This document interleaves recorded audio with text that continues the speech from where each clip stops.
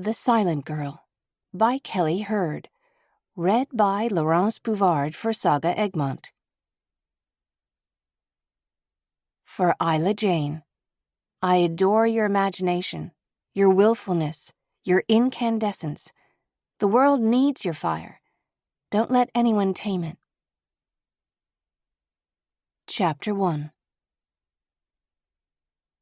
A man's voice speaks into a transceiver. Female, 30 maybe.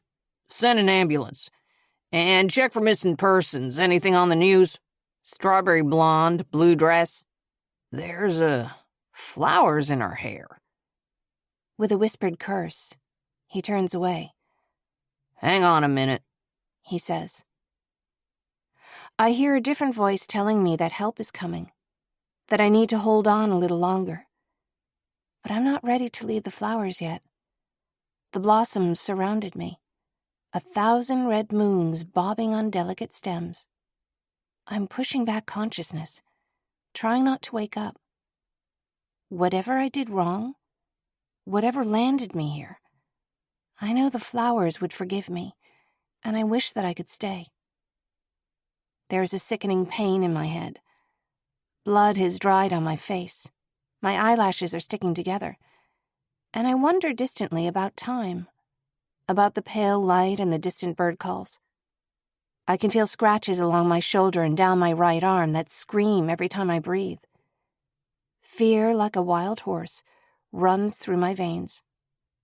All of this I know, not as facts are known, but in my body.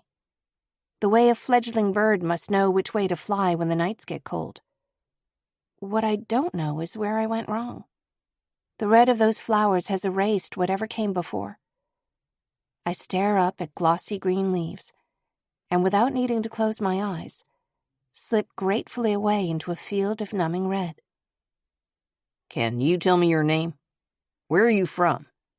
Head injury, see? She might not even be able to hear you. But they're wrong. I didn't answer, because I don't know. All I know is that I don't want to go back. That wherever I came from, there was nothing waiting for me but my own end, and some worse pain than dragging myself through the woods half dead. That, I know, is something beyond what I can imagine, even now. Chapter 2. I open my eyes to bright fluorescent lights that send a shock to my pupils. Squeezing my eyes shut, I turn my head and tug at my arms. I feel resistance, and throw all my weight against my elbows and try to sit up. This was a mistake. Suddenly everything hurts. A pulse of pain in my head, constellations of pain lighting up my limbs, even down to my fingertips. I can't move. They found me. At my side, a mechanical tone sounds at an increasing pace. Something slithers at my side, between my arm and my ribs. If there's no sin in your heart, the rattlers won't bite you. I didn't do anything wrong, I plead. I'd never betray you. Then prove it. The echo leaves me with a shiver. I stare down at the writhing gray forms, too afraid to move. When a nurse walks in, it takes me several seconds to realize that I'm in a hospital, with IV lines that trail from both my arms. She speaks into a phone clipped to her collar. Room 16's awake. Then she seems to be everywhere at once. She adjusts the IV, checks the straps that hold my limbs to the bed, all the while looking into my eyes. You're safe. She checks an IV bag.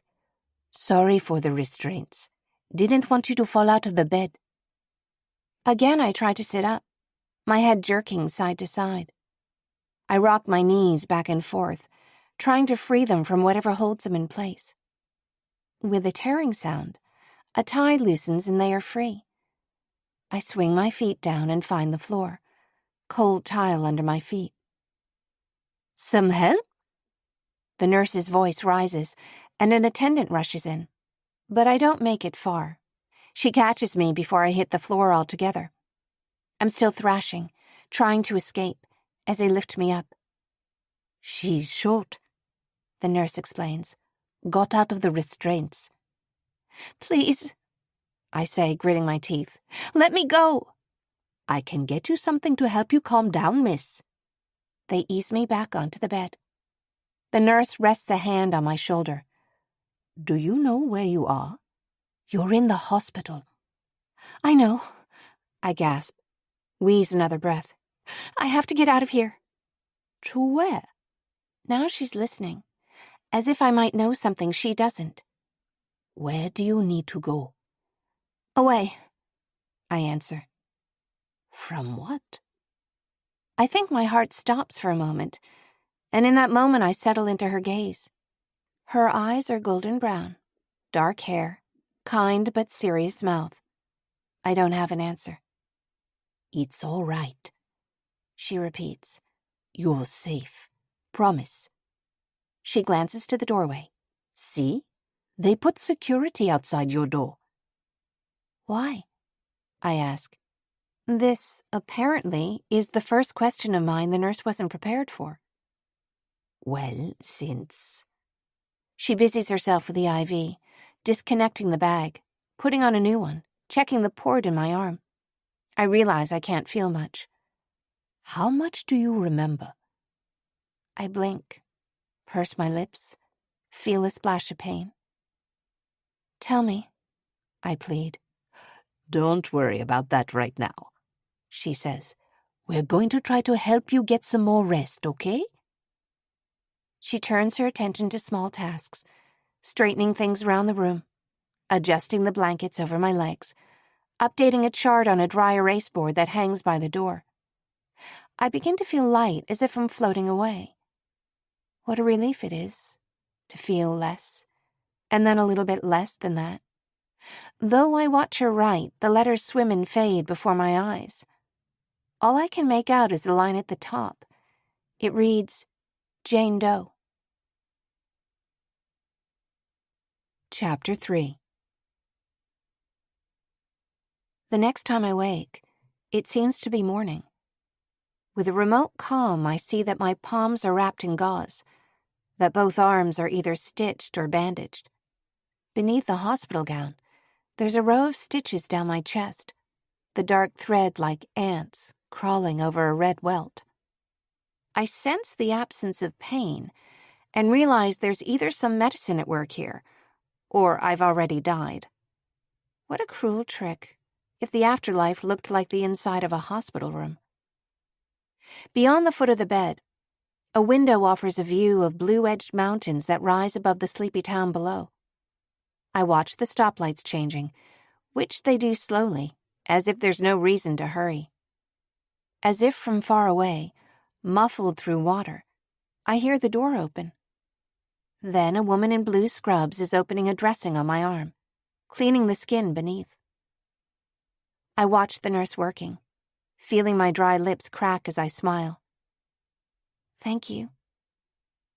Startled, she almost drops the gauze. You're awake? She seals the bandage with a light touch. I'm going to get the attending. I try to nod my head, but my neck is stiff.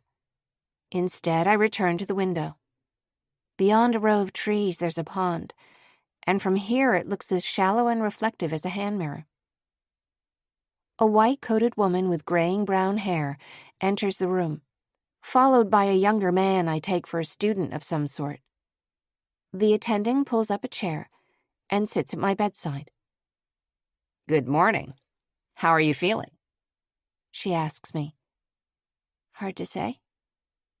I begin to study my body. The bandages that cover one arm, the cuts and scratches that line the other.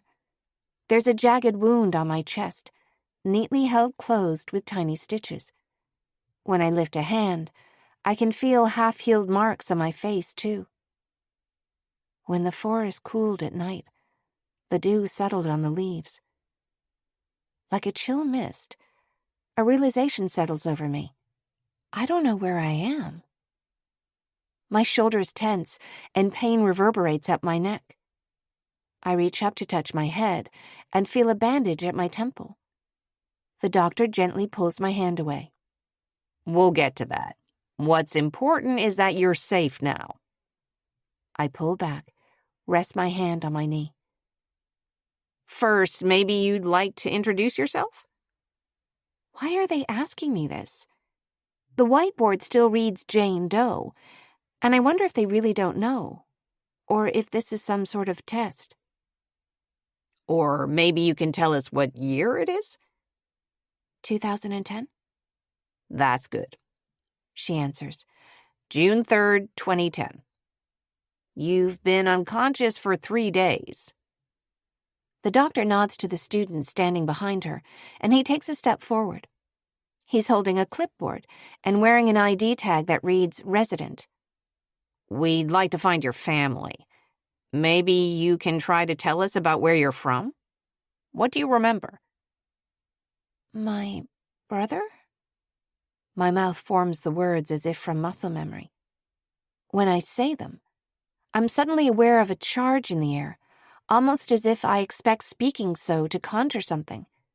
I wait for the words to call up an image, a voice. But there's nothing. So you have a brother? The resident nods and makes a note. What's his name? Do you know where he lives? Miles.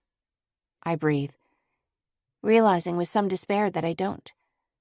My chest feels heavy and weightless both at once, and I say it again. My brother. I have to find him. Yes, but any specifics that come to mind?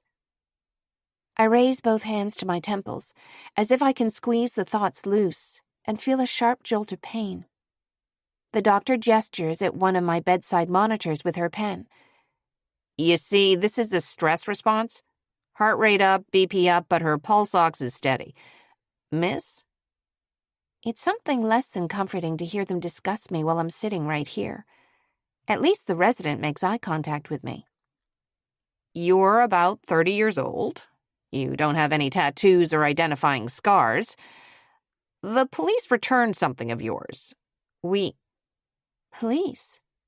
I interrupt. Why? They exchange a glance, and the attending answers. It's standard procedure. Would you like to see? Standard procedure for what? I ask. The resident opens a plastic bag and takes out something silver, which he offers to me. I wrap my hand around it, a tarnished metal charm on a length of twine. It looks like a symbol, a semicircle topped with 2 crisscrossed lines, one bold dash underneath. Though it's fascinating, smooth and cool to the touch, it calls up no thoughts in my mind, no memory. I can't remember anything, I stammer, turning it over in my palm. This was mine? You were wearing it when you were found. The resident answers me without looking up from his clipboard. Found? I demand, holding back stronger language. Is anybody going to tell me what happened? You see, the attending says, barely raising her eyes to mine. We were hoping you might be able to tell us. She nods to the younger doctor, who reads from his clipboard. Unnamed patient discovered roadside by a motorist who then called emergency response. His pen runs down a list of text, and I see that he's skimming.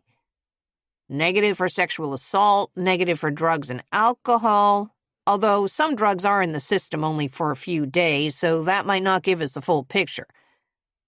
I move to cover my face with my hands and see red seeping through the gauze on my palms. I can't help but feel there must have been a mistake, that these hands can't belong to me. The attendant clicks her tongue and indicates the monitors again. See, you need to keep an eye on these. BP's still up? We'll let the nurse know about that when we're done here. What notes do you have? Head injury? The resident answers. Considering all of the circumstances, I'd say amnesia, likely related to brain injury. The doctor shakes her head. Incorrect. You've seen the MRI. The concussion was determined to be mild. They speak as if I can't understand them. The scan did not return brain injury that would be consistent with memory loss. But dissociative amnesia, most likely, the attending says. Repressed memories, essentially. You'll see this in instances of trauma or intense stress. But, she adds, the good news is that it's virtually always temporary. She turns a neat professional smile my way. We'll send the nurse back in. Get some rest. No snake bites? I ask. The doctor turns to me with a quizzical, annoyed glance. No, she answers. No snake bites. The doctor tilts her head. Why? A dream, maybe. The doctor leaves the door open when she walks away. The nurse must have been waiting just outside the door, because she returns immediately. Sorry, she says, leaning close and moving the collar of my gown to look at the stitches there. Just checking on this. She's in constant motion, returning the chair to its place, checking the monitors, adjusting the blanket over my legs. Though I realize she's doing a job, that doesn't make me appreciate it any less. It's a teaching hospital, she says. They forget patients are people sometimes. You heard all of that? I grimace with embarrassment. She purses her mouth and checks my blood pressure again. What happened? I ask her, holding the necklace. Why did the police have this? Your injuries don't look accidental. She pauses, holding her hand out. I put my hand in hers, and she turns it over, indicating scratches around my wrist, a couple of broken nails, the cuts that reach up my arm. These are defensive wounds. Put all of that together, it's safe to assume you're a victim of a crime. But what happened? For the first time, the nurse sits still, turning her warm brown eyes my way. We don't know. But you put up a fight. You don't get cuts like that unless you gave someone hell. And you heal fast, she says. Thanks, I guess. I'm not sure that it was a compliment, but it's something concrete. With a surplus of nervous energy, I notice that the doctor left her pen at the bedside tray. I pick it up, twirl it in my hand. You'll be feeling better before you know it, she assures me. My name's Anjali. Nice to meet you. You too. Can I get you anything? Do you have anything I could write or draw on? Let me see what I can find, she says, walking out of the door. Anjali returns with a lined notepad and a packet of colored pencils. I borrowed these from the pediatrics unit, she says. But you can keep them. They have plenty. I thank her, and she leaves me to my thoughts. The pencils seem to jump into my hand, to move with their own instinct when I hold them to the paper. I can't grip the pencils the way I want to, the cut in my hand threatening to open when my palm bends. So I sketch loosely, and the motion of doing so is enough to bring me some comfort. I draw shadows and lines, which soon take form, beginning to draw out the images in my mind. I fill a page, then flip to the next. Looking down at the pencils in my hands, I feel a warmth, nearly a presence. I blink, and a recollection comes to the surface of my mind. A hand around mine, a piece of construction paper on a tabletop, a figure with soft hair. Just as quickly, the sensation flees. I don't know how, but I'm certain that I have a mother, that she taught me how to draw. With the paper beneath my hands, the cuts that line my wrists and hands seem fainter, less demanding of my focus. When the day shift ends, Anjali comes back to tell me good night. When she sees my work, her face softens into a smile. See? You haven't forgotten everything. She admires the notepad. You're an artist. I wish Anjali a good evening when she leaves, then sit the pencils down, take a moment to study what I've drawn.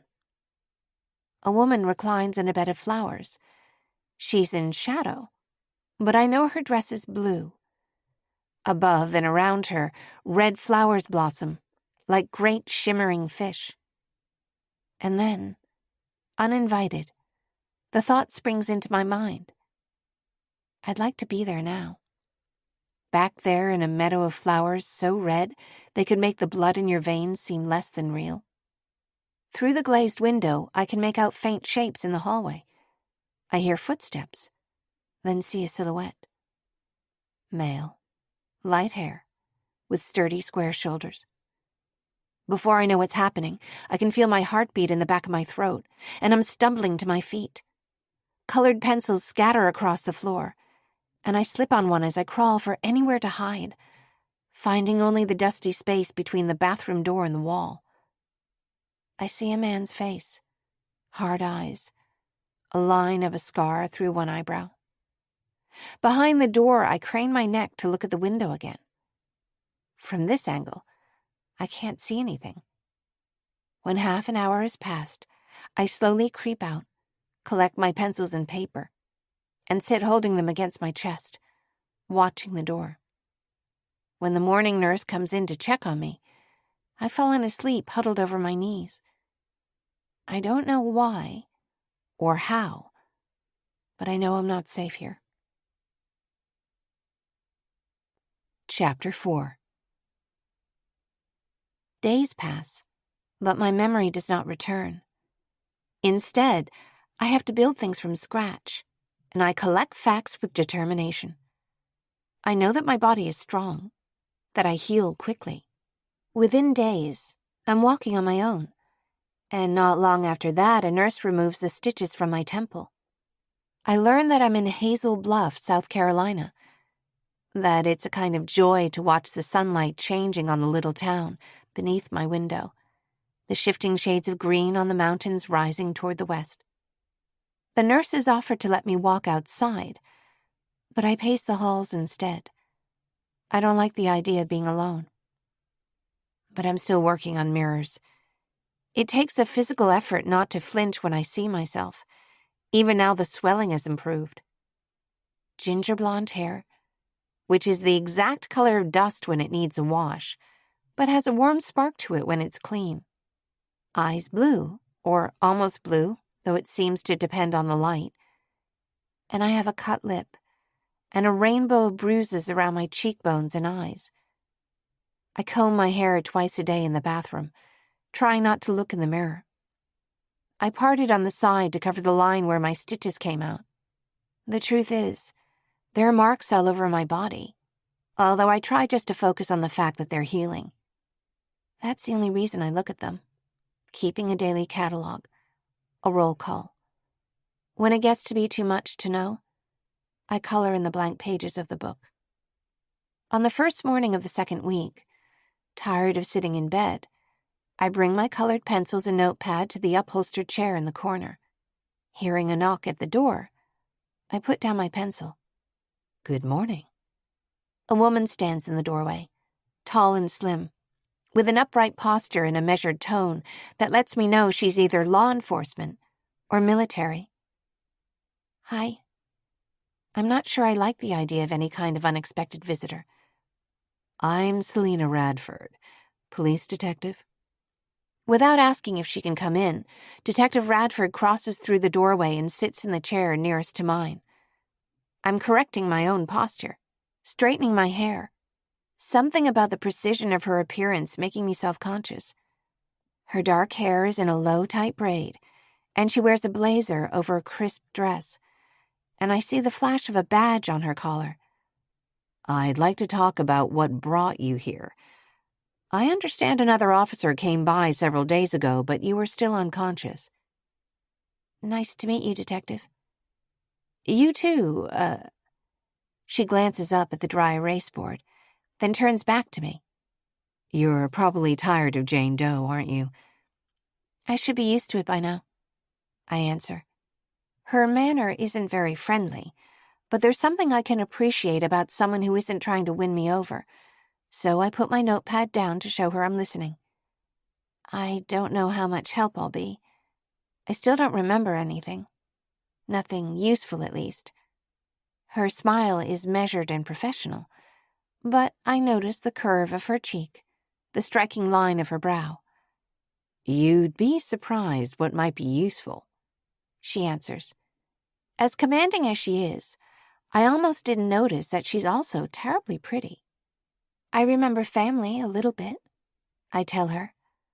My mom and my brother, Miles. "Anything else?" I shake my head. With nervous hands, I pick up my notepad again and open my unfinished picture, begin to draw. It's coming, I explain. The detective glances at the picture, then back to me. "Sophia, right?" No. For some reason, my voice jolts out before I realize I'm answering. I meant to say I don't know.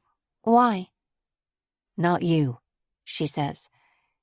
"You were found wearing a necklace with a distinctive charm. This is that symbol, isn't it?" Yes, I answer. I cross the room and take the necklace from the bedside tray, then show it to her from where I stand. Do you know anything about it? "Astrology," she sighs, shaking her head as if she's embarrassed to admit she knows it. "That's the astrological glyph for an asteroid, a faraway one. But the name of the asteroid is Sophia, which, in turn, is involved with ideas like knowledge, the feminine aspect of the divine. It's nonsense. I just happened to recognize it because my grandmother thinks she's some kind of mystic."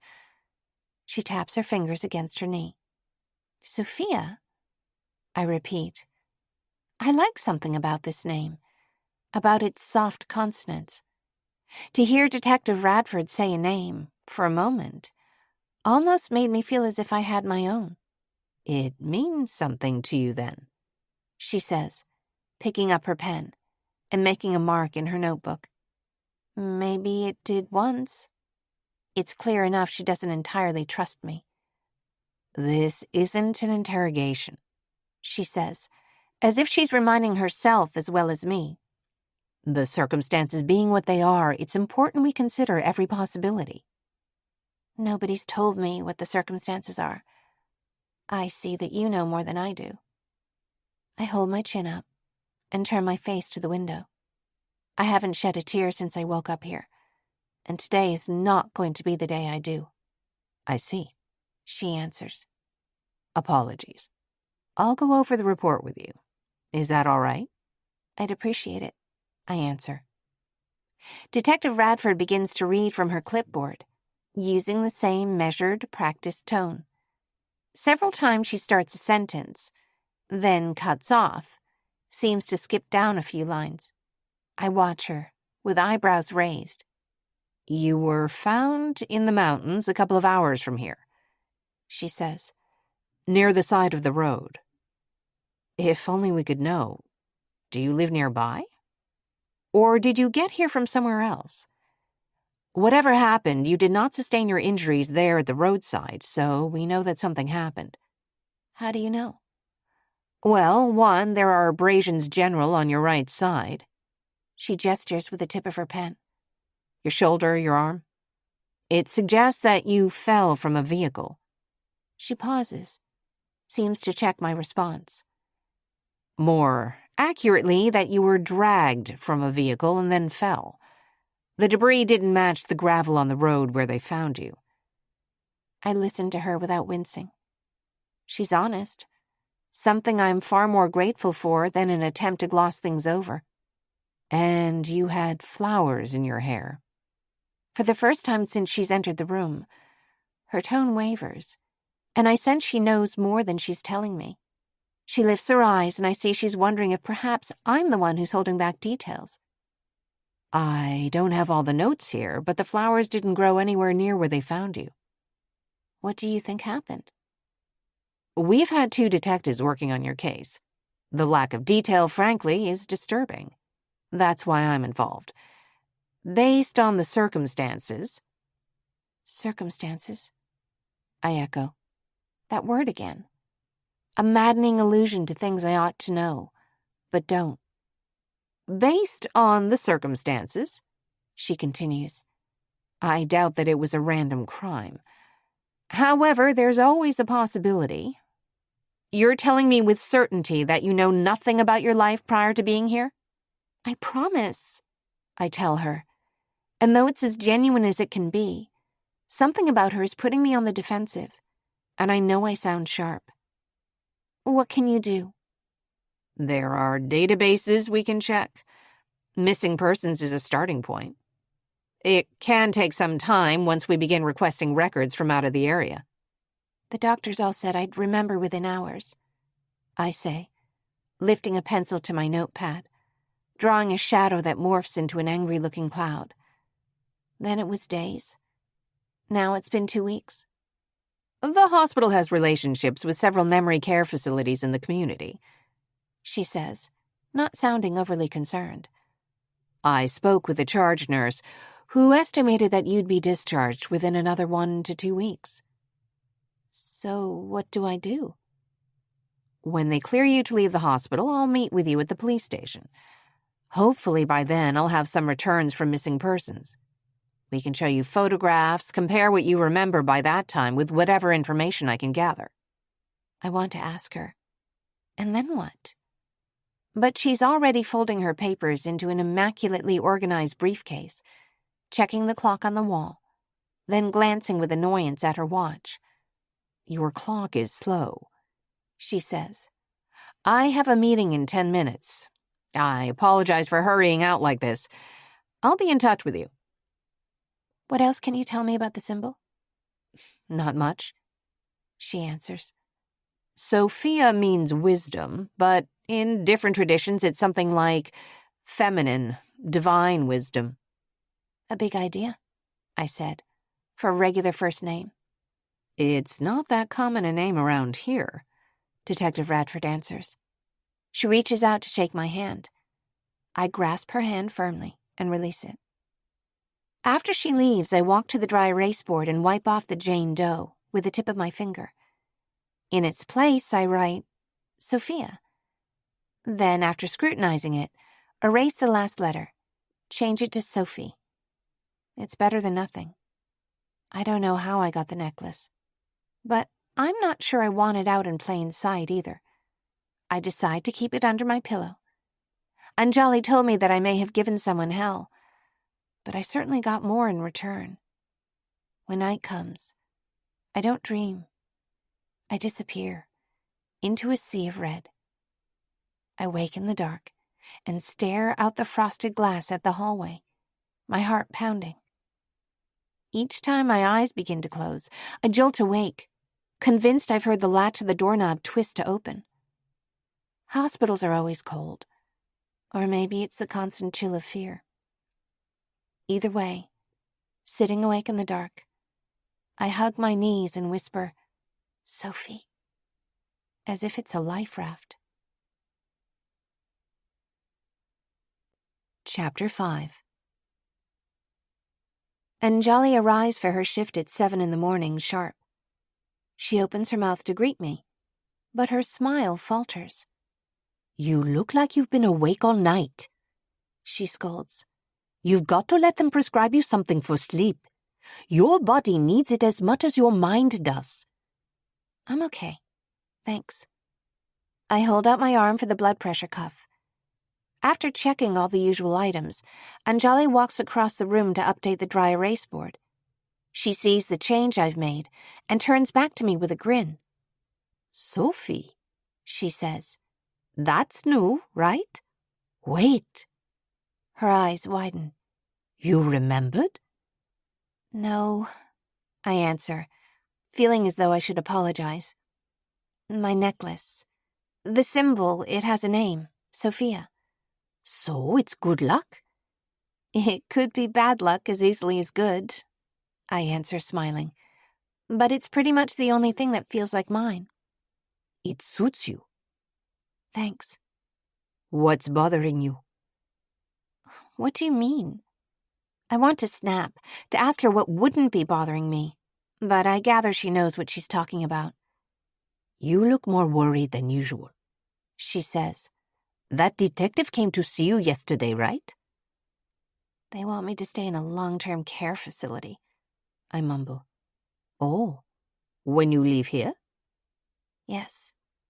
You know, she answers, it isn't the worst idea. You'd have access to doctors, round-the-clock emergency response. Why would I need that? What you're coping with right now, the memory loss, it's almost never permanent. It can take time for things to come back, and the timeline's unpredictable. The thing is, she pauses to lean over, parting my hair, scanning the healing cut there, then nodding with approval. When you do remember, that can be unpleasant. It can happen all at once, or it can happen in pieces. Ideally, you wouldn't be alone. That's what I'm trying to say. The truth is, I don't want to be alone either. I don't even like when the nurses leave my room. But something about the idea of living in a home fills me with dread. In 30 years, I must have done something. I must have people that I know, a life. Is nobody looking for me? I ask her as if she would know, my tone pleading. How is none of that permanent? I'm rubbing my eyes, more from frustration than fatigue, pressing down until swirls of green fill the dark space there. Anjali's hand is firm on my knee. Breathe, she says. That is the first thing. Always. I move my hands from my face and comply, commanding my lungs to do their job. She holds my gaze. In through your nose. Count to 4. Out through your mouth. Count again. She follows her own instructions and I follow her lead. Now what? Keep doing it, she says. Keep breathing. I'll order breakfast for you if you're hungry. Yes, please, I answer. I got you something, Anjali says, her tone a bit hesitant. Just because you said it was calming for you. And, I mean, there's not much else here for you to do. Hope you don't think it's an overstep. She places a plastic shopping bag at the foot of my bed, then leaves the room before I have a chance to open it. I reach for it, the plastic crinkling under my fingertips, then pull back as if it bit me. Anjali seems kind, but I don't know her. She says she doesn't know anything about how I got hurt. That might not be true. I glance at the doorway and remember her calming voice saying, "Keep breathing." My curiosity wins, and I open the bag. Inside, I find a leather-bound sketchbook with soft vellum paper, pleasantly heavy. I rustle it out of the bag and find a pack of felt-tipped ink pens as well. I should run after Anjali and thank her, but I'm too excited, tearing into the markers like a child with a present. My mother taught me how to do this. A gift. There aren't many things I'm sure of, but this is one. I take the blue pen and open the sketchbook to its title page. There, on the blank lines, followed by exactly 100 blank pages, I write in block letters, "What Sophie knows." I open the red pen and fill the page beneath these words with the only thing I can bring myself to draw. Chapter 6. I find that a proper sketchbook in my hands sets me free. I fill it with sketches, lines, images, and between the pictures, bullet points of any fact I can think of that I know for certain. Some days I add several, some days none. It's something to open when I can't find anywhere else to turn, when everything else is too shaky. By day, I sit in the chair in the corner to draw.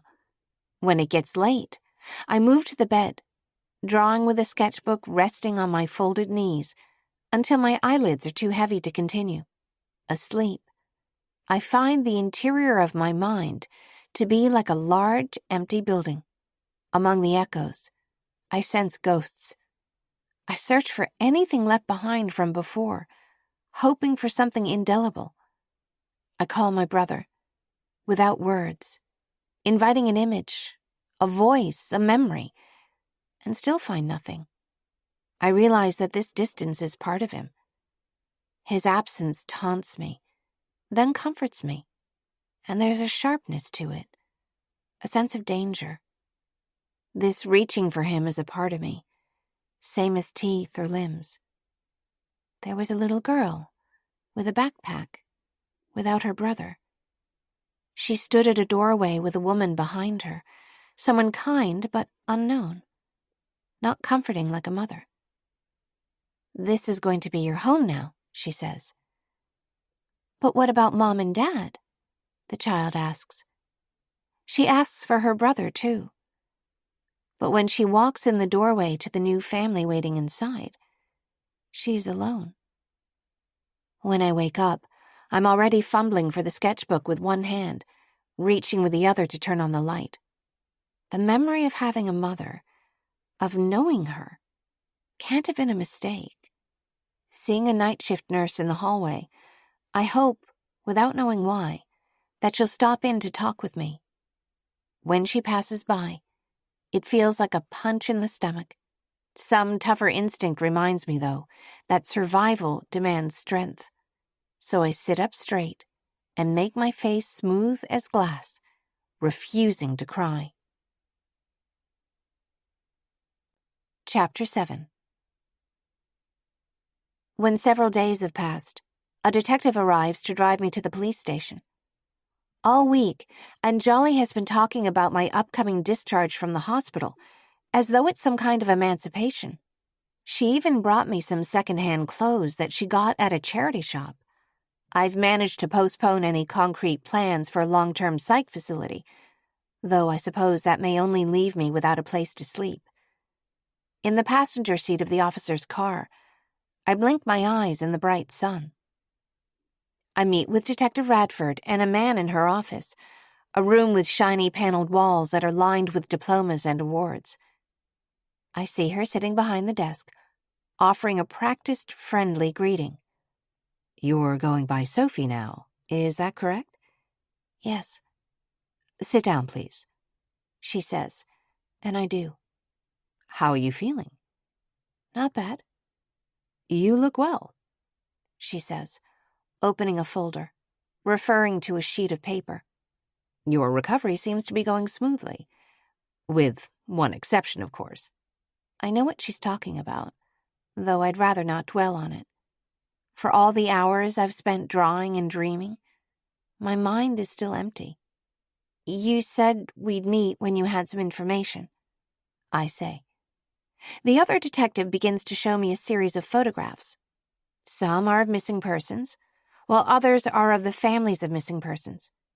Some he doesn't tell me who they are, and I gather they're wanted criminals.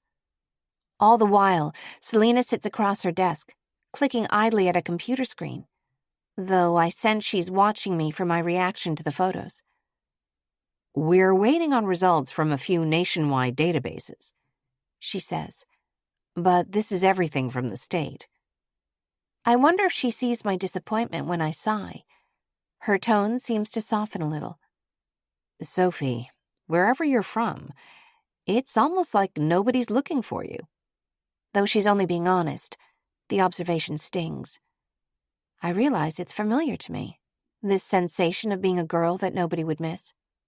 "I don't know what to tell you," I answer, trying not to let my hurt show.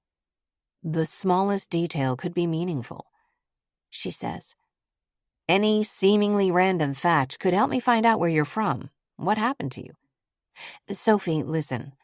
For you to have led a life where someone could hurt you like this, there'd be warning signs. Maybe you trusted someone in spite of red flags. Maybe you were isolated from friends, family." I don't understand. "Or maybe you crossed the wrong person. But what put you in their path?" "It sounds like you think it's my fault," I interrupt, somehow or other. "No, Sophie, absolutely not." Detective Radford cuts me off. But there's an intensity in her blue eyes that shows me she's listening to me. This is one thing, maybe the only thing we know for certain here. Whoever harmed you, they made a choice to take those actions. And I intend to find out who that was. She says this as if it matters to her personally, and I eye the awards on the wall of her office. "Thank you." My voice comes out gravelly, and I clear my throat and repeat myself. Thanks. You're the first person who's said that to me. Your charge nurse told me you're leaving the hospital the next day or two. What are their plans? For me? None, I answer. I don't know of any, at least. That won't do, she says. I don't know if it's me or if it's her, but this sounds like a threat. It's all right, she says. I don't mind helping you set something up. I hear a phone ring, not the one on her desktop, but a cell she takes from her pocket. Would you excuse me? She asks. If you'll go back to the waiting room, I'll come downstairs and catch up with you when I've made a few calls. Amber is our secretary. Let her know if you need anything while you're waiting. I nod and leave her office, walking through the corridor and down the stairs into the waiting room. The door is propped open, letting in a warm breeze. I sink into a chair miserably, pull my knees up to my chin as if I'm a kid waiting for the principal to call my name. I'm grateful for the clothes the nurse brought me, but they're a bit too big, which makes me feel even more conspicuous. I scan the room, move into a corner chair where I can see everyone around me as well as the door. The familiar sense of tension creeps over me, setting me on alert for every slight noise. Outside the door, from the sidewalk, I hear a man's voice. Found anyone? No, I haven't. His voice is a deep tenor, one that crackles with annoyance. It should have been easy, but I guess that's my good luck at work. My heart pounds a little. Found who? I slip my feet to the floor, lean forward to look around the doorway. It's not like I can run an ad in the paper. Anyone could show up. I cross my arms, fingertips wrapping tight around the opposite elbows. I don't know what that stranger might be talking about, or might not be. I don't even know who I ought to be hiding from. Sure. The voice continues. I'll leave his bag at the desk. When I hear footsteps come into the waiting room, I quickly go back to my chair as if it could hide me, and point my chin to the side to conceal my face. This only turns the scar on my temple toward the doorway, a sure identifying mark. Still half cowering, I raise a hand to cover my hairline. I see him pause out of the corner of my eye, no doubt sending a confused look my way. Or one of recognition. I wait, but nothing happens. The man doesn't sit down, instead lingering impatiently near the door. There's sawdust on the shoulder of his t-shirt, mud on his boots, but there is an impatience about his stance that's almost bold.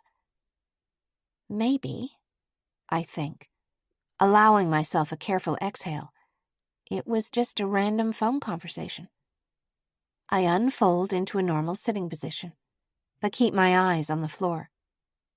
I watch his boots as he walks to the desk, greets the secretary, Amber. I heard you were having trouble hiring someone. The woman takes the bag that he hands her and places it behind the desk. You want to put a notice on the bulletin board here? No. He answers, adding a quiet, Thank you, as if it's an afterthought. The secretary shrugs. Just offering, she says. It can't be easy to find somebody who wants to live and work an hour away from town, up to their elbows in thorns all day, right next to a haunted house. It's not haunted. The man appears to take this as an affront. Have a nice day. Without waiting for Amber to answer, he turns to leave. Moments later, I hear heels clicking, and Detective Radford walks into the waiting room. Sophie, I spoke with the charge nurse. She's going to arrange a spot for you by the end of the day. Is there any other option? I ask, grasping at straws. What if I could find somewhere else to stay? Of course. You're not a prisoner, she says, though her smile fades. But please don't do anything reckless. Detective Brown will drive you back to the hospital. I'll send him down. Thanks. She pauses to speak with Amber before she disappears down the hallway. Once she's gone, I sit up straight, making deliberate eye contact with the young woman behind the desk. Yes? She puts her paperback down on the desk to address me. I gesture at the doorway. What was that about? The haunted house? Dovemorn, she says, as if it were obvious. You new here? She asks, after I look confused at this response. Yeah. Historic estate outside of town, up that side of the mountain? Decrepit, really. That guy's the caretaker or groundskeeper or something.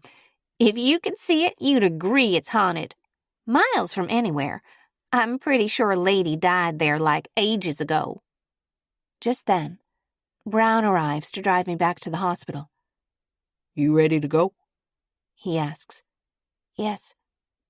Probably feels like you're getting handed off between babysitters, he says, a hint of apology in his tone. I reflect that he probably feels like he's been instructed to babysit me. For myself, I don't mind. It's better than being a stranger in a new town, always on edge, without even a clue what I ought to be afraid of. Chapter 8. The next morning, I wake to a little pile of going-away gifts.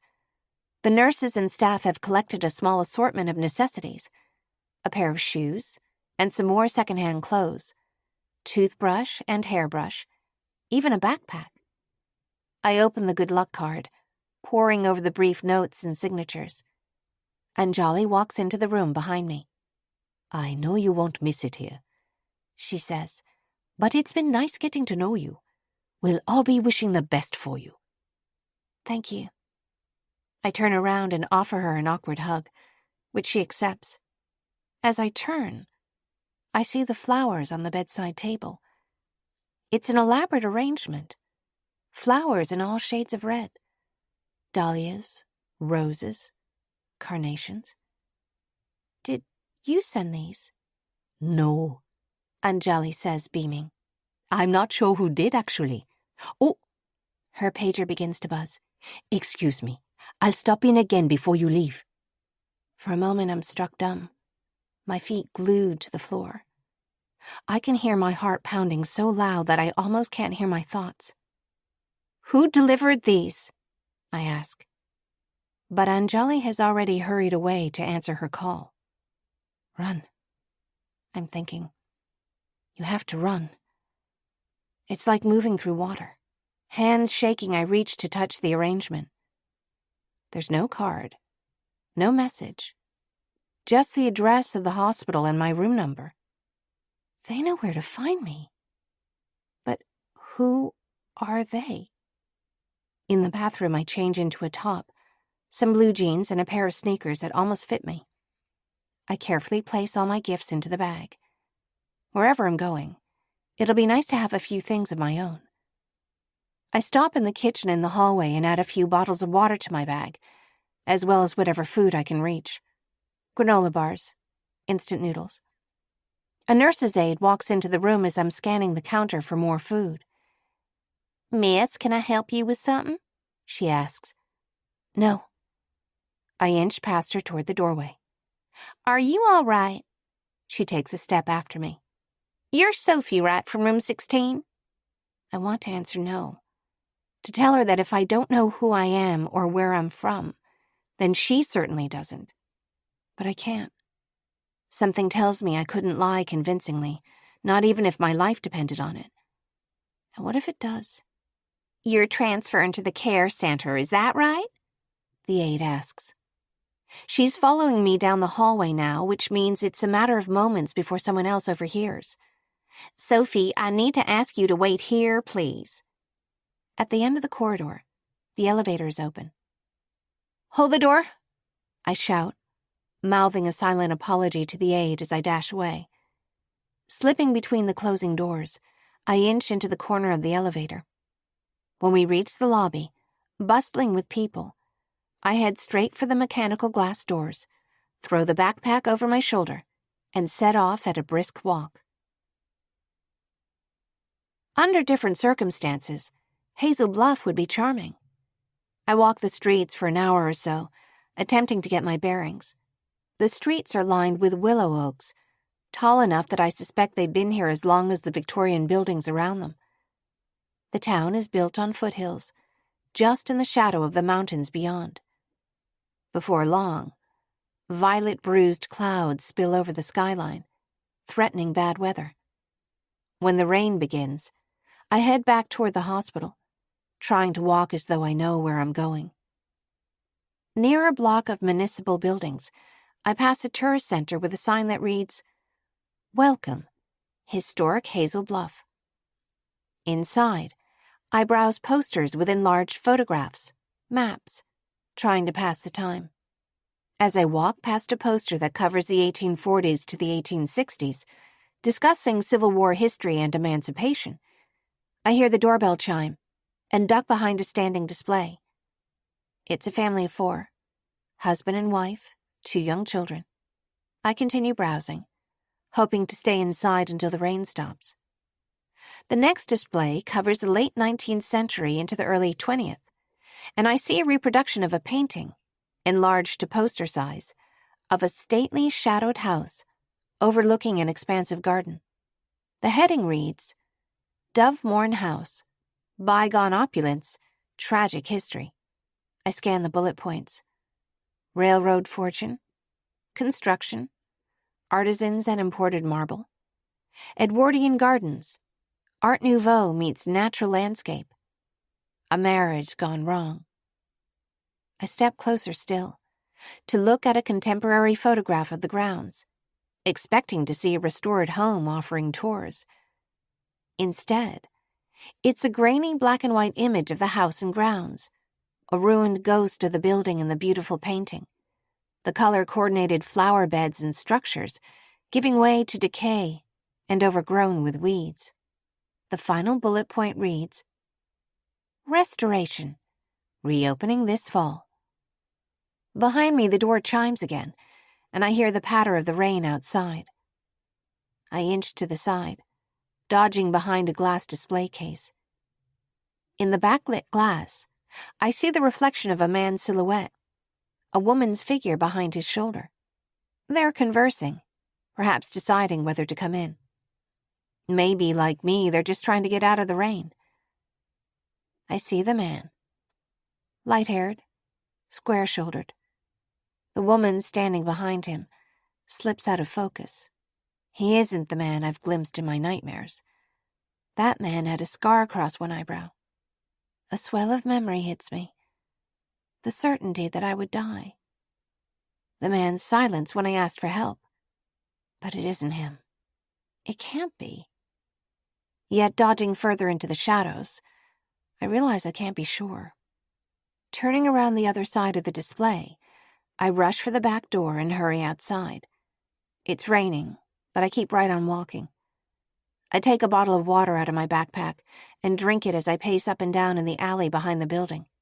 The last door on my right is for a local food pantry. It looks open. And as I'm peering in the doorway, a woman at a desk takes a look at my face and waves me inside. Trying to think practically, I browse a shelf of donated items. I find a few protein bars, some cans of food, apples and oranges, which I fit into the bag along with my sketchbook and clothes, cans of soup, a box of cereal. Back outside, I keep moving and eventually pass by a library. Maybe a place to stay for a couple hours, I think. Maybe they have computers I could use to look up somewhere to go. I'm just inside the glass door when I see the couple from the Welcome Center again, walking past outside. I'm not sure whether I'm more panicked or frustrated with my paranoia, but I sense I can't stay inside. The library has a large lost and found items bin on the right side of the entryway. I glance inside and find a baseball cap and a jacket. I pull the cap over my eyes and put the jacket on before stepping back into the rain. So I walk, slowly, regardless of the rain, away from downtown, through a neighborhood, past a park. It must be afternoon by now. The trees grow taller, and the hills a bit steeper. The houses on the road are further apart, and the speed limit's higher. Just the occasional vehicle whirring by. The sky cracks with thunder. There's no point in continuing. I'm just going to tire myself out. Standing still at the side of what looks to be a highway, I'm forced to take stock of where I am. It's clear that I've only made things worse by walking away from somewhere that might have fed and housed me.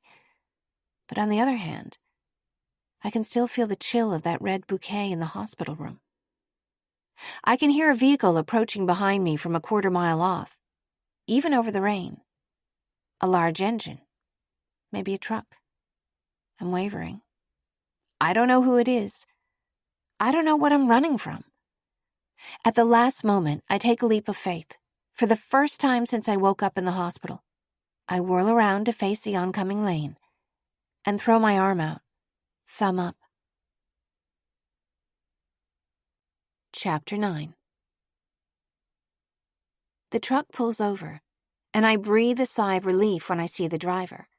She's stocky, in her 50s, I think, with gray speckled hair in 2 frizzy braids. "What you doing out here, hon?" she shouts, rolling down the window. I'm not sure how to answer, but I think my silence probably speaks for itself. She sighs, leans over to push the door open. "Which way you headed?" Now I know I need to speak. I think hard, picturing the map back in the tourist center. South? I answer. "Me too," she says. "Come on." As I climb up, mumbling some sort of clumsy thanks, she scolds me with a parental frown. "You know you shouldn't be out here, don't you? It's not safe." I settle into the seat, put my backpack at my feet. I wouldn't be here if I had a better option. If I explained it to you, you'd think I was crazy. She seems to accept this, with a gruff sigh and a shrug. "I'm Peggy," she says. "I make candles in my garage, delivering a few boxes to gift shops along the tourist trail." I'm Sophie, I answer. My silence, again, speaks for itself. When our path sweeps around a sharp curve, the edge of the road is marked only by a short guardrail. We're driving through fog so thick I can barely see. Peggy's truck slows to a crawl. "Not bad considering the storm we had earlier," she comments. Really? I've never seen anything like this. "Where are you from?" she asks. I shrug, thankful when she doesn't press the matter. "We're in the middle of the cloud cover now," she says, the engine protesting as the road climbs sharply uphill. Another half-mile and the mist thins, opening to a vista of mountains that extends as far as I can see. The nearby peaks rise above the cloud bank like islands above water. I almost imagine I could leave my short catalog of memories, all my wounds and question marks, behind in the hospital room. I realize suddenly that Peggy is speaking to me. Sorry, I say. Nice view out here. What'd you say? "Anywhere in particular you're trying to go?" she asks. "I might have friends who could help you." I'll think on it, I answer. Thanks. But I don't. I'm staring out the window, watching the spectacular views, the breathtaking valley and the crests and rises of the mountains unfolding beyond. Not a city or a building in sight. As miles pass in a blur, the clouds in the sky patch and clear sporadically, the wind off the mountains bringing a change in weather every few minutes. When we pass a sign, I turn sharply, making sure I've read it correctly. "Oh, that?" she says. "Dovemorn House, just up the road. Bit of a local legend. There's not that much to see now. Just a fallen-down mansion and a bunch of sad stories." I heard they were reopening, I mention. That they might be hiring for help. "Reopening?" She huffs a sigh of disbelief. "They'll have a lot of work to do if that's the case." It was on a sign in town, I answer. When I see a gravel drive that forks off to the right, I sit up and turn to face Peggy, who nods at me as if she knows I'm torn, as if I'm at the edge of something that, for some reason I can't pinpoint, feels momentous. Looking in the mirror, I pull off my hat, fumble for the hairbrush in my bag, then try to tidy my hair. This is an act of deception. I can tell because it makes me more uncomfortable than brushing my hair ought to. I'd like to look like someone who hasn't spent all day wandering town in the rain with nowhere to go, hair stuffed under a hat. I part it on the side to hide the scar at my temple and straighten my shirt. I think I'll hop out here if that's okay. You got it, Sophie, she answers. The brakes sigh and screech as the truck comes to a stop, and I take my backpack and swing my legs toward the door. Good luck. Thanks, Peggy.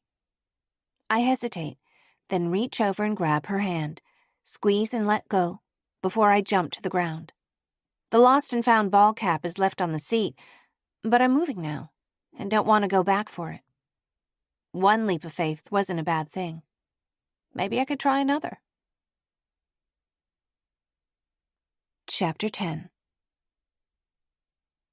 I walk a quarter mile up the drive, which bends sharply uphill and around, and by the time I reach the tall iron gate, I'm nearly out of breath. There's nobody in sight, and though the rain has stopped, there's a gentle mist that obscures the grounds from sight. The iron gate, wrapped with a length of chain secured with a massive padlock, connects on either side to a stone wall, too high to see over. On this side of the wall, a row of towering cedars casts a deep shadow, giving the impression almost of a moat. I step close to the gate to peer through the bars. I can see a few outbuildings, a scattering of overgrown thickets and thorns, a few stone structures that could be statues or fountains. But there's nothing like a doorbell or a knocker, no way to ask to be let in. I turn to the side, eyeing the nearest tree. I walk over, grab the lowest branch, and try to climb up. When the soles of my shoes slip on the damp bark, I kick them off, hanging from the branch. Barefoot, it's a quick climb. I find my balance on one of the large lower branches, holding to the others for support, before stepping lightly onto the top of the thick stone wall and swinging myself down to the ground. A flock of creamy gray birds shuffles and coos in my direction, but they don't take flight. This side of the gate feels different. It's quiet here.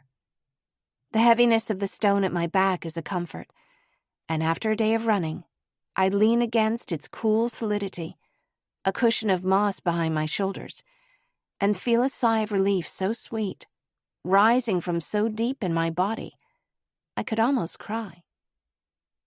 But I won't. Not least because I hear the sound of tires crunching on the gravel drive. Remembering I left my hat behind in Peggy's truck, I figure she's come back to return it, and walk toward the gate to greet her. The gravel is sharp under my feet, and I walk gingerly, then look up from my bare feet to see not Peggy at all, but a man. What the? He's as surprised to see me as I am to see him.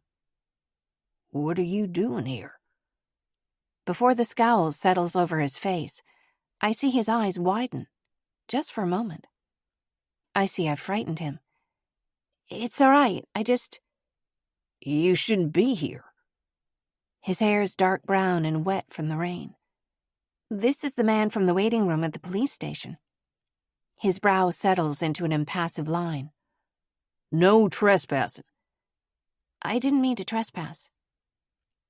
I draw another deep breath, taking in the sweet fragrance of the cedars, and lift my chin to address him. He's taller than I remembered, though I'm admittedly on the shorter side of average. I heard that someone here was hiring. I came to see if a position was still available. He digs in his pocket for a ring of keys, then shuffles through it, flicking suspicious glances in my direction. That why you're here? On the wrong side of the gate? I thought there might be an office, I answer, more clearly this time. I was looking for the owner. The owner lives in California. He scoffs. I'm the caretaker. And interviews are by appointment only. He finds the key he wants and opens the padlock, unwinding the chain. Kids around here like to sneak in, get drunk, have pretend seances. I'm not a kid, I answer. He looks pointedly at my bare feet, his hands gripping the unlocked gate between us. I climbed up the tree right there to get in. So if you have trespassers, that's probably why. If I had to guess, he's in his late 30s, but it's hard to tell. My name's Sophie. Through the bars of the gate, I reach out to offer a handshake. Hi, Sophie. When he finally speaks to me, I could swear he rolls his eyes. Could you stand aside so I can open this? With a sense of surprise that quickly turns into annoyance, I step back. He opens the gates and walks straight past me. I catch up to him, walking across the gravel as though it doesn't hurt my feet. You're still here, he observes. Look, I'm really sorry for sneaking in. I didn't mean to be rude. I don't want to tell him that I've spent the last 3 weeks in a hospital room, that I was afraid the wrong eyes might find me if I stayed on the other side of the gate. I'm new to the area. Oh, really? He asks, looking over his shoulder at me as he walks. Where are you from that a gate means something other than keep out? Just listen, please. Turning so we're face to face, I take 2 quick steps forward so that I'm now standing in his way. I said, my name is Sophie. Tell me about the job. When I offer a handshake for a second time, he grasps my hand, and I feel the brush of calluses on my palm. Nathaniel Wells? He says. A moment passes, and I clear my throat with expectation. I pull my hand back, suddenly afraid the crisscross of scars there is more visible than I think. And you need to make an appointment.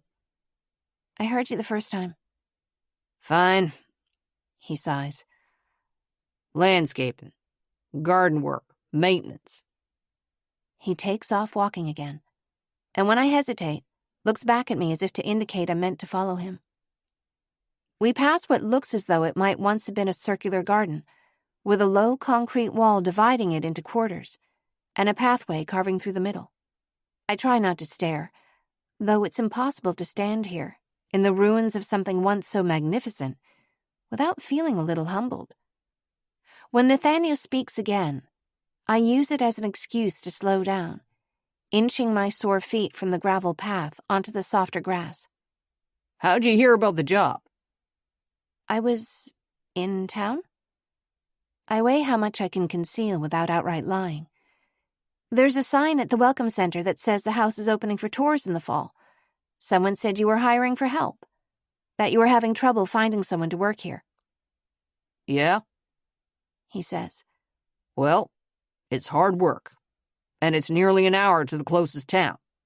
There's living quarters, decent enough to stay in, but no air conditioning, no phone. Will you show me around? No.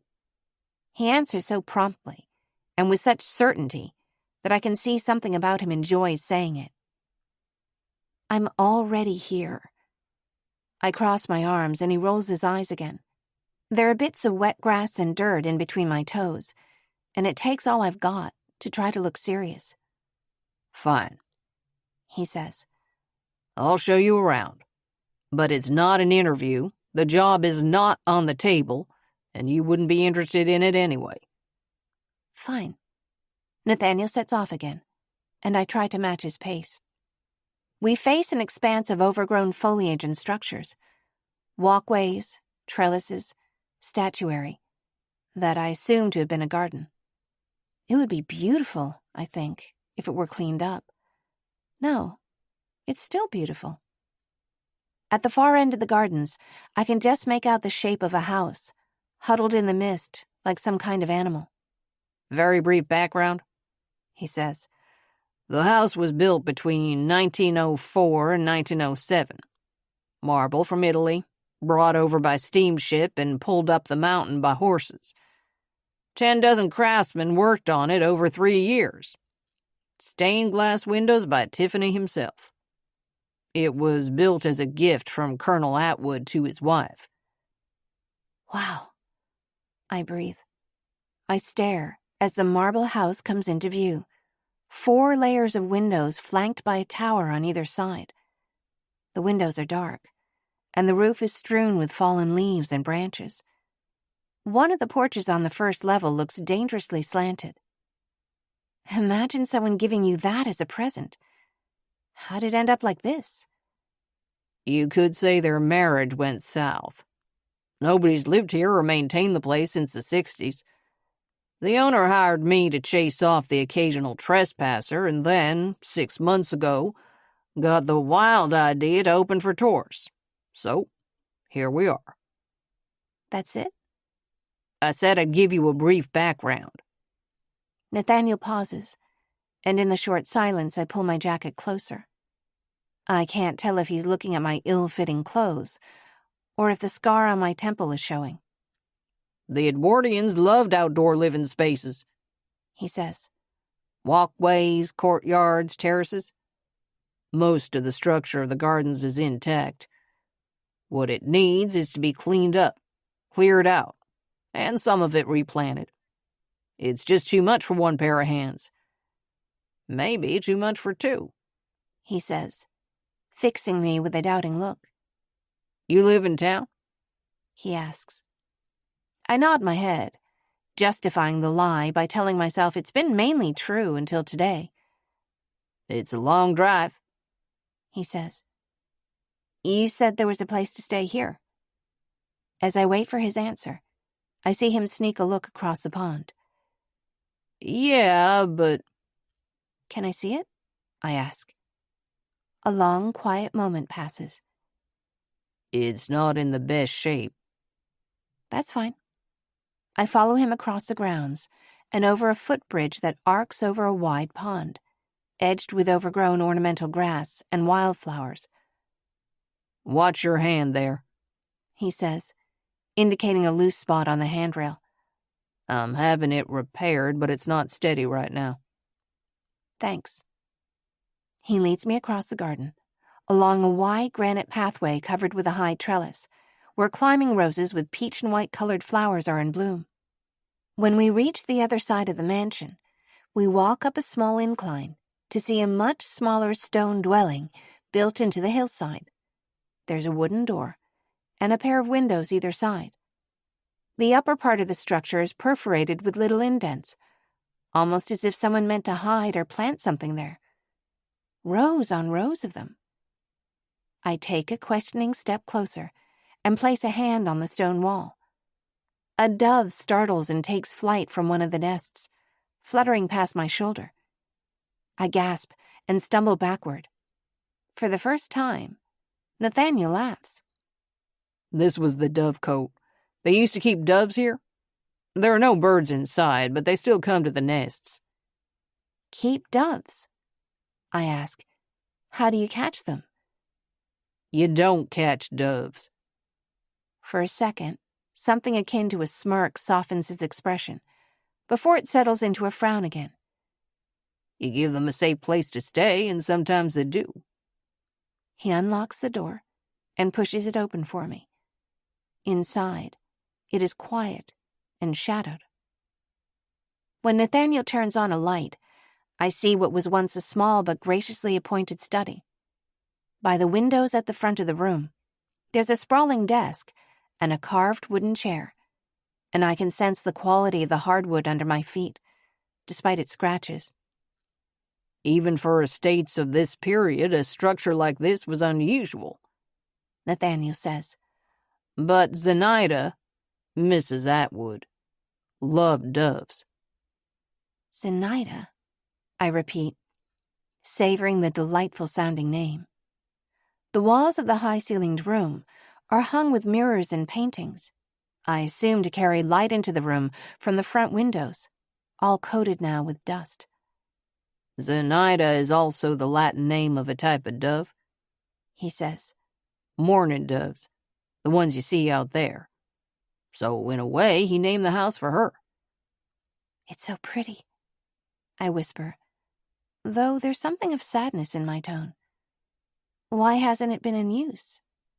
It's such a lovely building. He gives a pointed look at the desk before speaking. Well, the family that was living in the house at that point didn't want it. I think they repurposed the building as an alternative to demolishing it, he answers. I lift my chin, look down the length of the wall at the carved chair rail, the stone fireplace in the corner, adorned with carvings of autumnal fruits, apples, figs, pomegranates. It's not in the best of condition, but the detail is striking. Why? With a hesitant, almost reverent hand, I step closer to the fireplace, trace the carvings at eye level. Nathaniel clears his throat in a way that tells me he's choosing his words carefully. The ghost stories started going around almost as soon as she disappeared, he says. It's got historical value, but I think the truth is, nobody wanted to use it. What happened? I remember the secretary, as well as Peggy, both saying that the house was haunted. I don't think anyone's really sure. She left a cryptic note, like a poem or a riddle almost. Left it on the desk right there. A cook thought she saw Zenaida walking into the woods one evening, but nobody is exactly certain when she was last seen, he adds. I can tell he's skimming over things. They never found her body. Oh.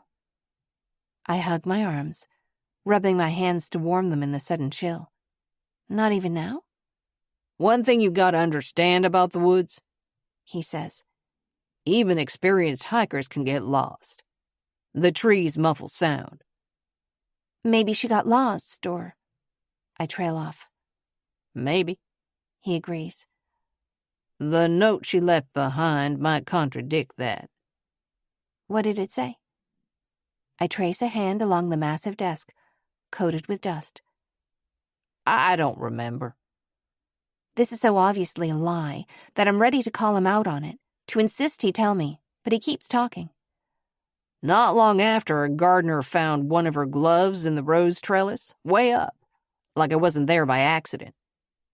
Several years later, a child found her wedding ring in the pool by the willow grove. A year after that, a hiking party found one of her shoes out in the woods, 10 miles in the other direction. Nathaniel sees the look on my face and seems to snap back to normal. Sorry. I did say I'd give you a brief background. I would have thought this kind of story would send me running. But the room has a feeling of invitation almost, like an old friend asking me to stay and catch up. I'm relieved when Nathaniel opens the next door and points to a staircase. Upstairs is the bedroom and bathroom. This part used to be the dovecote. They would come in through the holes in the wall and roost here. That's why there aren't windows on this side. Turning back into the study, he points toward the back of the room. This was used as servants' quarters mid-century, and they added the kitchen and bedroom. It's not state-of-the-art, but everything works. There's no laundry. Nathaniel adds. No storage. It's 50 miles to the nearest gas station, let alone a town. It's fine. I follow as he walks outside and shuts the door behind him. When can I start? Nobody will find me here. I know it. I imagine that I could sleep without waking in fear. That I could spend all my days working outside. Keep moving until I'm tired enough to rest. And something about the landscape has me enchanted. But when Nathaniel Wells answers me, he's shaking his head. I told you the job's not on the table. I don't mean to be rude, Sophie, but I might have understated the situation. This is difficult physical work. Landscaping, clearing brush. I can do it. I snap. I understand I'm being scrutinized, and the challenge sparks my temper. This place wants me. I can feel it. This man knows nothing about that. No wonder you haven't been able to hire anyone. You're insufferable, I add silently. I bet you'd quit inside a week, he says. I look down at my crossed arms and remember the nurse telling me that I gave someone hell. Yeah? How much? Excuse me? 1 week. Trial period. You don't even need to pay me. Fine. He agrees, as if daring me. When can you start? Anytime, I retort. Tomorrow, then, he says. Fine, I repeat, my voice rising a note. Nathaniel takes a step back, as if he's looking at me for the first time. It makes me nervous, and I stand here on edge, squeezing the necklace I carry in my pocket. Be here at 8, he says. And don't feel bad if you change your mind. I won't change my mind. I brush past him, our shoulders almost colliding, and storm out into the open air. No need to walk me out. Chapter 11. I leave Nathaniel standing outside the dovecote and walk briskly past the flowering trees, across the footbridge, and through the ruins of the elaborate gardens. The rain picks up again as I walk barefoot down the gravel drive, out through the gate. I retrieve my shoes from the foot of the cedar tree and gratefully slide my feet into them. I look over my shoulder with a scowl, whispering a few choice words in Nathaniel's direction. Several yards from the gate, I find a dry spot to sit against the wall, under the branches of another tall cedar. Wherever my brother is, I hope he'd be proud of how I'm looking out for myself. Thanks to the food pantry, I've got protein bars and a bottle of water for dinner. I open my sketchbook and uncap the brown marker, immediately begin a sketch of a dove, thinking as I sketch. Sleep is out of the question, but I'm certain I can find a place to wait out the night. As the rain continues at its steady pace, I put my sketchbook away. Though it's nearly summer, clouds darken the evening. I pull my knees up to my chin and try to make myself as comfortable as I can. From a distance, I hear the startling clatter of the chain links. Nathaniel can't see me from here, watching as he locks the gate for the evening. Walking into the fog, he paces along the length of the stone wall as though he's looking for something. When he turns around and walks back, toward where I'm sitting, I lean back and try to disappear between the trees. Over the noise of the rain, I don't hear his footsteps until he's almost right in front of me. Sophie, right? He says. I guess this ends right here. So much for a leap of faith. Hello, I sigh, any energy for arguing depleted. If I tell him the truth, that I'm unable to remember an injury that should have killed me, that I fled the hospital because I was afraid of shadows, he'll surely have the good sense to tell me to leave. Catch. Something drops into the grass at my side. What is it? Keys? To the apartment? What? You don't have anywhere to go, do you?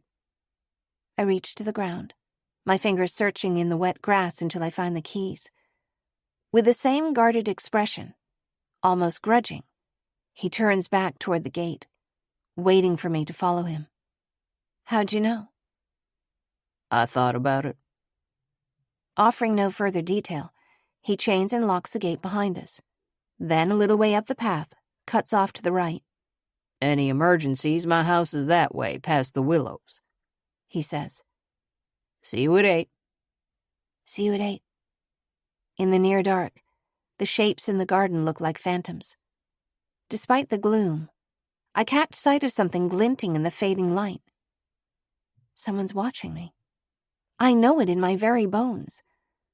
But there's nowhere left to run or to hide. Sinking onto my knees in the damp grass, I wait for whatever comes next. The horizon itself seems to bend and waver as I try to catch my breath. Then, I see the massive stained glass window. Spanning a length of the second and third floors, it must be 10 feet high and made up of countless bits of colored glass. In the center is a portrait of a woman in a violet gown, one arm outstretched. Flowering vines surround her, and doves perch along her arms and on the greenery. This could only be Zenaida Atwood. I tilt my head, and I swear the opalescent colors shift, some trick of the light giving it a faint glow.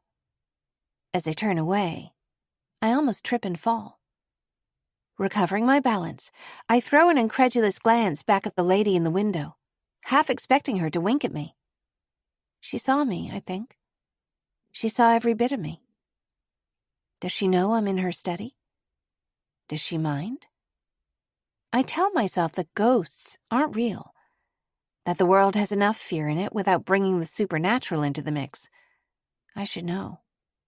As I unlock the apartment, a handful of birds takes flight from the nesting holes. Inside, the air is deliciously cool. I stand in the doorway and breathe in quietly. For the first time that I can remember, I'm standing in a place that, for now at least, is my own. Tracing my fingertips in the layers of dust, I admire the desk, imagining how beautiful it must have been once. I arrange my sketchbook and markers, nod a silent request for permission in the direction of the stained glass window, and take a seat. Then I notice the sound of the quiet. There's a lull in the air outside, something vast but intimate. I open the doorway and stare out at the deepening night. From the forest emanates a depth of sound. Air on leaves, animals moving in dry brush, birds and crickets and tree frogs in their conversations. Beyond the yard, the skyline is dark. With a sudden faint cry, I rush back inside and slam the door, locking it behind me. That sound, those woods. I know it. Or it knows me. I've been out there. I huddle over the desk and open my book, immediately putting pen to paper, drawing a shape, any shape. Doves at first, and behind them a mass of a shape that suddenly looks back at me. A mountainside, with all its desolate lushness. No one walks past my door. No one rattles the lock. Nobody scratches at the window. As I sit here in the quiet, I take the necklace from my pocket and place it on the desk, like some kind of offering. After a few minutes have passed, I walk slowly through the apartment, putting away the contents of my bag, lining a cupboard with my supplies from the food pantry. Enough dry goods, I think gratefully, for at least a few days. Upstairs, after putting away my clothing and hairbrush, I find a rather dusty set of linens in the closet and shake them off before making up the twin bed. I remove my lost and found jacket, bearing my arms to this new place, tracing over the patchwork of scars. Detective Radford all but promised me, wherever you're from, it seems like nobody's looking for you. Though it isn't cold, I shiver, pulling the jacket back on. Despite what the detective said, I can't look at this skin without thinking that somebody wants me gone. Chapter 12. I wake with the sunrise, and though the analog clock on the wall reads 6:30, make up my mind to dress and go outside early. In contrast to the converted study, the bedroom built here into the dovecote is sparse and small. The walls are plaster, covering over the indents that would have allowed doves inside, though I find an occasional feather under my feet. There's only one window, and I cringe at the thought of the damage done to the stone exterior to put it there, though I'm grateful to be able to wake to the sunrise.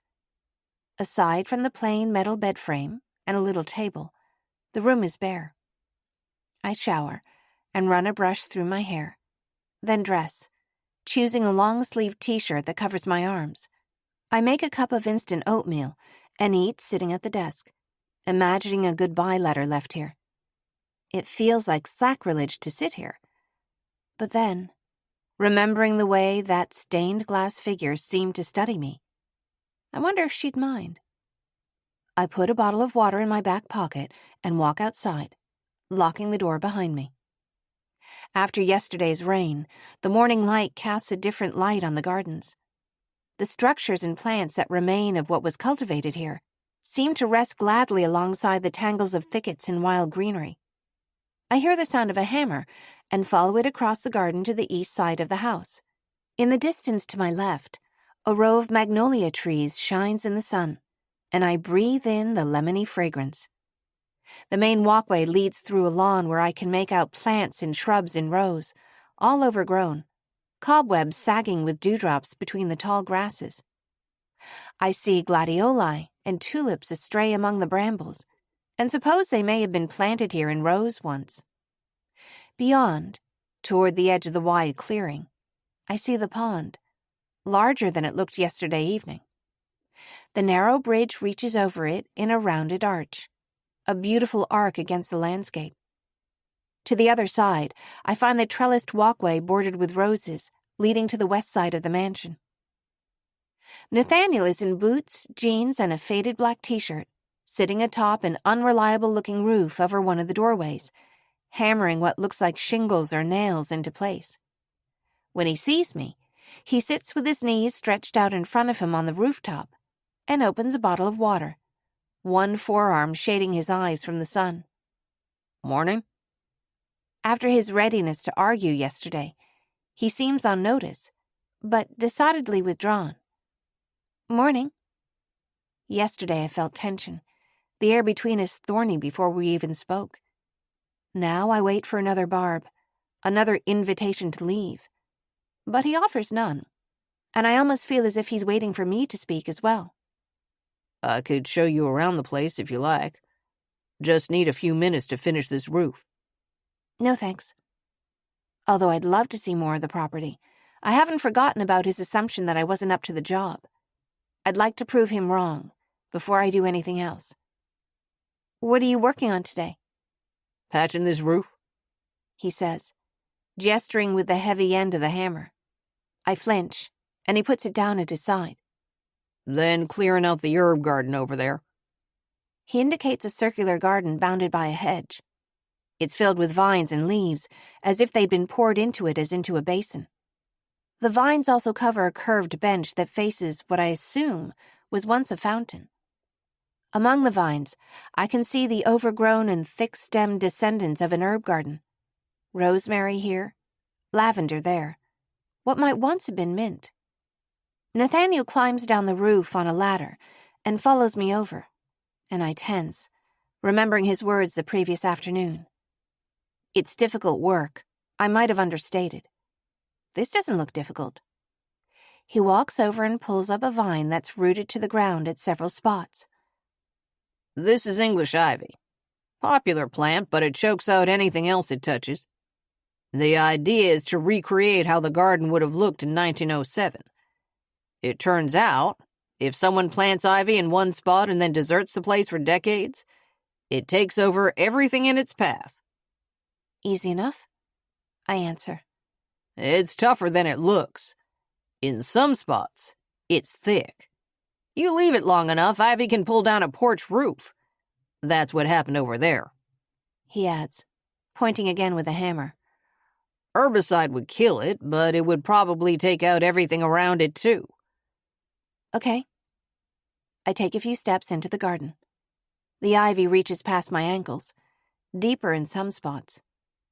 Nathaniel waits, as if I'm going to ask for further instruction. Instead, I put my water bottle on the vine-covered bench, turn back to him, and nod my head. It's going to be warm, he says. I have water.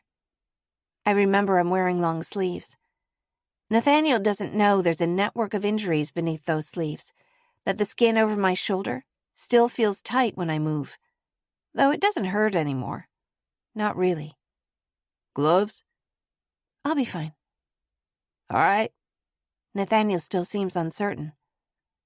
I'll be over there if you need me. And finally, he leaves me alone. Chapter 13. Without a moment's hesitation, I walk to the fountain, which looks as if it might have been functional half a century ago. It stands in the middle of the circle. I tell myself I'll finish all of it before midday. I grasp a strand of ivy and pull.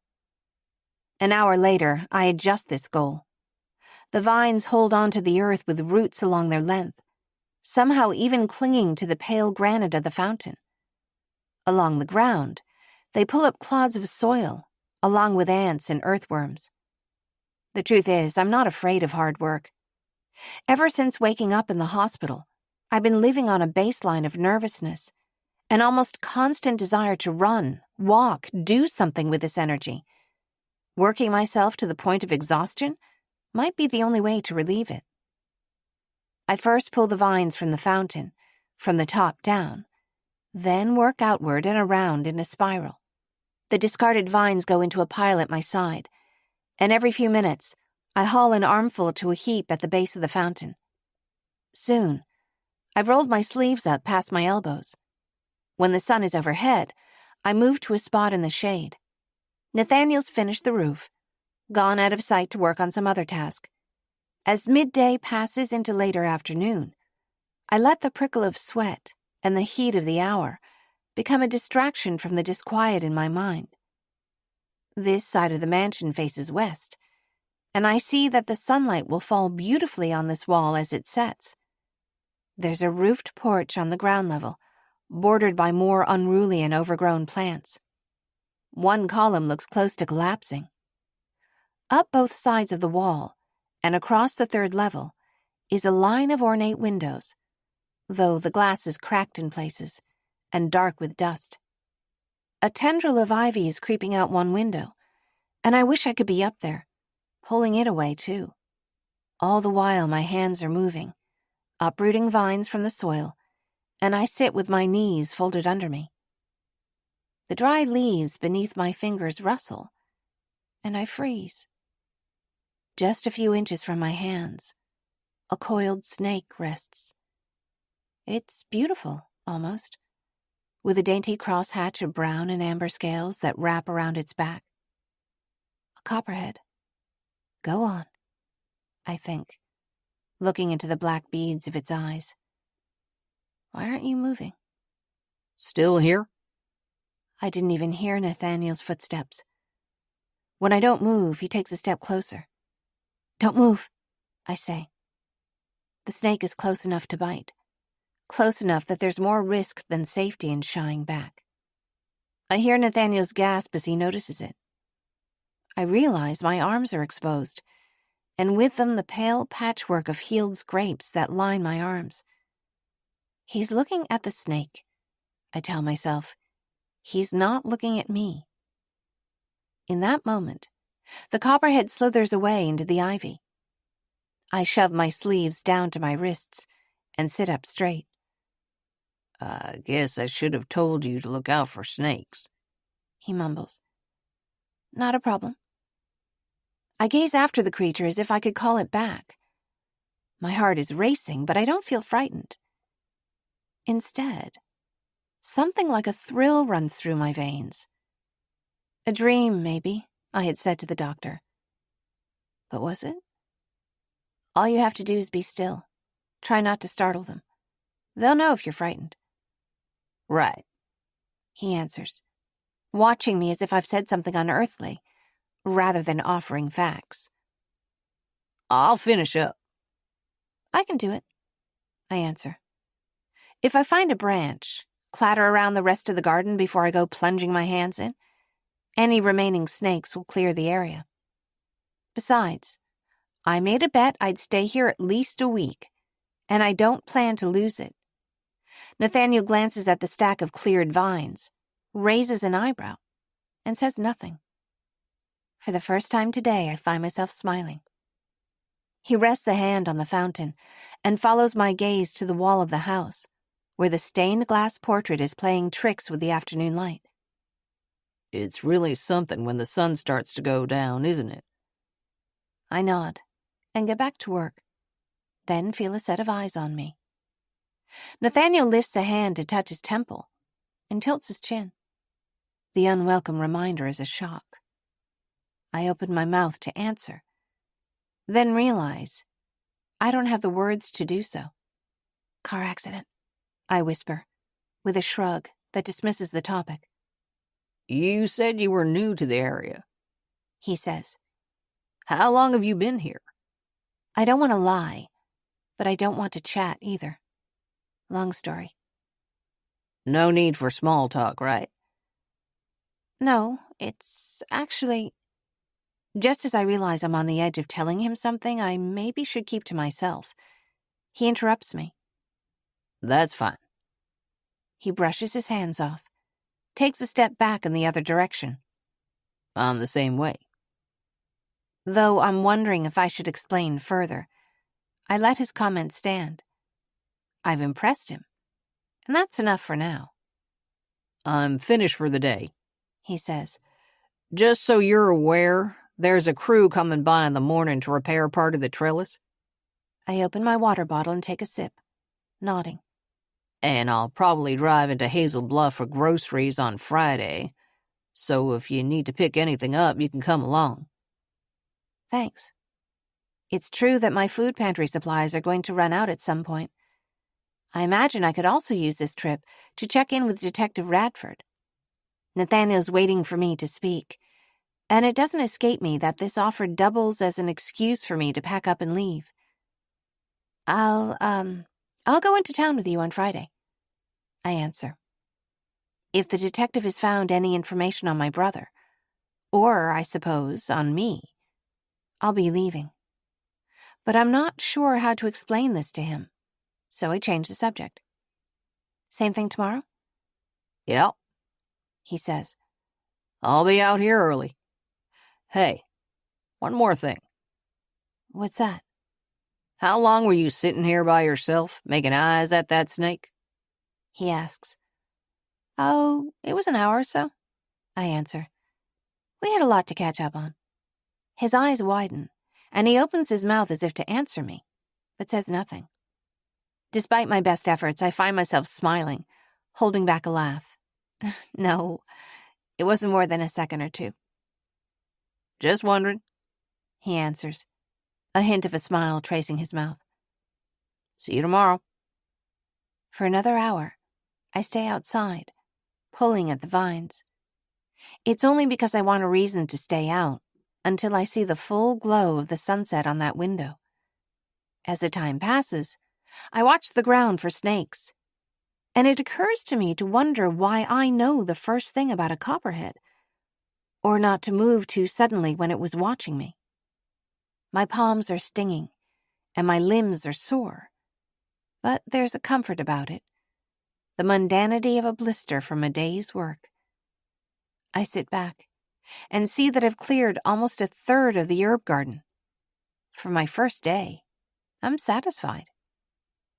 As the sun begins to go down, I sit cross-legged on the ground and watch the colors change on the stained glass. Behind Zenaida's figure spans a gentle violet-blue mountain range, same as the landscape behind me, as though I'm sitting at the axis of a reflection in its original. They found your shoe, your jewelry, I think. Is the rest of her here somewhere, disintegrating into this strange landscape? Or did she disappear right into that other side of the glass? Mourning doves call, and it sounds like they're saying, "Go home, go home." I pick up my water bottle and walk toward the dovecote. Chapter 14. The doves continue to call late into the night.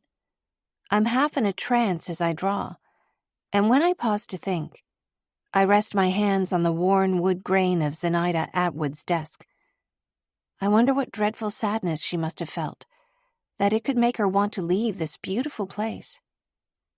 Nathaniel said that nobody knew why Zenaida left, and, I recall, he didn't want to tell me what was in the letter she left behind. What makes anybody run away? Pointless question, I reflect. Everybody's got something to run from, or maybe toward. Suddenly, as if I'm watching a flower open, there's a sense of alignment, of a center point from which my fragments of memory unfold.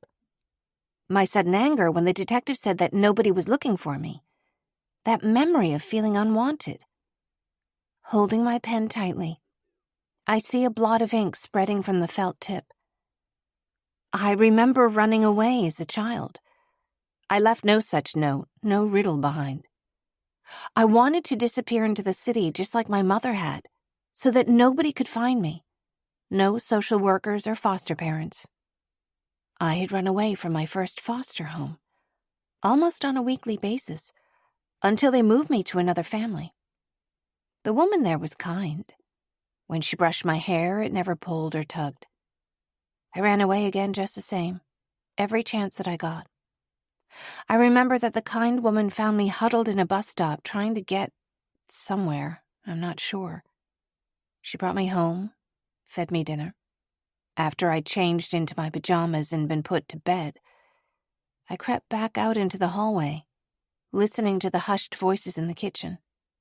"She's 6, Jean," the man had said. She had to take the bus and change stops on the subway twice to get all that way to Brooklyn. I don't understand why, or how she was able to do that. The woman's response was hopeful, but muddled with sadness. If she keeps running off, they'll try to place her somewhere else. I don't know what to do for her. She's incredibly sweet, just... I remember that I lingered there, weighing two unknowns. When my brother and I were with our mom, there wasn't always food. It wasn't always warm in the apartment. But my brother was there, and I wasn't alone. His name comes back to me, too. Miles. I could say Miles before I could say Mom. I didn't know if I'd be able to find him when I ran away, or whether there would be hot meals and kind voices when I did. Even then, at 6, I knew the choice I'd make. The next day at school, I snuck away during lunchtime. The social worker decided to place me with another family. When I blink my eyes open, I'm still hunched over the desk. It's nearly 1 a.m. I'm resting my hands on the solid wood beneath me, as if a concrete sensation could ground me here, instead of in the past. Though finely made, the desk has not been repaired or refinished at all, and I trace its scratches and scars, savoring the texture. Just under the rim of the desk, I feel a deeper scratch than the rest and peer down to look. I find the letters Z.A., followed by a date, August 1st, 1910.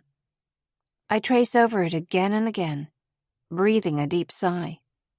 Some of the dust from under the desk goes into my nose, and I cough. Leaning over the desk, I look down to see I've sketched a child with an apple in her hand, too young to appreciate that food and safety aren't always easy to come by. In my book, I add an item to the list of things that Sophie knows, and decide to make an attempt at sleep. Chapter 15. After spending weeks indoors, it's a relief to be outside for entire days in sunlight. By night, I'm contending with bad dreams and imagined footsteps, scarcely sleeping. But daytime is easy. I let whatever task I'm given consume my energy, taking only a midday break. Though the warmth makes it easy to skip a meal, I soon learn that if I wait too long to eat, I'm impatient and muddled. Once the circular garden is cleared, I'm tasked with a thicket of blackberry brambles that are crowding the roses by the walkway. "They're related, you know," Nathaniel says, moving aside a blackberry cane with a deft arm that either avoids or ignores the thorns. He's all work, but when he talks about something he likes, his voice turns smooth and warm. "Blackberries and roses. Gardening's relaxing for most people, but there's a tragedy to it if you think about it. Pulling up some plants, cultivating others." Suppose so. The leaves have a similar shape, almost the same. I try not to think about it. After Nathaniel walks away, I step closer to the brambles and see almost no difference between the thick, green, swaying branches, the thorns on either side swiping at my arms the same. The roses alternate peach blossoms with white, delicate tea roses that tangle with the blackberries. I watch Nathaniel, who's far off now, cutting a beam of wood with a handsaw, pulling up some, cultivating others. I let my gaze flicker back to the thorns tangling in my sleeves. I don't know whether they're catching on my skin or if I'm imagining the same old pain, but it's so sharp that I blink my eyes. All those times that I ran away, I was hoping to find my family, my mom and my brother. I could never find my brother, all those excursions out on my own, not only because I was a little child, but because he was always in trouble, with a counselor, in a group home. Now as the thorns catch on my shoulder, while I try to hold one branch aside to get to the other, I feel a surge of anger, a dash of pain, mixed with something older, simmering. I remember that my brother never did anything wrong, that he needed help, not punishment. The vines surround me, roses and blackberries both, so that whichever way I move, I'm stung with thorns, hacking uselessly at the vines. I'm tugging with one arm, hissing curses at the plants, when I sense a quiet presence behind me and turn to find Nathaniel, watching with one corner of his mouth turned up. Thought I'd check and see how it's going. It's going, I answer, dropping my arm, pulling the bramble along with it, waving my hand as if to shoo it away, only making it worse. Hold still. Nathaniel loosens the vine from where it's caught in my shirt. With thickets like this, you don't want to fight it. He steps forward so that his shoulder's just in front of mine, then takes the shears from my hand, pointing to where the offending bramble branches off from another cane. I see where he cuts it, close to the ground. Thanks. If you fight it, you'll lose. Watch the vines and follow it in. He hands the shears back to me. You good? Yes, I answer. Thanks. At first I think it's going to get the better of me, but I begin to cut down the thickest canes with a big set of garden clippers. As the morning moves toward midday, I remove what I can by hand and clear the rest with a small lawnmower, all the while shoving this bitter feeling of unfairness back in my mind. When I'm sure Nathaniel is far off, working on something else, I pluck a berry off a vine to taste. I keep busy until the sunset hits the stained glass portrait of Zenaida Atwood, and I watch her with suspicion and a near adoration, coming almost to life with the shifting colors in the glass. Something in the back of my mind tells me that somehow she sees everything I keep secret, maybe even the parts I can't get to myself. As I walk back toward the dovecote, I turn back to the window, throwing a guilty look over my shoulder, my mind full of roses and blackberries and thorns. Her presence, though, is warm, as if she were a sister or a friend. Suddenly, I'm reminding myself that I'm forbidden to cry, even now. The berry brambles are thorny work and take the better part of the week. But when the evening comes, I wash my stinging hands with a begrudging acceptance. Inside the apartment, there's the constant patter of dove wings and coos. When I sleep, I grasp for anything familiar, as if I'm in a dark room, pressing my hands against the walls, every other step colliding with an unknown shape. The end of my first week here draws closer. A week without fearing that someone's trying to kill me. A week without running. At this point, there's only one reason I'd leave here, and that's my brother. Yet I wait to see what the next day will bring with a mix of fear and hope. On Thursday morning, I clear the last of the blackberry vines. I've helped myself to berries throughout the morning, so I don't eat lunch right away. Instead, I sit inside by the window, curtains open, sketchbook in my lap. It's too warm today, even by my standards, and I've changed into a camisole.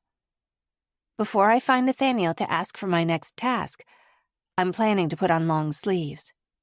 For now, I let my limbs rest, let the weight of my body sink against the chair. With a sparkling crash, the window breaks, with an impact that echoes against the wall to my left. Glass shards sprinkle over my arm and shoulder, and I duck on instinct.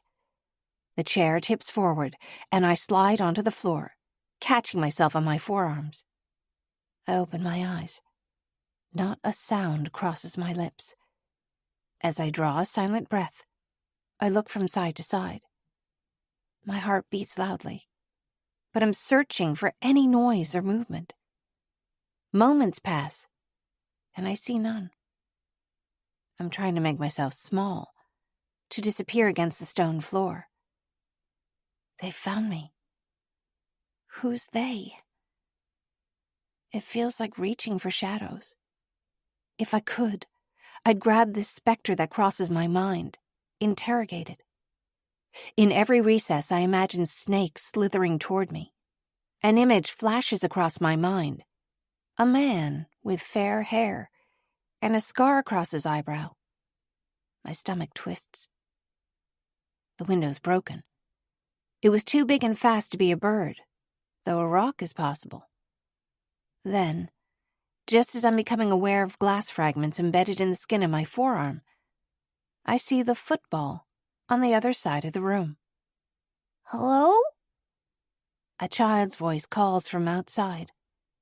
Lady, are you okay in there? Wincing, I stand up.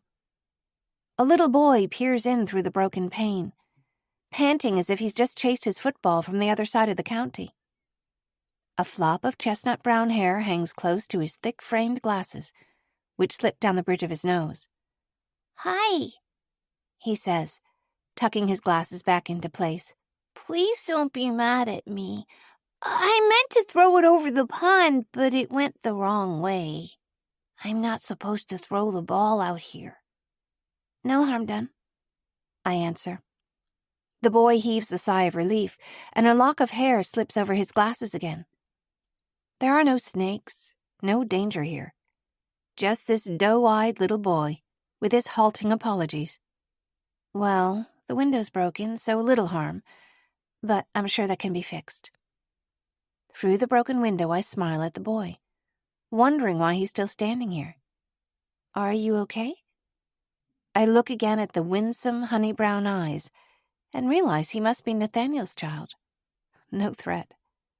But there's no disarm button for the panic lingering in my chest. Yeah? The boy shuffles his feet. Can I have my ball? Of course. I breathe. Hang on a sec. I retrieve the ball, making sure there aren't any stray bits of glass. Blood drips down my arm and off my fingertip. I think it hurts when I flex my arm, but it's distant. I'm tuning it out, feeling almost nothing at all. Still, there's no need to frighten the kid, so I throw a dish towel over my arm before venturing outside. The little boy is standing right outside the door. Here you go. I hand it over, and he stares up at me with unabashed curiosity, the sort that only a child can get away with. He looks about 6. Do you live here now?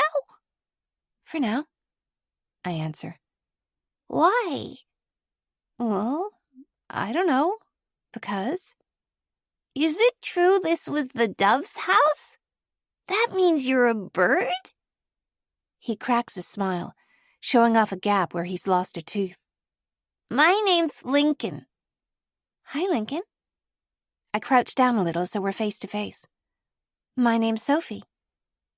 I'm gonna call you Dove Girl, He says. I laugh. It sounds like you've made your mind up. Yeah. He answers with a shrug. Sorry about your window, Dove Girl. I'm sure it'll be fine. Oh, I forgot. Lincoln adjusts his glasses and turns a serious look up at me. We're supposed to shake hands. It's good manners. I'm Lincoln Wells. Nice to meet you, too. I hold out my left hand, the one that's not wrapped in a towel.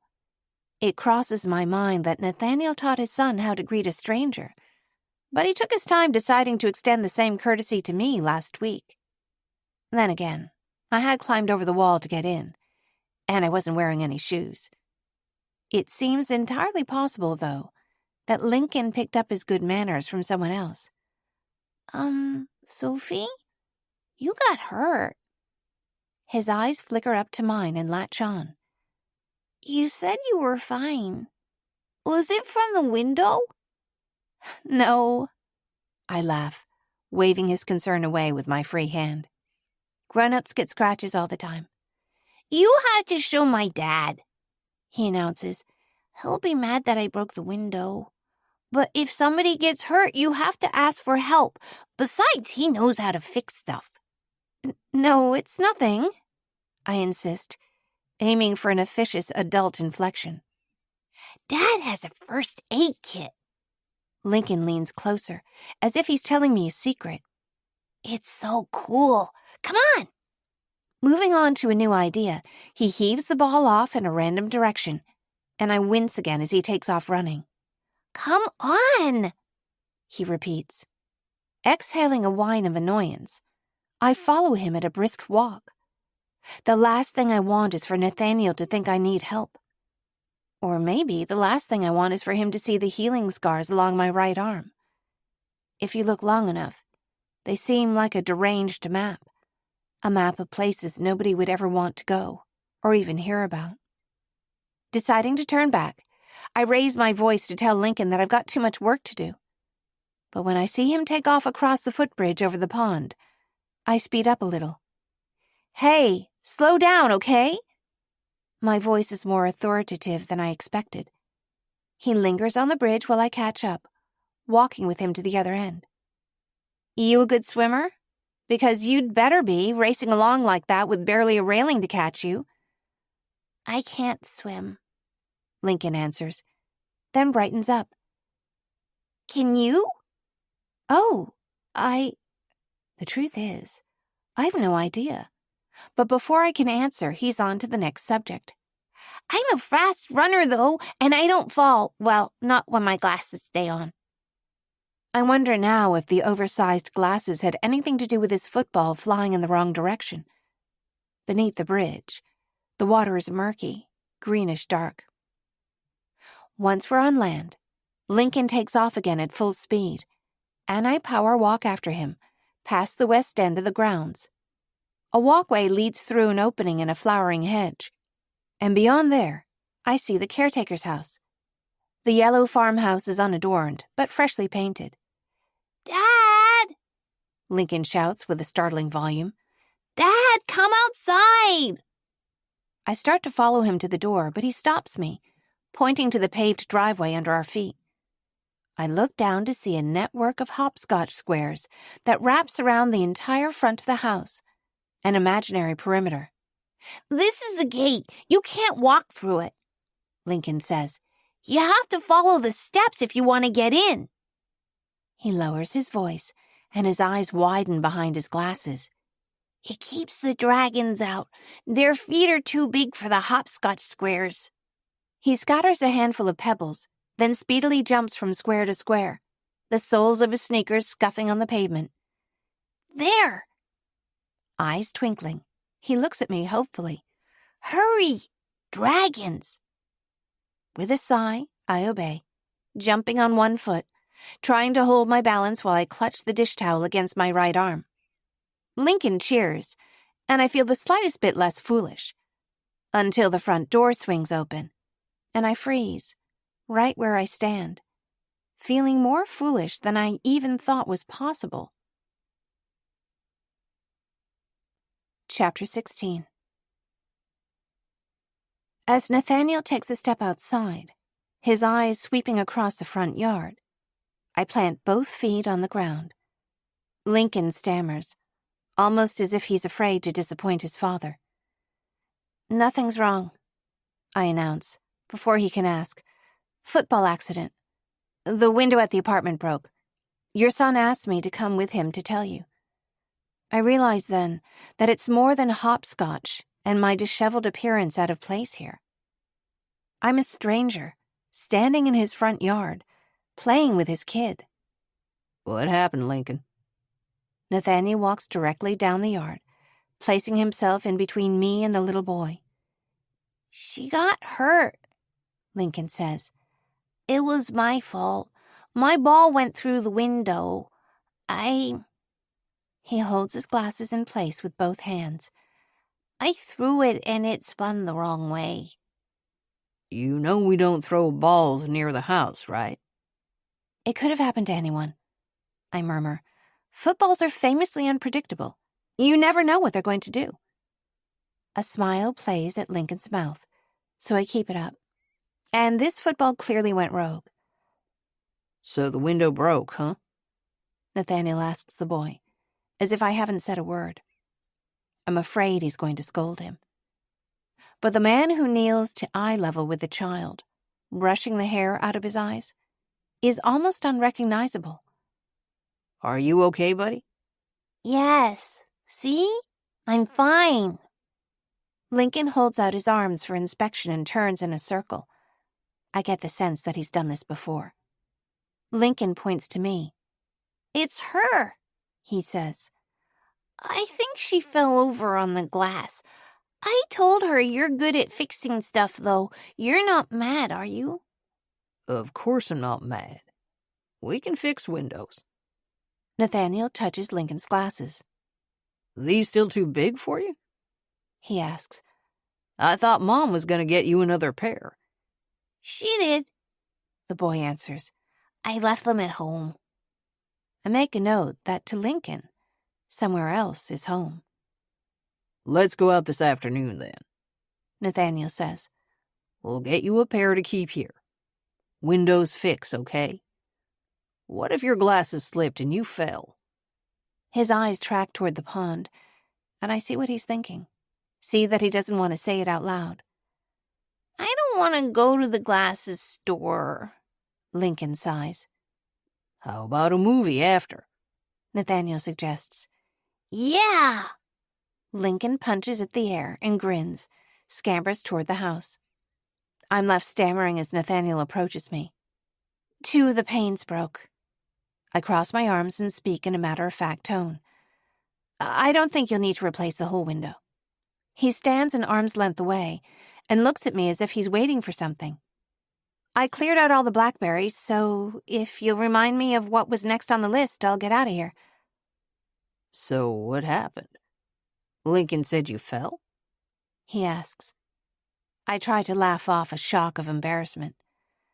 I was sitting by the window when the ball came in. Ducked so fast I tipped the chair. Sorry. He holds out a hand. Let me see. It's fine. I shrug my shoulders inward, feeling the healed cut down the middle of my chest. It makes me cold with fear to stand this close to anybody. I'm turning to leave, but then I notice the change in his expression. His chin lowers, his brow softens, as if something in my direction warranted a second look.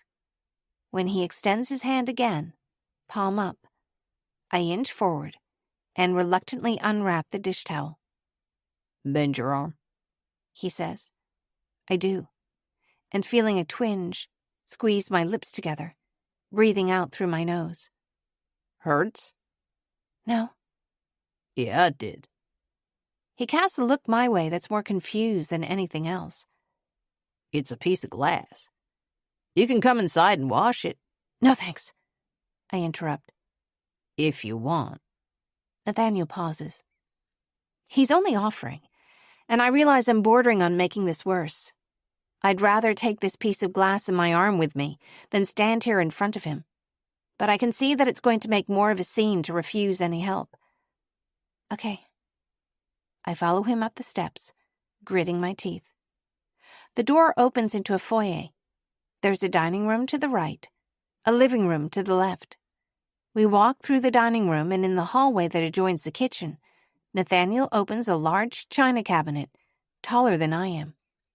Each shelf is lined with supplies, too many to name, though I see a row of disinfectants: iodine, hydrogen peroxide, isopropyl, chlorhexidine, an assortment of bandages and plasters and gauze, sterile scissors in plastic wrappers, surgical tape. Lincoln mentioned you had a first aid kit. I don't need to voice the next half of that thought. Yeah, well, we're far from everything out here. He turns a furtive glance at me over his shoulder, then away. It's good to be prepared. Right, I say, as if it's anything but strange. He scans the shelves, plucks out a few items. That's a good point. I was in the military when I was younger, he says, still shuffling items in the cabinet. I guess if you see enough injuries you can't fix, It makes you want to be ready for the ones you can. Makes sense, Anyway, Lincoln's nearsighted. he says. Very nearsighted. But the doctors don't want to prescribe contact lenses until he's 8, so we've got a couple of years left with glasses. I realize he's changing the subject, so, feeling just a hint of empathy, I follow along. It must be tough keeping up with the right size, I say, while they're growing so fast. Nathaniel agrees with a curt nod of his chin and turns into the kitchen. With spotless countertops and appliances, it has the look of a place that's usually very clean, but that has acquired some sudden clutter, in the form of a lunchbox and children's toys scattered here and there. Nathaniel sees that the freezer door is ajar, pushing it shut with his foot. Hey, Lincoln, He calls, the deep volume of his voice startling me. you been in the freezer? Maybe? Lincoln shouts back, his voice sounding from upstairs.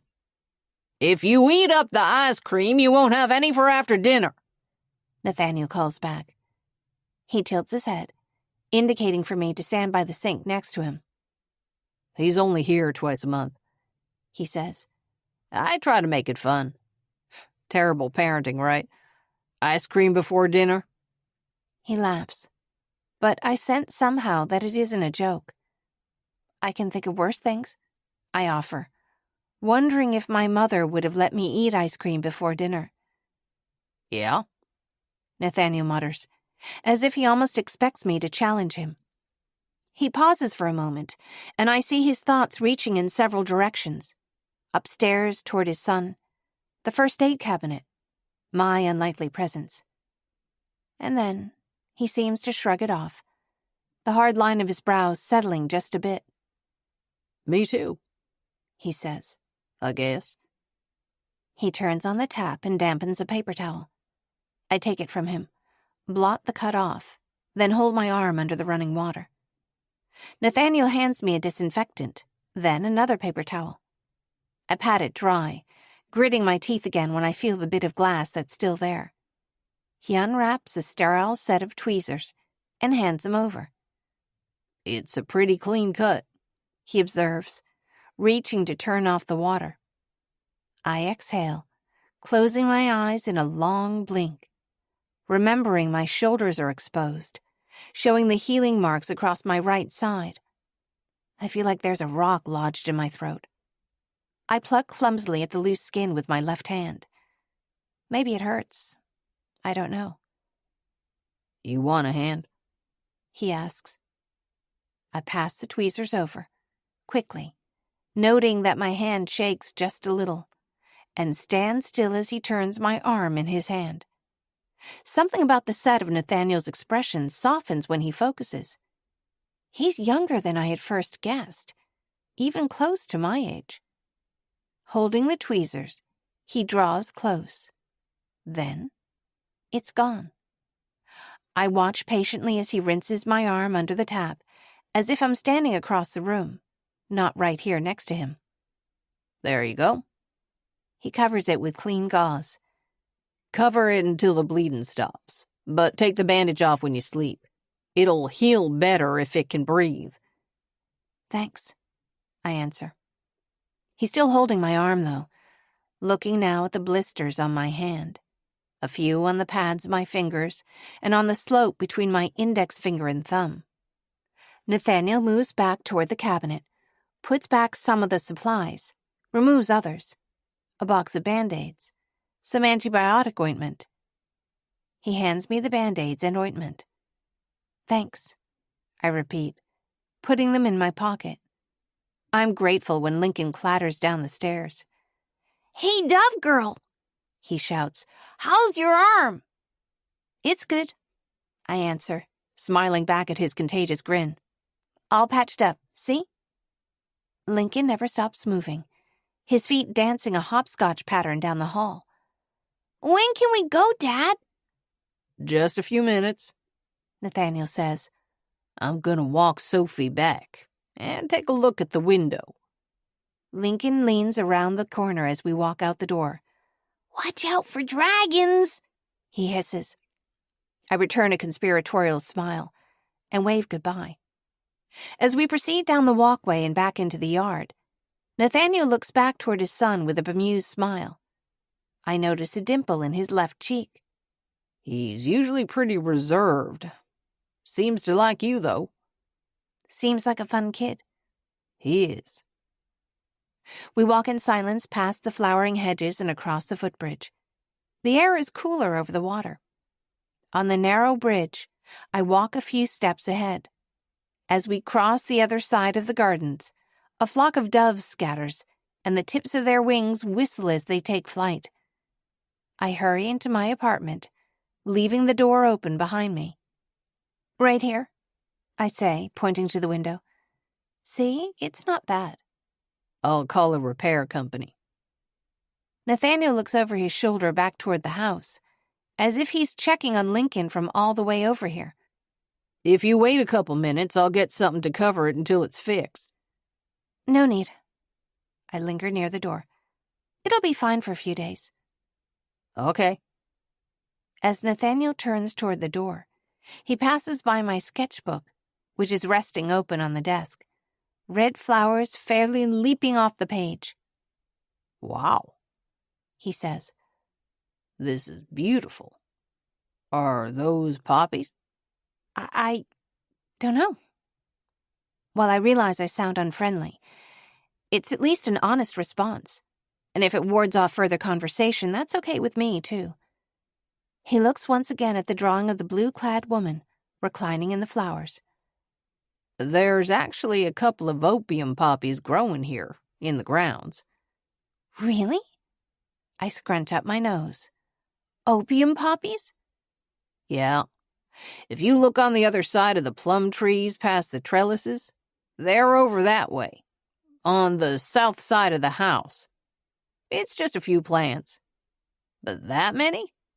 He nods at my sketchbook. Nobody would grow that many poppies for a flower garden. I don't even know what a poppy looks like. I stammer. Like these pictures, he says, indicating my drawings. Why were they on the original estate? It wasn't uncommon back then. Medicinal purposes. Although, he adds, Mrs. Atwood was known to have had an opium addiction.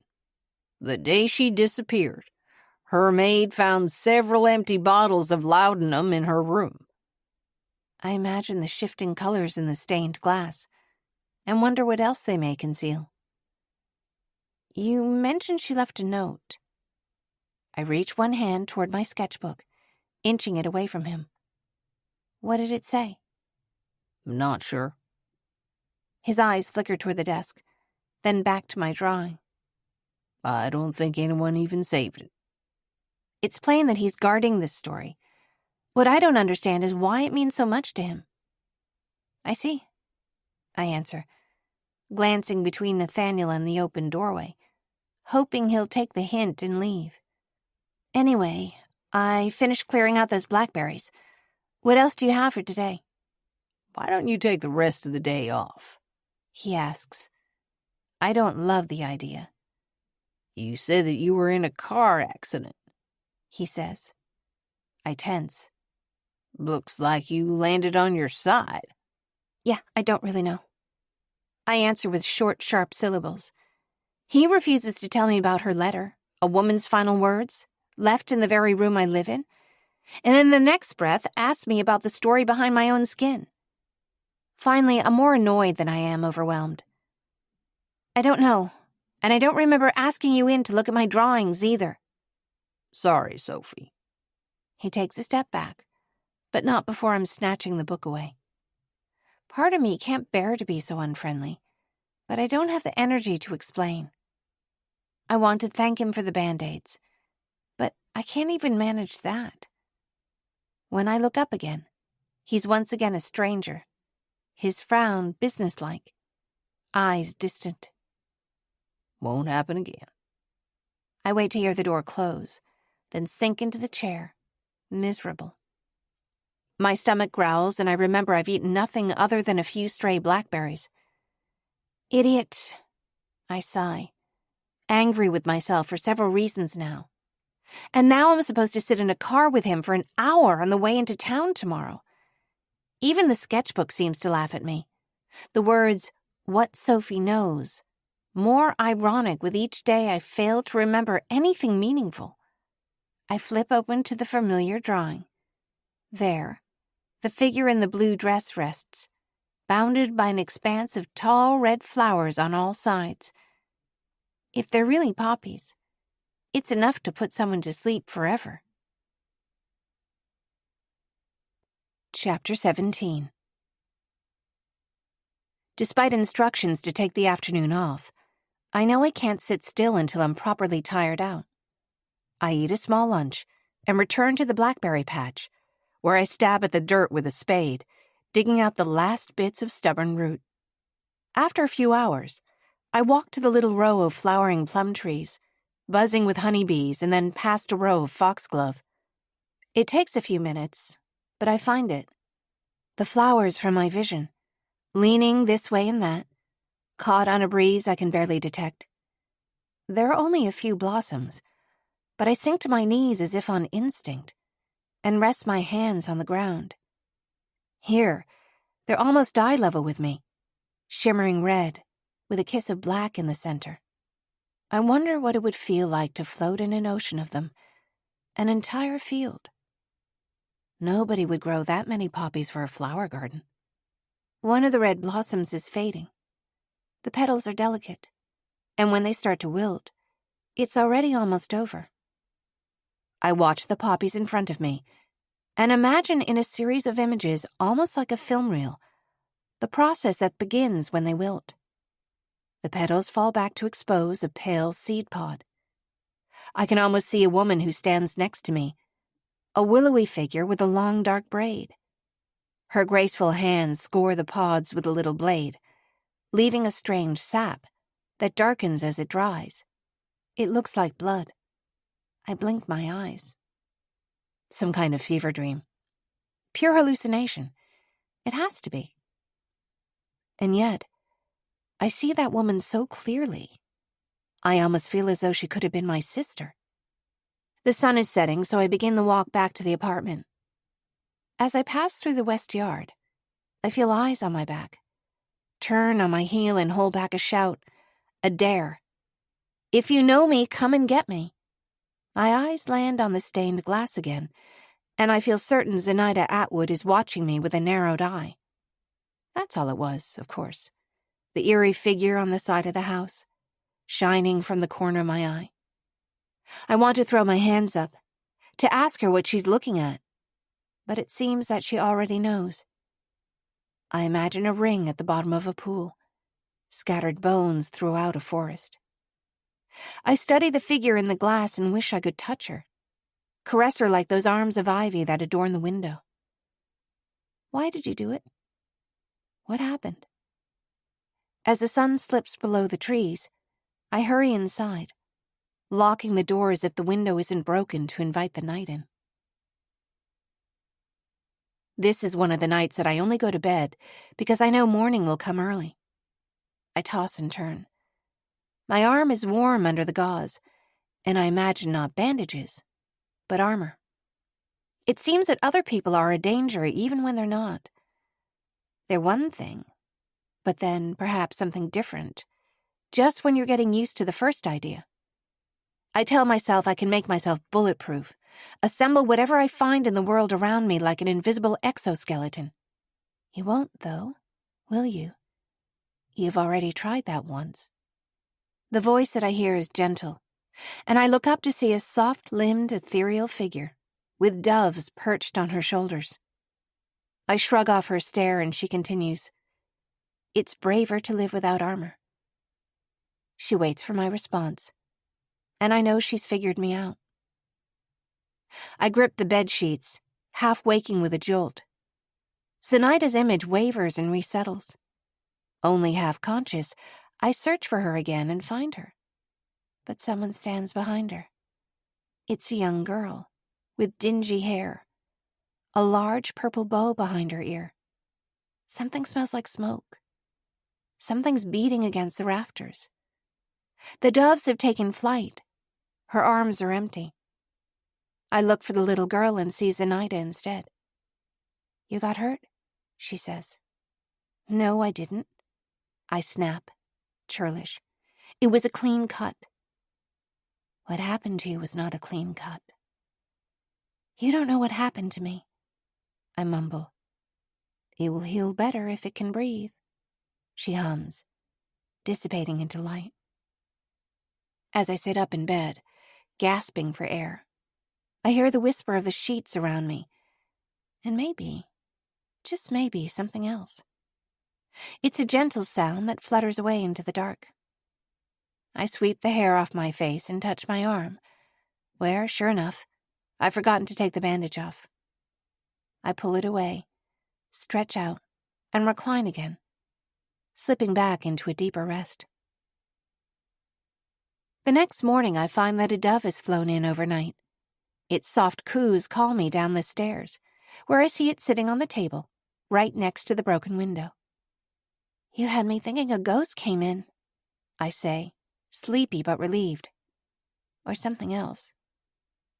The dove shuffles its feet, slightly annoyed at my presence, but it doesn't seem frightened. As I heat water and prepare some oatmeal, I open the door to offer it an easier path out. Something drags under the door and I startle, not sure what I expect to see. I peer around the corner to find a set of gardening gloves, sturdy waxed cotton with leather panels on the palms.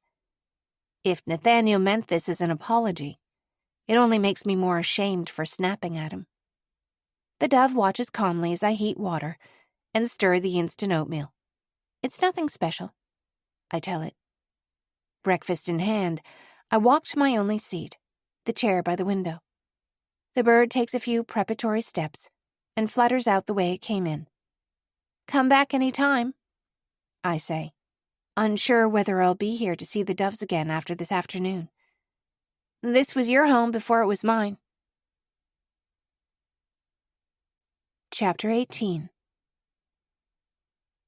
When I walk outside, I see Nathaniel's truck parked off the main path, near the willow grove on the east side of the grounds. I walk over to meet him, my discomfort at yesterday's awkwardness soon overshadowed by my awe at yet another corner of this place that has until now escaped my notice. A semicircle of weeping willows shelters a shallow pool, made of stone, their draping leaves forming a curtain across the water. There's a set of stairs built into the stone, walking 3 steps down to the base of the pool. There are a few inches of water in there now, clogged with leaves and muck.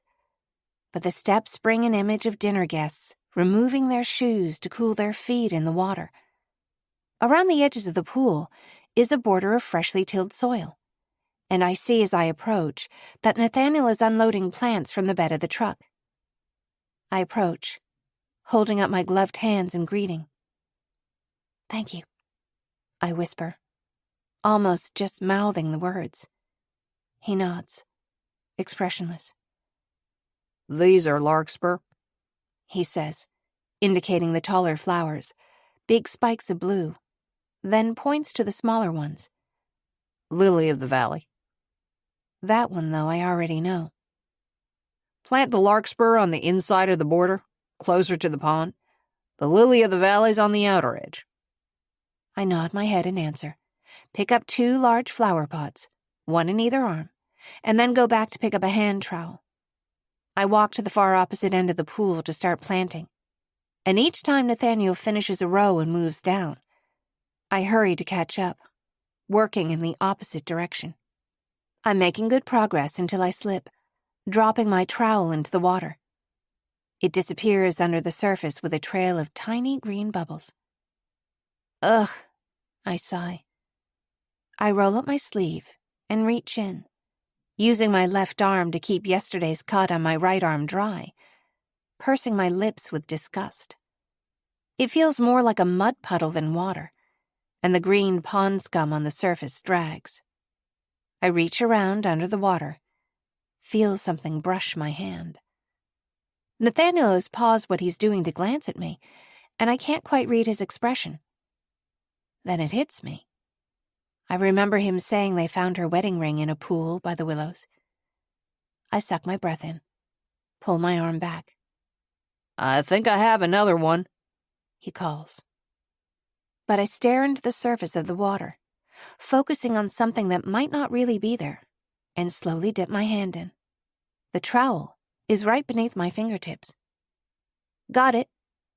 As I sit up on my knees to resume planting, the surface of the water stills, and I feel almost that it's watching me, that I ought to thank it. Nathaniel looks at me with something like surprise and stands up, brushing the dirt from his hands. I'm going to meet one of the contractors. It should take an hour or so. I'll finish up here.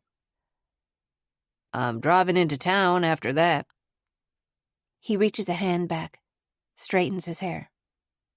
I know what he's not saying. It's been a week.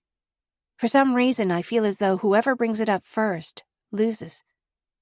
Come along if you want. I put a week's pay under your door. That wasn't the deal, I remind him, though I feel I ought to thank him. You let me stay, first week free. Nathaniel shakes his head. Wasn't a fair deal. I shouldn't have agreed to it, he says. Anyway, week's up. Leave if you want. Stay if you want. Either way, I'm going in a couple hours. Okay. He watches me a moment longer before turning away, and I know he's waiting for my answer. But I don't have one yet. The drive into Hazel Bluff is long and quiet. I squeeze against the passenger side door, looking out the window. I'm pretending to be at ease, though I sneak a glance at him every few minutes. He's blank-faced, staring out the windshield, one elbow propped on the open window. When we finally make it downtown, he parks on a side street. Meet back here in 2 hours? He asks. I've got a couple errands. Me too, I answer. I'll see you then. When Nathaniel has walked out of sight, I turn toward the police station, heart pattering with hope that I'll learn something meaningful. It occurs to me that if I leave, I'll never learn what happened to Zenaida Atwood. Why she swallowed all that laudanum and walked away to die somewhere, leaving pieces of herself behind. Then again, I think of my brother, what I know of him. Someone who was always there when I needed him. Someone who would never have let this happen to me. That's all I need to know. It's a short walk to the station, and when I walk in, the secretary seems to remember me. Heard you left the hospital. Yes, I admit, then continue without offering any further explanation. Is Detective Radford available? She picks up the phone and dials, then murmurs quietly for a few seconds. When she hangs up the phone, her expression seems a bit different. She's in her office, she answers. I'll walk you up. Selena Radford sits behind her desk, and when the secretary knocks on the doorframe, she looks up, pushes aside a stack of papers. Sophie, come in, she says, angling her chair to face me. Sit down, she says. Amber, would you close the door, please? The door clicks shut behind her. The detective sighs before she speaks. Are you all right? She asks finally. Yes. Considering the details of your case, it was concerning that you left the hospital against medical advice and went off the map for a week. I pause. She's spoken the words so cleanly, with such precision, that it takes me a moment to realize she's telling me that she was worried. I'm sorry. I begin to tell her about the flower delivery, about the feeling I've had of always being watched, but the words sound crazy even before I consider speaking them. A bouquet of flowers for a patient who's been in the hospital long enough to get to know the staff is hardly a suspicious gesture. You were feeling... I was feeling a bit cooped up, I guess. Erratic behavior concerns me. She reaches into a drawer at her side for a folder before she looks up to face me again. But I'm not your doctor. You have a place to stay? Yes, I answer. I do. Very good. So, Holding a pen, she opens her notebook to a new page and scratches a few words. memories? You have a brother who you said is named Miles. That's what we know. Anything more there? That I miss him? Okay. She sighs. What else? Not that much, really. I'm sorry. I remembered my mother, I answered, that she taught me how to draw. What did she look like? I don't know. I leaned forward a little, disappointed. She was big? I was little and she was a grown-up. She looked big. She watches me, pen in hand, as if she hopes I'll say more. And I know this poses more questions than it answers, but I'm fairly sure I was in foster care. I remember running away. More than once. Okay, She says, her voice finding a note of certainty. could be useful. And just so that you're aware, your dental records didn't return anything. Missing persons, nothing. Even your fingerprints, nothing. But all that means is that you don't have a criminal record. I guess that's something. I shuffle my feet, searching for a distraction. Why isn't anybody looking for me? If you have a recollection of running away, Detective Radford begins the thought, but trails off. What? I place a hand on the edge of her desk. It makes me wonder if there was something you were running from. An abusive home, maybe? I was going to mention human trafficking, kidnappings, but... She pauses politely when she sees my reaction. You don't fit the profile for someone who's been trafficked. You're healthy, no detectable addiction problems or anything like that. Better to know, right? I'll put in another records request. Thinking of the poppy field in my drawings, I don't know how to answer her. I'm relieved when the phone rings. She takes a look at the caller ID and answers. Okay, She says. I see. I'll be there as soon as I can. Sorry, she says, turning back to me as she rises from her chair. I was supposed to be at the courthouse half an hour ago. With relief, I hop up and move to the door, hold it open behind me and let her walk past. We'll keep in touch, she says as she walks down the hall toward the stairwell. I think she's forgotten that I don't have a phone. Back in the sunlight, I walk up the street slowly, trying not to drag my feet. I had felt so hopeful that there might be a detail that could be useful. Detective Radford seems so competent that her lack of answers makes me feel hopeless.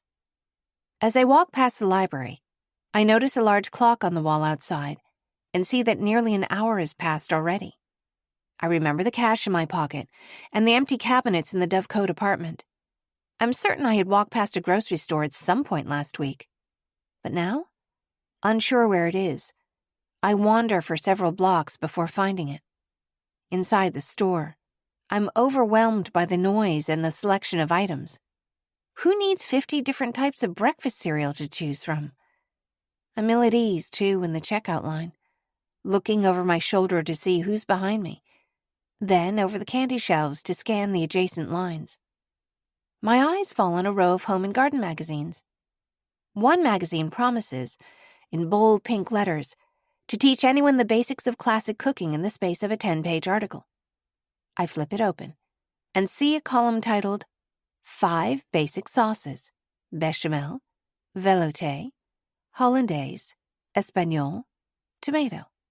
There's a chart with cartoon sketches of dishes made from each recipe. Bechamel has lines pointing to potatoes au gratin, lasagna, macaroni and cheese. I glance over my shopping cart and wonder what it would be like to cook something besides instant oatmeal and canned soup. Suddenly, I'm next up, and I drop the magazine on the checkout belt with the rest of my items. When I reach in my pocket for money, my fist closes on the necklace first. My hand trembles as I pay and take the receipt. I planned poorly. It's a long walk back to the truck, and I'm not sure what time it is. It occurs to me as I'm walking that I never told Nathaniel whether I'd chosen to stay or not. particularly now, as late as it is. It would likely appear I'd just decided not to come back, taken my 1 week's pay and moved on. My heart's sinking as I walk, arms full of grocery bags that I constantly readjust. As I pass the library again, I check the clock to see that it's been nearly 3 hours. I can't remember the name of the street we parked on, and I walk down Main, looking up each side street, even though I know I'd look just as lost as I am to anyone who's watching me. Finally, on what seems like the 100th cross street, I see a black pickup. I turn and approach it, unsure whether it's the right one. When I see Nathaniel sitting in the driver's seat, I catch his eye, and I could swear he smiles.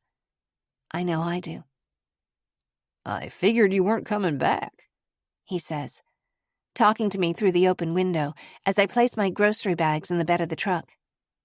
Then why are you still here? I swing the door open and climb into the passenger seat. "In fact, I don't know." He turns a sidelong glance my way, then down at his hands, as if it hadn't occurred to him to wonder. That's usually your answer, isn't it? I open my mouth, ready to snap, but instead find a quiet, tired laugh in my throat. Guess you lost your bet. What's that? You said you'd bet I quit inside a week. I buckle my seatbelt and let myself exhale. Do you need anything else before we head back? No, I answer, leaning back in the seat, trying not to let on how relieved I am. I'm okay for now. Chapter 19. Though the drive back is as quiet as the one there, the silence feels calm, almost comforting. Nathaniel doesn't ask where I went. I don't volunteer anything either. Once or twice, watching the gold afternoon light on the blue-tinged mountaintops, I nearly drift off to sleep. I squeeze the necklace in my pocket to stay awake. Though the strange charm carries an unidentifiable foreboding, I can't help but keep it with me. Good luck charm or otherwise, it's the only concrete item I have from before, something I can hold in my hand. Half asleep, my thoughts begin to mingle with the sounds of the engine, the breeze in the open window. I remember Detective Radford describing the symbol as being about feminine wisdom, divine knowledge. How spectacularly frustrating that I know absolutely nothing about where I'm from, how I got here, other than it nearly killed me. The rushing wind from the open windows begins to sound like the crackling of a campfire, and as my eyelids grow heavy, I imagine peering through shadows. You said something about Sophia. I leaned forward to whisper to her, this woman who was a stranger to me, but smiled at me as if we were sisters. If this is all about divine femininity, why do the women do all the cooking?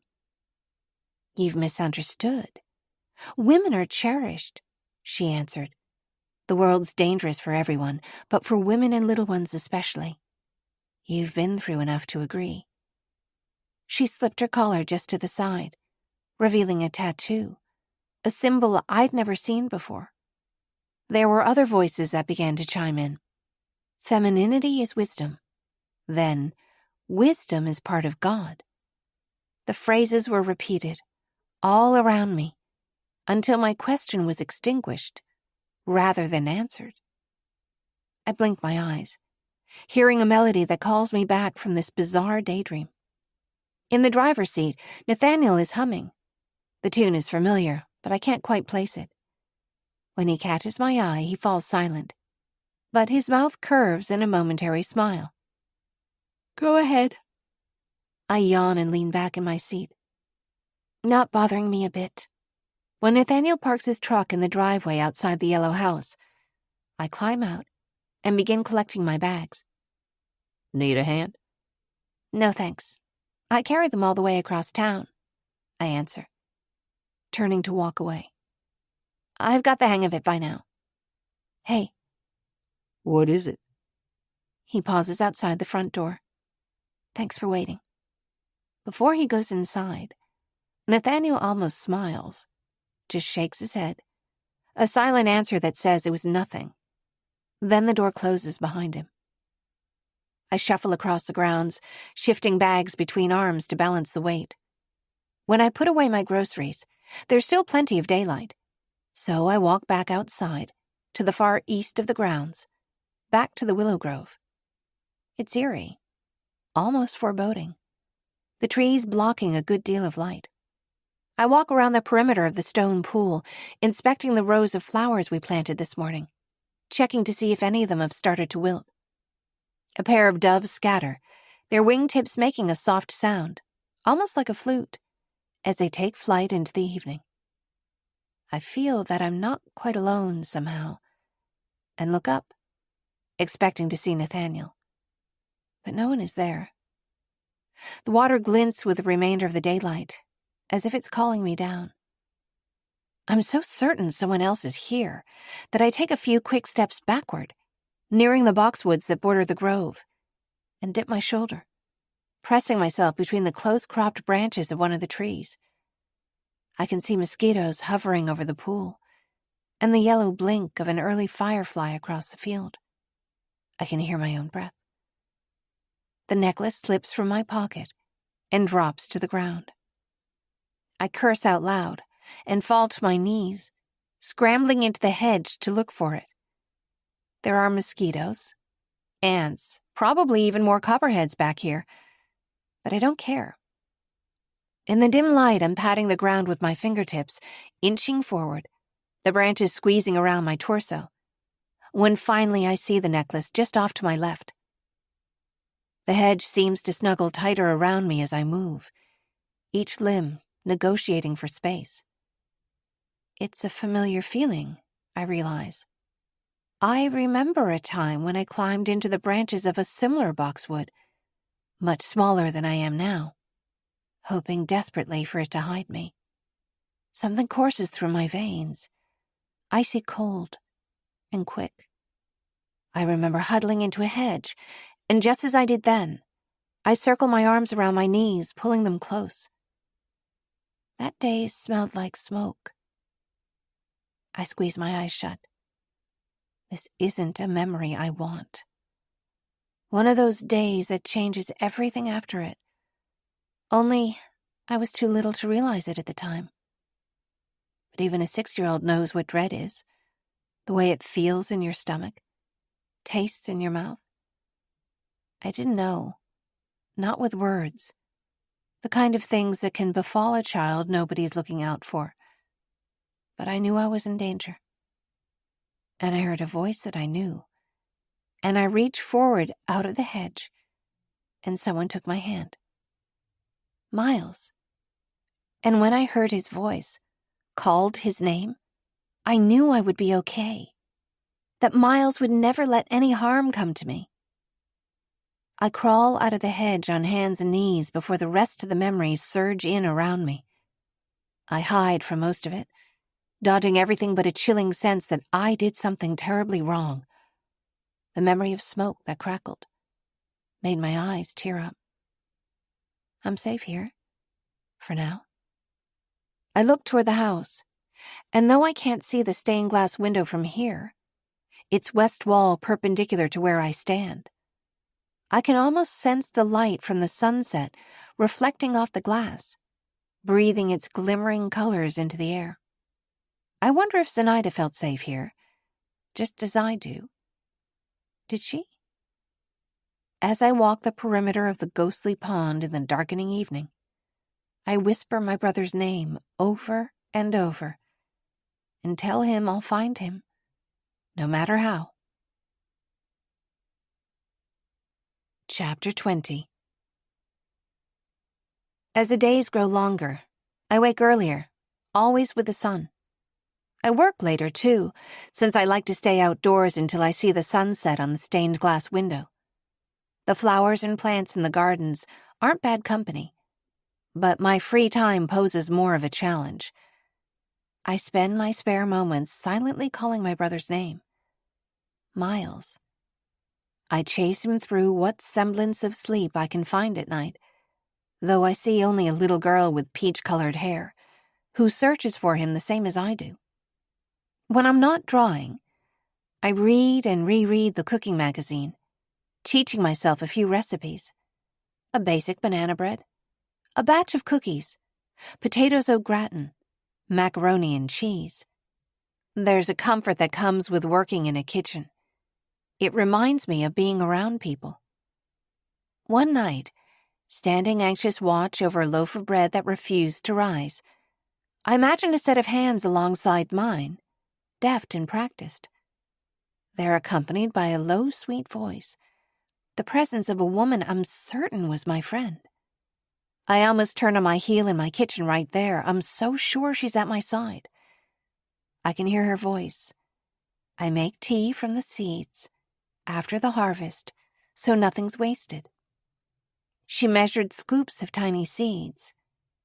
Poppy seeds, I thought, out of a jar, and boiled them, adding flowers and leaves she'd foraged.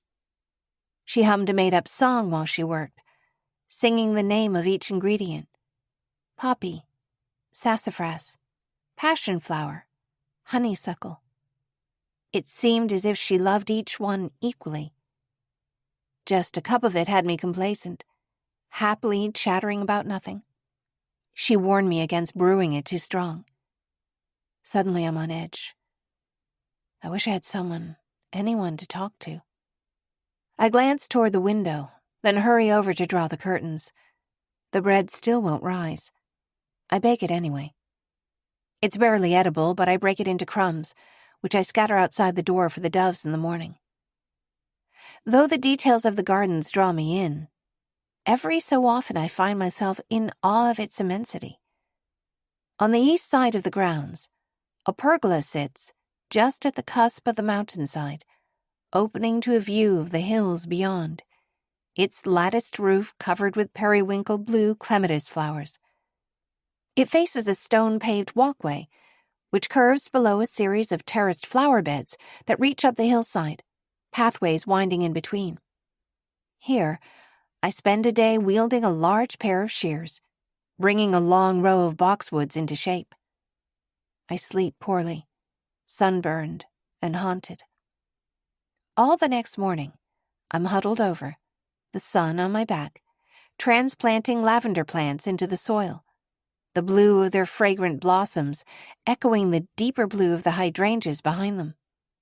Blossoms in so many shades of blue, but none of them as clear or pale blue as Miles's eyes, which I see now, just as if I'd never forgotten them. The midday sun feels too warm, so I sit in the shade of the pergola and pull my hair into braids that glint red under the mottled light. I lean close to the lavender, breathing in as deep as I can. Among the ghosts, I know these long hours outdoors preserve what I've got left of a sense of peace, of stability. Something stings in my throat. Smoke. I stand up, cast a look toward the manor. Nothing. Yet from the south, a wisp of gray steals across the sky. A smudge of dark gray is just visible on the horizon of the blue rolling hills. Somewhere, there's fire. I remember that after I'd run away from my previous foster homes too many times, the social worker dropped me off at a new house.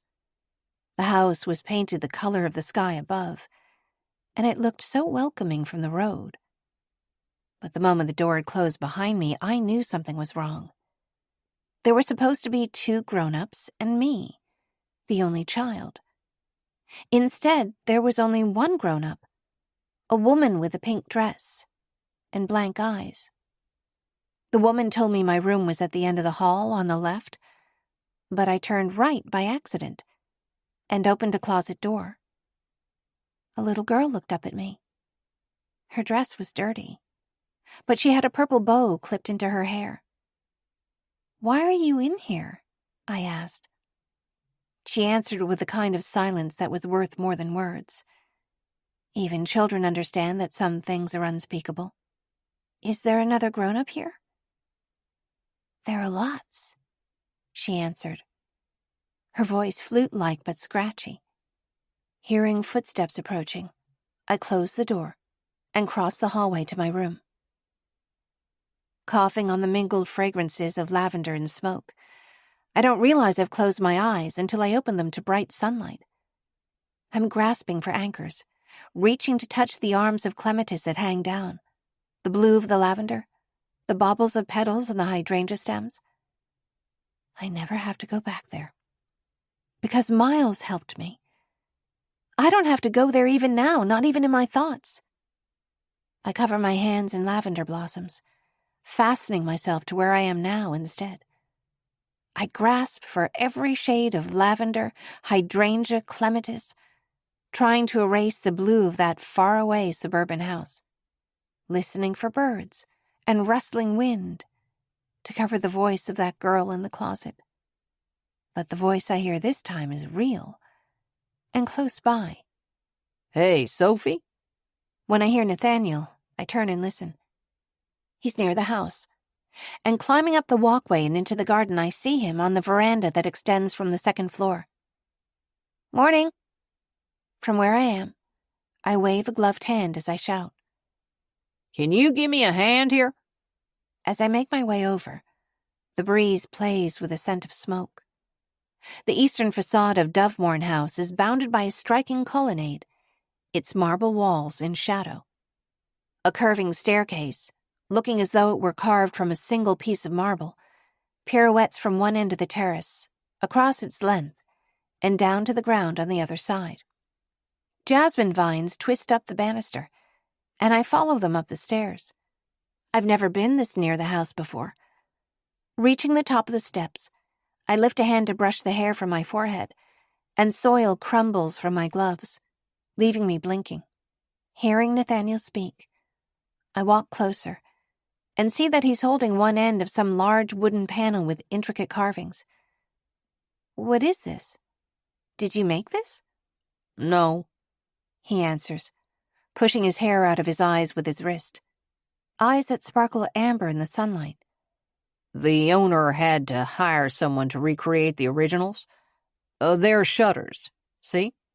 He heaves one end up and holds it in place next to a window. Shouldn't be that hard to fit in if I could just hold that side still.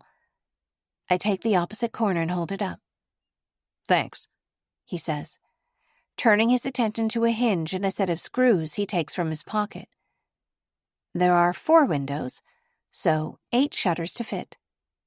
I take a moment to trace the carvings on each one, as I hold it steady for Nathaniel. I think he's talking, but I can barely hear him, my thoughts trailing on the smoke far away. The shards of memory click together. That little girl with the ginger blonde curls is me, coughing, hiding from the smell of fire. After I heard footsteps approaching, I'd retreated to my room. In my recollection, it looked more like a walk-in closet with a twin bed stuck in the corner, not a window in sight. The woman opened the door and told me I needed to change clothes, that I should look nice when her husband came home.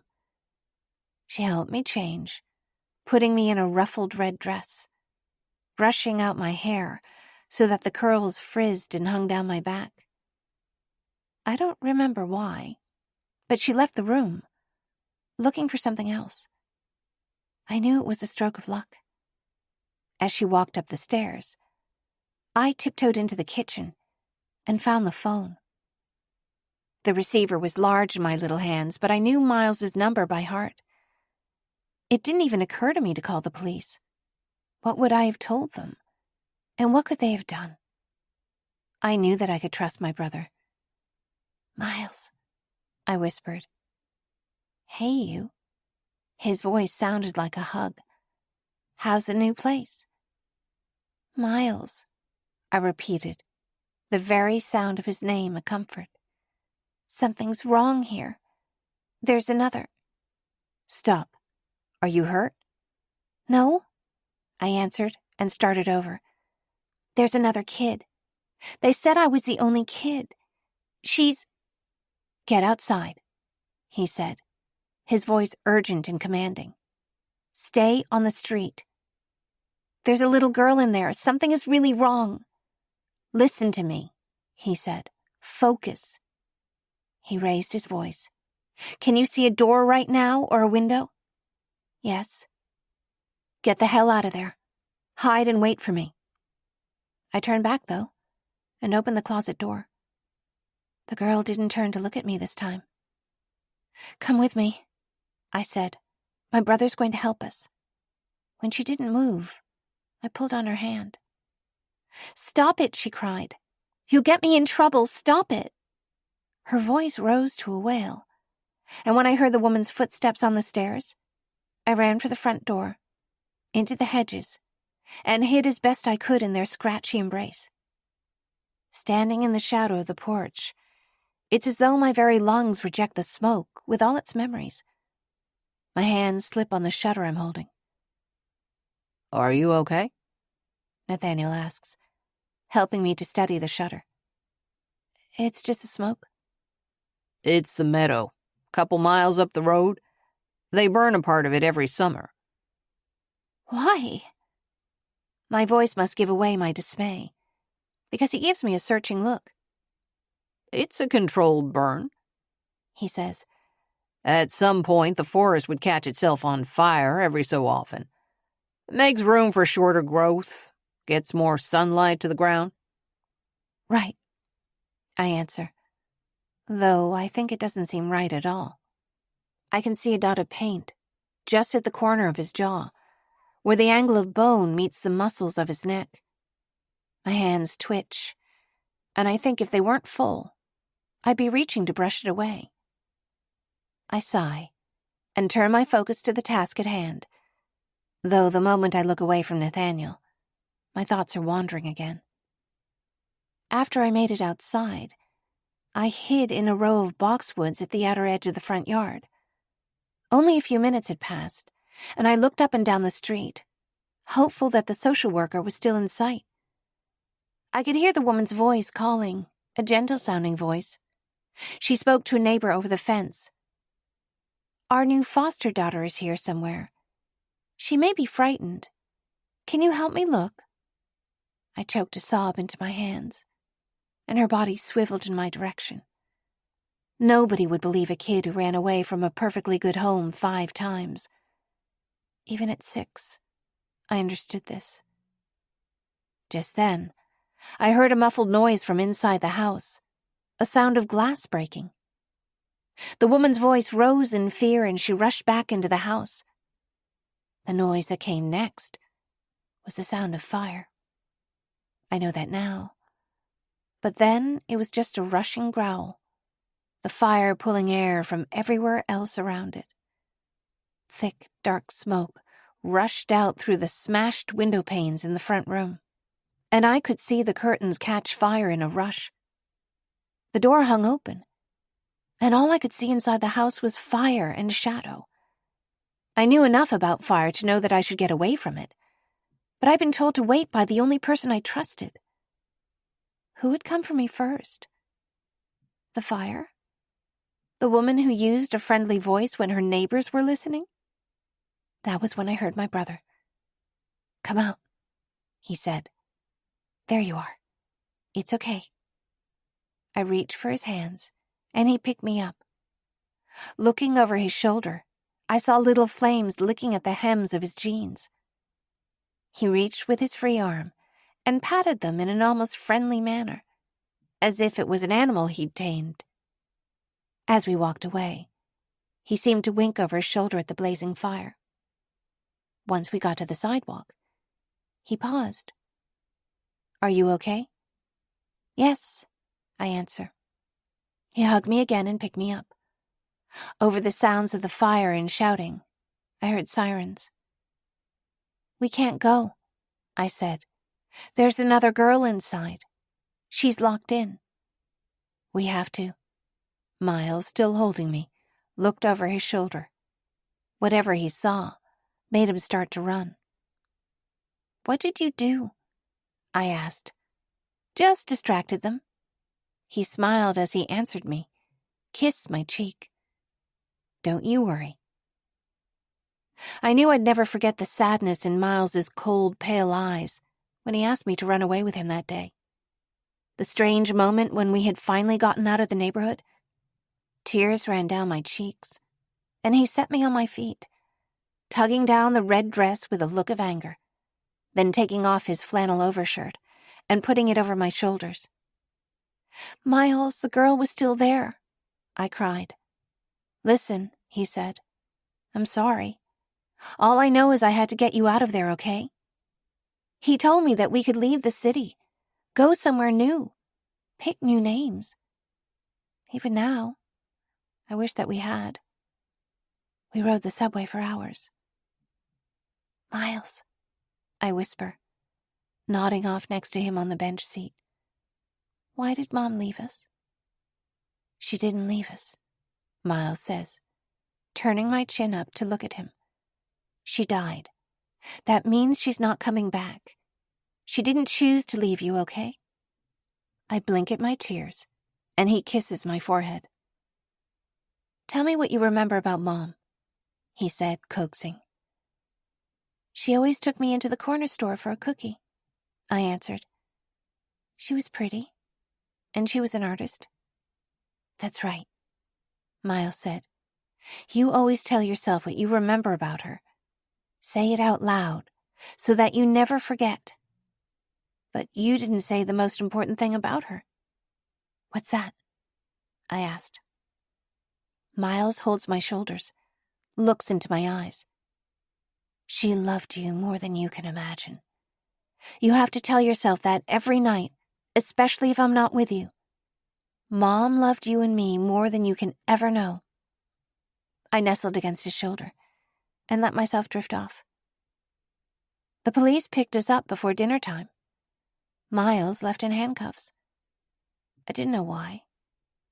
I only knew he'd done something big to take care of me, and that he hadn't done anything wrong. The woman was not harmed, and there was no trace of any little girl, despite every police officer I asked, every adult I could think of to talk to. I think that was when I finally learned that I wasn't getting my mom back. Not ever. That Miles was my only family. Sophie. "No," I murmur, feeling as though I've lost something important, thinking of a little girl locked in a closet. "Oh, no, The weight of it sinks around me. The shutter slips in my hands, and I manage, barely, to catch it. A muttered profanity escapes my lips. Hands clenched, I look wildly around for a foothold, for anything I recognize, and find Nathaniel's deep brown eyes, touched with something like caution. You all right? "Yeah, sorry." I see that spot of paint on his jawline again. He holds a metal hinge in place, a nail between his index and middle fingers, bites his lip in concentration as he taps it into place. I turn my face to the other side and pretend I'm looking through the window of the old house. Through the panes, I see walls of bookshelves that reach to the ceiling, furniture covered with dusty drop cloths. That's the library, Nathaniel says. I always forget you've never seen the inside. "Maybe it's better from the outside," I answer. "Some houses are." Not this one, he answers. And when I look at him, I see he's watching me, somewhere in between curiosity and amusement, as if he hopes I'll ask more. "Is that so?" I say, though it's more of a closing statement than a question. "I left her there. I didn't go back." I feel half sick. "Sorry, I'm moving slowly today. I'm going to get back to what I was doing." Thanks for your help. Sophie? "Yes?" There's someone coming by to fix the window next Wednesday. "Thanks," I managed to say, retreating quickly down the stairs, and hurry back to finish my work, alone on the mountainside, surrounded by a dozen shades of blue. Chapter 21. For a few days, the lost little girl is all I can see or think about. Her too thin face, the stringy hair, that purple bow. I recall what Detective Radford said to me about child trafficking, abuse, and try not to imagine what the little girl must have endured. I'd do anything to forget about it again. That I didn't try harder to get Miles to turn around. That I didn't do something more, something different. And that a little girl disappeared in a burning house. Over and over I sit down with my sketchbook, intending to commit my memory of that day to paper. I draw a house on fire, a boxwood hedge, a page inked in with solid gray, a cloud of smoke. But I can't bring myself to draw the little girl's face, those downcast eyes.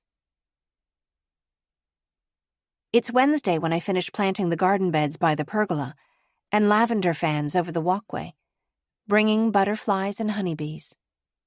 I've worked later than usual, and it's just past sunset when I cross back to the west side of the house.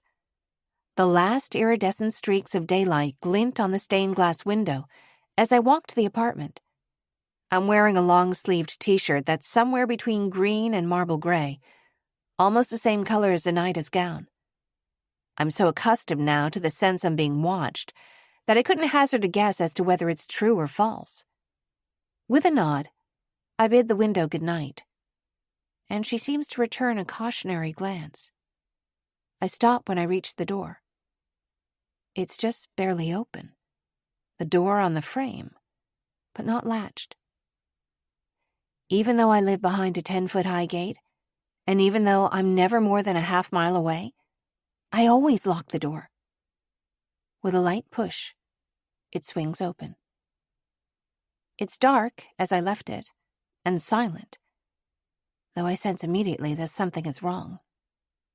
Every cabinet door stands open, the refrigerator and the closet in the kitchen as well. The instinct to run, to get away, rises swiftly through my body. But I'm frozen right where I am. I remember a set of cruel, expressionless eyes, a scar running through one eyebrow. I remember asking for my brother, not knowing where he was. They found me. With a rushing noise in my ears, I find I'm transported, that I'm no longer here. My wrists are lashed behind my back, something that bites into my skin. I look for Miles. Finally, I see a face. But it isn't my brother. There's a man, broad-shouldered, sharp-eyed, with a scar that crosses one eyebrow. I recognize the sound of my voice, feel myself in duplicate. I'm here, but also there. Whole and well, as much as I can be, but also, whatever that was. My knees fail as I remember the man's face, his blank expression. He pushes me back, and my head hits something hard. As everything goes dark, I realize he'll kill me, and beg again for my brother. Miles would never let this happen. The dark rushes in, just as it's dark now. I'm breathing. I'm not hurt, and I'm alone. My hands trace my head, look for blood, find none. The sketchbook that I left upstairs by my bed is open on the counter. In the dim light, I see that it's open to the first drawing, the poppy field. I step forward, my footsteps shuffling across the hardwood. I feel all the scars on my body begin to smart, just as if they're brand new. A blade on my chest and ties at my wrists. At some imagined noise, I spin around in the dark and almost lose my footing. I turn back to the kitchen and see a half-full glass of water on the counter. I hurl it into the sink with a cry. There's no one here. I know it, and yet it seems impossible. I'm so certain of another presence around me. But then I see it, lying there on the sketchbook. The necklace that stays hidden under my pillow, sitting right there on top of the page. My mind spins with frantic commands. Do something. Turn on a light. Go and look around. Try to think what Miles would do. Let them know you're not afraid. But I can't. And the truth is, I am afraid. It's all I can do to turn around and walk away. I feel numb, lightheaded. I'm afraid to run. Afraid I'll fall or somehow give myself away. I stop once on the footbridge and muster the nerve to look behind me. Nobody is following. But if I wait a moment longer, then what might I see? Though the sun is set, the stained glass window seems to glint in the distance, as if reflecting some unearthly spark. I imagine Zenaida instructing me to keep walking. So, despite the fear that would root me to where I stand, I do, forcing one foot ahead of the other. With a silent apology to Lincoln, I hurry across a hopscotch perimeter that guards the yellow farmhouse and walk up the front steps. I knock on the door without pausing to breathe. Somewhere in the distance, an owl calls, and I bite down on my lip to stay calm. The door opens. Hey, Sophie. What's... His face changes. What's the matter? I think someone was in my apartment. I speak slowly at first, then begin to trip over my words. There are things out of place. The door was open, and the cabinets, and the refrigerator, and... I draw a furious breath and catch it, fighting against the phantom in my head for control. I'm really sorry to bother you, but I thought I should tell you in case there's someone sneaking around the house. I look up at him and realize I've given myself away. I ran here because I was frightened, and I'm pretty sure we both know it. Come inside, he says. When I cross the doorstep, he looks outside behind me, then pulls the door shut.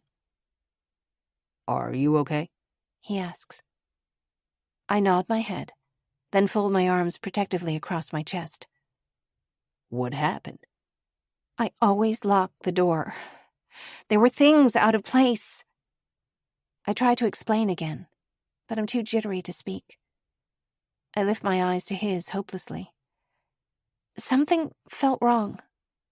After I've spent, I count in my mind, 5 weeks here, shutting down conversation at every opportunity, I'm not expecting much by way of response. But then I see something I hadn't anticipated. Nathaniel is listening to me. The shape of his mouth changes, as if he's making up his mind about something. I'll go over and look around, he answers, his tone calm but alert. You stay here, okay? Can I get you some water? I don't like this offer. I dislike knowing that I must look like I need help, more than I like the idea of staying here by myself. No, I answer, shaking my head. No, I want to go too. I want to tell him that I'm not scared. The truth might be a little different. It might be that I don't want to be alone. Okay, he says, moving back toward the door. I look over at the row of plum trees that leads through to the main garden, but he walks into the driveway and climbs into his truck. He leans over to open the passenger door, then reaches down to grab my hand. I pull myself up and sit next to him. The driveway connects to the main circular drive behind a row of oak trees, and he circles back toward the dovecote. He puts it in park and turns to me with one foot out of the truck. Should I bother asking you to stay here? He asks. My feet are already on the ground. The gardens are silent, and now somehow less menacing. But I'm quiet, my heartbeat pounding in my ears. We approach my doorway again, and I slow down. Nathaniel goes ahead of me and opens the door, while I walk just behind him. I hesitate, crossing my arms against a wave of fear that I think could knock me over. But I have to face it. This darkness somehow is familiar. It knows me, even if I don't know it. Inside, I can see the shadows cast by the cabinets, the glow of the refrigerator light. I take a quick step across the threshold, heart beating so loudly I'm certain Nathaniel hears it too. Hang on a second. He moves as if he's going to touch my arm, then pulls back, instead reaching for the desk chair and bringing it slightly closer to me. I sit down, feel the tremble in my limbs. Just sit. I'll take a quick look. His voice softens as if he's talking to me about plants in the garden. Okay. Okay. I notice again the shape of his jawline, the line of his neck. He holds my gaze until I've taken another breath, gripping the armrests. I wait as he walks around, hear his footsteps through the kitchen, up the stairs, through the rooms and back down. He sits against the edge of the counter and turns to me. That glass was broken? Not when I came in, no. A bit more composed, I turn to look at him as I answer. Nathaniel takes a paper towel from the roll on the counter and quickly cleans the broken glass from the sink, dropping the pieces into the wastebasket. Nobody's here, he says. Not right now, anyway.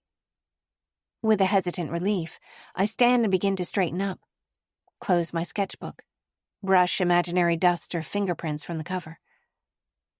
There was somebody here, though, he continues. There was? I ask. You're sure? Nathaniel points at the window, and I see the broken panes have been replaced. I slump over the desk, so embarrassed it almost knocks the breath out of my lungs.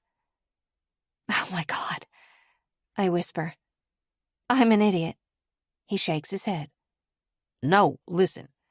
Obviously, that doesn't explain your cabinets being open or your things being out of place. That's not okay. Even if it was just a nosy repairman and not some phantom out of the woods or something. He's trying to joke here, so I force a smile in response. Nathaniel takes his phone from his pocket and dials. Tom? He says after a few seconds go by. Nate Wells. I know it's late. The window. It looks... He steps up close to the glass, runs a hand over the window panes. The window looks fine, thanks. Yeah, who'd you send out here to install it? Moments elapse between his responses. They knew? Well, did they bring anyone with them? A trainee, anything? Yeah, give me a call after you've asked them tomorrow. Thanks. He begins to put the phone back in his pocket. Then it rings in his hand. He looks at the caller ID and raises an eyebrow. Excuse me, he says, walking to the doorway. You all right for a second? Yes, go ahead. Though I'm too decent to intentionally eavesdrop, I can't help but overhear. Hi. Everything okay? Sure. But what kind of schedule mix-up did you have at 8 p.m. on a Wednesday? His tone changes just slightly, and I get the feeling that he's standing up straight, on alert. Of course, he says. No, it's absolutely no problem. Bring 'em by. I'll have dinner ready. Okay, see you soon. He walks back inside. My ex had a scheduling mix-up, he says. She's dropping my son off in an hour. He hasn't had dinner yet, so I need to go get that together. Would you like to come with me? I'll stay here, I answer, anxious to be alone with my embarrassment.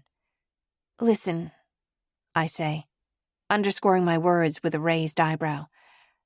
Thank you. I appreciate you coming over here. Of course. Nathaniel takes another exacting look around the little room. A detailed sweep that lands, finally, on me. He's not going to ask me out loud. Not after how I yelled at him the last time he was here. But I know he's asking if I'm okay. I can't believe it, I blurt. It's a relief to speak, so I continue. Honestly, I've never been so embarrassed in my life. I shake my head in disbelief. Flustered again. It's not that bad. When you walked outside and met me playing hopscotch with a busted arm, that was probably a pretty close second. But this is worse. You even told me there was a repair scheduled. You hired someone to work in the garden, not a resident crazy lady. I'm so sorry. No, don't apologize. Nathaniel hesitates. You sure you're good? I'll be fine, I tell him. I'll try not to die of embarrassment before morning. Have fun with your son. As much as I'm trying to make some sort of joke at my discomfort, he's not laughing, regarding me instead with something like curiosity. Have dinner with us, he says. We're not the greatest company, but it might be more fun than being alone with your thoughts. What's that supposed to mean? I bristle, but unshaken, he answers me plainly. Look, I've seen people scared for their lives before. I know what it looks like. As you said... He pauses, making a clear show of words omitted. As you said. You're fine now, so that's settled. Nathaniel checks the counters again for broken glass, glancing back at me every few moments. I'm just saying 20 minutes ago you were not fine. Maybe you're right. I sigh. I pray he doesn't ask me anything else. Lets a few moments elapse. Okay, let's go. I make a point to turn on the light before we leave, intending to spare myself the anxiety of returning alone to a darkened room later. And as Nathaniel walks ahead of me to the truck, I lock the door firmly behind me, as though it could make me any less afraid of the dark within. Chapter 22. We walk into the kitchen, which, as I suspected the previous time I was here, is impeccably clean when Lincoln isn't around. Now to try to throw something edible together, he said. Of course, edible for an adult and edible for a 6-year-old can be two completely different things. What does he like to eat? I ask, glancing around the kitchen, trying to hide my curiosity. If you ask him what he wants, he'll always tell you. Mac and cheese, broccoli, and berries. Nathaniel opens the fridge, giving a skeptical glance at its contents. I see broccoli and a carton of strawberries in the produce drawer. There's butter, milk, a block of cheese, fresh greens. He opens a cabinet, takes out a box of instant macaroni and cheese, as if displaying it for a television commercial. There's this, and yet, as of a couple months ago, Lincoln tells me instant mac and cheese tastes like, and I quote, worms you'd use to catch fish. I laugh. Any alternatives? He looks in the freezer. Couple of frozen meals if I can't think of anything else. His favorite macaroni and cheese is the one my mother makes, the baked kind, like crunchy on top. Outside of that, even stuff from a restaurant is a poor second choice. He wavers, then opens the freezer door again. Frozen meals probably a safe bet. He takes out a brightly colored cardboard box with a photo of a plate with compartments on it. Need to preheat the oven to... I look at the cabinet door left open when he took the mac and cheese box out. There's a bag of flour behind it, jars of dry pasta. With a few ingredients, baked macaroni and cheese is easy to make. But there's no telling whether it's an overstep to suggest it, or if I cook it and screw it up, which would be even worse. I decide to risk it. Is that flour still good? Huh? He glances back at it, thrown off. Yeah, I think so. Does flour go bad? And the milk and butter? And the cheese? I may live on my own, he says, but I don't keep spoiled food around. Right, I answer, smiling. It won't be as good as your mother's, but I can try to make baked macaroni and cheese. Probably take about 45 minutes. You know how? Yes, I answer, glad to be certain of something. A concrete, if mostly useless skill to offer. You're on, he says, looking at the clock on the microwave. She'll drop 'em off in about an hour. What do you need? A pan for baking, a pan to boil the pasta, first of all. I turn to the stove and pick up a saucepan. This clean? He nods. I reach for the fridge, feeling a bit of time pressure, and turn back to him. Do you mind? If you know what to do, you're in charge, he says, smiling, a bit surprised. I melt half of a stick of butter, low heat, then add flour, a little bit of salt, and give it a minute or two to warm. I preheat the oven, put a pan of water on to boil for the pasta, reach open a cabinet and take out a drinking glass, which I use to eyeball what looks like the right amount of milk. The multitasking of cooking soaks up some of my nervous energy, enough that I almost don't notice how I'm making myself at home in his kitchen. You want me to do anything? He stands leaning against the counter, looking unsure about what to do with his hands. Yeah, grate some cheese? I open the fridge again and hand him the block of cheddar. How much? I pick a clean bowl from the drying rack and give it to him, pointing an inch or so below the rim. About this much? I add milk to the saucepan, stir it, and give it a moment to warm. Add a little more salt, and then, spying a little cluster of spice bottles by the stove, I add the littlest bit of paprika, remembering that 6-year-olds might not like strong flavors or unexpected spots of color in their food. I find that I'm enjoying remembering which little component needs to be ready when, draining the pasta over the sink with a spoon. Could you pass me that? I ask, extending a hand for the bowl of grated cheese. I pour it into the saucepan, stir again, then mix in the macaroni. The oven dings to indicate it's preheated, just as I pour the mixture into the baking pan.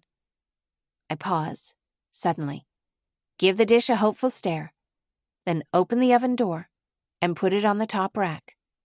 A wave of warm air mists my eyelashes as I open the oven. I stand back and brush flour from my hands, turn back to him, and shrug my shoulders. Half an hour? I say. Maybe a little more or less. You know how to steam the broccoli?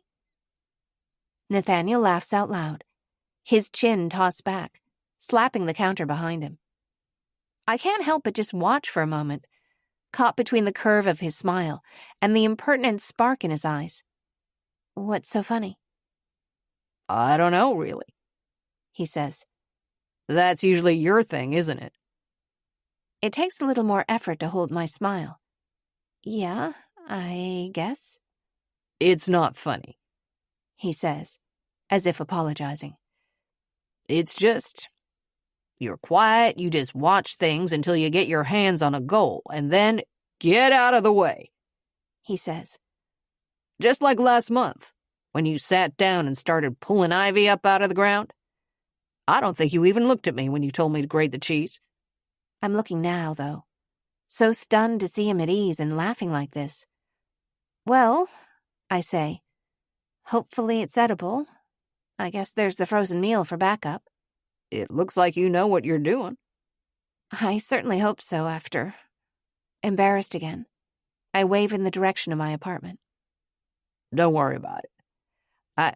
He stops himself mid-word, turning abruptly away. What is it? I ask. I can see him looking in my direction, though he doesn't face me. Nothing, he answers.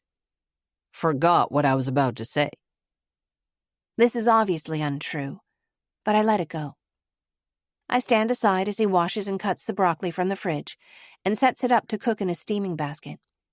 While it's heating, he takes the berries out and begins to wash and cut them up. The window above the kitchen sink shows a scattering of stars in the sky, a waning moon nestled among the dark silhouettes of branches. The window faces out toward the mountain range, but I'm studying the backyard. A hammock in one corner, children's toys here and there. Lincoln was almost 1 in that picture. 10 months, I think. What? He's been talking to me while I stared out the window. I'm so sorry, I was just looking, I say. Out there? What'd you say? Nothing, he says, turning back to the strawberries. Thought you were looking at that photo. In the corner of the window pane, there's a snapshot taped up, and I recognize Nathaniel and a toddler, almost a baby, really. That must be Lincoln. Just a big set of brown eyes above squishy cheeks, a tuft of brown hair. In the photo, Nathaniel, clean-shaven, his hair close-cropped, is laughing, almost recklessly happy. Yeah, that's Lincoln and me. Right after I came home from my last deployment. It was the first time I'd met him, he says. I was overseas when he was born. It's a nice photo, The man in the picture is handsome, even striking. Glancing at the photo, then back to Nathaniel, at those deep brown eyes, the angle of his cheekbones, I take an awkward step backward, wondering how I had failed to notice it until this very moment. That was 5 years ago. Feels like longer. He pauses. I guess it hardly even looks like me. Not that different. Stammering, I searched the room for something else to focus on, and begin to wash the dishes in the sink. Nathaniel turns to open the refrigerator, tossing the hair from his brow with a subtle nod of his chin. You said your son's here twice a month? Yes, he lives with his mother in town. We, sort of called things off a few years back. But she's a great parent. You know, organized, dependable, but also fun. I cross my arms, trying to act normal and tune into what he's saying. This is the kind of praise, I realize, that comes after loss. You don't say those things about someone you wanted to call an ex.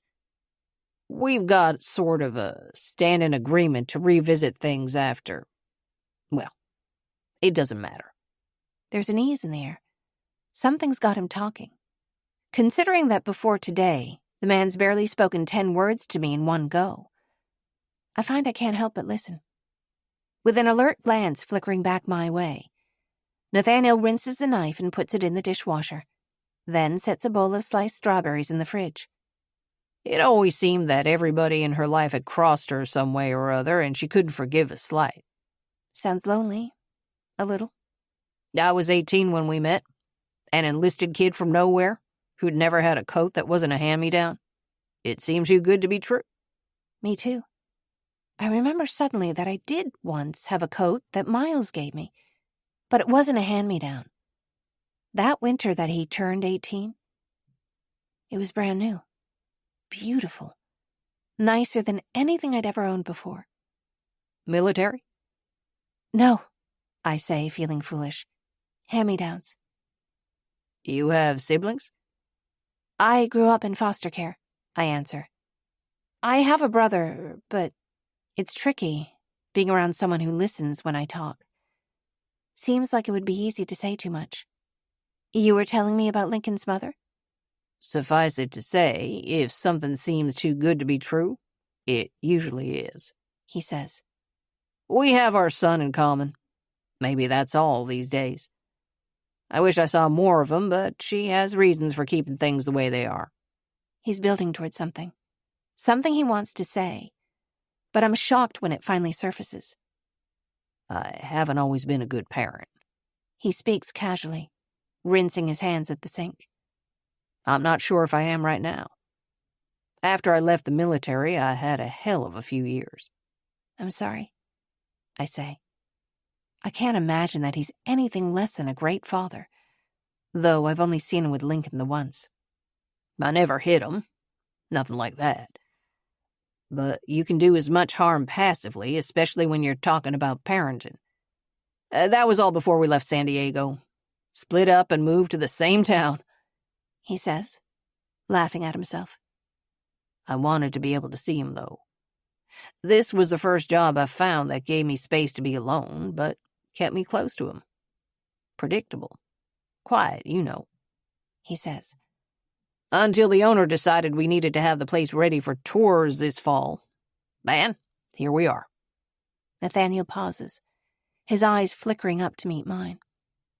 There's something so bare, so uncertain in his silence, that I'm about to reassure him. Whatever it is, it's all right, without even knowing why. But before I can, he's speaking again. You ever just wake up and look around, and your life seems like a project someone else walked away from?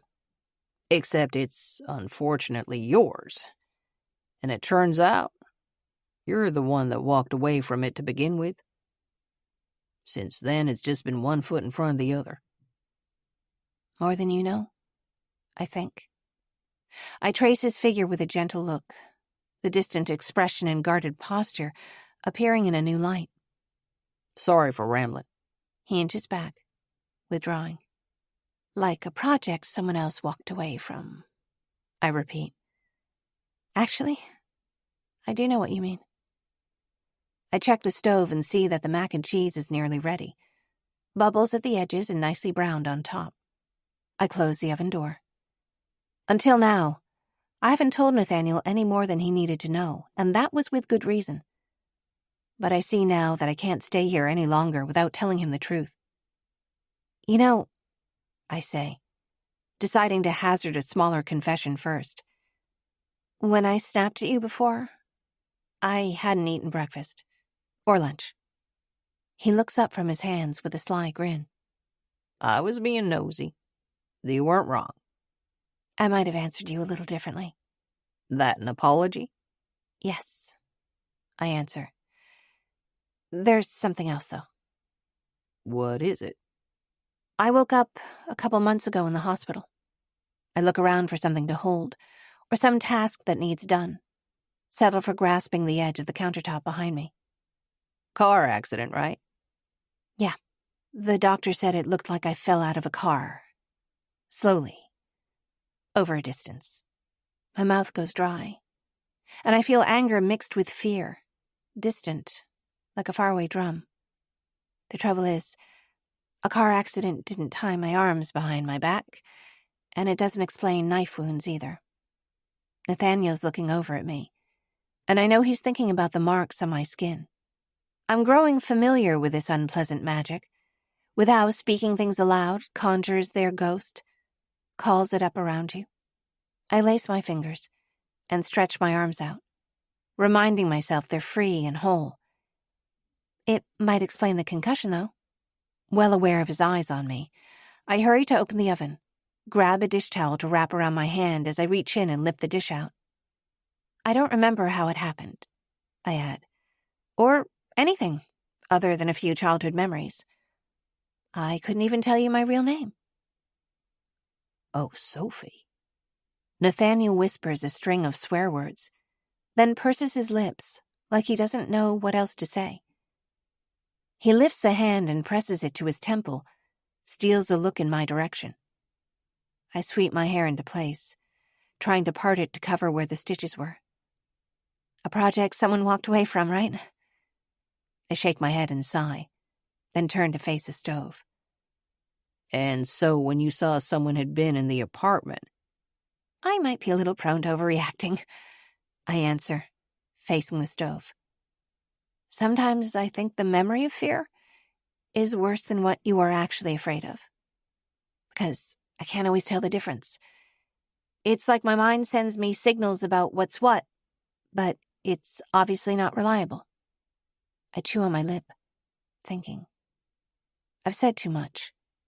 There's something heady, almost intoxicating about the way he listens to me, the way he wants to hear my thoughts. I don't know what that even means, honestly. To the contrary. He looks at me with a new attention. I've tried and failed to put it that concisely many times. The memory of fear is a totally different animal, one that follows you. A moment goes by, while I wait for him to say more. I'm sorry. No need to be, I answer with a hint of an edge. Here's what I do know. I remember I have family somewhere. I have an older brother. I know he's always looked out for me. I know that if I can find him, everything will be all right again. I look over the food, then brush imaginary crumbs from the countertop. I'm sorry I didn't tell you sooner. If you're concerned to have me around, I understand. He looks square at me. I'm not, he says. I'm not sure exactly why, but I'm not. And I've kept some bad company. I'd know if I ought to be worried about you. I mean it. I'm exceedingly cautious about who can be anywhere near my kid. That might be the nicest thing I've heard since I woke up, I say. When I hear a car on the drive, I decide to leave, suspecting this isn't my place. I'll head out and give you some time with your son. No way. He smiles. You said you'd stay for dinner. And besides, you're the one who cooked. I hear a knock at the door, and Nathaniel goes to answer it. The door squeaks on its hinges, and through the door I hear their muffled voices. though I stay back in the kitchen. I'm fighting an impulse to sneak around and peer out the doorway, to see this woman he speaks so highly of. I'm still on the fence between leaving and staying when Lincoln tears in through the hallway, bumping into edges and absorbing the shock in a way that seems impossible, jumping up to give his dad a hug. "Smells good," he says, looking around the kitchen brightly.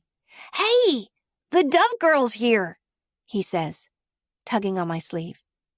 I give him a high five, which he accepts with a jump. "How's your arm?" "It's all better," I say. "Thanks." "Is dinner ready?" he asks me. I look at Nathaniel smiling, and I don't need to answer. Chapter 23. Without intending to, I find myself taking plates from the cabinet and serving food, carrying it to the table as if I weren't a stranger here. I'm not very hungry, but I get a small serving of everything so as not to be rude. While I wouldn't admit it, I'm more than a little nervous about how the food will be received. Nathaniel picks up a fork, and Lincoln scolds him, makes him set it down, and recites a simple grace. "God is great, God is good, and we thank Him for our food. Amen." "Okay," he says. "Now we can eat."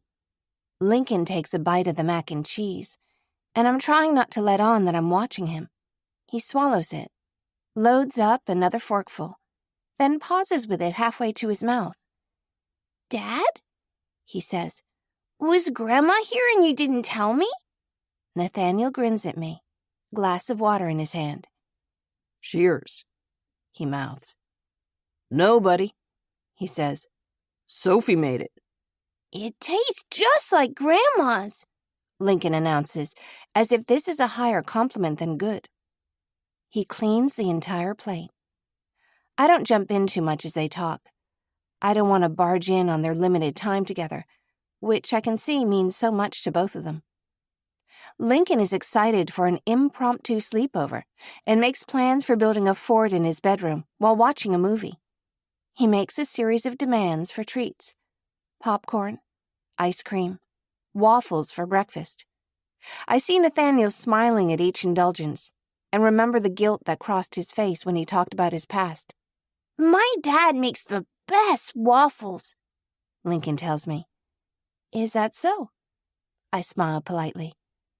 "Dove Girl, do you like waffles?" Lincoln asks.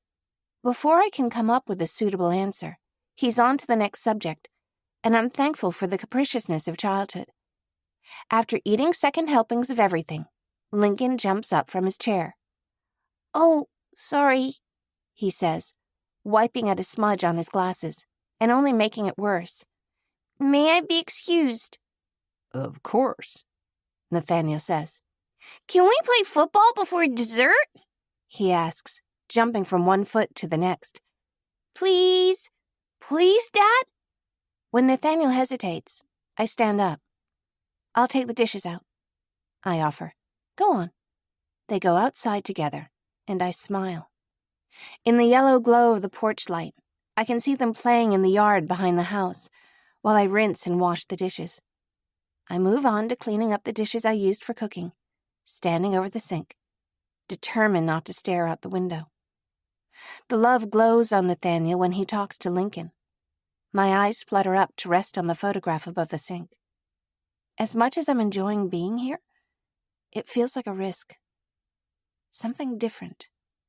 And besides, it's been days since I had more than a 15-minute conversation with anybody besides the birds outside my apartment, or a stained glass window. I busy myself with cleaning up from dinner. After I've washed and dried the dishes, I wipe the countertops and straighten up the dining room table. I hear the door open and footsteps coming inside. Then Lincoln's at my side, pulling open the freezer. "Can I have ice cream?" he says. "Please, Sophie, please?" "It's up to your dad," I say. "Dad said I could," Lincoln says. Nathaniel catches up to him, grass stains on his jeans from playing in the yard. "I did not say you could," he laughs. "but you can." "I'm going to start a movie," Lincoln retreats into the living room. How long have you been here now? Nathaniel asks. 5 weeks? And you still haven't been inside the haunted house. Oh, is it? Honestly, it's hard not to wonder. Especially when the damn lady in the window talks to you every night. Looking for something to do, I start to put away the dishes I've washed. Why don't I show you around sometime? Something tells me you'll like it. Yeah, I'd like that, Next week is busy, he says. but one day the week after? Friday? Next Friday. I agree, smiling. Nathaniel takes out a bowl and a spoon. Since I'm next to the freezer, I hand him the carton of vanilla. Ice cream? No, thanks. I realize I ran out of reasons to be here several minutes ago. As I begin to close the freezer door, I see the ice cube tray is empty, so I pick it up. Turning to the sink to refill it, I almost bump into Nathaniel. While he's serving ice cream, I fill the tray with water, balancing it on my hand, and turn back to the freezer, carefully replacing it.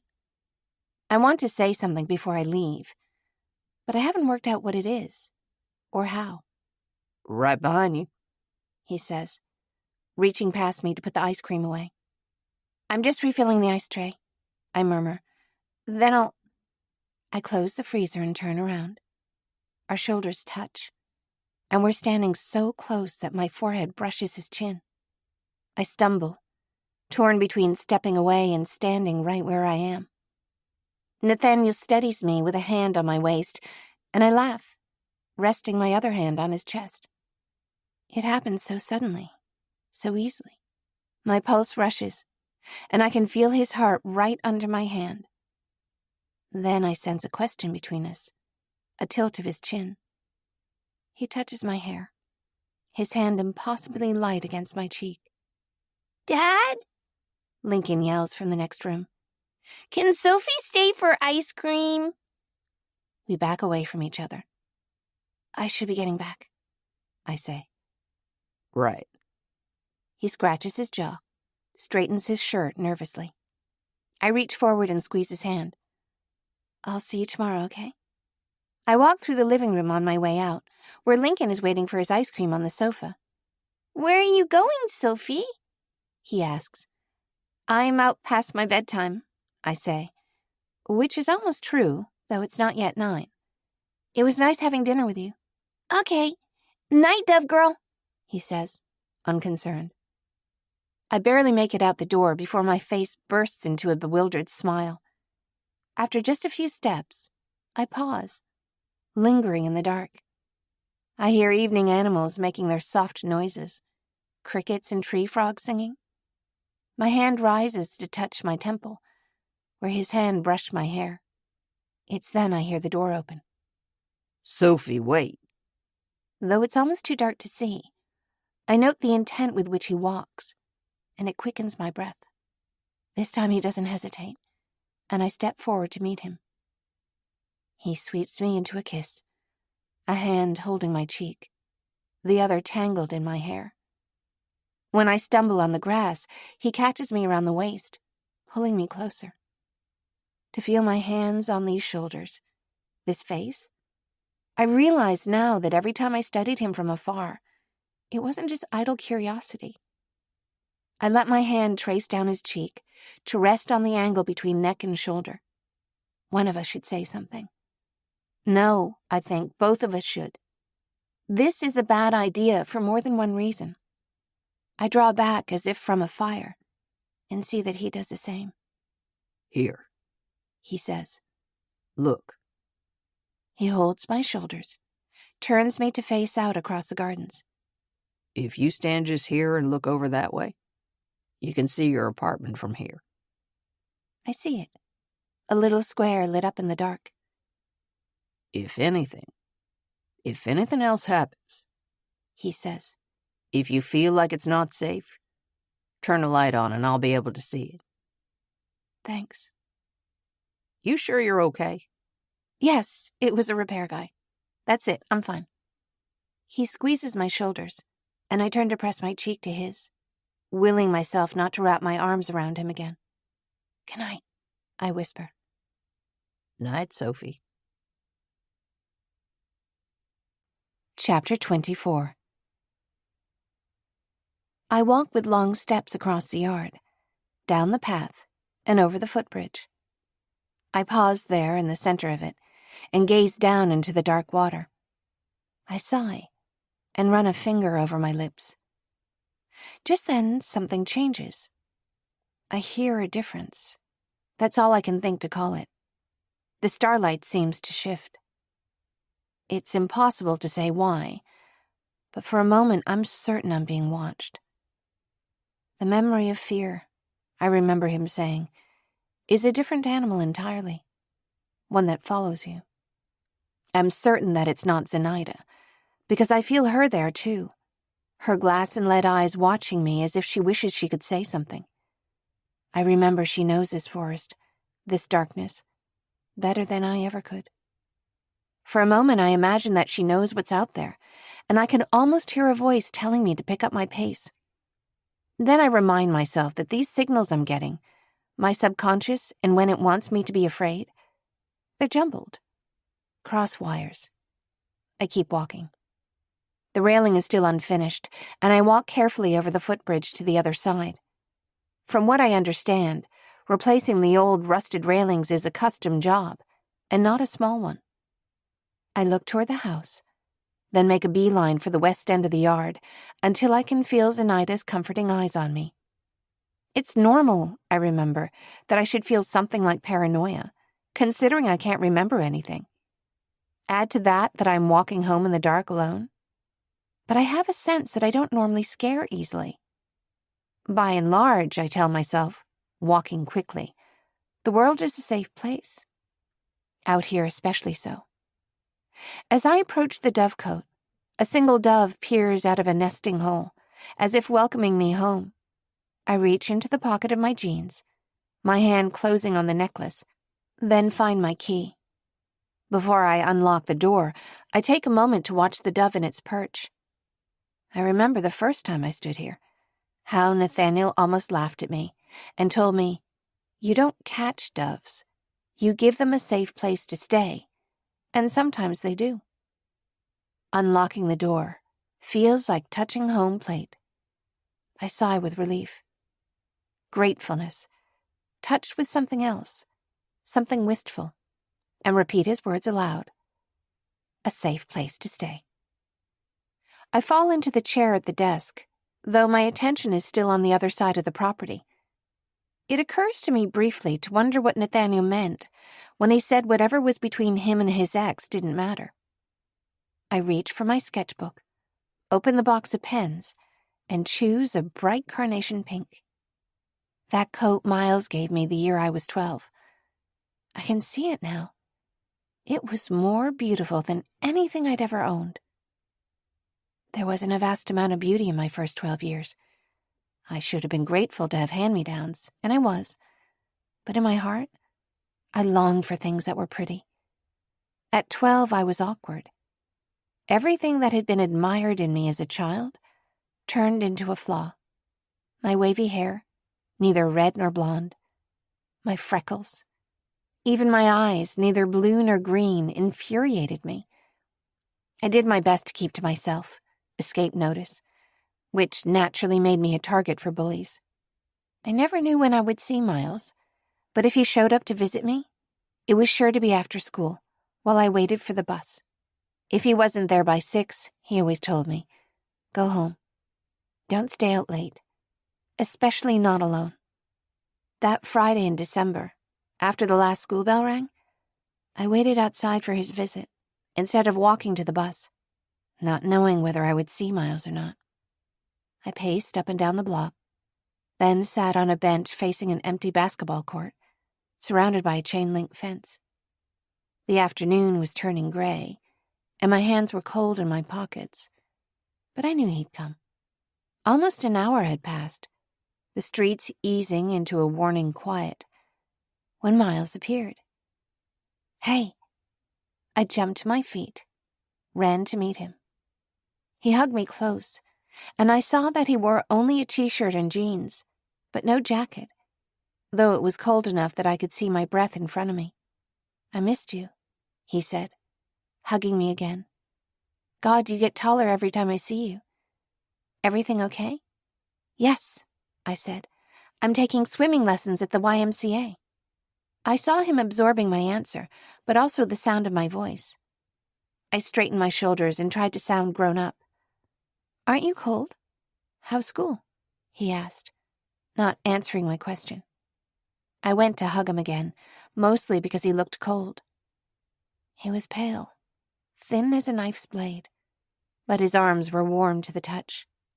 "It's okay." "Okay?" he asked. Miles looked like Jack Frost from the stories I'd read in library books, at ease in the cold, eyes sparkling with pale blue. "Yeah, school's good. I made honor roll." As I hugged my secondhand jacket close, I saw that Miles had let his hair grow, and that it was blonde under the streetlights, glinting almost silver. "How are you?" I asked. "It seems like it's been a long time since I've seen you." I was ashamed, suddenly, for not knowing more about his life. "How's—" "Everything's fine," he said. A shadow crossed his eyes, and somehow I understood that he wasn't telling me everything. "You don't worry about me. That's the rule." "You don't have to lie to me," I insisted. "I'm not a kid anymore." Miles scoffed gently, smiling at me. Ahead of us, I saw the doors of the school building swing open, and a group of boys in sport uniforms spill out. I took a small step backward. Peter Edelman stood in the middle of the group. As always, he was laughing. "Hey, I got you a Christmas present," Miles said, before he paused. "Who's that?" I shrugged my shoulders with a dismissive smile. "You got me a present?" "Yeah, Miles reached over his shoulder and slipped off his backpack. Peter and his friends started to walk in our direction. I was shuffling my feet, trying to stand behind my brother. My heart sank when I heard Peter's voice. "Hey, guys, look who it is." I crossed my fingers in my pocket, hoping he would just keep walking past us. Ben, he said, laughing a handsome laugh. "Take her book.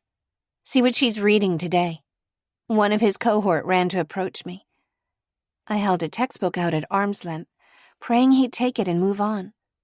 I had missed a month of lunch money the last time it happened, but it beat the alternative. Another boy took my backpack, opened the zipper, and shook its contents onto the ground. Miles grabbed the boy's arm in one hand and my backpack in the other. "Fix it," he said. "What's your problem, man?" The boy laughed. "Oh, I've got a couple. You don't want to know." Miles laughed, with a warning in his voice that was casual but edgy. "Right now, you're one of them."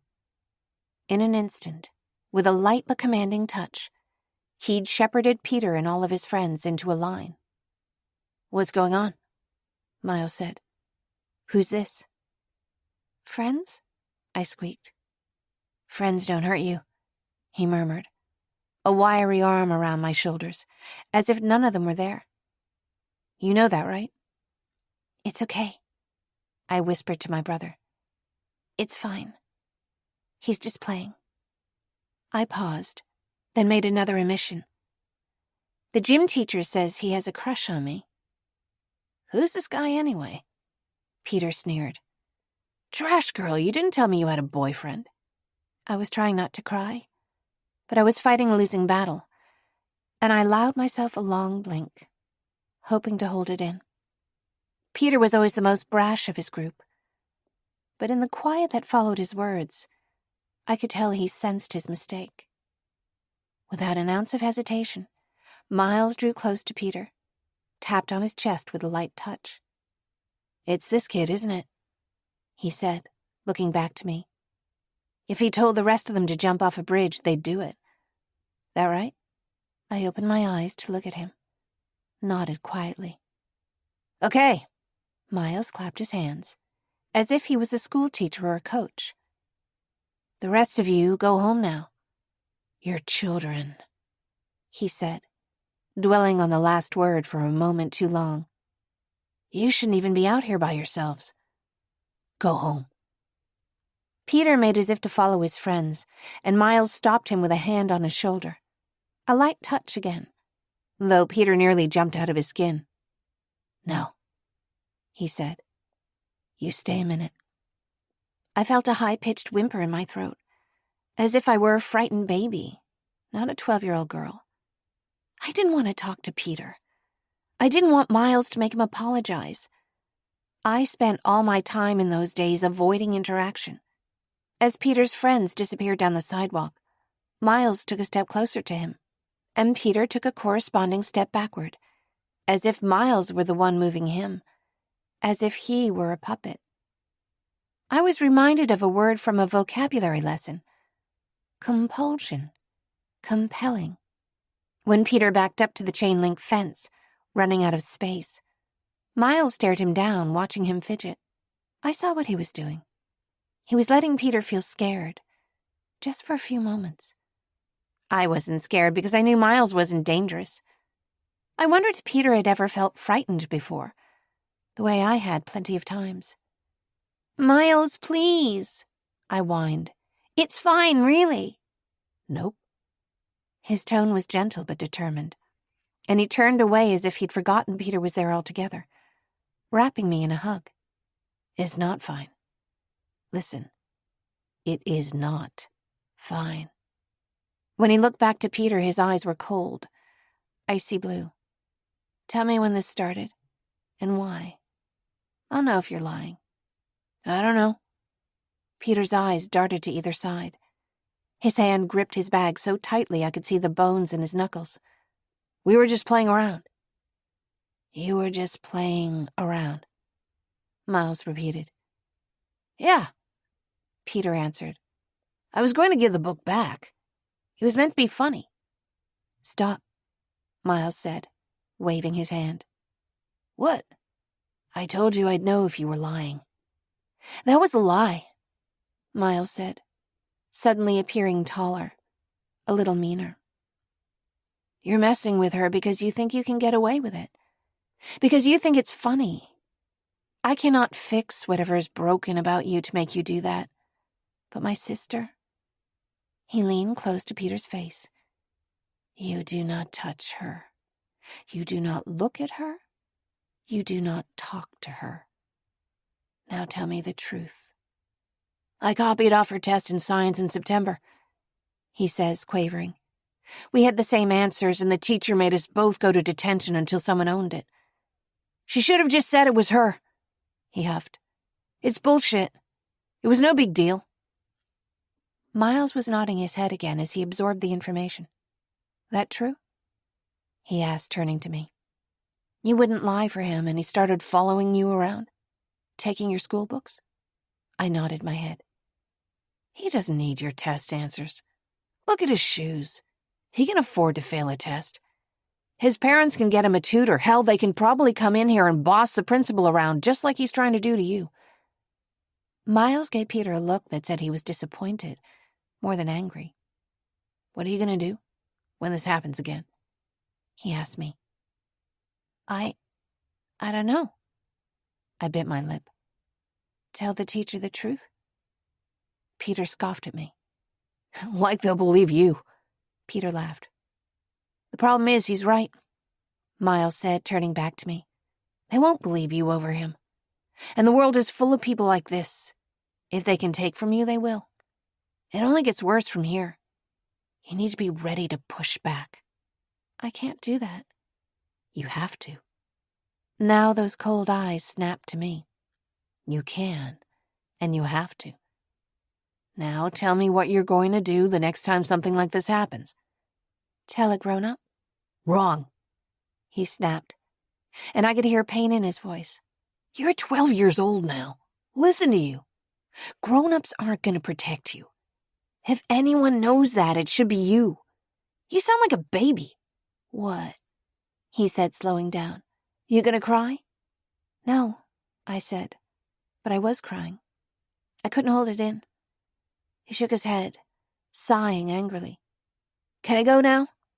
Peter asked anxiously. No, Miles answered. When Peter flinched, he scoffed in response. Don't worry, Miles said, annoyed.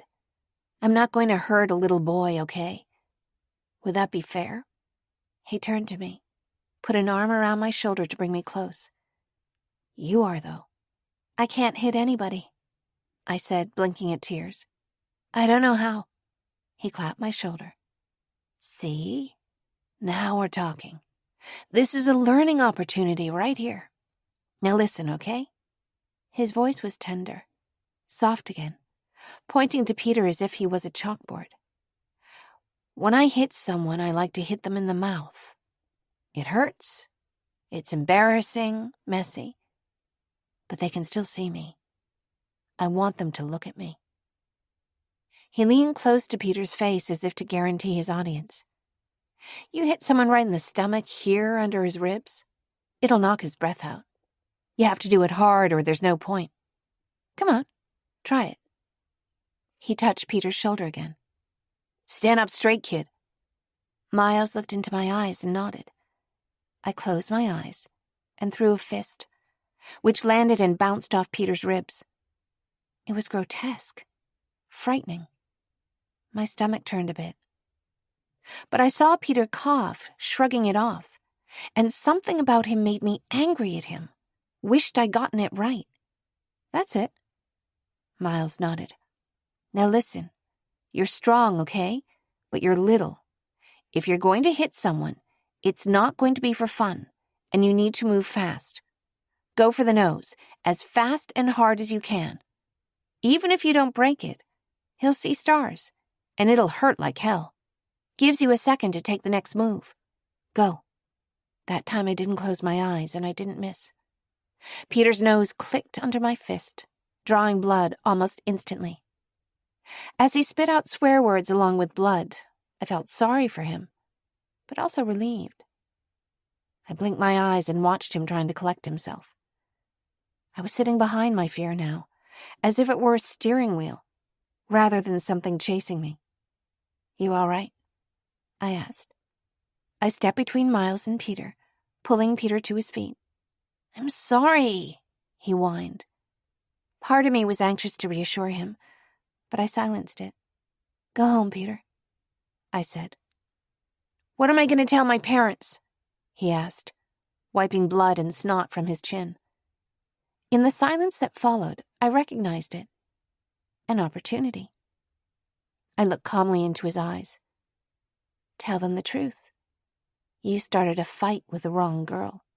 Try that crap with my sister again, Miles whispered, pulling his face close. I'll be watching. Peter was sniveling as Miles patted his shoulder and lightly pushed him away. As soon as Peter was gone, I felt tears drying on my cheeks, ice cold in the chilly breeze. Miles hugged me tight. I'm sorry, he said. I might not always be here. Don't you know I worry about you? You'll always be here, I snapped back. I'm never leaving you, he answered. But I might not always be here when something like that happens, to jump in and help you. You have to stop coming at things like they're going to be fair. He brushed my cheeks dry. The world is not fair. It's the opposite of fair. Look, I have to go. If I'm not at the shelter before 7, they'll lock me out.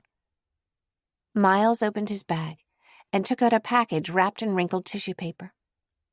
I opened it, my hands still shaky. It was a winter coat, carnation pink wool, name brand, nicer than anything I'd ever owned. Thank you. Try it on, he said.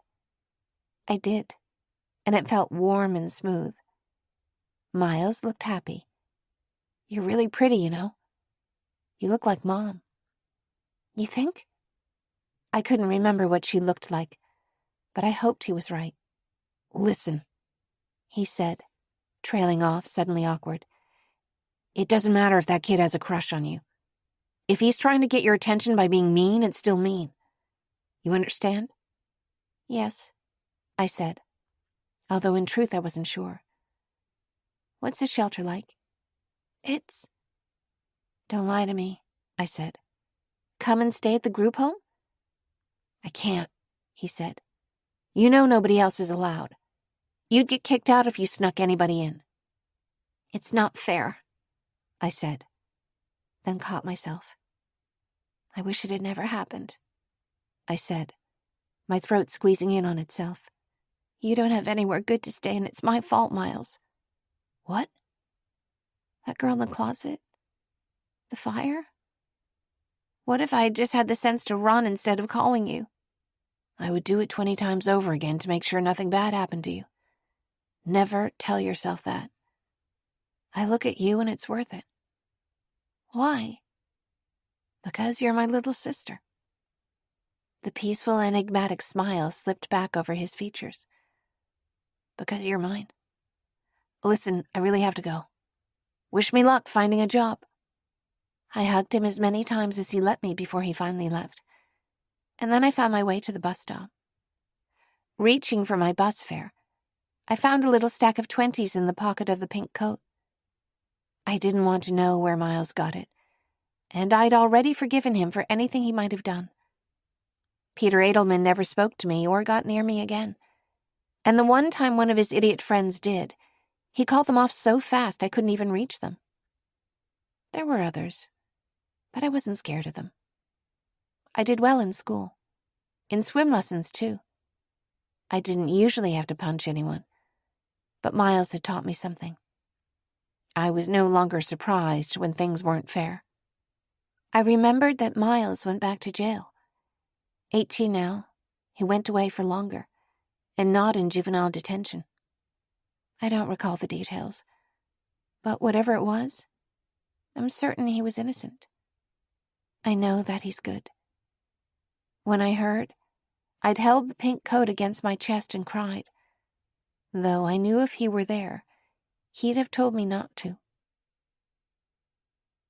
That lesson must have sunk in at some point, because now, despite the weight of sadness in my chest, my eyes are dry. I sit awake late into the night, sketching that beautiful pink coat over and over. I remember the weight of the wool, the smoothness of its striped satin lining, the only coat I'd ever had that wasn't a hand-me-down. I look out my window across the yard, listening to the soft call of the doves that make this place home. I wonder if Nathaniel's sleeping over there. I begin to assemble the little bits and pieces I've learned about him. He told me he's seen people afraid for their lives. I assume it's something to do with being in the army. He talked to me about fear, about the memory of fear, like I was saying something that mattered to him. But somehow, the thing about him that grabs me now is that once he was another kid like me, who'd never had a new coat before. Chapter 25. In the days that follow, Nathaniel and I exchange few words, and carefully, as if we're not quite sure what they might mean once spoken. A handful of days have passed when I meet him in the morning, near the edge of the pond, the footbridge reaching in a graceful arc above its still water. Yesterday, when he explained the work we needed to do here, he was wearing a gray t-shirt, with sleeves that hugged his upper arms. I can't remember exactly what he said about the gardening. Where do we start with this? I ask. Here, I have a picture of how it used to look. He pulls up a photo on his phone and hands it to me, a snapshot of a page from a book or an old newspaper. In the old image, the pond is carefully tended, its perimeter planted with irises and ornamental grasses, the water dotted with lily pads. The ironwork on the original footbridge is beautiful, curling spirals like vines. It's not that different, I observe. The shape is still there, if blurred with wild greenery. I'll trim the grass around the edges, pull up the taller weeds. Don't get too far in, he says. It's deeper than it looks. The surface of the water is opaque, pulling light down without reflecting it back. Right. I place the phone in his hand and let my eyes trace up his forearm, toward his shoulder, as I step away. How deep is it? I ask. He shrugs one shoulder, the one nearer to me. His forearm brushes mine. One time I was carrying a 16-foot ladder over that bridge.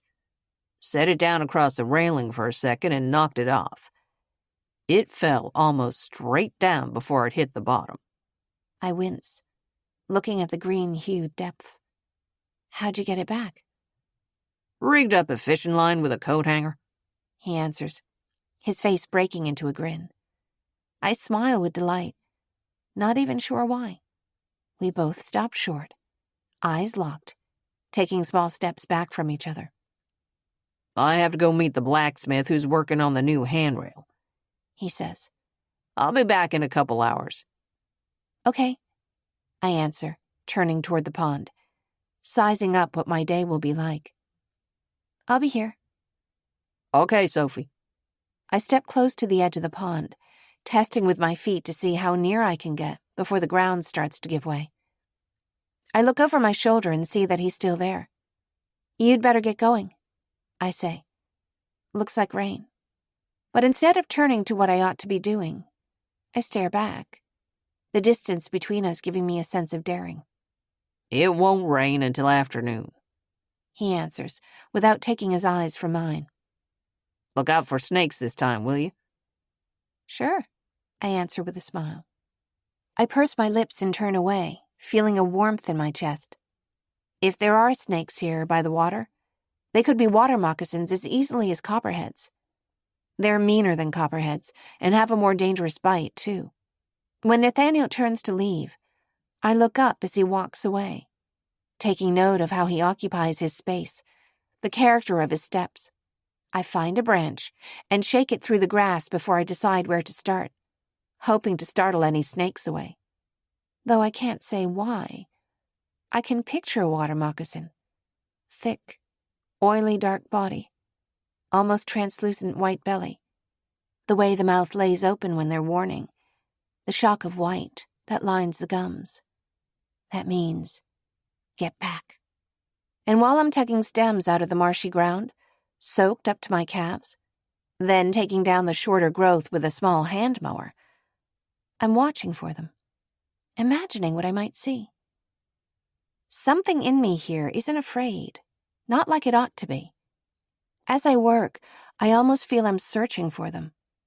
I reach down to wrap my hand around a thick clustered stem of grass and see something dark and slick by my wrist, and imagine it could curl up around my arm, that I could hold it, look into its eyes. When I wait for it to move, I see that it's only a root. Something skitters through my mind like a bug, and I pull back, bringing up the grass stem with clods of mud. They shall take up serpents. I notice that the sky is dark. Nathaniel's prediction for afternoon rain might be a little optimistic. What I'm not ready for, though, is how quickly the wind brings in a change in the weather, and I stand by the water, watching clouds in every shade of bruised violet steal across the sky. They shall take up serpents. Silently, I mouth the words, feeling a tremble up my arms. Though the doctor told me I had no snake bites, I can't help looking for them again, checking over every inch of visible skin.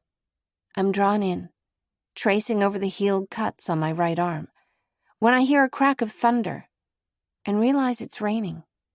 A mist of droplets at first that gives way to a downpour. I hurry across the lawn and find a spot under the eaves of an archway on the south side of the house. The windows behind me reach floor to ceiling, to the next story, though I can barely make out what's inside. Some large, wide-open, shadowy space. In the corner, I think I see a wide spiraling staircase. There's a snap of thunder, the rush of rain, and I turn back around to watch the storm, sitting cross-legged on the patterned granite tile. They shall take up serpents. With so much lightning and thunder right overhead, I think the storm clouds must have snagged themselves right on this mountain and become stuck there. And if they drink any deadly thing, it shall not hurt them. I rest my face in my rain-slick hands, squeezing the damp hair away from my forehead. I didn't need to come over here. I was already soaked through. I wanted to sit. Something in me was looking for shelter. Isn't that what I always do? They shall lay hands on the sick, and they shall recover. Sure enough, I know these words, the flavor of something biblical about them. But why? And why does the voice that speaks them in my memory sound so familiar? Though any name other than Miles eludes me, I remember seeing a man bitten by a copperhead. Remember that he didn't go for help, even when his legs swelled to double in size. I remember sitting through the night, coaxing him to drink tea, keeping a cool cloth on his forehead.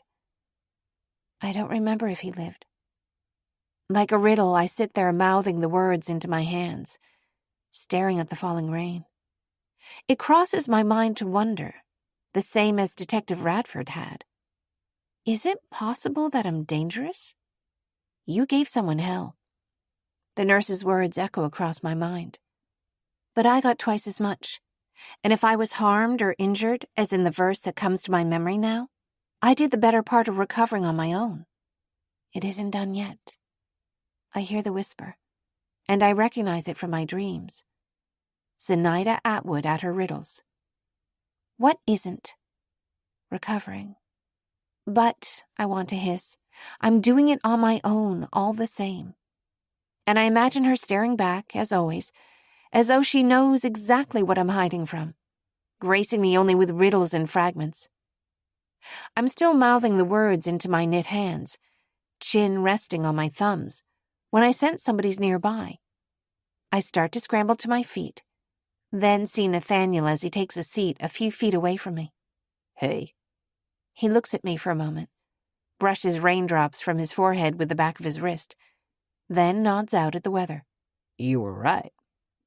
I manage a smile and a nod. Did you get the railing? I ask, eager for something else to talk about. No, he answers. It wasn't finished. He says he needs another week. Just be careful if you use the bridge until it's done. Right, I answer, staring out toward the pond. No snakes? He asks. No, this time I can't force a smile. Just sigh into my hands, bringing them back toward my face. I can feel Nathaniel watching, waiting for me to speak. What would happen? I murmur, then turn to him with a hard set in my jaw. What do you think will happen if nothing ever comes back to me? Would I have a way to get a birth certificate? What about a driver's license? I'm curious now, but it's not idle curiosity. I'm not sure, he answers. But... What is it? Nothing. But it seems like you wouldn't be wondering about that if... He's studying me openly now, brow darkening as his eyes trace over the marks on my arms, the scar on my temple. If what? I press, when he hesitates, inch closer, as if I'm making a demand. When Nathaniel speaks again, his voice has dropped almost to a whisper. If you wanted to remember. His eyes soften as he looks at me, and his hand moves close to mine, close enough that I could stretch out my fingertips and touch his.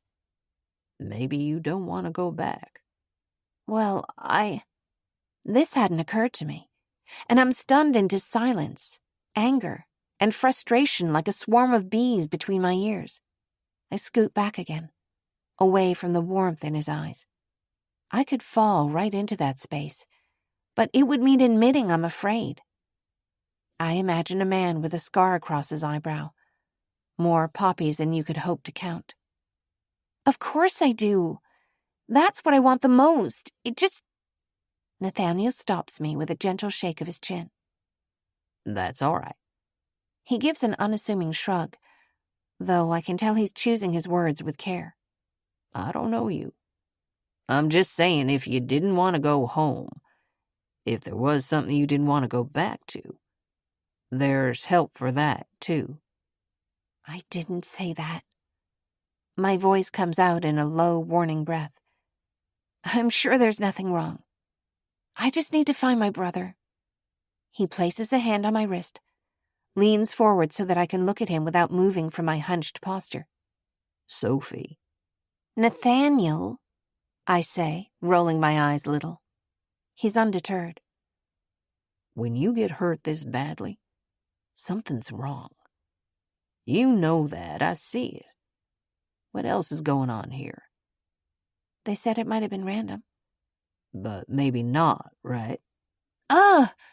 Though I wave a hand at him, as if to shoo him back, he stays right here, close enough I could grab hold of his arm and pull myself close to him, lean on his chest, and let it be okay, even for a fraction of a second. With another sigh of annoyance, I scoot further back an inch or two. When I find Miles, everything will be fine, I insist. That's all I know. If you're hiding things from yourself, telling yourself you're fine, things are fine, when you know inside that they're not, that kind of a disconnect is not going to help you. What do you know about it anyway? I'm trying to push him away, but I whisper the words into my hands, barely louder than the sound of the rain around us. He crosses one knee over the other, stretching his legs out, and turns his face toward mine. Is that a question you're asking me?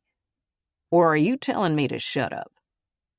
When he speaks softly like this, I can hear a touch of his accent, the G disappearing from his present participles. I'm just saying, pay some mind to what you're feeling. Maybe I would, I think, but I don't know how. I'm too ashamed to admit it out loud. But this anger, this fear, is too big to stand up to. Crying relieves stress. It's a scientific fact. I'm not stressed. And being angry, I'm not angry. I'd be angry if I were you. Though he speaks gently, I sense he's nudging me toward something. I'd be angry if somebody beat me to a pulp and left me for dead. Your anger is coming from the part of you that knows what happened to you was wrong. Yeah, well, life's not fair, I say, anger flickering in my throat like a candle. Life's never been fair. It's almost like you're protecting someone, he says, looking at me curiously. Trust me. Now I find some certainty behind my words. When I find my brother, he's going to find whoever hurt me, and he's going to make them pay. There is no protecting about it. I shoot a furious glare at him, then close my eyes. This wall, this brittle strength, is part of me. I can feel it. I wonder if I've ever been able to let myself swear or cry or feel angry, to drop this exhausting optimism. I can't do it now, that's for sure. The thing I don't get, I say, is that nobody's looking for me. Not even Miles. Why? It's only been a few weeks, he says. You could have a husband, a family. He steals a glance at my lips as he speaks, and I see this isn't the first time the thought has occurred to him. Come on. I purse my lips, shaking my head a little. That alternate reality seems too much to even imagine. A time when there was a different me, one without these scars. Maybe before, they were better hidden. You think so? Don't you? I don't answer him right away, but something tells me I've always been alone. What's inside here? I ask, changing the subject. Ballroom. Ah. I peek into the dark window, partly covered on the inside with heavy velvet curtains the length of the walls, and see a massive piano in the corner, and imagine for a moment the sound of stringed instruments. What it might have been like to arrive here in the winter, for a party, by carriage. She have a lot of dances? No, Nathaniel answers. No, she pretty much kept to herself. I don't know why, but I think she liked the quiet. But I think he does know why. I see that he's thought about it a great deal. A person choosing to be alone with this big house, with all its shadows, isn't just someone who wants to be alone, but someone who maybe needs to be. There's a reason Nathaniel doesn't talk to me about Mrs. Atwood unless I push him to. There's something they share. Of course, I agree, studying him intently now, as if I figured something out. I see a patch of clear sky on the horizon and point to it wordlessly. Weather changes fast up here, he says.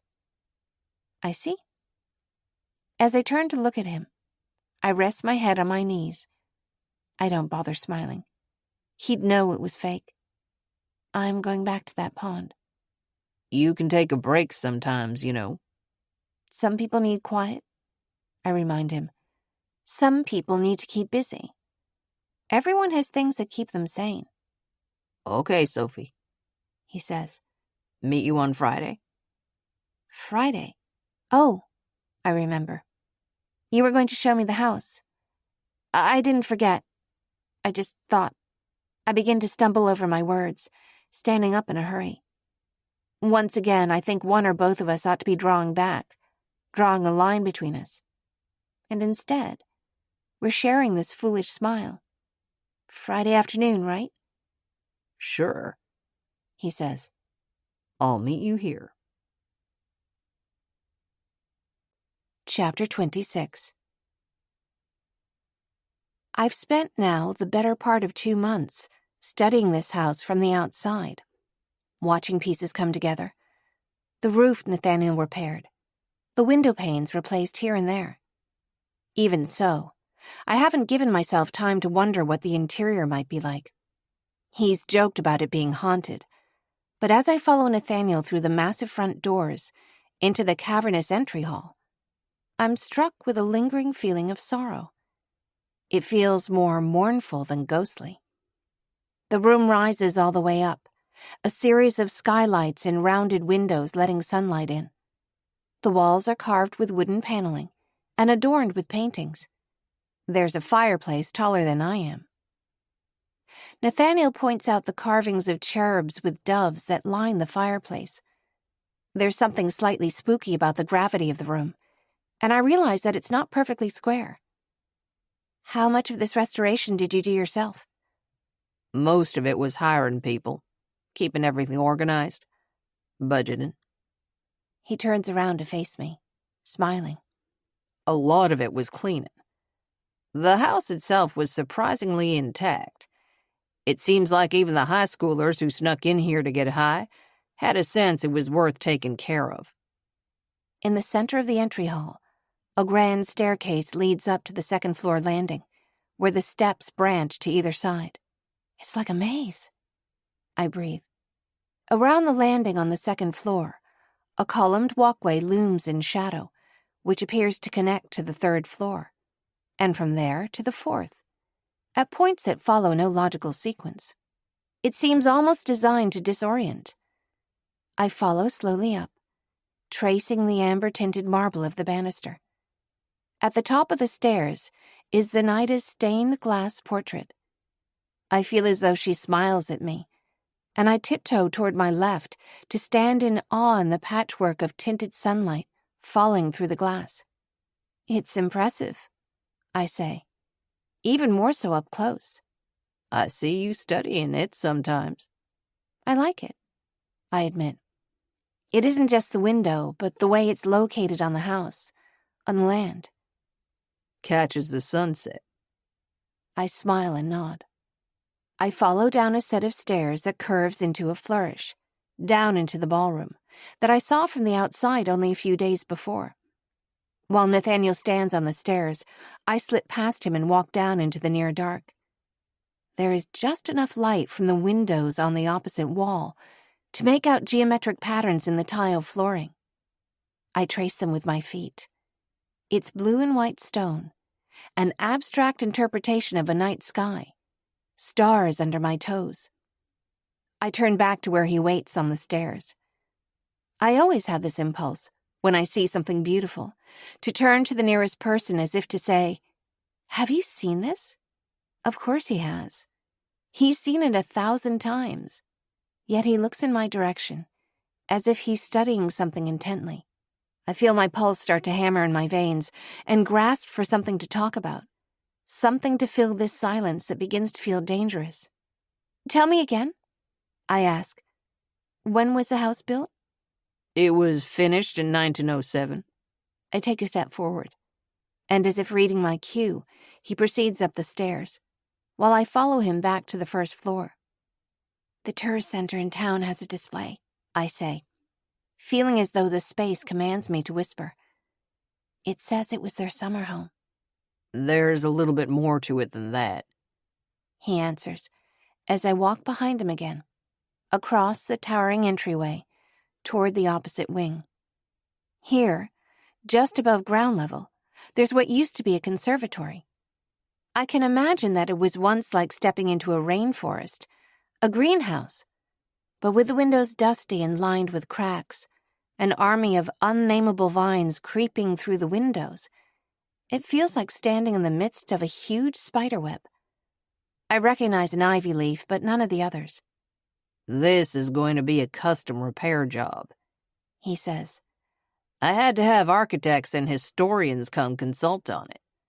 I cannot begin to tell you, he continues, with just the hint of a mischievous smile, what an absolute pain in the ass this house has been.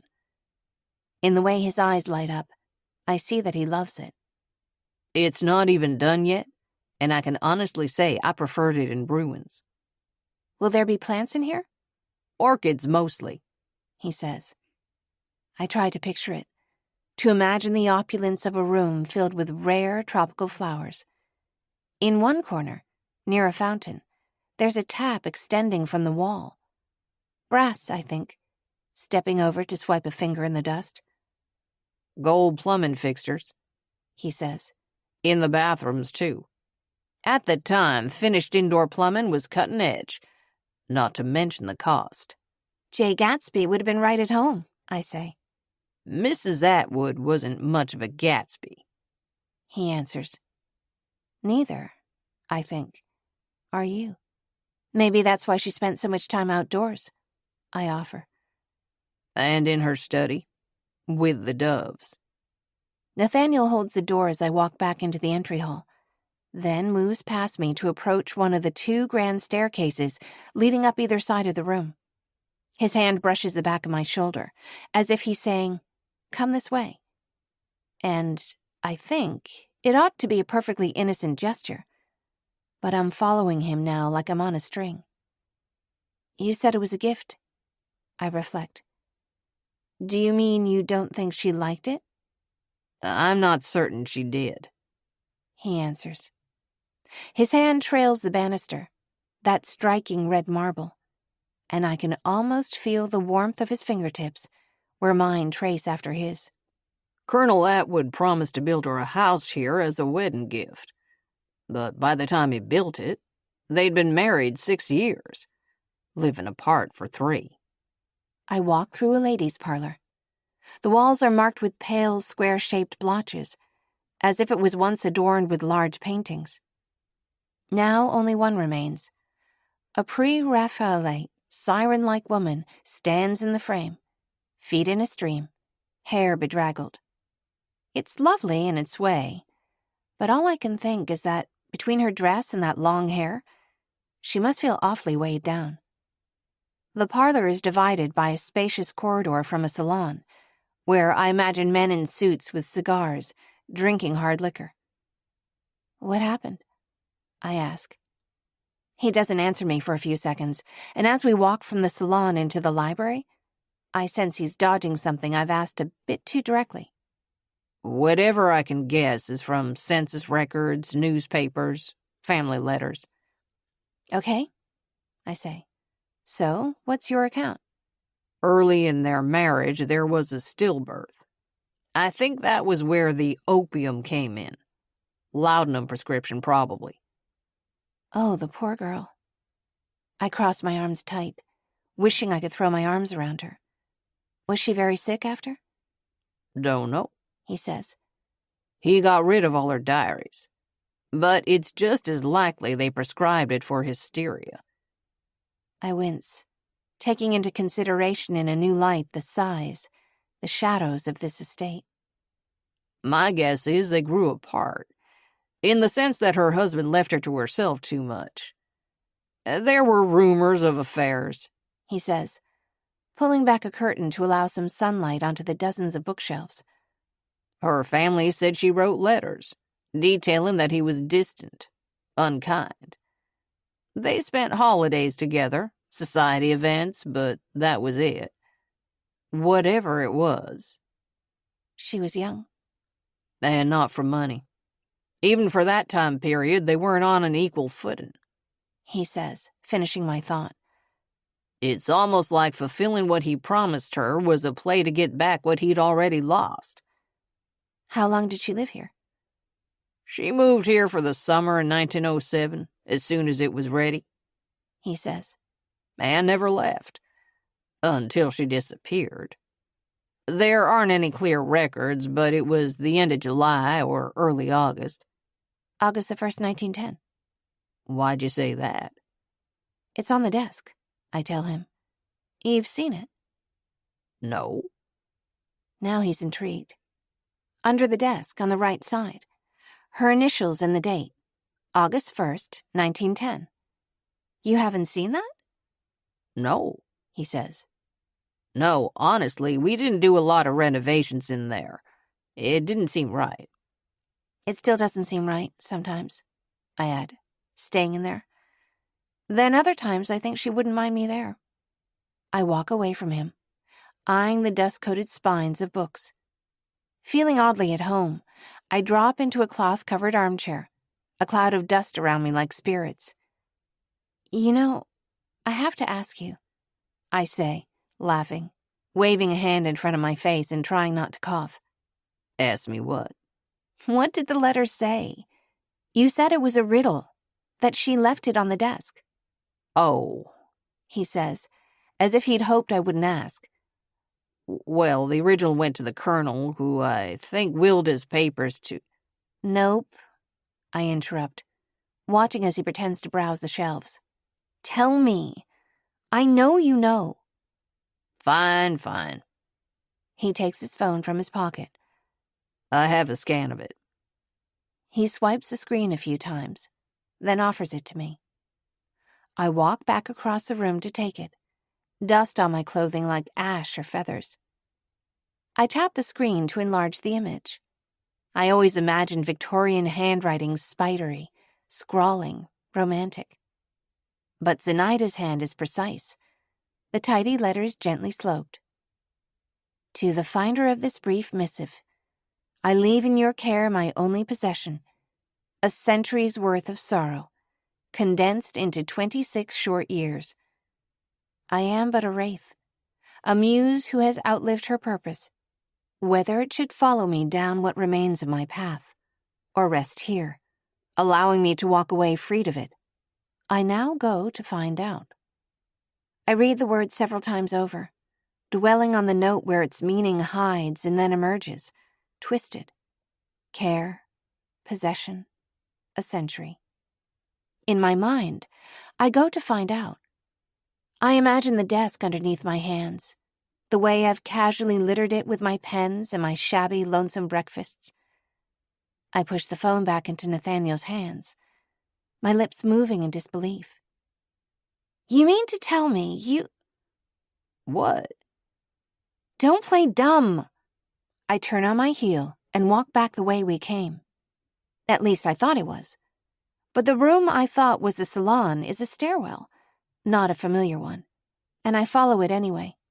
Up, then through a landing that opens onto a balcony overlooking the grand staircase, and I see the window. I'm leaning with both hands, scrutinizing it, when Nathaniel catches up to me.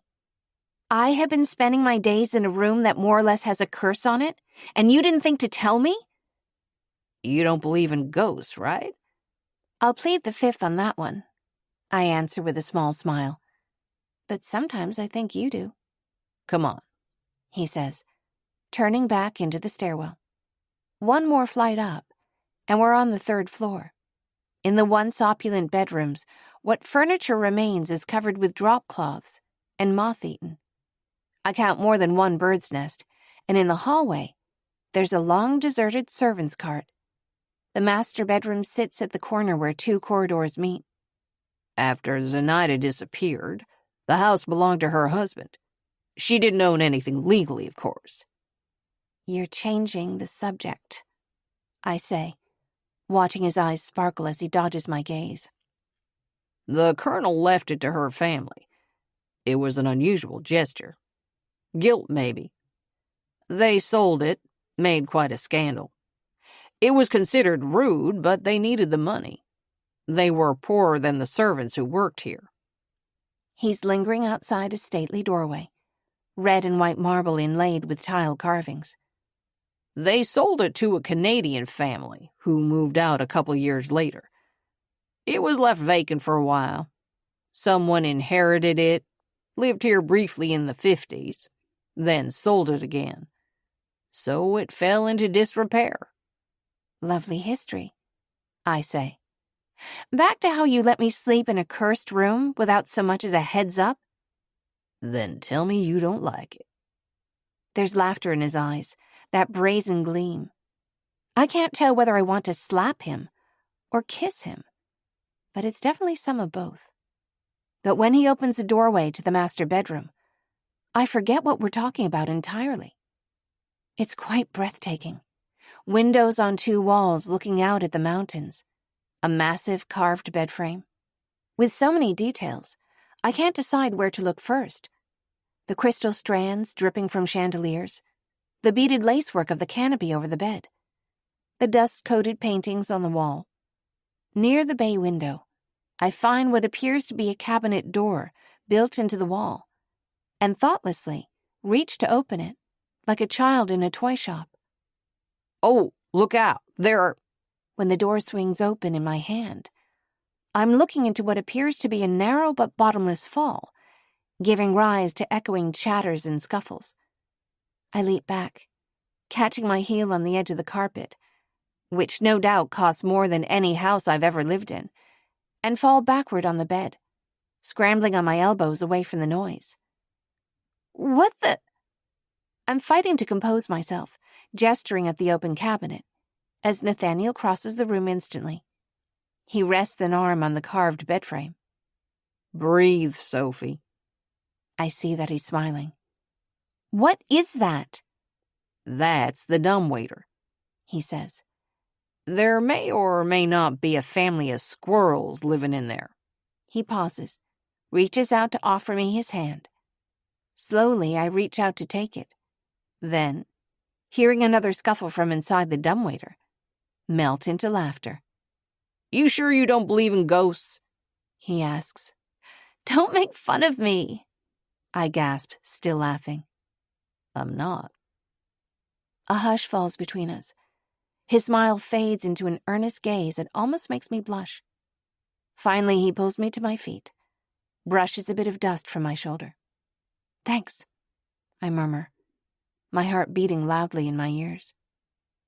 I throw another suspicious glance at the dumbwaiter. There are curtains that hang from floor to ceiling, and as my eyes track up to the ceiling, I see that it's painted with images of mourning doves and vines. Wow, I breathe. That, up there, he says, gesturing at the ceiling, was the biggest pain in the ass to clean out of everything in this place. How did you do it? Scaffolding, he says. And a special brush, some water. A certain type of finish to prevent any more damage to the colors. The ceiling must be 25 feet up. I follow the carvings that run around the doorway, the marble inlaid with colored glass and tile. Above the door, I see the outline of a pair of doves carved in glass. One in a dusky sapphire, the other a bare outline, the original carving apparently missing. How will you fix this part? I ask. What a shame that someone would take it. Do you think it was a trespasser? Or maybe someone who lived here after? See, I'm not sure that was garden variety vandalism, he says. One dove alone, he says, is a symbol of peace? He nods again. 2, love. They pair off for life. He pauses. When Zenaida's family was given the estate, they found it this way. Someone would have had to go up a ladder, take a knife or something, and chip or pry one of those carvings out. I'm not sure it ought to be repaired." What happened to her? I ask, not so much to him as to the room in general. A ring in a pool? A shoe in the woods? That note? "I haven't studied it too closely," He says. "and I haven't thought about it too much, because I don't think she wanted anybody to know exactly where she went, what happened. I think she wanted to I don't know." I imagine what this must mean. Imagine the serene, willowy Zenaida from the stained glass window, pulling down love's symbol to make herself a place of peace. Disappear, I answer. You think? Nathaniel falls silent, but his eyes light up with sparks of amber. I follow down a hallway to another wing, where a large wooden staircase spirals down from a dizzying height. Something about it is so disorienting, I whisper, holding the railing tight as I walk. "You noticed," He says. "there's almost no right angles in the entire building, all 52 rooms. I don't know if it was intentional or not, but it always feels a little off-kilter." Just as I think I'm going to need a flashlight if it gets any darker, he walks across a landing and throws open a pair of doors. Daylight streams in, and I see a stone patio and gladly walk out into the sun. "Who knows exactly what went wrong between them at this point," He says, though I can tell he's thought on it. "but this house, even if it was an impressive gift, didn't do much to help." He sits on the granite tile. We're now looking over the gardens, and I can see the neat shapes of the flower beds and hedges that we've worked on. Imagine someone caring for you this much, I say, my thoughts wandering aloud. Not the cost of building it. It's not that I think he loved her more because of what he spent, but just the size of it. 52 rooms, right? He nods. And all the gardens, the rows of trees, all of it filled with detail, all for one person. The birds on the ceiling, the carvings. It's a lot. Imagine someone wanting that much to fix things, to ask forgiveness. It's impossible not to think of the wistful tone he took when he described Lincoln's mother. Those allusions to some possible future plans, the uncertainty in his voice when he mentioned them. Of course, anyone could put in that much thought. But the difference with this place is you can see it. You could walk into it and get lost in the shadows. It makes me wonder, now that I've said it, how many people would build requiems, monuments like this, to love lost. Maybe he wasn't trying to win her back, He says. Maybe it was just what he owed her, something that was promised. I guess it's hard to know for sure. It was one conversation, Nathaniel tells me, staring far away, as if he's putting distance between himself and his words. When we moved here 3 years ago. This idea that we'd wait until things were better, try to stay together. She's dated. I could tell you I have, but it would be a lie. I thought things were better. I guess she still thinks I'm... What? Nothing. He murmurs. A risk, I guess. Despite how he's downplayed the work he's done, I can see that he knows every detail of this house, with a familiarity that makes it more than a job. It's not a story to him, but living history. He's lonely here. Has been for some time. His own house is so sparse and quiet. I sense that he hasn't let himself really move in. This is a kind of penance. I can see it now, and wonder terribly what must have happened. Without trying to hide it, I study his profile, the measured stare he casts over the yard. It makes you wonder, I guess, I say. Did he think this was going to win her back, or was it already over? His gaze lands on mine. Maybe I've pushed it too far. But he nods, answering calmly. You mean the structure is here, stayed here, He says. Even once its reason for existing. That hope was gone. That's why we don't build mansions for people we love. He cracks a smile, though his laugh is restrained. As if just anybody could. And here I am. Just a guy who could never make anything like this. I place my hand next to his, not touching, but right there. An offering. Like these glimpses of his life he offers me. Nathaniel, nobody in their right mind would ask you to. Though I'm hoping he'll take my hand. He doesn't. But he traces his fingertip over the back of my hand. We're startled at the sound of a car in the drive. It's not a delivery truck or a contractor. Instead, an immaculately clean SUV, dark blue with tinted windows. His eyes flicker up to meet mine, betraying a ripple of worry. That's her. When he speaks the word her, I don't have to wonder who he means. Everything okay? I don't know. She didn't call. He stands up, watching as the car comes to a halt. Nathaniel walks toward the granite railing, as if trying to draw closer to her. And for a moment I'm frightened for him, afraid he'll walk right over the edge. It's an untimely reminder, though one I guess I needed. A reminder that this woman could show up at any moment, and he'd move toward her instead. And why shouldn't he? But then I realize I'd do the same if my brother appeared. I'd drop everything, turn away from anybody else, and go right to him. If anything, I'm worse odds than Nathaniel. Yet I can't help but take a curious step forward, peering over the railing. I just want to see what she looks like. The mother of his child, his first love, his first loss. From this distance, the woman who steps out of the car is statuesque, every detail in crisp focus. Her hair is sable brown, styled in a low ponytail, not a hair out of place.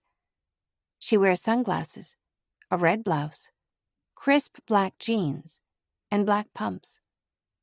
She's somehow effortlessly casual, and yet perfectly assembled, ready for battle. When I recognize her, I gasp and inch backward, until I'm close against the marble wall, feeling the shadows of the house around me. Hey, Selena, Nathaniel calls. Everything okay? Chapter 27. Lincoln got a puppy. Selena extends one arm in a sweeping ta-da gesture. The car door swings open, and Lincoln bounds out, followed by a little black dog. He runs and it follows at his ankles, a black, shiny little coat, yipping and bouncing after the boy. He insisted on coming by to show you. Dad, look! Lincoln calls. I got a dog! Be right there, he answers. My head's spinning. Lingering in the shadows at the back of the porch, I look from Nathaniel to Selena, then back to him. Would you like to come say hello? He asks, brushing past me toward the stairs, the jasmine blossoms fragrant in the breeze. I'm sure Lincoln will be excited to see you. No, thanks. There aren't a lot of things I know for certain. But I know I saw Nathaniel in the waiting room that day at the police station. I know Selena Radford hasn't trusted me from the start. I know I felt like someone's been watching me. What if it's him? Instead of following him down the exterior stairs, I take a step into the darkened doorway of the house. I'm not sure whether I'm hoping to go out by a different doorway, or just to get away from him. Sophie, where are you going? I'm leaving, I answer. I have to get out of here. You... What's wrong? He draws closer to me, and I take another step backward into the darkened corridor. You know her? My voice drops to a whisper, though Selena is 50 feet away, too far to hear. How? What's going on? Know her. He looks over his shoulder in Selena's direction, then back to me, confused. That's my ex, Selena. Why? No, that's the detective working my case. I take another step into the darkened hallway and realize I don't know which way to turn. Stumble over a stair I hadn't seen. That's my ex, He repeats. She's a police detective. She has you keeping tabs on me. When I speak, I feel my throat squeezing in on my words, the hiccup of a sob following my speech. She's told you to watch me. I thought it was safe here. No, Sophie. Stop talking. Searching his eyes for insincerity, I step closer, so that our toes are almost touching. Tell me the truth. Nathaniel pauses, and I see the uncertainty in his expression give way to a decision. He places both hands on my cheeks and tilts my chin up to kiss me, drawing in a deep breath as our lips press. I am not lying to you, he whispers, voice low with emphasis. The tip of his thumb brushes a tear from the corner of my eye. Sophie, if you're safe anywhere, it's here. I can't help but think that's a big if. But in this moment, to my surprise, I think I believe him. It feels like fresh air in my lungs and solid ground under my feet. I don't know how, but I know he's not lying to me. I breathe in, count to 4, out, count to 4. Come with me, he says. Lincoln will be thrilled to see you. Nathaniel walks back into the sunlight, down the stairs and towards Selena and Lincoln, while I linger, making my way slowly behind him. He had to show you, Selena says. I picked her out as a surprise a few weeks ago, but his softball team won yesterday, so it seemed like a good time. Didn't know there was a game, Nathaniel murmurs, obviously feeling a bit out of the loop. Hi, Dad. Lincoln races to meet him. Look, I got a puppy. Nathaniel kneels to meet the dog, scratching its ears as it leaps around, a little blur on the grass. I'm lingering on the steps, hiding behind the jasmine, trying to size up my next move. What's her name, pal? Nathaniel asks. Roxy? Lincoln answers. He pushes his glasses up the bridge of his nose, and I wonder if he lost the pair that fit him, or if he broke them already. He runs back to the car, finds a tennis ball, and throws it sharply across the yard. Roxy shoots after it. He runs past me and swivels his head just long enough to shout, Hey, Dove Girl's here! As I return Lincoln's greeting, Selena Radford's eyes land on mine, and I walk straight toward her. Selena? Nathaniel says. This is Sophie. We've met, she says, cutting him off. Nathaniel, would you give us a moment? Nathaniel hesitates, but when Lincoln calls him again, they run off across the lawn. Detective Radford, I murmur. What are you doing here? Explain to me why you're here. Her polite smile holds firm, but her voice is icy. She waits for me to speak. I stand up straight. I can't blame her, not wanting me here around her son, whatever Nathaniel is to her. I stick my hands in the pockets of my jeans, look down at her perfect shoes. I work here, I say shortly. You know him? I nod in Nathaniel's direction. You might say so, she answers, and I sense I've made a mistake. Sophie, if that's your name. If you have anything to tell me, I'd like for you to say it right now. What about you? Do you have something to tell me? I gesture after Nathaniel. Did you ask him to keep an eye on me or something? No, she answers. Not in the least. I had no idea you were here. She waves Nathaniel back over to us, Lincoln following, obviously gleeful. Both of you, she says. Is either of you hiding anything from me? No, I answer, throwing a suspicious glance in his direction. Not me, anyway. Nathaniel's bewildered. What's going on? How much has she told you about herself? Selina asks Nathaniel. The accident? Her memories? She's told me, he answers without hesitating. It's quite the coincidence, she answers.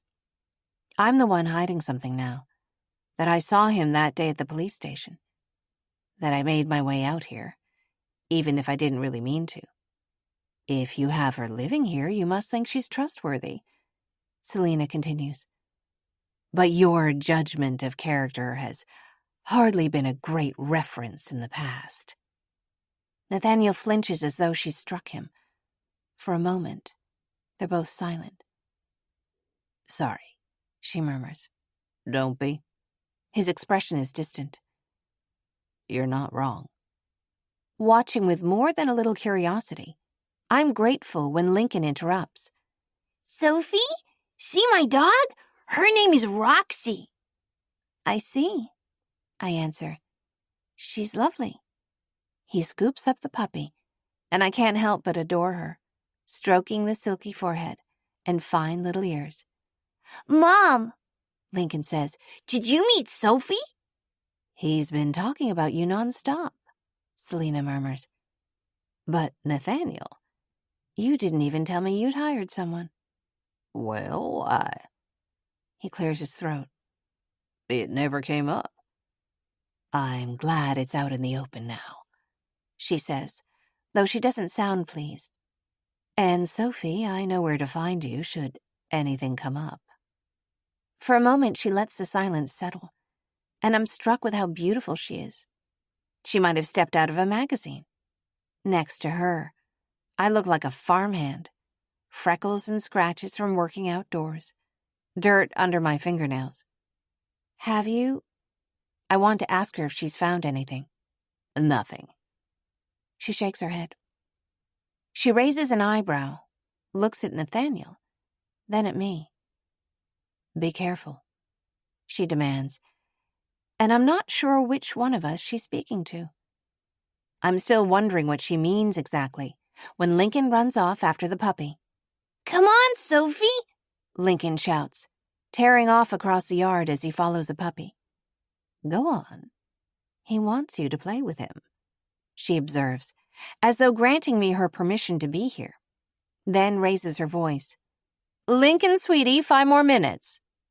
I catch up to Lincoln and Roxy as he throws the tennis ball for her.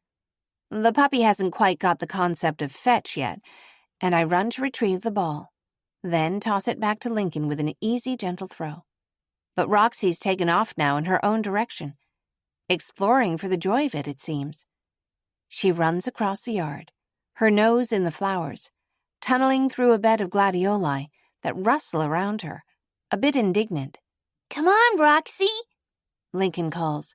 time to go. She doesn't know her name yet, He says, as if apologizing to me, then runs after her. He's running further than I expected, and I look back toward Nathaniel, half hoping he'll call Lincoln back or catch up with us. He's leaning against a tree, arms crossed, his eyes downcast. Selina's a few yards away from him, watching me with her hands in her pockets, but the distance between them may as well be miles. Hey, Lincoln, slow down a little, I call. She'll stop running if you stop chasing her. She's playing with you. But he's not listening to me, laughing as he follows the dog through the circular garden toward the footbridge. Slow down, I warn. Do not run up there. He does, though, because he's a little kid, following his brand new puppy. I remember Lincoln assuring me that he never falls. The dog skids to a halt and leaps around his knees, and he claps and calls her a good puppy, slowing down so fast that he stumbles. I see it in slow motion. The little boy's shoulders going sideways, the weight of his body following. A hand grasping for and just missing the railing, the gaps between the temporary railings too wide. In a painstaking half-twirl, his weight shifts, one foot stuck at the ankle, then twisting loose, and he falls, calling for his dad. I remember him telling me he can't swim. Lincoln goes straight down, bobs back up, just his mouth and nose at the surface, and I can see the water move without breaking where his arms flail. There's no noise, no scream, no splash. Chapter 28. I run after him, up onto the bridge, and jump over the side. In the moment before I slip into the water, I draw a breath and hold it. The murky water is sour in my nostrils. I sense motion, get my bearing, and zip down to grab Lincoln. He's panicking, reaching for me with a frantic energy that will pull us both down, so I wrap an arm around him, bracing it around his torso before I kick upward. He's a blur of motion that's only tugging him down faster, but luckily for both of us, he doesn't weigh that much, and I pull him upward and over, toward the shore. I'm in constant motion, my body taking over, and yet I wonder whether, while I'm down here, if I stayed to look, would I find anything else? Something left behind? As I'm pulling us back toward the air, I realize part of me has wanted to look deeper into this water since the first time I laid eyes on it. I lift Lincoln up so that he surfaces before I do, then turn my chin to face him, attempting to hold him still. "Easy," I say, my voice short and clear, kicking my feet and keeping us afloat with one arm. This is an order, one I know he can't obey, but I say it anyway, holding him tight as I kick toward shore. It feels like forever, but it's not more than 3 or 4 yards. And finally, I feel the slud to the ground beneath the toes of my shoes. I push aside a few water lilies as the green-brown muck from the shallow edge clings to the legs of my jeans. This is the sort of murky pond you'd expect a corpse to walk out of on a dark night, and I suspect that's probably how I look. Nonetheless, I breathe in deeply and look at the boy in my arms with relief. I take a few squishing steps up to dry land and set him on the bank, then sit on my knees so we're eye level. He's coughing, spluttering. That's good. I know drowning can be quiet. I pat his back, hard. "You're okay." I say it like it's a fact, and it is. Everything is fine. Lincoln's arms move just as fast, but this time he's wiping the water and pondweed from his face and hair, blinking. He leans forward, and for a moment, I'm afraid he's unconscious. Then I feel his little arms hugging me, hacking again, loudly. "Thanks." His voice is hoarse. I rest a hand on his shoulder, then stand up. "Sophie, where's my dog?" Shit. I glance at the water. It's young, but a Labrador, right? It should be able to hold its own. The surface is still. There's no sign of the dog. We hear a yelp and look up. Roxy is panting, looking with apprehension over the side of the bridge. I try to stifle a laugh. "She's right there, Lincoln. She's fine too." "Can you stand up?" I ask, helping him to his feet. Water squelches in both our shoes as we walk up the incline. He trips in the grass and I lift him up. As we walk up the bank, I see Nathaniel standing just at the water's edge, Selena just behind him. He's gone pale, and there's a wide-eyed, stark fear in his eyes I've never seen the likes of before. "I don't know what happened," I stammer. "He was so fast. I tried to catch up before he went up the bridge, but—" "Sweetheart," Selena says, almost crying. "Lincoln, you—" I can see that she wants to reprimand him, that it's her fear speaking. "What, Mom?" She shakes her head and smiles weakly. "Oh, sweetheart, you just run so fast." "Hey, Dad," Lincoln bleats. "Did you see that?" Nathaniel is tight-lipped, silent. Selena doesn't appear to have noticed him, not even now that Lincoln calls to him. I can see his chest rise and fall with his breath. But I see his face soften as he realizes he's okay. I think I see the life come back into him when he begins to move, patting Lincoln's back, pressing water out of his hair. The dog joins us, yapping at Selena's ankles until she picks it up. Did I see it? He echoes, attempting a laugh that sounds hollow, weak. Yeah, from way too far away. I'm so sorry, buddy, he says. That was all my fault. No, I mean, did you see Sophie? Lincoln says, excited now. He wiggles free of me and jumps to the ground, shoes squishing as he walks. I want her to teach me how to swim. She was so fast. That was way cool. Yes, Lincoln, he says, a ghost of a smile finally crossing his lips. He raises his eyes to mine. That was way cool. We should get going, Selena murmurs, still stunned. Nathaniel, can you help him get some dry clothes on? Yeah, of course. Come on, Link.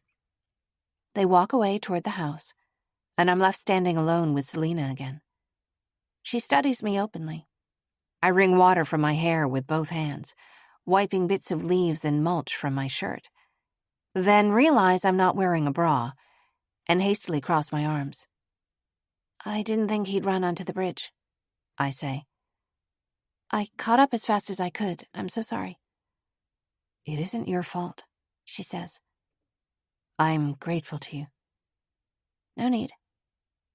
That was quick thinking, she said. And you acted quickly, too. Drowning can happen fast. Thank you. I'd better go clean up, I answer, starting to move away from her. The truth is, I'm not very sure about Selena's or Nathaniel's intentions right now. Lincoln and the puppy are the only two I'm sure I trust here. I didn't jump into the water to help either of his parents. Listen. She's studying me again. Before you go. Yes? Don't let yourself forget. This is a temporary job. You're here until you find out where you really live. She's speaking to me, but she's glancing in Nathaniel's direction, as if she'd like to say something else but can't find the words. There's nothing I want more than to find my brother, I answer. Her suspicion might not be unfounded, I could admit that, but it's exhausting even so. I'm hardly in the mood to be questioned any longer with water and pond muck dripping from my hair and clothes. It was nice to see you. Goodbye, Sophie. I let myself into the apartment and closed the door. Out the window I see Nathaniel walking with Lincoln, now in some dry clothes, but with his hair still damp. He gives him a high five, and then a big hug, a kiss on the cheek. Even from here, I can see that he's still jumpy, moving as if numb. Selena nods as she says something to him. She doesn't touch him before she gets in the car. He waves at the car. The sun lights up his dark hair, the ripple of muscles in his arm. I turn from the window in an instant. Selena's vague warning now makes sense. She was warning me to stay away from him. Whatever is broken between them isn't my business. I tell myself that I'm alone here, just as I was in the woods where they found me. I have no foothold, no place to ask him not to drop everything when she appears. My presence, aside from hired help, is nothing more than a disruption. Upstairs, I undress and shower, scrubbing myself all over, trying to wash the pond off. As the hot water hits my skin, I remember the feeling of the pond water around me, the cold, the sensation of jumping in. I can recall now the weekly swim lessons that I attended through school, how my focus turned to studying, while Miles grew harder to find, his visits more occasional. Any number of bad things could have happened to him in the time we've been apart. What if he met someone in prison who hurt him? What if he's in trouble again for something that wasn't his fault? I dry my hair and comb through it with my fingertips and find a clean camisole and a pair of shorts. As I'm getting dressed, I turn an unforgiving glance at the mirror. All the marks are still there. I shouldn't let the passage of time numb me, fool me into pretending that there's any story other than the truth. I'm reminded of the painting in the parlor, Ophelia or some other drowned woman. I turn away from my reflection, mouthing the words, "You do not belong here." I pick up my drawing book and pencils, flipping over the pages as I walk down the stairs. Poppies, a symbol I still don't know the meaning of. Sketches of doves, of Zenaida, then poppies again. On one page, an idle sketch of Nathaniel and Lincoln. Then several pages of Miles. What Sophie knows, I think. Plainly not enough. I find I can't sit at the desk now I know what was in the note Zenaida left here. I leave in your care. I'm sorry, I think. I don't want your centuries' worth of sorrow any more than you did. I carry the sketchbook and pencils outside to draw a bit and let my hair dry in the sun. The energy inside feels too close, almost as though I'm not alone. But I'm not alone. Nathaniel's sitting out there, with his elbows propped on his knees, his forehead leaning on one hand. All my thoughts of self-preservation vanish as I sit down next to him.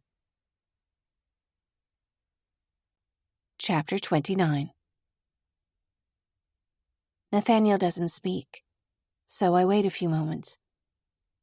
It was my fault, he says finally. Lincoln's a fast little boy, and it wasn't my fault that he fell. I know that. But it would be better if it were my fault than for Nathaniel to feel this way. I could forgive myself for a mistake. I saw him running that way and I didn't catch up fast enough. Nathaniel shakes his head. I was so far away. He speaks in a low, breathy voice, mumbling through his hands. I knew I needed to move and I couldn't. You did move, I say. You were there by the time I got him out of the water. I didn't know you could swim. Now he turns to focus on me. I wasn't 100% sure either, I say, moving past it. It's nothing, really. Lincoln is fine, okay? He knows that, though, and I see that there's more at work here. I hesitate, then let myself reach over to rest a hand on the back of his neck, sweeping softly over his shoulder blades. Your boy's fine, I repeat, letting my voice drop low and soft, resisting the inclination to slip my hand under the collar of his shirt. With an honest curiosity, I lean over to look into his eyes. Hey, look at me. What about you?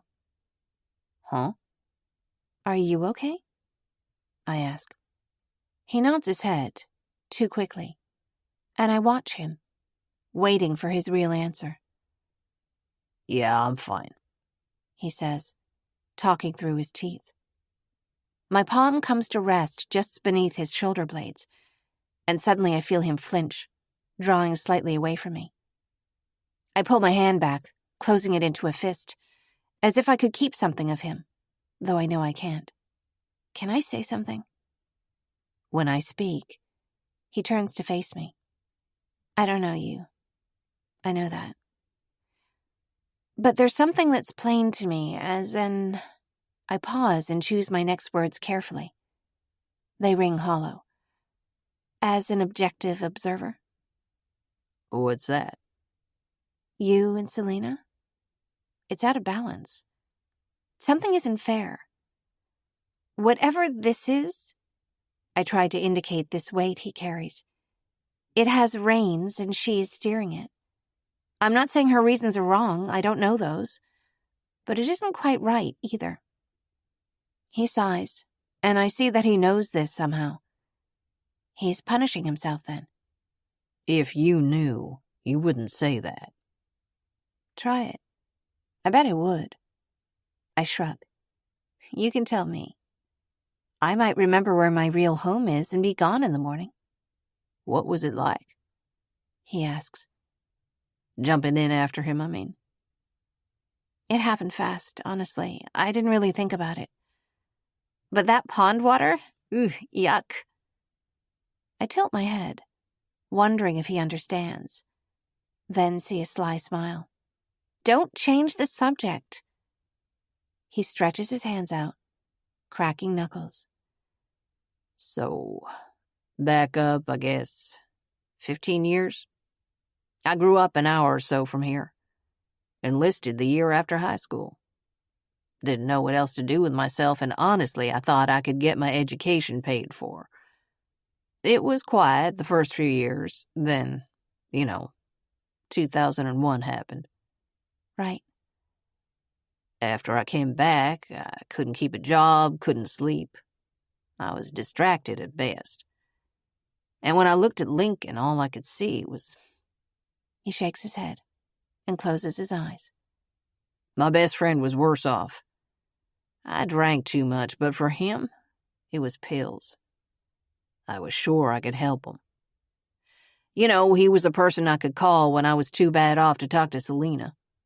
We looked out for each other. He sits with this for a moment, and I can sense that it's difficult. After he died, we moved here, separately. I asked Selena to take custody of Lincoln. So now, here I am. 34, my family split up, and I have no college degree. Just a bunch of frayed nerves and bad attitude. It's difficult to let go of what you thought your life was, I murmur. What it was supposed to be. You think? I don't know, really. There's more, that's clear, but I'm not going to press him. Whatever happened, he obviously feels responsible. I'm sorry. Wherever his mind's gone, it's dark. I see shadows in his eyes as he sighs and answers me again. I do not deserve it. Yes, you do, I say. Of course you do. No, I don't. He's morose, but this disagreeing has come naturally to us since our first meeting, and I see it begins to call him back from wherever he's gone. Do so, I say, like a kid, poking his arm, daring him to argue back at me. The connection is tenuous, but it's as natural as it has always been. Do not. Oh, you are infuriating. He looks to me, exasperated, the heat of an argument warming his confidence. Then suddenly, he breaks into a smile and takes a long, steady breath. Thank you. Did I say that? For jumping in after him. Don't think anything of it, I say. But I don't think we're getting the glasses back. Unless, you really want me to go looking for them. Smiling across at him, I realize that it's true. I probably would jump back in that filthy water if he said he needed them. What would it be like? He asks me, as if an idea has suddenly occurred to him. If we weren't here, what if we were somewhere different? I don't know. We should get out of here. He waves his hand at the looming dark of the mansion, the familiar landscape. Forget all this. Let's go somewhere. Where to? Let's go to the beach, he says. Samara Island is just a couple hours away. I'll drive. We'll be back by dinner time. Lit up by an idea, his charm is hard to deny. I want to go as soon as he suggests it, but I also want to hear him ask me again. Are you sure? I'm sure. He tilts his chin, and when he smiles, his eyes are warm and daring. You'll love it. Come with me, he says. I can't contain my smile. Let's just not work today. I won't tell the boss. You promise? Sure. He laughs. Okay, I answer. Let's go. And just like that, we do. I even leave my sketchbook behind, right there on the windowsill. I follow him to his truck. Nathaniel opens the door, takes a pair of sunglasses from the pocket of his jeans, and leans close enough to put them on me. And just this quickly, I leave Hazel Bluff for the first time since I can remember. Samara Inlet, Nathaniel tells me, is a little town on a peninsula just across the Sound. He describes it like he knows it well, and I remember that he grew up around here, although he lived elsewhere for years. I wonder what it's like to feel back home, to be somewhere that you have missed. Is there such a place for me? As the road merges onto a highway, the trees begin to thin out, and there's a wash of warm yellow sunlight. It seems to clear away the cobwebs, chase out the ghosts from this haunted house I live in. "Hey," I ask. "The name, Samara. Why?" So the sound is sort of hourglass-shaped. They named it after a maple seed. Samara. You know, the seeds that fall and spin? Maple copters, right? Some of the kids call them helicopters. "Whirlybirds," I answer.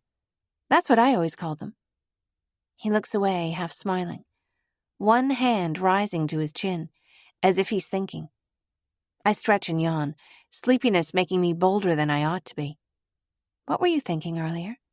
When you were laughing at me after those squirrels scared the daylights out of me?" Thinking? Not a single thing. I was looking at you. His answer isn't bold, but honest. I let the sunglasses slip away from my eyes. You're beautiful when you're laughing. Chapter 30. The lull of the engine is even and loud. I fall asleep and dream of water, of being somewhere I know. I wake as I feel the car slow down and hear the tick of the turn signal. The sun in the window now is bright. We're somewhere with almost no trees. Behind the dark lenses of the borrowed sunglasses, I watch Nathaniel driving. He looks at ease. Then somehow he knows I'm watching him and turns a gentle glance my way. I look back and smile without feeling any need to speak. We're nowhere. Nowhere that I know. And time seems to have come unstuck. We're only here, and now, and that seems to be all that matters. I haven't been asleep long, but it seems long enough to have washed away everything else. One more turn, and there's sand dunes by the side of the road. The truck slows to a crawl, and we drive through the small town, which is just a gathering of the necessary businesses in the midst of a patchwork of vacation homes. He parks the truck outside a general store. That's as far as we can drive. How much further is it? He points out the windshield. The ferry comes every hour. A nearby sign informs us that it's booked for vehicles, but still has plenty of room for pedestrians. I can't wait to get out of the car and feel this different ground under my feet. The breeze is hot and dry, and I can smell the ocean. I try not to show how excited I am, but I can't help it. I'm happy to be here, thankful that he would guess it would make me so happy to go somewhere new. And I think he can feel it too. My hand swings close to his as we walk onto the ferry and find an empty spot along the railings of the pedestrian deck. I watch the land recede behind us. It's not a long way, but the boat moves slowly, and the cooler breeze on the water is pleasant. I lean over the railing and point at a lighthouse on the approaching island, with a black and white diagonal stripe. Look. It's pretty, isn't it? Been there for ages. They actually moved the lighthouse when the dunes shifted. I imagine the lighthouse by night. Wonder how the ocean beyond would look from way up there. Is it open? I think so, he says. The ferry docks, and we slowly file off. The captain warns over a loudspeaker that the last ferry leaves at 7 p.m. sharp. There's a sign welcoming us to Samara Island, a tourist area, lined with brochures and phone numbers. It's as if we've gone back in time, almost. I count 3 streetlights, 4 shops, and 1 small hotel. The rest is just an expanse of sand and dunes and grasses, with the gentle roar of the ocean beyond.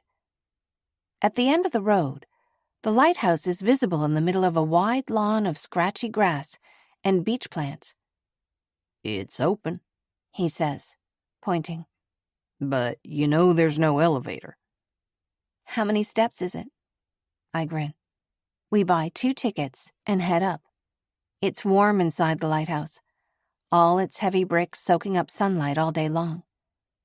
The pamphlet informs me that it's 612 steps up. We walk slowly, in no rush.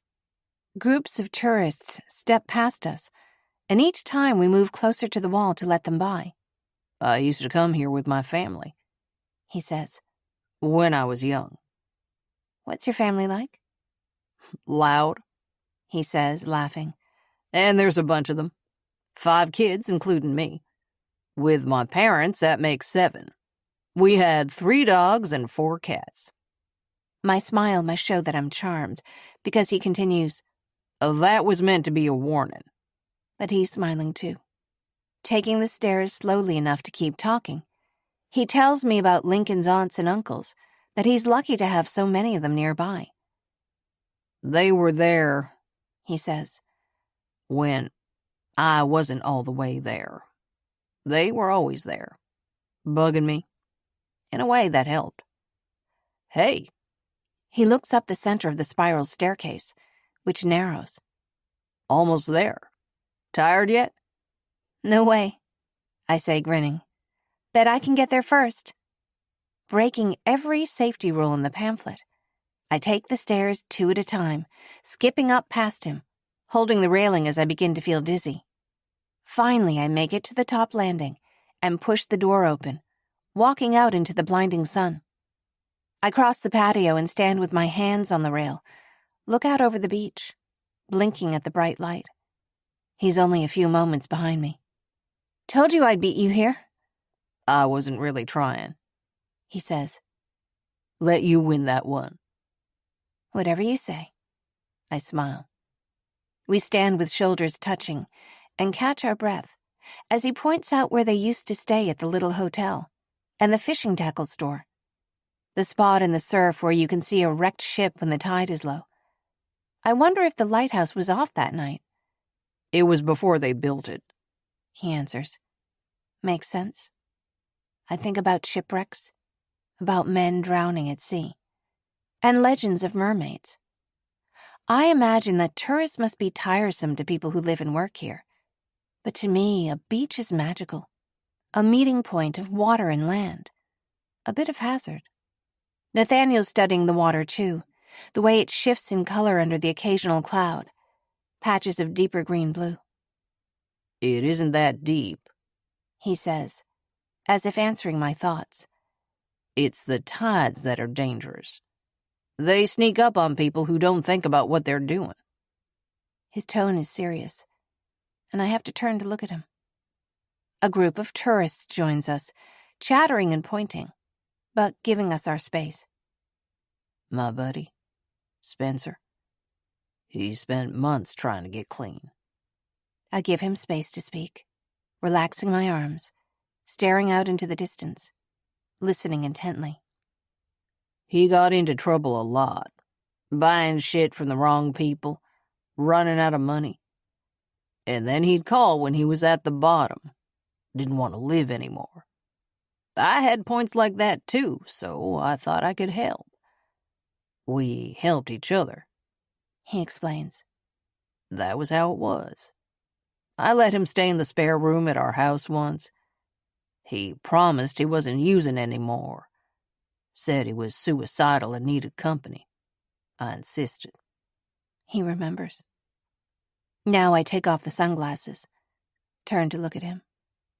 Selena said she noticed things missing, but I figured she was exaggerating. She didn't like him anyway. But I found her watch and some cash in the pocket of his jeans when he left some laundry in the dryer.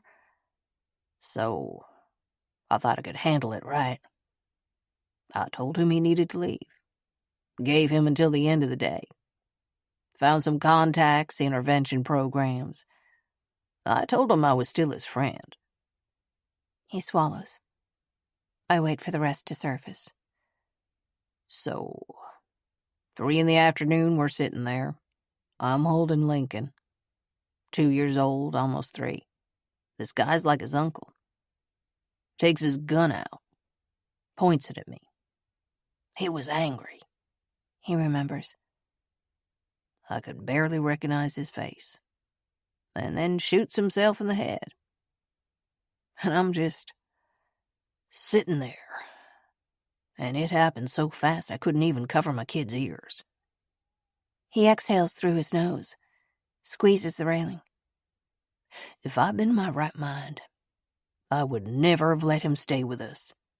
I thought if I could help him, I could help myself. My reasons were wrong, he says, as if it's a scientific conclusion. I failed my best friend and myself. And worse, my son. So when Selena said you weren't a great judge of character, that would be why, he says. It was a bit unfair of her, wasn't it? I ask. Time has passed, and you clearly don't make light of what happened. It was her home, her son. His gaze lingers over the horizon, but I know his thoughts are somewhere further away. I don't blame her for not being able to let it go. Things click into place. I see his protectiveness, his fear and guilt, all part of the same picture now. All these moving pieces. Lincoln doesn't remember, he murmurs. But being scared that badly changes you. It shapes you whether you have it in your actual memory or not. He says this like he knows it for a fact. I find my hand grasping his, and he wraps his fingers around mine. In a way, that was a wake-up for me, although that was just the beginning of the hard part. Getting better, I mean. How?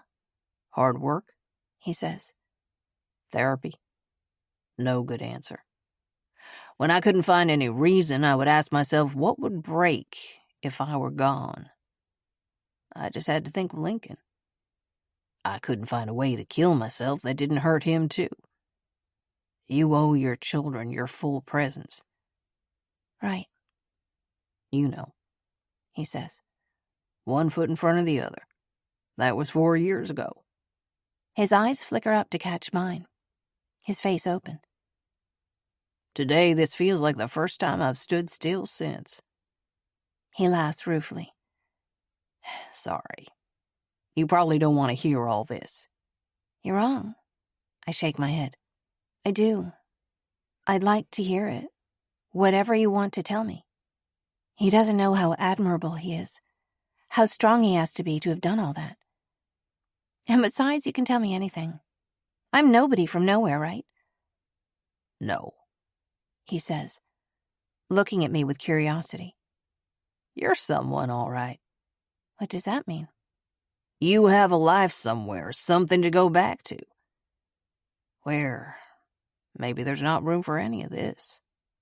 Our quiet voices seem to encircle us, to create a boundary between us and the others up here, marking us in a different world. Though the noise of other visitors is audible, it seems at a greater distance. Sometimes I wish I drop my voice to a whisper, as if that makes it any less dangerous to voice thoughts like this. I wish things were different. I hear a group of voices from a few yards off, at the other side of the patio. There's a gathering of kids, college-aged, maybe even in high school. Hey, man, one of them calls. Their voices are friendly, jovial. Kiss her already. You kids mind your own business, he shouts back, scolding. But he does. His hand finds my shoulder, the other wrapped in mine, and his lips brush mine, patient and deliberate, calling my heart right into my throat before our lips press. This isn't a spontaneous spark, like in the kitchen 2 weeks ago. It's like a fire, kindled. We pull back, standing side by side. The water looks nice, I whisper. It does. He's still tracing my hair, caressing my shoulders, then resting his hand on the middle of my upper back. I see him glance at the skin there, but I don't flinch or turn. Let's go, I say. I want to see the beach. Chapter 31. As we walk down the stairs again and toward the waterfront, something feels different. Nathaniel's bearing is lighter somehow. It seems a barrier that was between us is lifted. Now we're walking together, his arm around my shoulders. We stop in one of the beachfront shops for supplies. I buy a towel and pick out a swimsuit, blue with crisscross straps in the back. I change in the fitting room, slipping my clothes back on over the swimsuit, and I'm ready to go. Nathaniel lifts his arm from around my shoulders. I sit to take my sandals off, to feel the hot sand between my toes. Nathaniel reaches down and offers me his hands. I pull myself to standing and swing against him. Then we walk into the water. Side by side, we wait until each wave recedes, letting the tug of the tide pull us along a foot or two, until we're standing shoulder deep, just past the breakers. We're an arm's length apart, drifting a little further away, then joining hands again. He's head and shoulders above the surface of the water, ducks under, then back up, brushing water from his face. I can feel the day slipping by into afternoon, the sunlight's angle changing. I remember that the last ferry will leave at 7, and wonder what time it is now. Sophie? He asks, glancing back at the sand to check that my clothes and towel are where I left them. Something catches my eye. I see a woman with dark, loose hair, standing there looking out at the water, almost as if she's looking right at me. Sophie? Hey. His voice sounds far away. The woman isn't dressed for the beach. She's wearing boots and a gauzy black button-up dress. Her chin tilts, and I feel certain that she's looking right at me, with deep-set eyes the color of honey. My feet reach for the sand under the water. Seaweed or a fish brushes my ankle. I reach out for Nathaniel's arm and squeeze hard, digging my heels into the sand. He hugs me, and I lean in, feel the warmth of his skin against mine. Sorry, I was distracted. I look back at the shore, glimpsing through a family walking past, obscuring my view. Everything all right? He asks. When I look toward the shore again, the woman is gone. I think so. I kick my feet and hold my hand, lifting myself up as a wave passes around us. I'm keeping my feet planted on the bottom now, though more than ever, I can feel the necessity of going back to shore. Still holding his arm, I cast a meaningful glance up at the sun, creeping closer to the horizon in the west. Nathaniel seems to understand what I'm thinking, and we begin to walk back toward shore. Though it's a warm evening, a salty breeze has kicked up over the water, so that my skin feels exposed and cold when I surface, the heavy blanket of the water warm by contrast, though it's several degrees colder than the air above. Nathaniel doesn't seem cold, or if he is, he doesn't show it, walking into the air without flinching. I feel braver just for standing next to him. Standing next to my towel, I nudge my bag with my toes, see that it's still there, everything apparently as I left it. I scan the beach, all the way up to one side and down the other, and see no trace of any woman in a black dress. Shaking my head, I sit on the towel and stretch my legs out in front of me. Nathaniel sits at my side. Do you know the time? He looks at his phone. 6. I'm squeezing water from my hair, tugging it into a braid. I scoot close to him, casting an anxious glance around the beach, looking for the woman. But she's nowhere to be seen. A stranger, I think. That's all. Nathaniel finds a shell in the sand and pushes it toward me. I lean my head on my knees and study him openly. His gorgeous shoulders, the shape of his torso. One leg extended, the other crossed over it. Back lit with the beginning of a sunset. Sand in his hair. This day and this place. Us here together. This feels both imaginary and more than real. But the one thing I know for sure is that it's temporary. This is a moment that will never come again. We're both trying to get back to our own places, places that might not have room for us, or even exist anymore. But this day, which I know I'll always remember, belonged to us alone. When he checks his phone again, we both rise. I shake the sand off of my clothes and pull them on over my almost dry swimsuit. I notice that my shorts feel light and pat the pockets. My necklace is missing. I check the sand under my towel, throw a few handfuls aside. I drop something. What was it? He asks. A necklace. Were you wearing a necklace? He asks. I shake my head. He doesn't miss a thing. No, I answer. Long story. I keep it with me. Kind of a good luck charm, I think. I could have lost it anywhere. Changing, walking, washed away in the sand. It's okay. Probably fell out of my pocket in the car. If we don't leave soon, we'll miss the last ferry, and we both know it. With an uncertain distance between us, we walk away from the water, toward the street. Oh, I say, passing a restaurant. That smells amazing. I remember I haven't eaten since lunch. Yeah, I'm starved, he says, as if just realizing it himself. We both glance at the patio, the smell of food calling. We look at each other furtively, but keep walking. I feel the back of his hand graze mine as we walk. The ferry is waiting. I can see people lined up to board. We pass the hotel, just 2 stories of rooms with windows facing the sea. The sign outside the office says, vacancy. That's adorable, I sigh. I wish I could wipe his memory clean, too. Maybe here there would be room for us to stay. Imagine waking up to that view.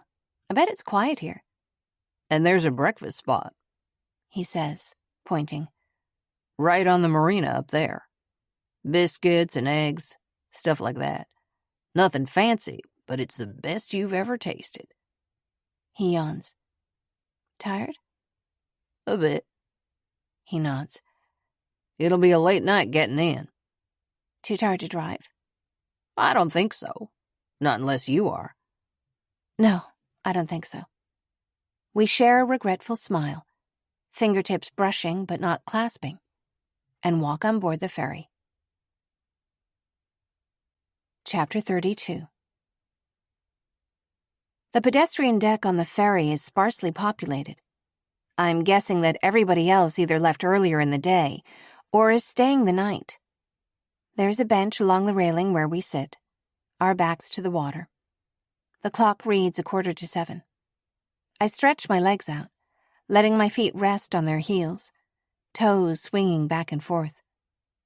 15 minutes till departure, the loudspeaker calls. Boat leaves at 7 sharp. I excuse myself to find the restroom.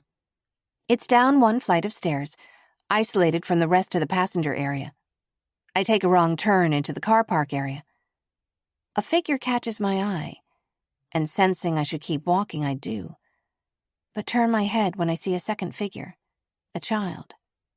No, it's not a child, I see. A young teenager, though perhaps 14. A boy. A woman faces him and slips something into his palm. Money changes hands. I pass by quickly. He's a kid, I think, disgusted. But the woman's low voice follows me like a tune stuck in my head as I make my way to the bathrooms. I use the bathroom and take a look in the mirror as I wash my hands, noting the freckles across my nose, the sand in my damp braid. The other stall door whines on its hinges as it opens. I startle, not realizing there was anyone else here.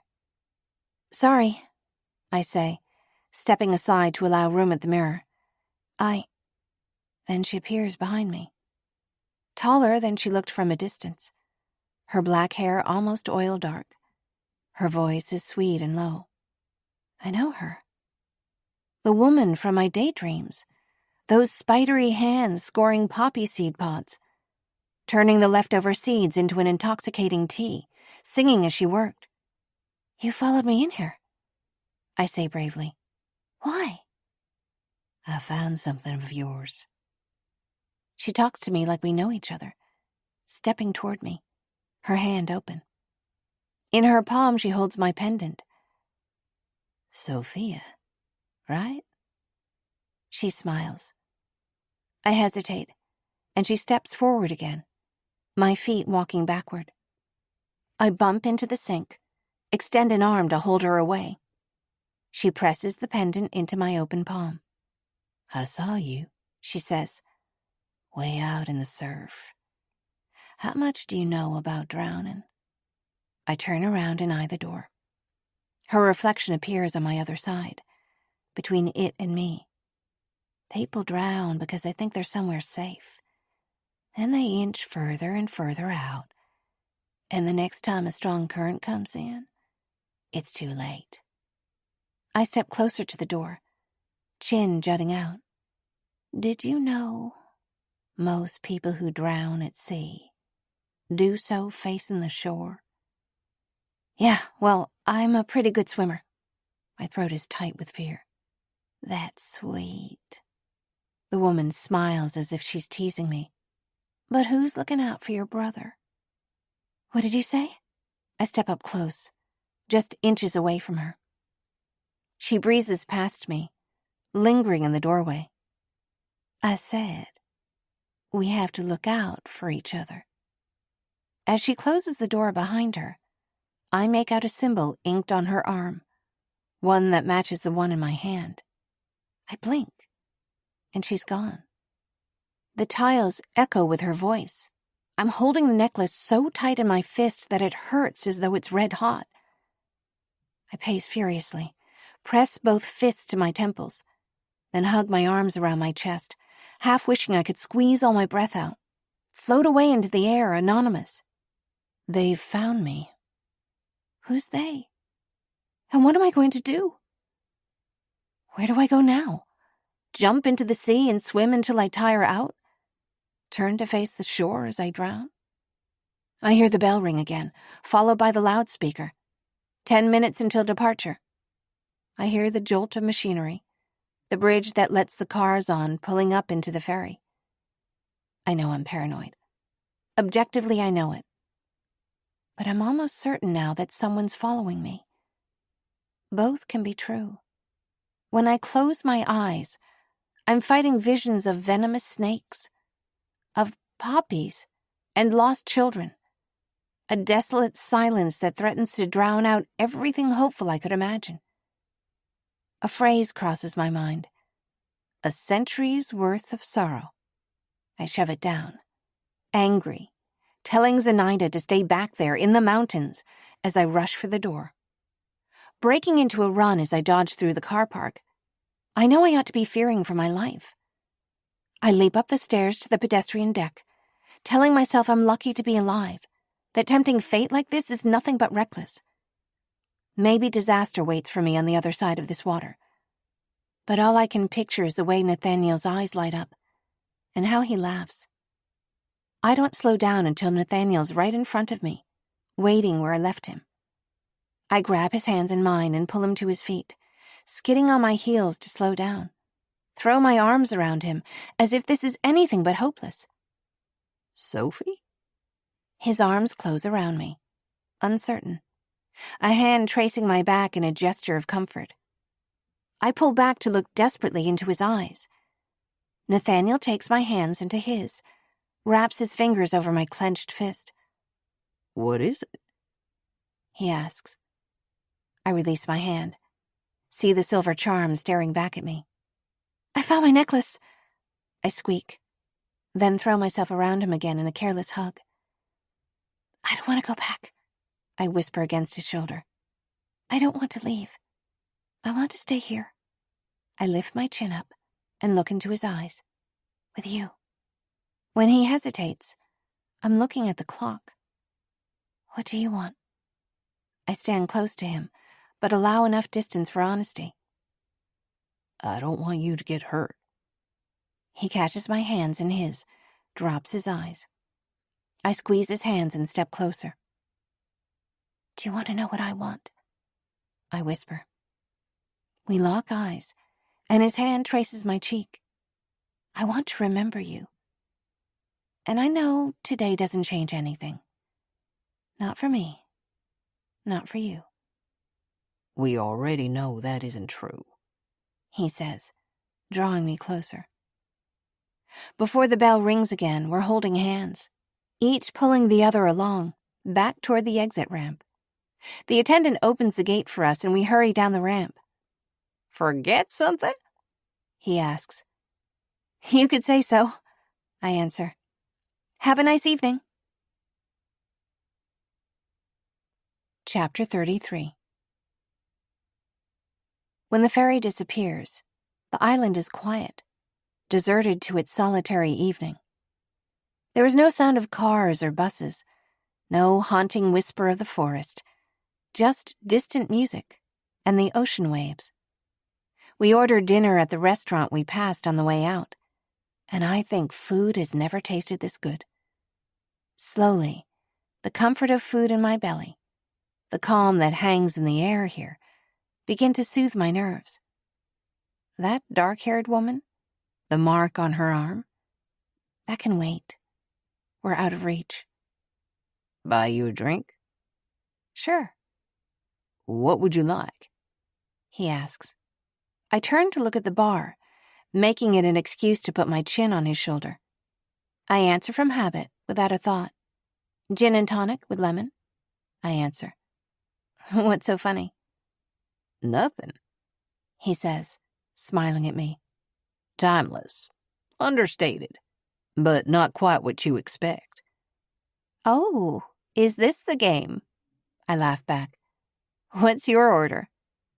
I don't drink, he answers, shrugging it off. When I did, it was bourbon, in abundance. If you make anything of that. And I do, I think. Southern boy, simple tastes, a classic choice. Yet that's not the sum of who he is, not anymore. In the little half-nervous glances he gives me, I see that he's got more to say. And wait, my silence and open space, drawing him out. Panic attacks and alcohol are not friends, he adds. Well, maybe they are, but not friends of mine. He leaves me with this, goes to the bar for my drink, returns to find me turning the silver charm over in my palm again. So, what is it? He asks. I place it on the tabletop in front of him. They said I was wearing it. I answer curtly. He nods, touches it with a fingertip, but doesn't pick it up. A woman came up to me in the bathroom. She said she found it on the beach. That a good thing? I guess, I answer. I can't hide my fear, my frustration. Something about it gave me a weird feeling. I'm a mess. I try to hide my despair with a gentle laugh. I'm nothing but crossed wires. Even if I ever find my brother, find a way to get home, I'll never be the same again. How much do you remember? I remember being little. I take a sip of my drink. I remember Miles, my brother.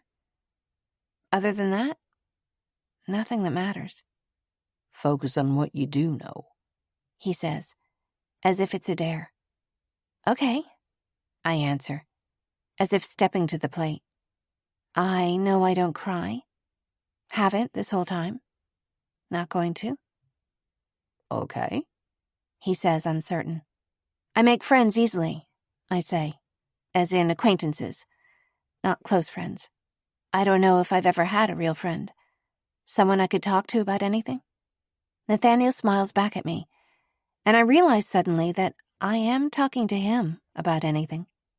And I know I don't run from things. I continue. If something needs saying or facing, I don't avoid it. Those aren't things that change, he answers. You already know what matters. The lights dim, and there's music playing. A modern, pared-back cover of a 50s pop song, the kind that everybody knows. I look at his arms and want to touch them, to feel his hands on my waist. When he stands up to go pay the check, I follow, standing at the counter behind him as he pays the tab. Nathaniel, wait. What's up? He asks. Habit shows on his features. He's asking me what's wrong. Is everything okay? I smile back, an indolent feeling softening my limbs. Nothing, I murmur, smiling almost with disbelief. It's just us. I slip my hand into his, duck into his arms so that he's holding me, turn half a step. I let my eyes focus on his, forget everything around us. There's not another ferry until morning. Whatever ghosts wait for me to do so on the other side of the shore. For tonight, just one night, we're safe to be just us. He smiles back, and I think he understands, an arm wrapping around my waist as we dance close and slowly. You don't want to go back, do you? Back to the mainland, sure, I think. Not tonight. But that isn't what he means. I don't want to go back to whatever else there is for me, not right now. I guess he can see it. My silence, I think, answers for itself. Before long, a rainstorm blows in without warning. Without discussion, we walk to the hotel and pay for a room. My hair didn't have a chance to dry before it's soaked again. He unlocks the door. It's a spacious room with a dresser, armchairs by the wide window, and a bed as wide as it is long. This is more than just a bad idea. I know it from how my heart races while I unbutton his wet shirt, tugging it off of his arms. I take a towel from the stack folded on the dresser and dry his shoulders. It's not just a bad idea, because it's also dangerous. Neither one of us can afford to get hurt. Both of us are balancing too much already. As much as I promise myself this doesn't matter, something beneath my skin is telling me a different story. It matters a great deal. For a moment afterward, I'm almost shy, resting on my side, my cheek on a pillow. I let my hair fall over my face, watching him silently. But when I see him smile at me, I realize I don't want to lose a moment of closeness. Drawing close to him, pulling the cover up to his shoulder, I fit myself close against his chest. He wraps both arms around me, squeezing me tight.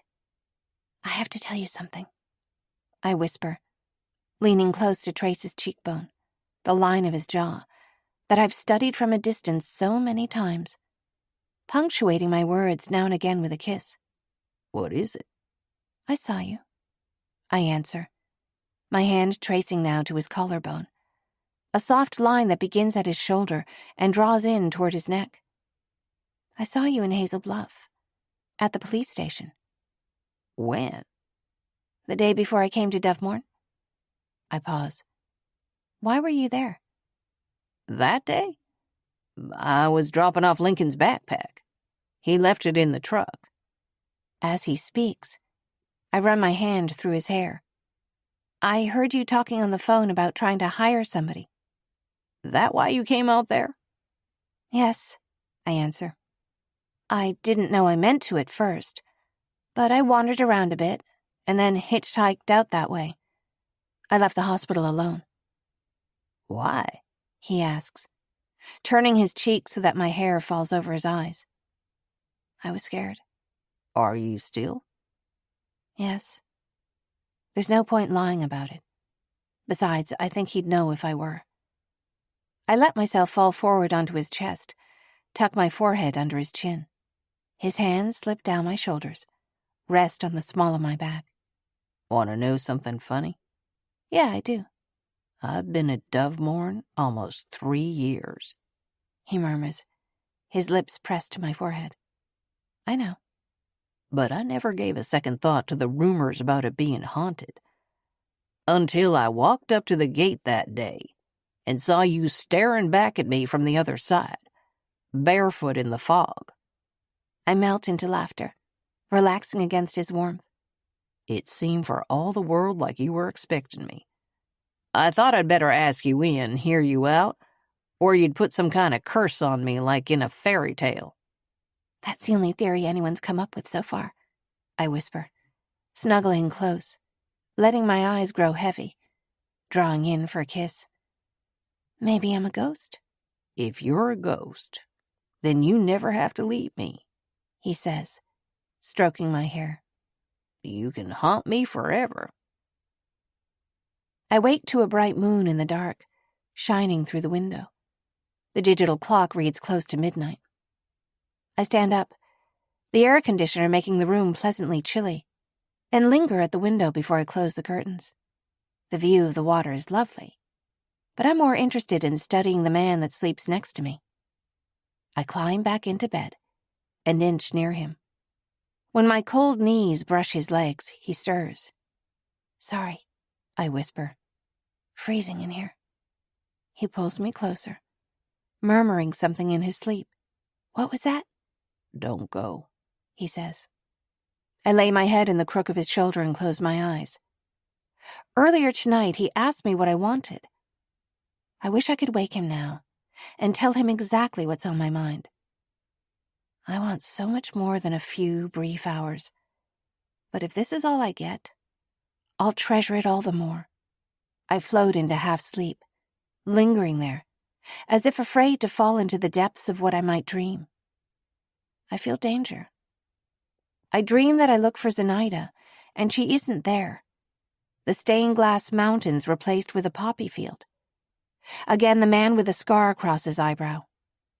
This time I study him, see his yellow blonde hair, the oddly slack, relaxed set of his mouth. I remember thinking that pain has color, sometimes red, sometimes murky like a bruise, sometimes bright and flashing like lightning. I remember all these colors and shades at once, and then I cried for miles that I couldn't find him. Finally, the spell breaks, and I move. Under my clammy arms, the sheets are cool and fresh. In the light of dawn, everything around me appears in shades of gray. Nathaniel sleeps sprawled out on his stomach, squeezing the pillow beneath his head with both arms, chin resting on the swell of his shoulder. The man so organized, so independent and Spartan by day, that I smile to see that he sleeps in this beautiful disarray, limbs asymmetrical, a carelessly relaxed set to his face. He half smiles in his sleep, and I remember his hand holding my cheek, looking into his eyes, finding the same almost shy smile there. I purse my lips, studying the canvas of his back, a jagged diagonal line of a scar, just beneath the shoulder blades. The skin around it is peppered with pale marks of scar tissue, spreading out over his left side. He has told me, I realize, from the very first. It's only that I never put it together until now. I rest a hand on his back as he yawns and stretches. "Morning." He blinks, then opens his eyes without lifting his head. "How'd you sleep?" I lower my eyes. I don't want to tell him that I didn't sleep. That I don't, not really. I bend down to kiss his perfect shoulder blade, tracing his spine. "Not much, huh?" He rolls over, leaning on one elbow. I lift my eyes to his. Somehow I realize it, now that he's right here with me. I'm tired. So very tired. But not the kind of tired that sleep alone can fix. "How'd you know?" I ask. He pulls me close, and I lay down with my head on his chest. "I don't know," he answers. His arms tighten around me. Outside, I hear the bell of the ferry ring. It sounds far off. I lay there still for a moment, until it makes me too sad to feel this close, to feel what I can't keep.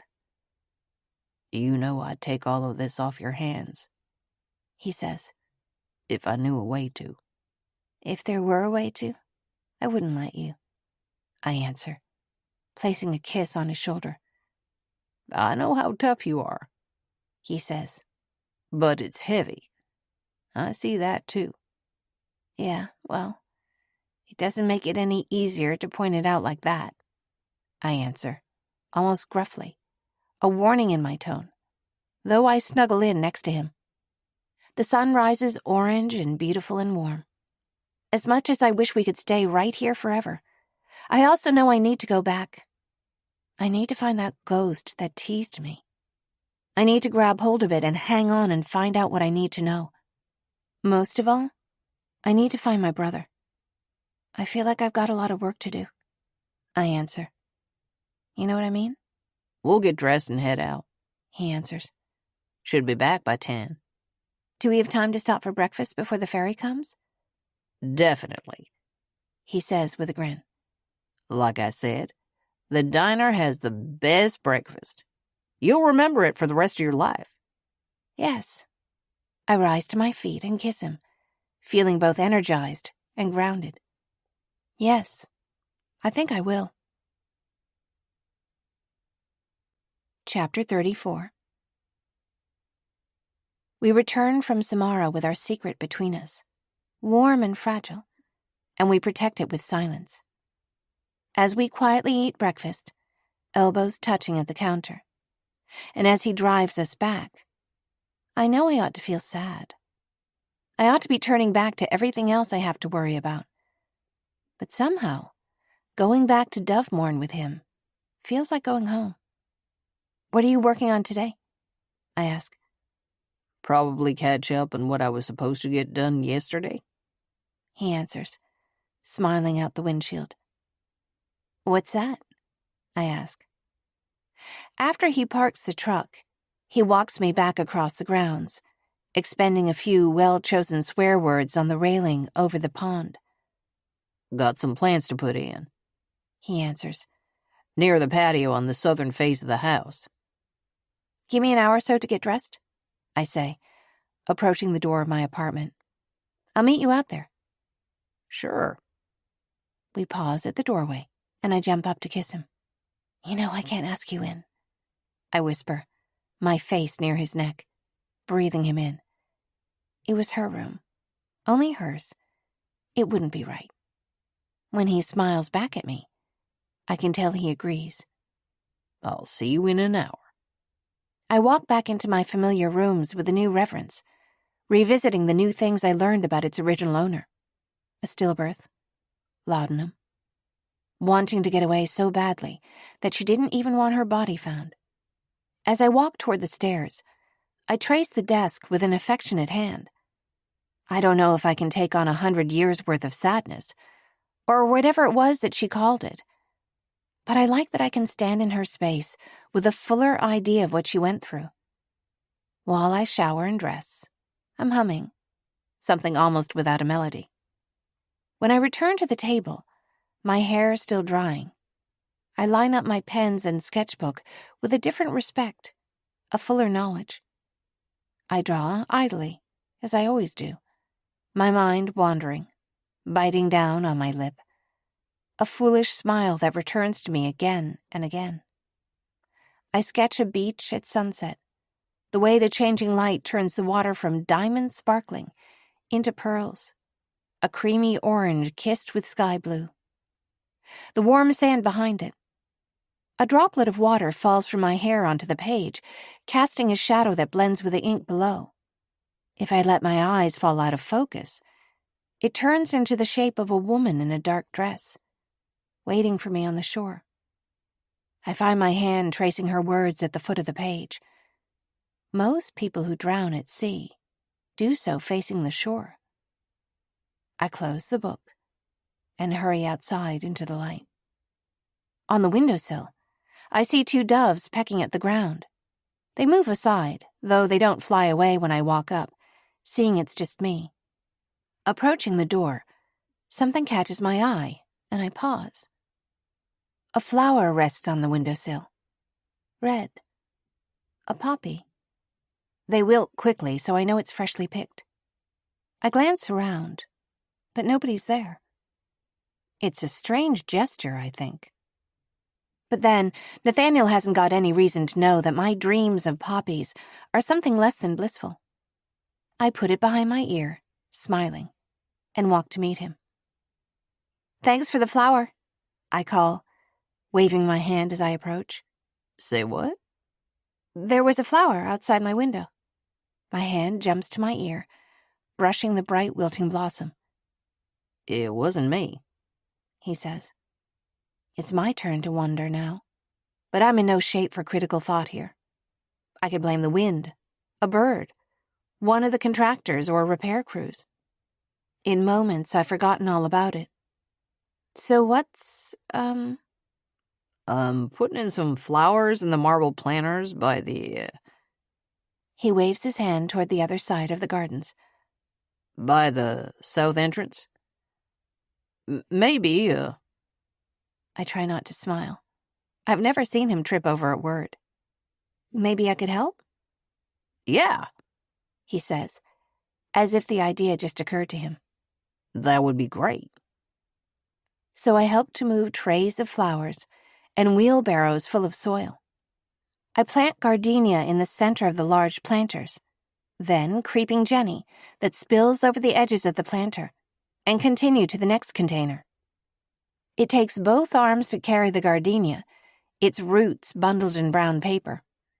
The white blossoms smell like midnight, honey-sweet and tender. I pause to breathe in the scent of the flowers, and my hair tangles on a leaf. I shake my head to free it, and Nathaniel laughs. What? I laugh. He doesn't need to speak. We're back at his house by midday. His bedroom is sparse and comfortable, a 4-poster bed with a gray quilt. There's not a photograph or a decoration in sight. I pull the blanket around my shoulders and sit up, glancing out the window.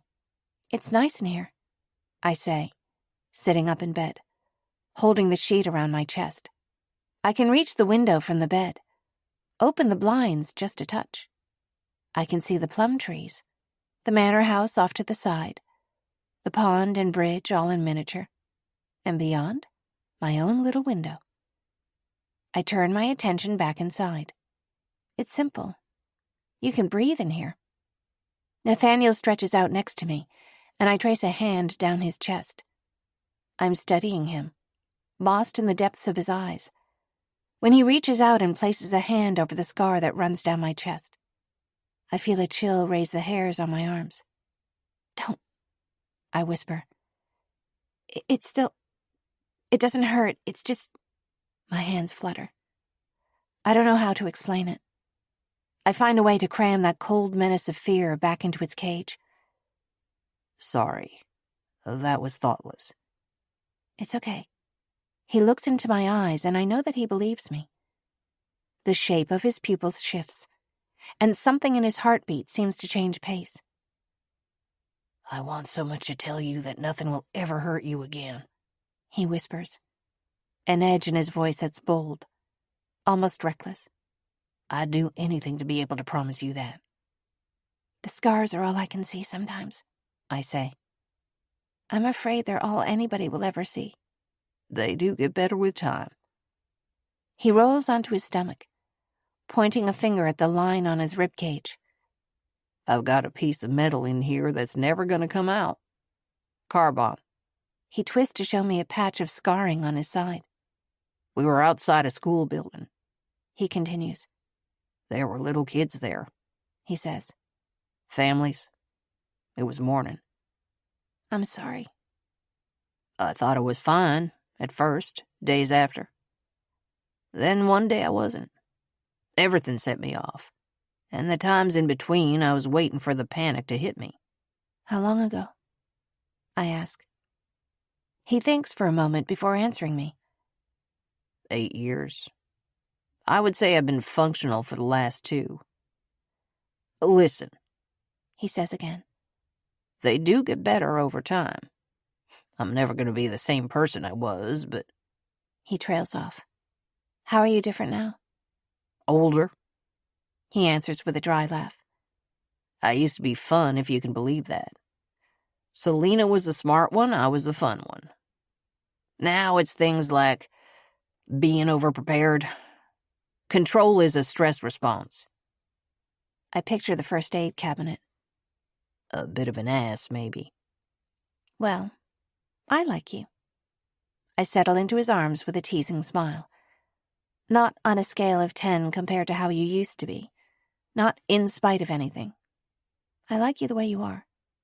Same to you, Sophie. We spend most of the afternoon there. And wrapped in his arms, I fall asleep with the gold afternoon sun peeking in through the blinds. In sleep, I can feel it, still, the scar between my breasts. Until he placed his hand there, I had somehow almost forgotten. Now, in sleep, I remember with terrible clarity that I'm standing in the shadow of something unknown. I see poppies, and when I look closer, snakes slither between the stems, some slick like oil, some rattling as they go. I call for my brother, and when I look up, the man with a scar on his eyebrow is there instead. I sense that I left Miles to this nightmare somehow, that he didn't make it out with me. I wake Nathaniel with kisses, with an embrace that's almost feverish, as if I hope I can burn away to nothing before I have to go back to whatever chased me away before. Chapter 35. You've been listening so intently now is the perfect time to take a deep breath. Close your eyes and let the music wash over you. We appreciate your time and support.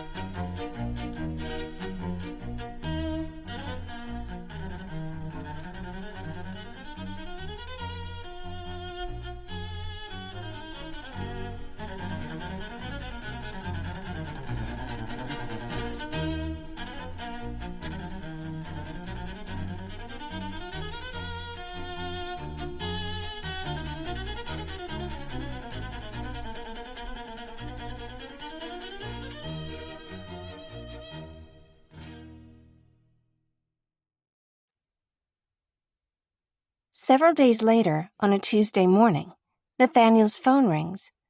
I'm standing next to him when he answers it, and I can hear Selena's voice on the line as she asks if she can talk to me. "Hi, Selena." That was quick. She observes. "I found something I'd like you to see. In person would be best. When can you come in?" I hold the phone away from my cheek and whisper to Nathaniel, "Is there a time you could drive me into town?" He nods, knowing how much this means to me. Today? "This afternoon?" I ask Selena. "Great. How about 2 p.m.? "Sure," I answer. "I'll see you then." Fear and anticipation muddle my thoughts in equal measure, and I want to ask her what she's found, but I sense she wouldn't tell me over the phone anyway. I'm a fidgety mess until it's time to leave, planting a row of fragrant spearmint in the herb garden. Before we go, I tuck my sketchbook into my bag, something of a comfort object. As Nathaniel drives into Hazel Bluff, I'm checking over my shoulder, half expecting to see a car following us. Does the woman from the ferry know where to find me? In the middle of the day, the streets are busier than I usually see them, and we circle the block outside the police station several times before Nathaniel taps the clock. It's 2 now.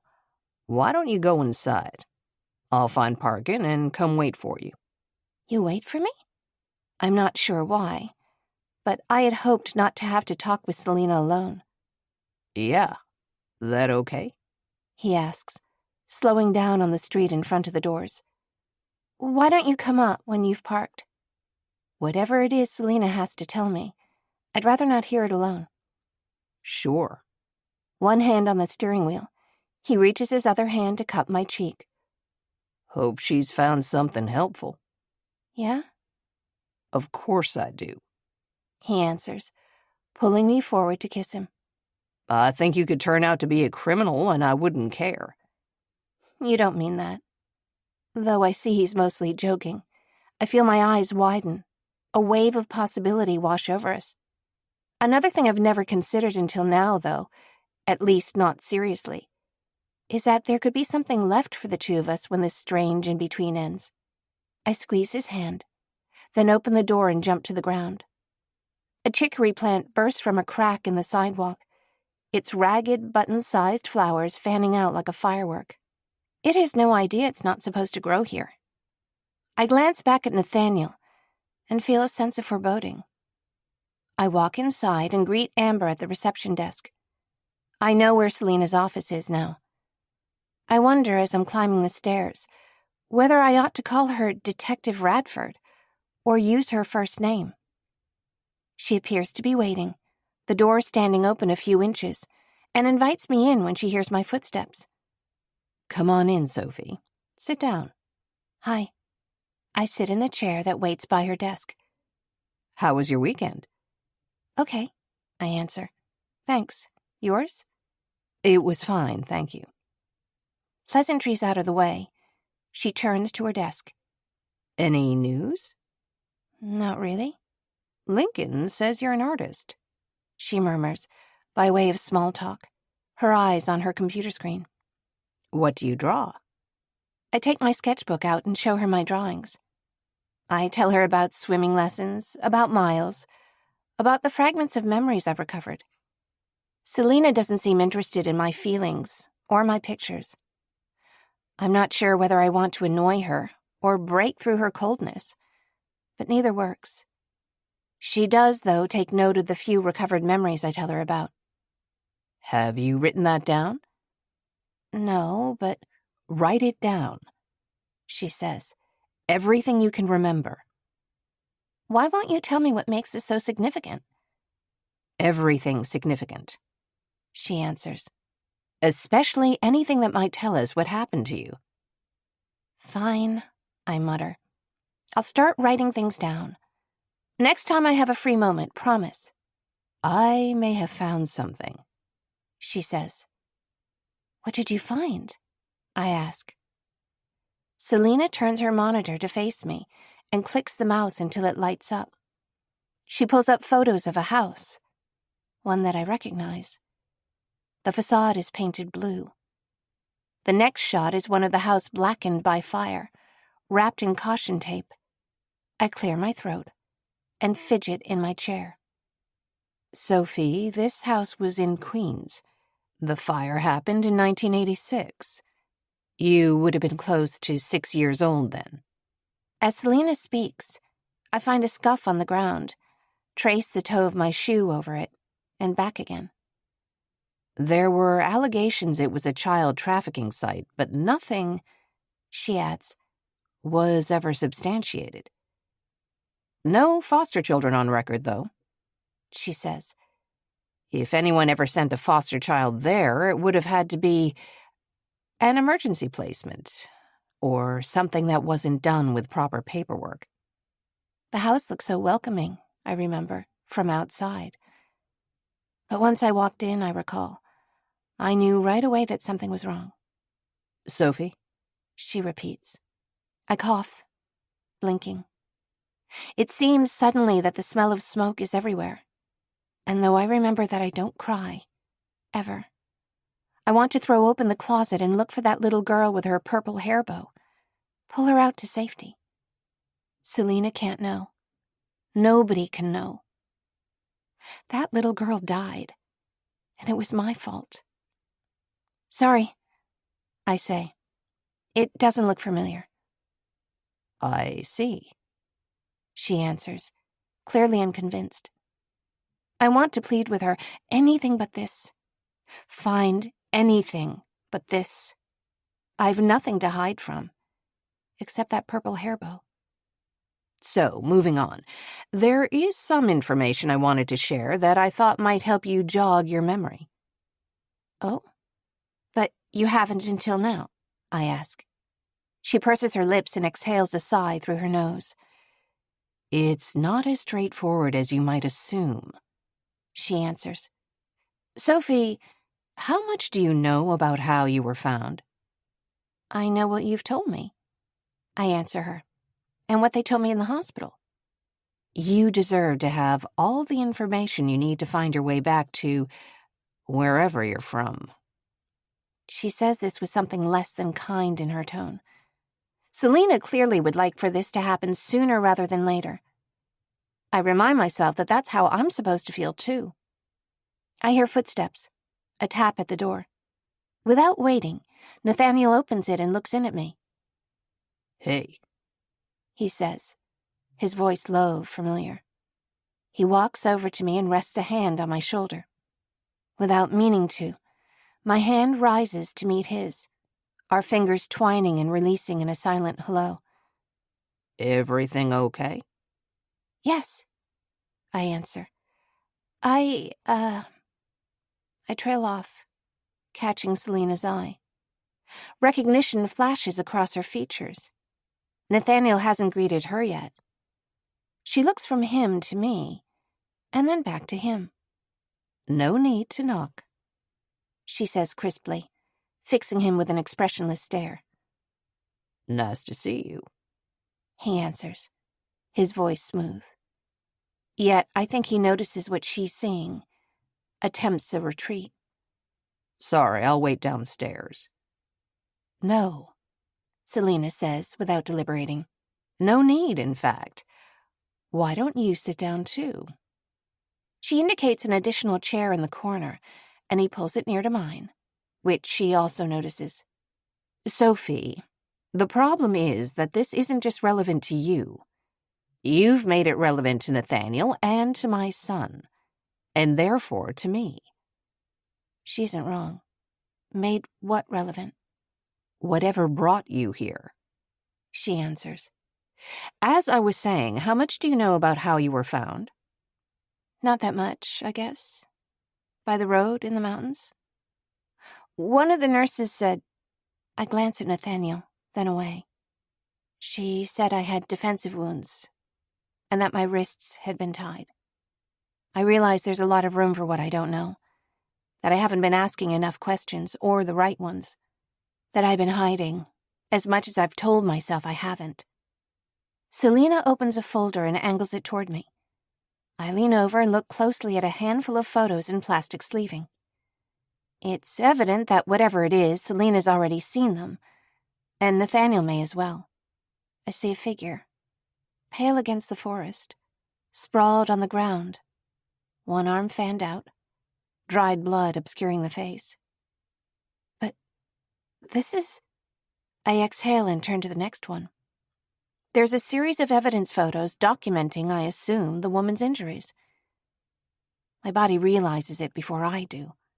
A cold rushing sensation in my veins. These are photos of me. She must have taken them from an evidence file.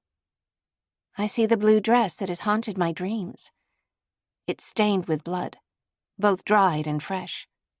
The woman in these pictures is displayed on an exam bed like a mannequin, her features blank, as if nobody lives there. I feel a rush of cold, ice cold, that starts at my fingertips, fills my body, quickly turning into numbness. Her limbs are splayed as if she's dead. I wince with embarrassment, to wonder how many people have seen these. I flip back to the one of the forest. There are red flowers in her hair. I know what they are, but I don't want to even think the word. Nathaniel scoots his chair closer to me, looking over my shoulder, then moves in a flash to turn them over. He takes the pictures from my hand and throws them face down on the table. Damn it, Selina. His voice is low and sharp, eyes dangerous. Sophie, let's go. He reaches out for my hand, but I'm paralyzed. I take the pictures back, holding them now, looking closer. I feel ill. There is something here that I haven't seen, that I didn't expect. I take stock of the injuries at the wrists, the slashes and rope marks, the deep, ugly scrapes on the arm and shoulder, the matted hair and dirty face. The blue dress is torn past the breastbone, where red spreads from a jagged cut. Across the chest, on each arm, words are written in dark ink. My arms flutter over my midsection, then across the photo. I want to cover her, to put these images out of sight. But I can't not look. My eyes flicker up to Selena. This is me? I'm still hoping she'll say no, that I'm mistaken, that something else is going on. But of course, I know the answer before she speaks it. Yes. Chapter 36. The hell were you thinking? I hear Nathaniel and Selena's tense exchange as if from far away. I thought it might help. No, you didn't, he says. This is not the way to bring this up. Not without a warning. Not without a discussion first. What's really going on? I could ask you the same thing. I slump back in the chair, staring at the picture. Across the woman's chest, someone's written words, in oddly tidy handwriting. Narc, snitch, on either arm. Under the collarbones, traitor. I feel as if my chest is closing in. Whatever happened, she was involved enough with someone dangerous that they found it worthwhile to punish her. She was close enough to do damage. Groups like this... He cuts her off with a wave of his hand. I thought it would help to have all the facts on the table, Selena says. Flowers. Tucked into my hair and behind my ears. Who would do this? Who would decorate someone when they're in danger? When they're in need of help? And what did I do to end up like this? You always say you want the facts out in the open. Nathaniel touches my shoulder, tries to pull the photographs away, but I snatch them back. But then what you do is this. You use them to hurt people. He pushes his chair back and stands up, puts both hands on my shoulders. Sophie, let's go. Selena continues. We knew she was a victim of something. But this changes things. She's clearly involved with something dangerous. How do you know she's in hiding something? Because I know, he says. This is not an act. This isn't some attempt at subterfuge, okay? Not everything is an effort to take control away from you. Selena gasps, but her face remains smooth. I manage an impression of calm and sit with my chin in my hands, looking at the pictures. I don't know if it's obvious that I feel a ticking bomb in my chest, that if I don't move soon, I'm afraid I'll implode. I was trying to help you, Selena's saying. We're still family. You must have some weird ideas about family. I'm numb all over. It's clear this argument was a long time in the making. I don't want to interrupt, and besides, I'm not sure I could even speak coherently. You can't just ignore problems until they go away, she insists. That's a point to Selena. He's like me. He dislikes even the idea of being too much of a coward to face something. This is meant to hurt, and it does. Facing things before you're ready does more harm than good, he snaps. After what we went through together, I'm pretty sure you know that. This isn't about stability, it's about you being in charge. That's a point to Nathaniel. Being the sensible mother and co-parent is her brand, and he's exposed a flaw in it. Watch it, she breathes, shock audible in her tone. She clearly isn't used to him pushing back. Or it's over. Nathaniel shakes his head. He's calm, but I see an inkling of sadness in his eyes. It's been over, Selena, he says, his voice low but certain. You've known that much longer than I have. I close my eyes and draw a breath that feels hot in my lungs. Force myself to look at the photographs. A few moments more. She's a betrayer. She's a snitch. A liar. My arms burn. Everything hurts. Then a different set of words flashes across my mind. A century's worth of sorrow. I can't hold all of this. All these histories collapsing around me. I'm so sorry. My voice feels unsteady. I clear my throat. I'm going to let you two talk. I put the photographs back in the folder in a neat stack, then collect my bag and sketchbook. I want to tell the woman in the pictures that I'm sorry, that I'm still too weak to reckon with whatever happened to her. I slide my chair back in order to stand up, then to the side in order to get to the doorway. Sophie, please don't go, Selena says. I lean forward a bit and push the folder toward her. Your erratic behavior concerns you, I snap. I know. You've told me. There's nothing else to talk about right now. I turn out of the doorway and move, and there's something soothing in taking steps. So I keep going, hugging my arms against the cold that seems to seep out from my bones. I take a wrong turn, go down a back stairway, catching my weight along the banister when I finally get to the bottom floor. I lean hard against the handrail. My lungs, my chest, are doing something strange, and I feel far away from my body. I hear Nathaniel's footsteps on the stairs, but the sound is distant. There you are. He puts his hand over mine, warm fingers against my cold ones on the railing. Sophie, I'm sorry. I'm so sorry that happened. His hand rests on my back, as if he wants me to know that he too sees these breaths that want to gallop in and out of my throat, as much as I fight to hold steady. Standing in place is only making it worse. There's a door a few feet off, leading into the alley behind the building. I need some air, I say. I'm gonna take a walk, okay? Okay, He answers. let's go together. I'm going by myself. My voice sounds like a stranger's. Just a few minutes, just around the block. I need to be alone, I think you know that's not a good idea. he says. The steadiness of his voice beckons me to stay here, where I am, within myself. The problem is, that's the place I'm afraid of the most.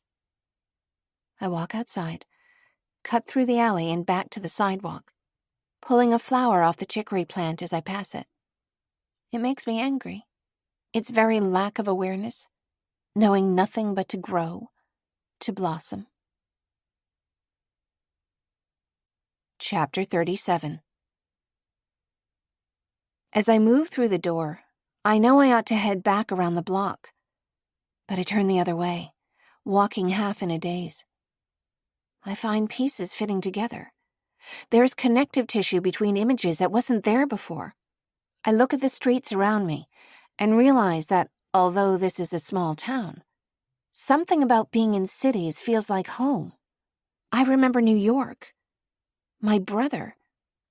I remember my favorite blue raincoat and boots, walking to the subway in the rain to go to work. I wait at a stoplight, my mind ticking. I don't like standing still, and so turn again rather than wait for the light to change. Soon I'm in a different part of town, a rather run-down residential neighborhood. I pass a bus stop where a man sits reading a magazine, proceed to the next corner, and then cross the street, turning back the other way. Walk straight back, except when the road dead ends and I cut one block over, hoping to follow the same direction I had intended to. Though the streets are oddly deserted, there's one other pedestrian. I take a look, and my pulse starts. I'm almost certain it's the man from the bus stop. He's my age, or even a bit younger, in a shabby flannel shirt and jeans. He slows a bit, but doesn't stop. I keep walking. And now I make several turns, barely paying attention to where I'm going, trying to assure myself that I'm not being followed. But he's still there. I stumble and look down to see that my shoe's untied. My feet are sore. I'm used to working outside, but not to walking this much in a day. With a momentary break, the man is already caught up. "Who are you?" I call. With a combination of calm and dread, I look at him. There's no point right now in trying to run. I know him. The beady, glittering eyes, close-cropped. The scar through his eyebrow, the unmoving set of his mouth. That tattoo I see, peeking out from his collar, the same as the one on the woman's arm, the same as the pendant in my pocket. The very sight of him calls up memories, a pulse of fear numbing all my thoughts. But I can't remember his name. I trail off, nervous hands brushing loose strands of hair away from my eyes. Really? You don't remember my name? When he laughs, his smile is devoid of any warmth. You're hurting my feelings here, Dora. Dora. The sound of the name brings a thrill of longed-for recognition, closely followed by dread. My now all-too-familiar impulse to start running, from anything and everything. From this name, that until now, I thought I wanted to remember. "I'm not going with you," I answer. "Not until I see Miles. I have to know he's okay." I know where he is. "Then tell me," I growl, stepping up closer to him. He laughs and steps back. You'll have to trust me. Come and see him. If he'll have anything to do with you. Confusion and fear blot out my anger. What happened? I want to ask him, but I don't trust him enough to say this. We've been watching, he says, but I realize I already knew this. To make sure you're safe. Saw you got the flower I left you. My hand rises to my ear as if to brush away the poppy I'd found a few days ago. "And it was you sneaking around the apartment that night?" Wouldn't you like to know? He moves closer to me and I step backward. Nah, he says. That wasn't me, honest. It was Iris. "Who the hell's that?" I snap. But I'm picturing a willowy, dark-haired woman with amber eyes, and I fear I already know. And what was she even looking for? The man laughs, and his arm darts forward, his hand closing on my arm. For you, Dora. "Let me go!" But I feel his grip on me tighten as he leans over me. Are you really telling me you forgot about me? "Let go!" I'm Sawyer. At the sound of the name, I throw one shoulder forward, a fruitless attempt to shove him away from me. I see a car idling at the end of the block, and look at his face with a depth of anger I didn't know I held. He isn't letting go of my wrist. Half a block in the opposite direction, I see a bus passing. It rests at a stop sign, then wheezes forward. I stomp my heel on Sawyer's toes as hard as I can, and though something tells me he's immune to pain, his surprise gives me an opportunity to wrest my arm free, then bolt after the bus. I just make it to the bus and hurriedly pay the fare and take a seat. I'll get to Miles somehow. I have to. But is he safe? I feel closer to him than I have this entire time. What did I do to let him down? I stay on the bus until it winds around to a different part of the town, until I'm sure there's no car following. At one stop, I see a park. Benches. Plenty of sun. I walk off, find an empty bench, and sit down. I need something to do with my hands. I open my sketchbook, thumbing coolly through the pages. I dwell on the first few drawings. The woman in the poppies. This is wrong. None of them were right. I had half the story. My hands shake. I uncap a black pen and scribble over her arms, holding the pen to the paper and letting the ink bleed where her eyes should be. I know her name. He knew it too, the man whose image has haunted me. When the ink runs out, I open the red pen and add markings on her body. As I write across her chest, I blink and see him. I see my brother. I remember his face not as a child, but as an adult, as he is now. He's there in the picture too, just beyond the edge of the page. Miles. He was there. I can only imagine what they've done to him, these horrible people who hurt me. Everywhere there's a lingering sense of fear, of dread. I imagine an engine overheating, systems locking where they ought to function.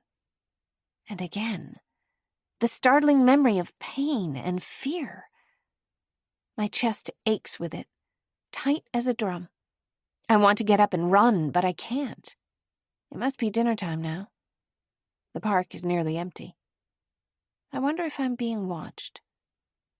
If I am, it doesn't matter. I'm out of energy. I'm out of fight. Unable to do anything else, I sit and begin to write.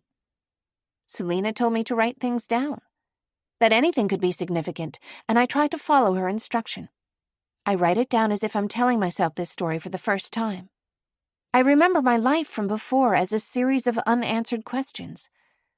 A co-worker wondering, "Why is your brother calling for an advance on your paycheck again?"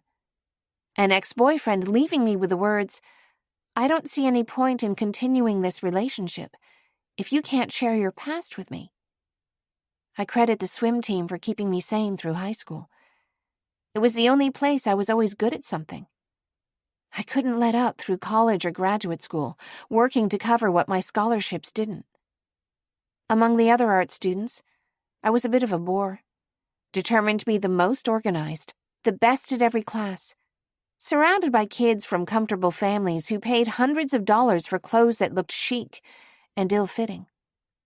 I took a job at the design firm where I had worked as an intern and stayed there after I graduated, glad for a chance to build something like a home, a life that felt steady. I saved everything I could, always ready for bad luck to strike. On the surface, it probably looked steady. Until one day in March, when Miles called, unbeknownst to me, to ask the payroll department to wire him an advance on my next check. When they declined, there was an argument. He was in trouble with the law, they told me that, as if it should be a surprise. But Miles never keeps a secret from me. He was wanted because he was overdue on court costs, which were compounded by late fees. It's an unfair system. I don't know why I let it get to me. The tone my boss took when he asked me about Miles was so cold, so cruel. Like he was a piece of trash that somebody tracked inside. Nobody's ever given him a fair shot. That evening, I asked Miles to let me come and visit him. He told me he was living on a farm in the mountains, somewhere in South Carolina, that he was going to church, living clean, and didn't want to screw it up. I was certain that if I could talk to him in his comfort zone, I could convince him to move back, maybe to stay with me, or to get his own place. I could help him get things evened out. A lawyer, money, whatever he might need. He was so talented and warm and magnetic. He agreed to pick me up. I bought a plane ticket, paid a few months' advance rent on my apartment, and left. I had no close friends, no pets. It was that simple. Nobody to miss me. The felt-tip pen in my hand begins to scuff along the page, the ink getting low. I put it away and glance over the account I've written.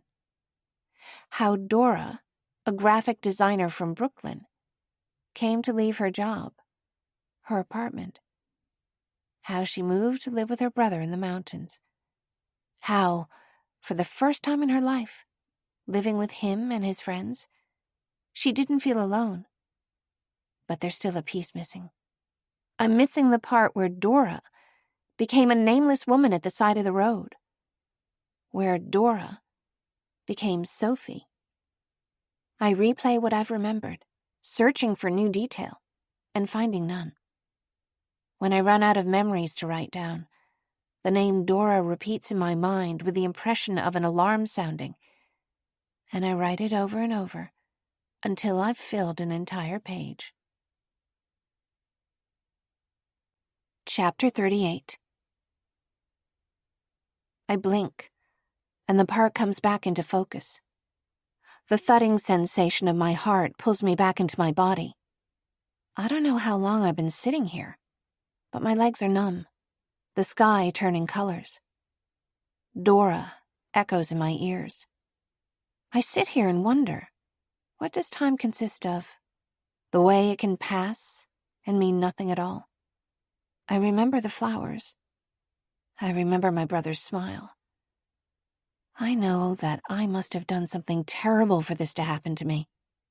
I think of the little girl lost in the fire, of how my brother saved me, how I've let him go again. My name. Again. I hear it. I'm afraid if I get up, I'll be sick or pass out. It seems possible I might keel over sitting right here. I'm twice removed, then, from trying to get somewhere. I bring my focus back to the sketchbook, which is the only thing keeping me calm. Who is Dora? After the brief page of journaling, this one stands in contrast. The words are printed over and over, a row that repeats itself dozens of times down the length of the page. In a brief moment of objectivity, I recognize that this work, these scribbles, are not the handiwork of someone in their right mind.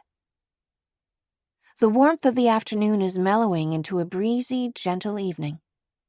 I can hear every noise, the rustle of each blade of grass, the sound of every bird. Somewhere a car door opens and smacks closed. I'm not sure what's in my memory and what's here around me. There are footsteps. I close my eyes and brace for whatever comes next. He's followed me.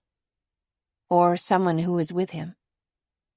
If I can get moving, I'm sure this insane energy thudding in my chest will carry me away, but Nathaniel sits down next to me, without a question or a word. He wraps me in a hug. How'd you know I was here? I didn't. He answers. I've looked everywhere I could think of. It's been hours, Sophie. Something's wrong, I say. My voice sounds distorted and squeaky, like I'm hearing the echo rather than my own words. I risk a glance up at him and gesture vaguely at my chest. I can't breathe.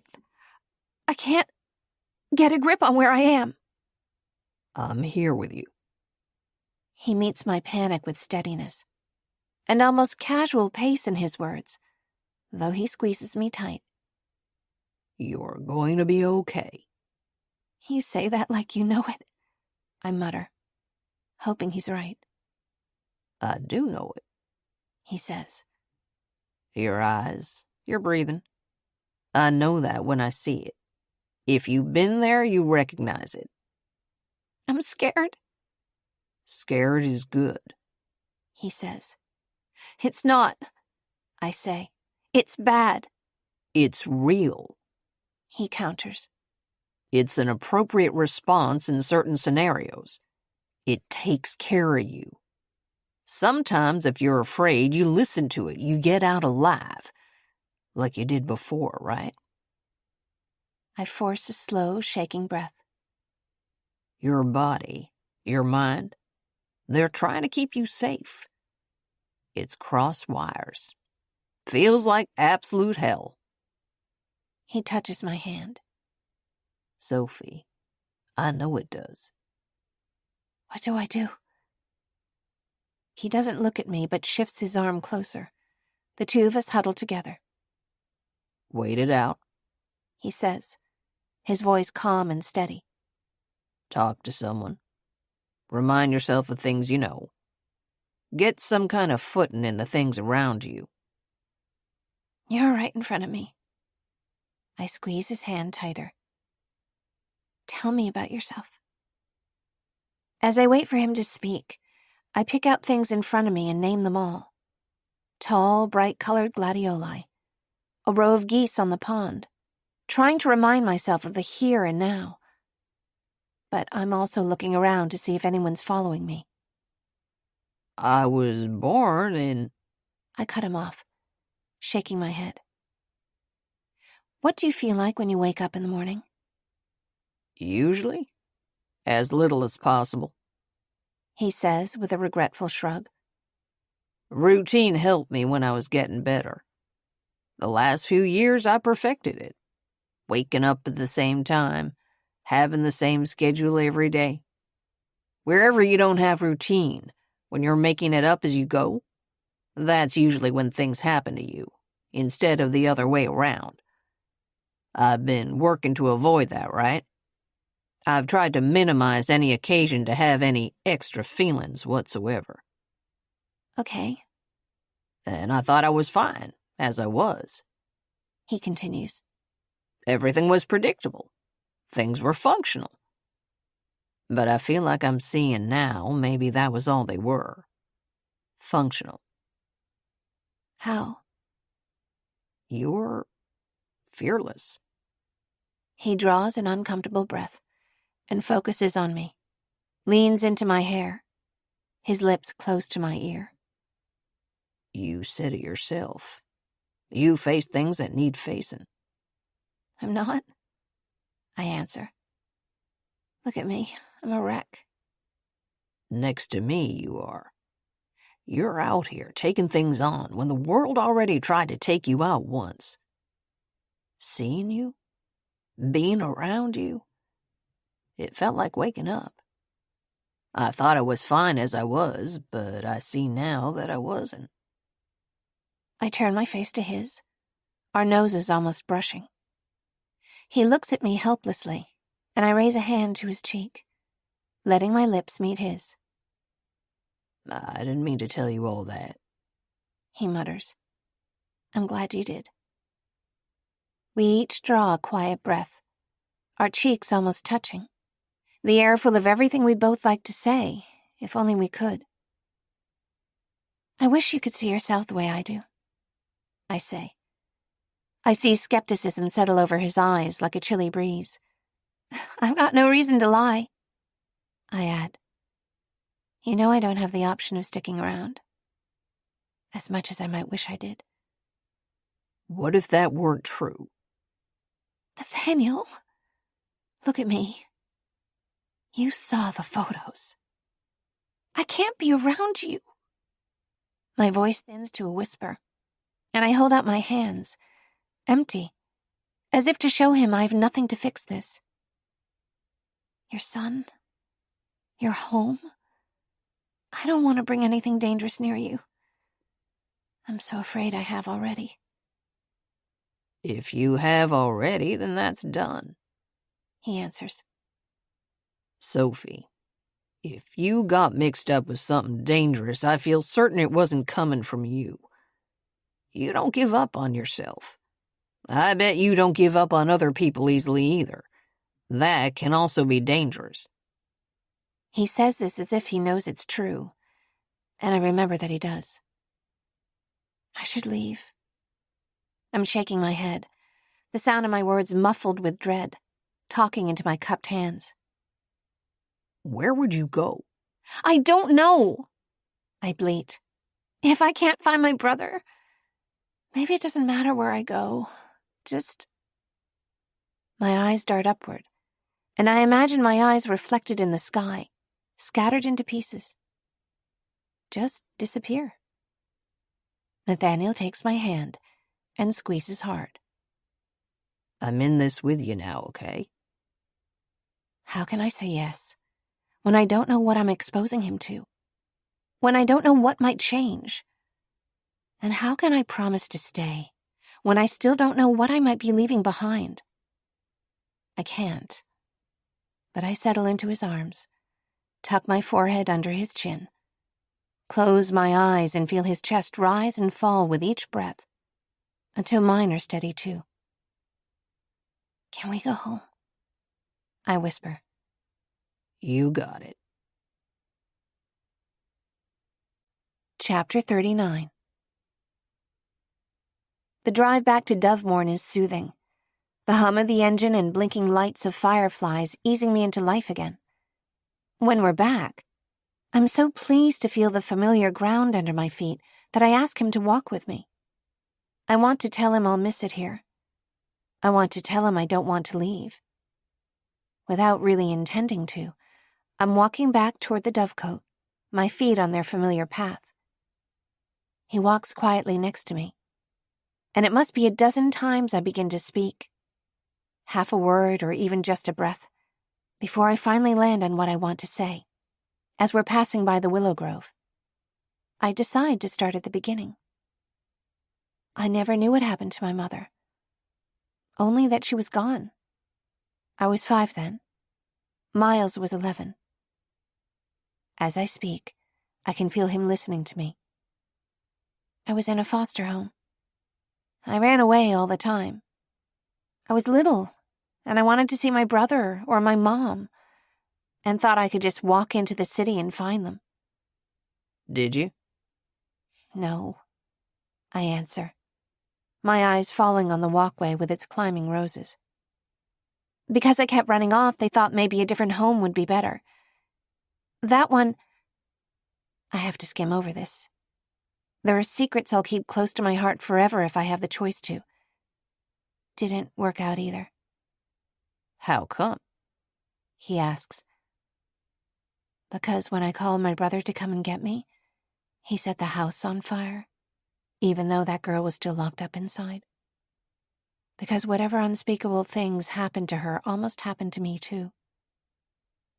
For the first time in my life, I wish I could ask Miles why he had to start a fire.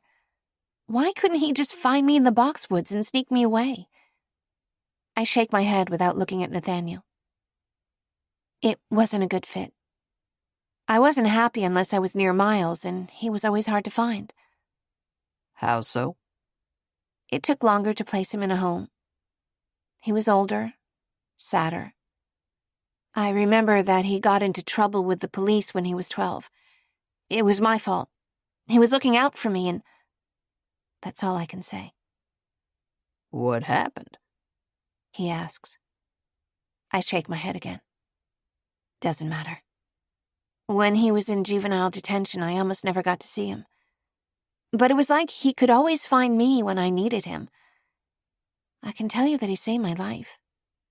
And when I was 12, he gave me a brand new coat for my birthday. He never had anything to spare, but he'd always show up with a gift. I can tell how much he means to you. Miles always struggled. If you could meet him, he's kind, and he sees people, really looks at you and understands you. I know you like him. I think most people don't understand him. Anyway, once you've got any kind of criminal record, it doesn't matter whether you're guilty or not. I'd send him money sometimes. There were times I suspected he had an addiction. I know he was homeless once. I paid a month's rent and deposit on a place for him. It was vacant 3 weeks later. I look up, and we're standing at the door of the apartment. Would you like to come in? I unlock the door and let Nathaniel walk in ahead of me, turning lights on as I go. Everything is just as I left it. Look, I remember, directing him to the desk. The carving, it's right here. I drop to my knees on the floor, take his hand in mine, trace his fingers over the letters. He kneels next to me and studies it. Then, turning his eyes to me as if I might be an apparition, slowly leans forward to kiss me. My limbs are heavy, every inch of my body and mind exhausted from a day running, wired with adrenaline. He sits in the chair, and I drop into his lap, lean onto his shoulder. What are we doing tomorrow? There are repair people coming tomorrow to work inside the house, He says, trailing a gentle hand through my hair. Honestly, I put it off as long as I could. Don't want to see it all fixed up, I guess. But summer's over halfway done. Right. I agree, turning to look at him. The time's gone quickly. Nathaniel, will you stay until I'm asleep? I'll stay as long as you want me to. He reaches one arm over to pull the curtains across, then dims the light. I was so sure that the moment you began to remember things, you'd be gone. Settling closer into his arms, I choose not to answer him. I felt the same way. Part of me still does. You said you lived in Brooklyn, he says. How'd you get here?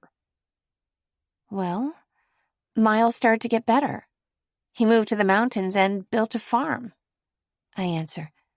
I think he even goes to church now.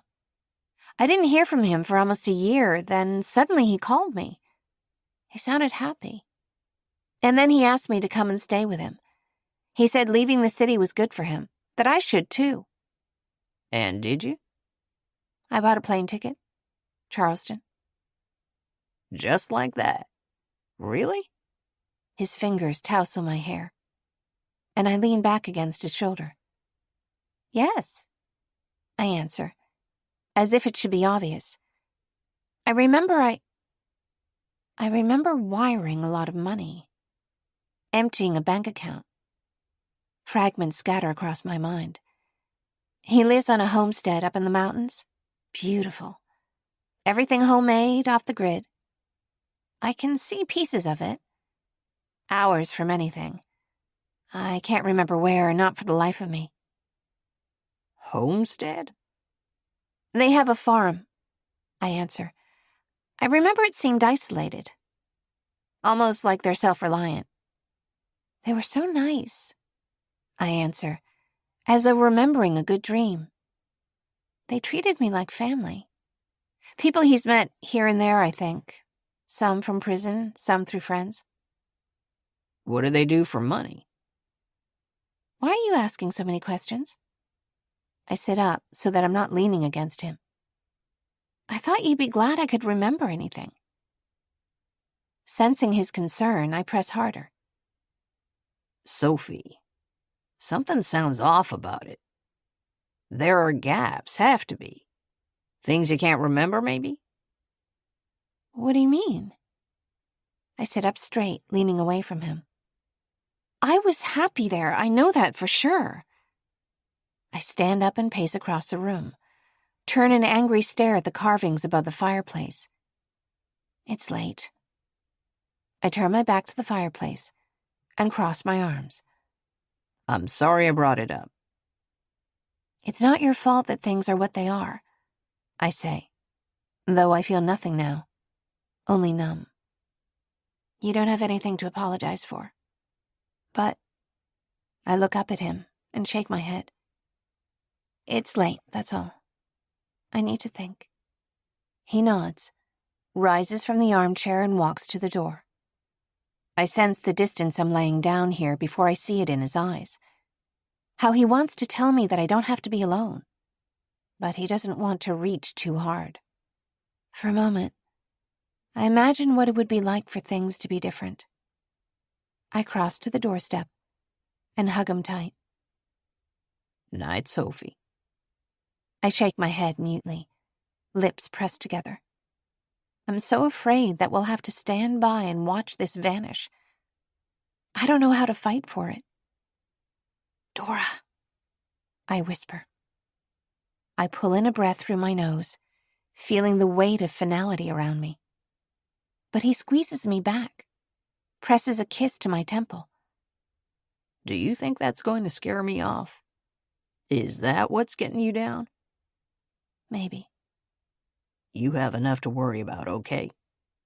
Nathaniel murmurs. I can take one thing off that list. You don't have to worry about this. About us. He holds me back a few inches, looking into my eyes. Things are going to change. I'm not saying it'll be simple. I'm saying, I know you. It doesn't matter what your name is or where you're from. I hold him so tight I hope he can't feel the sobs that catch my chest. I need to sleep.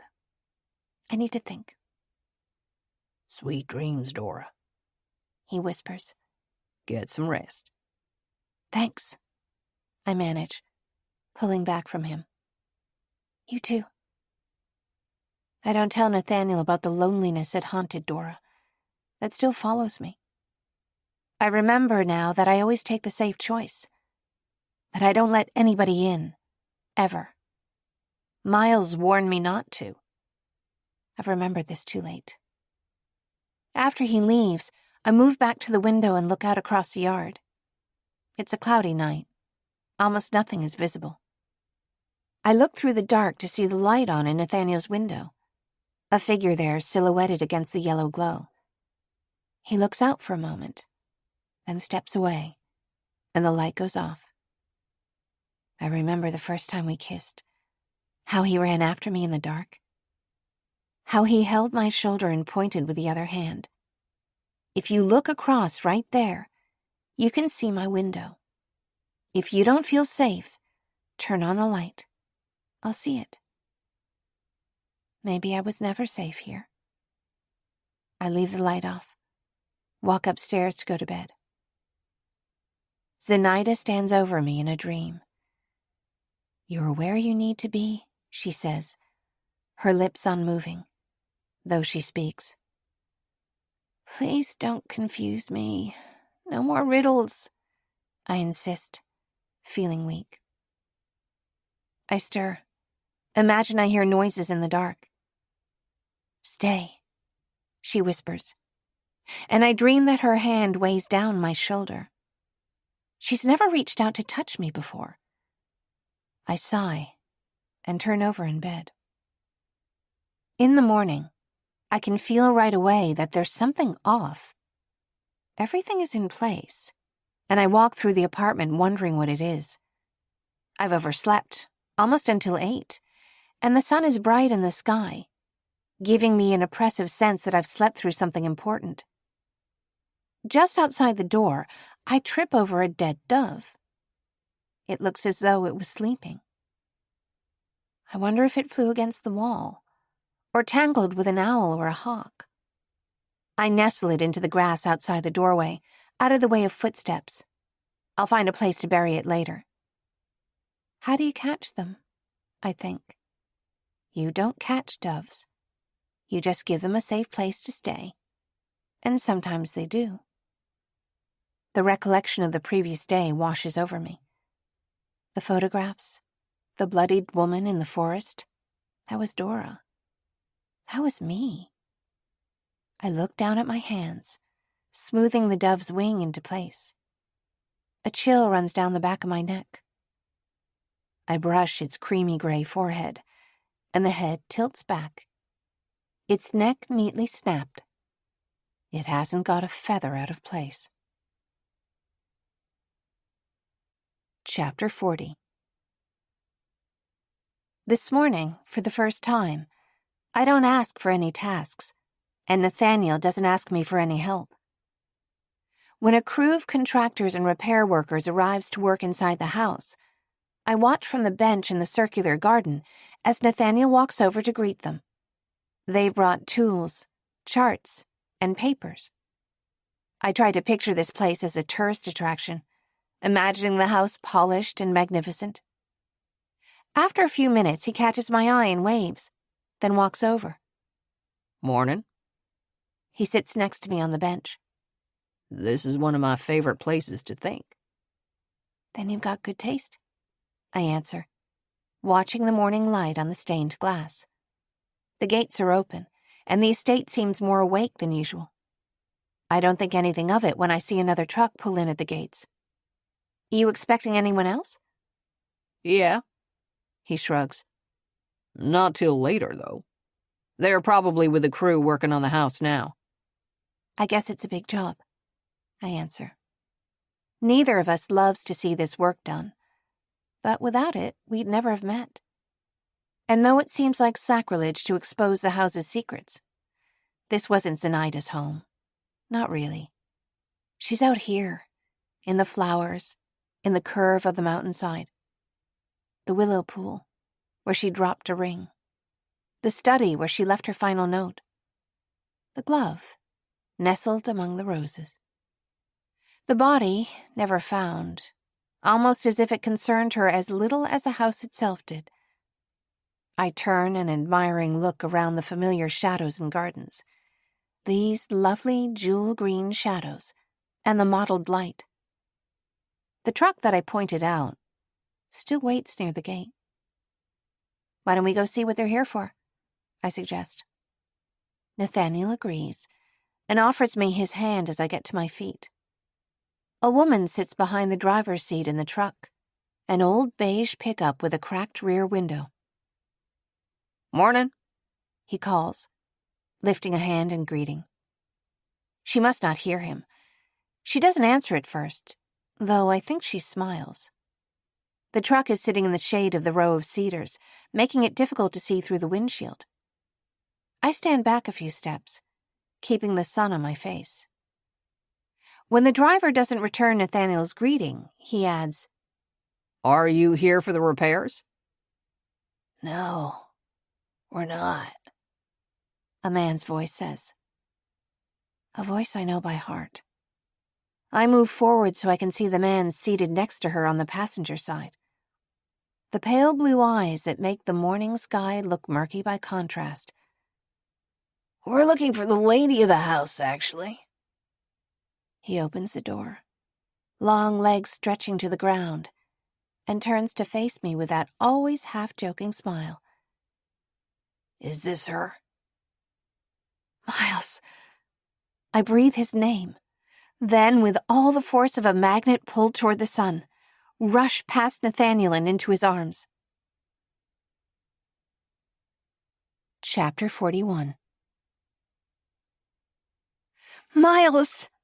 I say, stammering, my words falling over each other in my rush. Where have you been? I was so worried about you, Miles. I whisper, close to tears. Something happened, didn't it? I got hurt. I didn't even know how to look for you. The dark-haired woman climbs down from the driver's seat and stands between us. Oh, you didn't? She laces an arm through Miles's elbow. Miles doesn't speak, just smiles at me with those placid eyes. Convenient, Dora. I'm teasing, she adds. Her voice is a breathy alto, warm but with an edge, and she tilts her head as she introduces herself. I'm Iris. Don't you remember me? No, I answer. No, I don't. It's almost like this is the last place anyone would think to look for you, Iris observes. She's the woman from the ferry, the one who watched me from the beach. If she's here with him, that must mean Miles is still in danger. I fight back an impulse to jump in between her and my brother. Miles, I repeat, leaning around her. Somebody's been following me. I think. I've been so frightened. I thought I'd never see you again. As overexcited as I am, I can tell I'm borderline incoherent, that I'm almost babbling. The woman turns to me now, and before I can react, she wraps me in a cool hug. She smells sweet and smoky, like incense. Dora, she whispers. Give him time. You really hurt him. I draw back, horrified. What happened? She looks at me knowingly, cat-like amber eyes, shaking her head. You don't have to pretend. I hit my head, I plead. I haven't been able to remember anything. Tell me. I look between the two of them and receive no response. I realize my pulse is racing, that it deafens the joy I ought to be feeling. We only came to say hello, she says. We'll be going in a minute. When I saw you before, you were so worried about your brother. And see? Here he is, alive and well. Don't leave. I find Miles's eyes, shadowy blue beneath the trees. Don't go. I was so scared. It's okay, Sophie. It's then I feel Nathaniel's hand brush my shoulder, reminding me of where I am. I feel the grass under my feet, look into his eyes for a moment, before I'm off again, chattering in this high-pitched tone I almost can't check. It's my brother, I say. This is Miles. I look to my brother now, who seems to be staring into the distance behind Nathaniel's shoulder. Are you all right? Nathaniel takes a small step to my side, and I realize he's placed himself between me and my brother. I feel confused, as if there's a context I don't understand, almost like a child, and my stare bounces between the three of them. Dora, Iris says, he asked you if you're all right. Of course I am, I stammer. Actually, Nathaniel says, still staring at Miles. I was asking you. Miles looks at Nathaniel as if he's just noticed that he's here, and finally opens his mouth. Hey, nice to see you, Miles says, his voice kind. Nathaniel's arm tightens on my waist, and he reaches with his free hand to offer Miles a handshake. Nathaniel Wells. Miles. He has this effortless friendliness. He always has, even when he scolded those children, made me punch a boy in the nose. Miles what? You're asking a lot of questions for someone who's kept my sister hidden here. He was not, I interrupt. I hid here myself. Miles, I told you, someone's following me. Miles quiets me with a nod and a comforting look. How are we not supposed to have questions? Iris speaks as though everything is an inside joke. She's his little sister. Someone tried to kill her. And then she disappears. Try to imagine how scared he was. We've been looking for her for weeks. Right, I whisper. I think you should leave, Nathaniel says. You showed up. You said hello. I think you should go. Nathaniel, no, I interrupt. It's okay. Miles's tone is conciliatory. We'll go. That's fine. My eyes water, and I turn furiously to Nathaniel. All the times I've told you how desperate I was to find him? How much I missed him? What are you... Just as I'm about to raise my voice, burst into tears, he pulls me close into a hug, whispers in my ear. Sophie, can we talk? Sophie, Iris echoes, smiling at Miles. Isn't that lovely? Please, I say, looking from Miles to Iris, back to Miles. I don't want you to leave me alone again. Come with us, Iris offers. She reaches out a soft, warm hand as though I'm a frightened puppy. Hey, you still have that necklace, don't you? I reach into my pocket. You never lost it, Iris whispers, drawing close to me. She checks the twine, then reaches up to tie it around my neck. Numb, I stand still, feeling the comforting brush of her hands on my skin. You were never alone. Somehow this reaches through my cloud of numbness, strikes right at my heart. Say you'll come with us. Miles, that'd be okay with you, wouldn't it?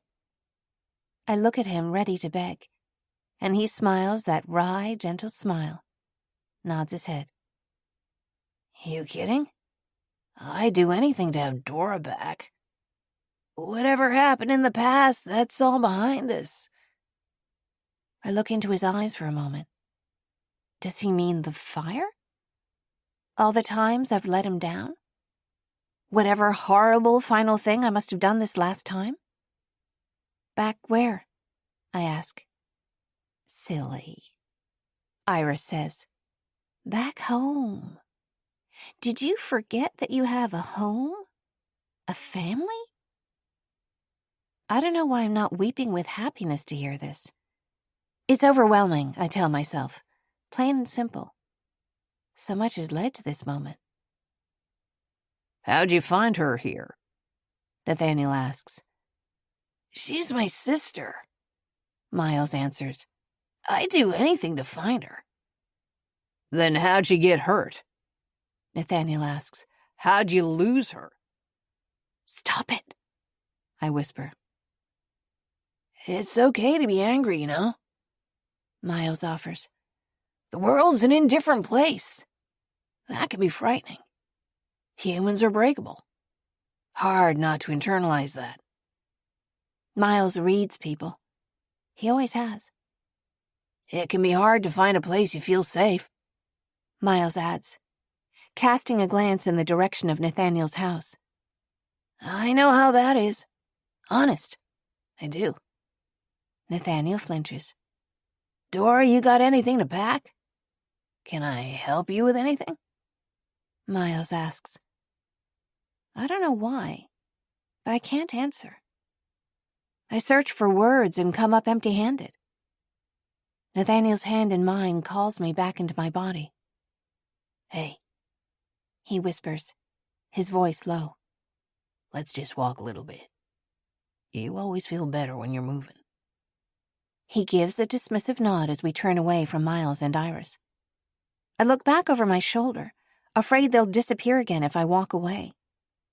The sun is warm on my arms, and when we cross the yard, past the herb garden and the long rows of flowers, it almost hurts my eyes. I pull to the side, into the shade, stand outside the door of my apartment. What is it? I ask, my voice weak. Why are you acting like this? Inside, he says, looking back toward the gate, as he pushes open the door of the apartment. I follow him in, almost dizzy with the transition from light to shadow. I never thought I'd see him again, I say, still talking too quickly. I look out the window to check that the truck is still there. I was so scared, but he's okay, I mumble, grasping Nathaniel's hand, as if I could ask him to join me here, where I'm happy. He's healthy. Okay, Nathaniel says. But are you sure he's in his right mind? I could swear he's high on something. That's just how he acts, I insist. He's almost psychic. He can look at you and know exactly what hurts inside your mind. Do you really think they'll let me go back with him? Something's not right. He shakes his head, reaches toward me. I move away. Those things you told me yesterday. Living on a farm? Off the grid? With people your brother, who you admit is troubled, met in prison? His gaze is so apprehensive, so full of things he doesn't say, that I turn away again. What are you saying? Do you remember when I told you if things weren't okay where you came from, that I would understand? That we could find a way to help you? You think I'm lying to you? When his hand moves toward mine, I push it away, take a furious step backward. You still don't trust me. That's not what this is about, he says. I'm asking you if you're being honest with yourself. Stop it, I say angrily, and decide to start packing. I climb the stairs 2 at a time, glancing around the little bedroom. My head is spinning. Nathaniel climbs the stairs after me. You know I'm happy for you, he says. I've seen every day how much you missed Miles, how scared you were for him. But I don't think you need to leave with him. Why wouldn't I? I wish you'd ask yourself that, he says. Say what you mean, I snap. He was worried about me, didn't you hear? He's barely spoken 2 words to you, Nathaniel cries. You're acting like a kid on Christmas morning, but Miles didn't move an inch when he saw you. How can you be so unkind? I cry, pulling away from him as if he's hit me. I feel like I don't even know you. Sophie, listen. His voice rises a note, and I leap backward, frightened, more on edge than I'd realized. Wake up, okay? Something really bad happened to you. We know that.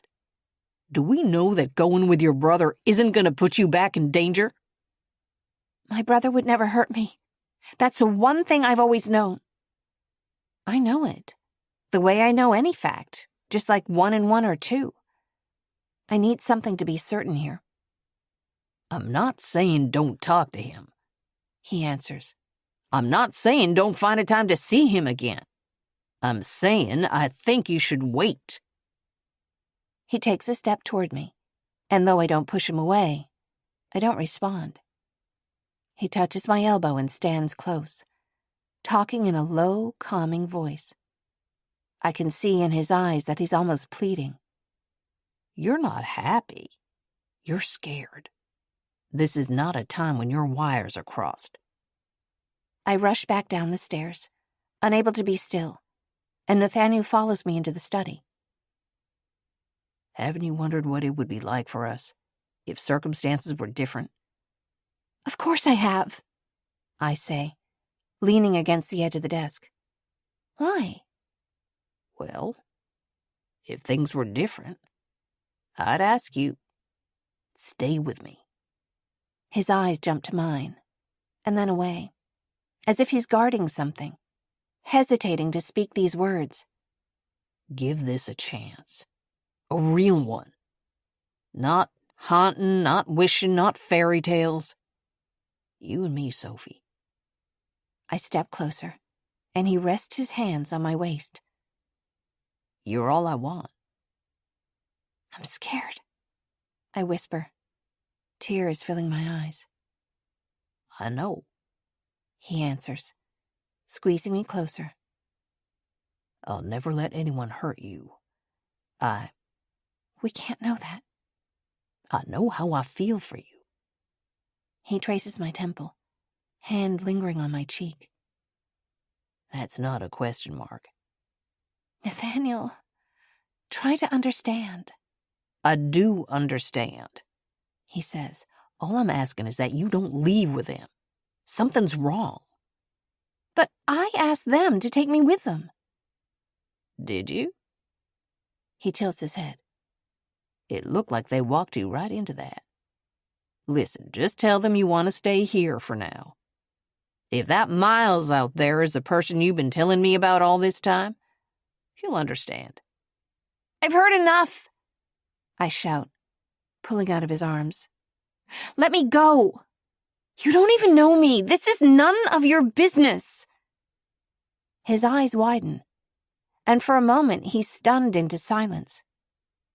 I'm backing away, covering my mouth with both hands, my eyes watering to see how I've hurt him.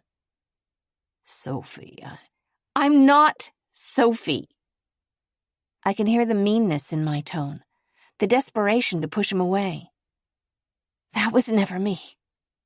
Fine, he says. Then go. By way of an answer, he picks up my sketchbook and hands it to me. I take it and drop it on the desk. If you don't trust my brother, you don't trust me, I say, as I walk toward the door. I remind myself that Miles deserves this, for me to choose him, protect him over the outside world, over everything he says is always trying to pull us apart. There's a patient knock at the door, and I hear my brother's voice. Dora? He asks. Is everything okay? Another knock. Then he pushes it open, looks around the edge. Whoa, hey. Miles steps across the doorway and holds an arm out to me. I walk to his side. Nathaniel, right? He says. Can I ask what the problem is? Yeah, you can ask, Nathaniel says, as if he thinks Miles already knows. Why do I feel like you're telling my sister to stay here with you? Why do I feel like you're asking her for something she doesn't owe you? There's a long pause. Look, Miles goes on softly. you don't think she deserves a win. You don't think she's been through enough. I try not to cry, and Miles squeezes me tight, pulling me toward the open door. I hesitate. I realize Nathaniel was right. Miles hasn't spoken directly to me. Tell me what you want to do, Miles says, as if he's read my thoughts. Nobody's pushing you either way, right? He adds, with a pointed look at Nathaniel. Well, I study the desk I've come to love. Remember the etched characters in its shadows. I see Nathaniel's chest rise as he breathes in, waiting for me to speak. Yes? Miles prompts.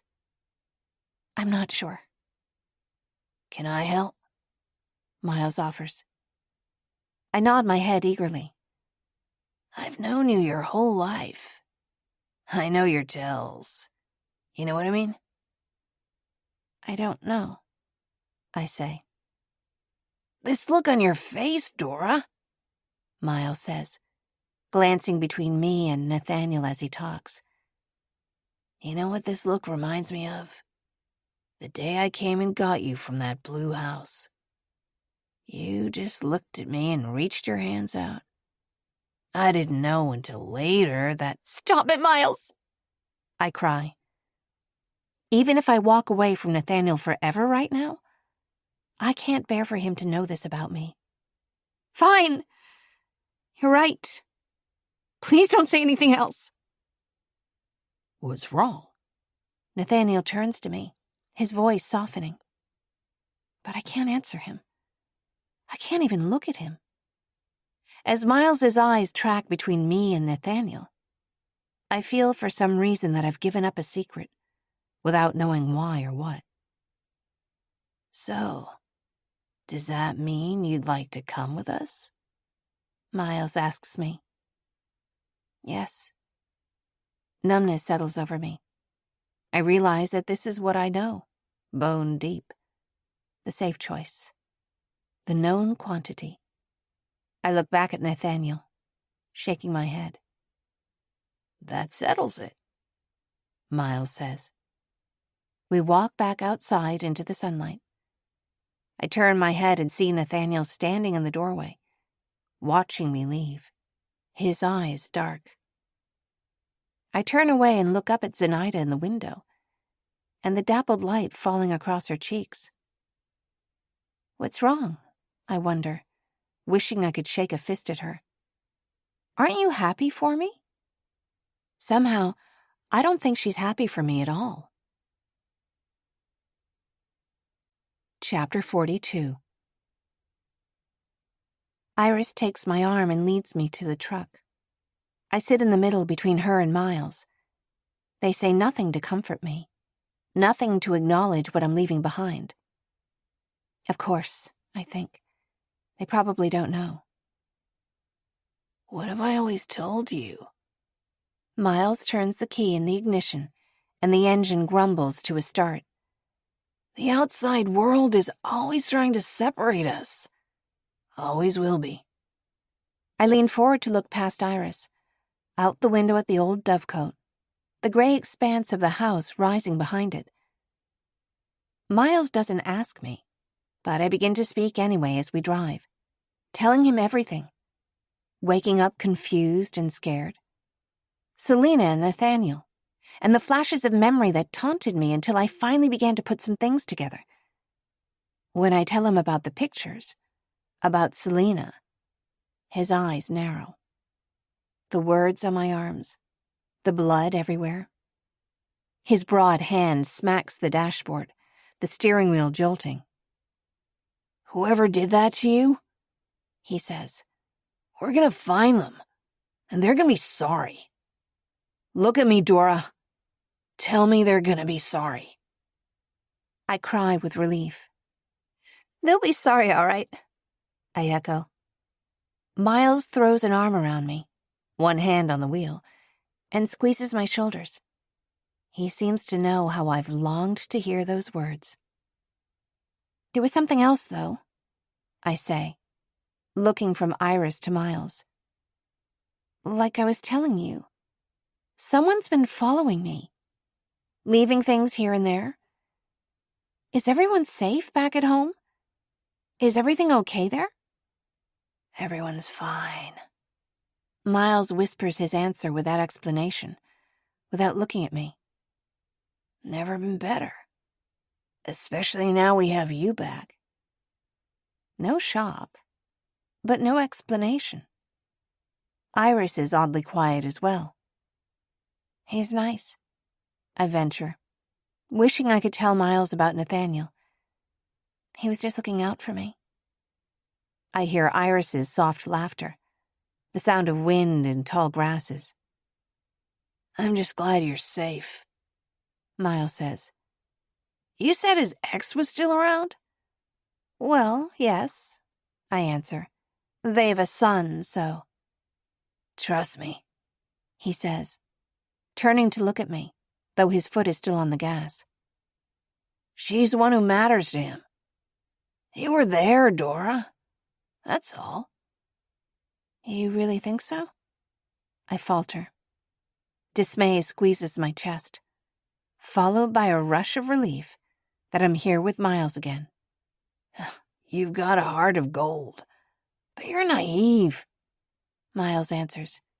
You've never been a great judge of character. You know that. Yeah. As I slouch down into the seat, Miles turns his attention back to the road, and I can tell he doesn't want me to talk anymore. I remember Iris telling me to give him time, that I did something wrong. Fragments of memory align, falling into place. First, raindrops, then a torrent.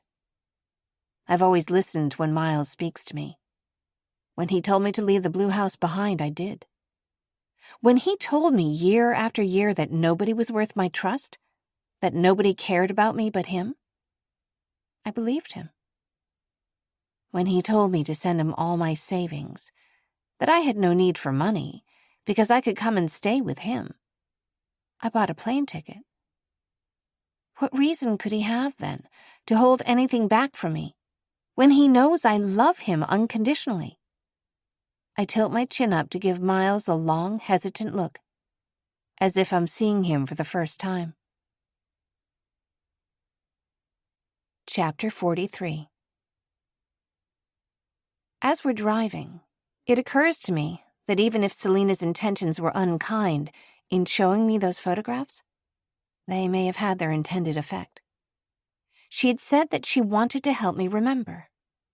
That day, I remembered nearly everything all at once. And it was clear enough that she wanted me away from Nathaniel. I wonder if she'd be pleased. Still, though, I can't remember any signs of trouble, any clue as to how I was hurt, separated from my brother. But I'm sure he'll tell me. At least I hope. He drives silently, paying me no mind, leaving me retracing my recollections. Last spring, when he called me after months of radio silence, I had been overjoyed to hear from him. It was the first week of April. It was still gray and cold. The lingering snow mirrored the color of the sky.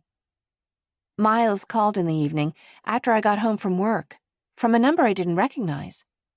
I hadn't heard from him in months, and the sound of his voice brought tears to my eyes. Miles told me that he had changed. New home, new friends, new job. New man, he said. He told me how good it was to get out of the city. And when I realized I'd spent my life in Brooklyn, that I'd barely even had the odd weekend away, something clicked.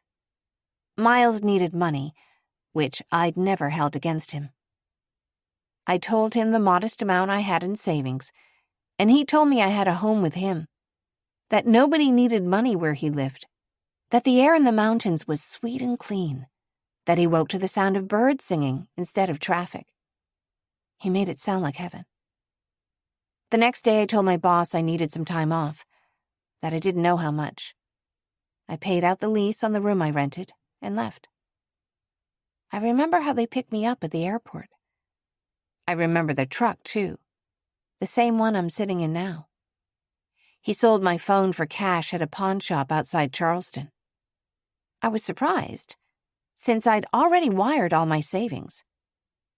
Soon enough, though, I was distracted, wrapped up in Miles's charm, entranced with the sweeping landscape as he drove us further and further from civilization. Just as I'm being driven now. In the seat next to me, he sings with Iris, a song they both seem to know well, and I sit, bewitched, between them. The first night I was there, everyone gathered around to meet me, as if being Miles's sister was enough to make me special. We sat outside in a clearing, around a glimmering campfire. Miles turned to the bench adjacent to ours, where a dark-haired woman with smoky eyes sat cross-legged. She leaned over on a slender arm and gave him a kiss. "This is Iris," he told me. "Dora, I feel like I already know you," she said. "I'm happy you're here with us. Oh, and this is Beckett." Iris nodded at a man sitting on Miles's other side, then reached over to tap his knee when he didn't respond. "Always daydreaming this one." Oh, sorry. Nice to meet you. As Beckett shook my hand, his sudden smile seemed pasted over an expression of regret or worry. I felt almost that he studied me a bit too carefully, though it may have been more true that I was the one studying him, wondering why anyone here would be anything less than happy. Soon enough, the smell of food cooking distracted me. "Iris," Miles said. "would you get the girls to bring some dinner out?" "Of course." She stood up and rattled off a few names, her voice musical and sweet. Rose, Morgan, Ellie. The one she called Rose drew up close to her side, and as they walked away, I could see her glancing at me as she whispered with Iris. "There are 27 of us," Miles told me, "including 2 little babies, both less than a year old." I couldn't help but smile, basking in his glow. I couldn't remember ever having seen him this happy. It was as though he was, finally, himself. Iris and the others returned balancing plates of food, one carrying a large pitcher and carved wooden mugs. Others appeared to sit, and they paused one by one in front of us, as if in a receiving line, each face lit with what seemed very much like genuine happiness. A bulky man who looked to be made of solid muscle appeared from the shadows at Miles's side, greeting me with a cold stare. There was a scar through his left eyebrow. "Dora, this is Sawyer," Miles said. I sensed that he was important, but that Miles didn't know exactly how to introduce him. "He's also been with me here since the beginning. Associate?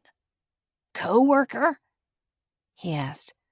"What do you think, man?" He laughed uneasily, but Sawyer did not. Investor? I don't know. Nice to see you, Dora. Sawyer spoke with a Midwestern accent, devoid of the usual friendly ease of that region. For a moment, a sense of unease collected around me again, until Miles resumed the rest of his introductions. Iris returned, placed a wooden cup in my hand. I lifted the cup, but Iris shook her head. "Don't do that." Miles's voice was automatic, authoritative. "We've got to say a few things first." I placed my cup back down and looked around at the others. In the firelight, I could see several of them had matching tattoos on their hands and arms. The dark was settling in around us when Miles stepped close to the fire and lit his cigarette. It seemed like magic that the flame didn't touch his hair, that he flipped its length just out of the way with an impossible precision. "Who's thankful today?" Miles asked, his voice cajoling and kind. A few voices rose. "Who's spoken with God today?" Someone handed Miles a guitar, and at some cue that I didn't recognize, cups were raised. Just like fire, which I remember him patting like a tamed animal, music had always laid down at Miles's feet. I watched Iris and followed suit, sipping my iced tea. Iris slid close to me, but her eyes followed my brother. Miles says that in most families like ours, only the leader would talk to God. But he lets all of us talk to him. Families? What? Iris laughed softly, looking at me through her long lashes. You think we're a cult or something? Come on. We're farmers, Dora. People volunteered bits of news and offered their thanks. There was a baby that took his first step, a man who received a message that he could forgive his late father for abandoning him. A pair of women told Miles that they found a patch of huckleberries growing wild in the forest, that there was more fruit than they could carry home. I felt warm and soft, strangely unworried. Miles was plucking at the guitar, playing soft chords and notes that seemed to wander in an upward spiral.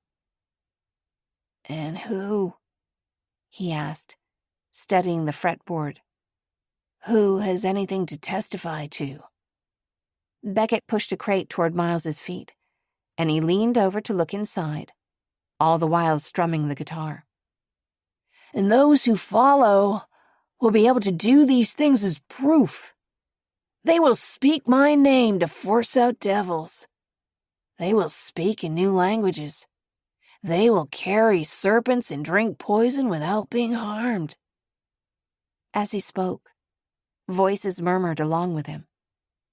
"Those who believe," he repeated alone. He set down his guitar. My teacup was empty, and I felt sleepy, but somehow also alert.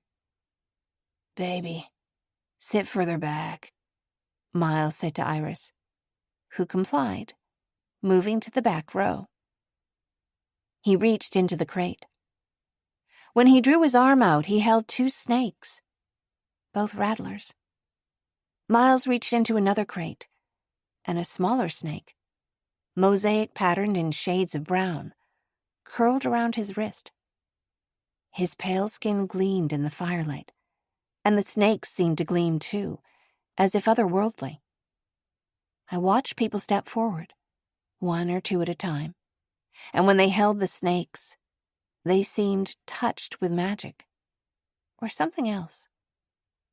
By the time the snakes were returned to their cages, my veins were thrilling with energy, as if the fear I ought to have felt had turned to diamonds, lighting up my veins.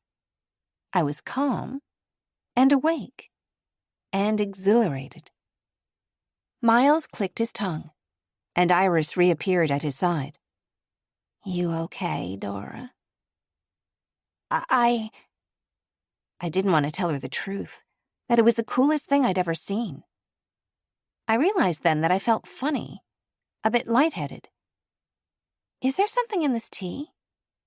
Is this safe? Iris ignored my first question and skipped to the second. "The snakes won't hurt you if your heart is clean," she answered, that evasive smile still hanging on her face. "Clean from sin, clean from drugs, from all the poison that's out there."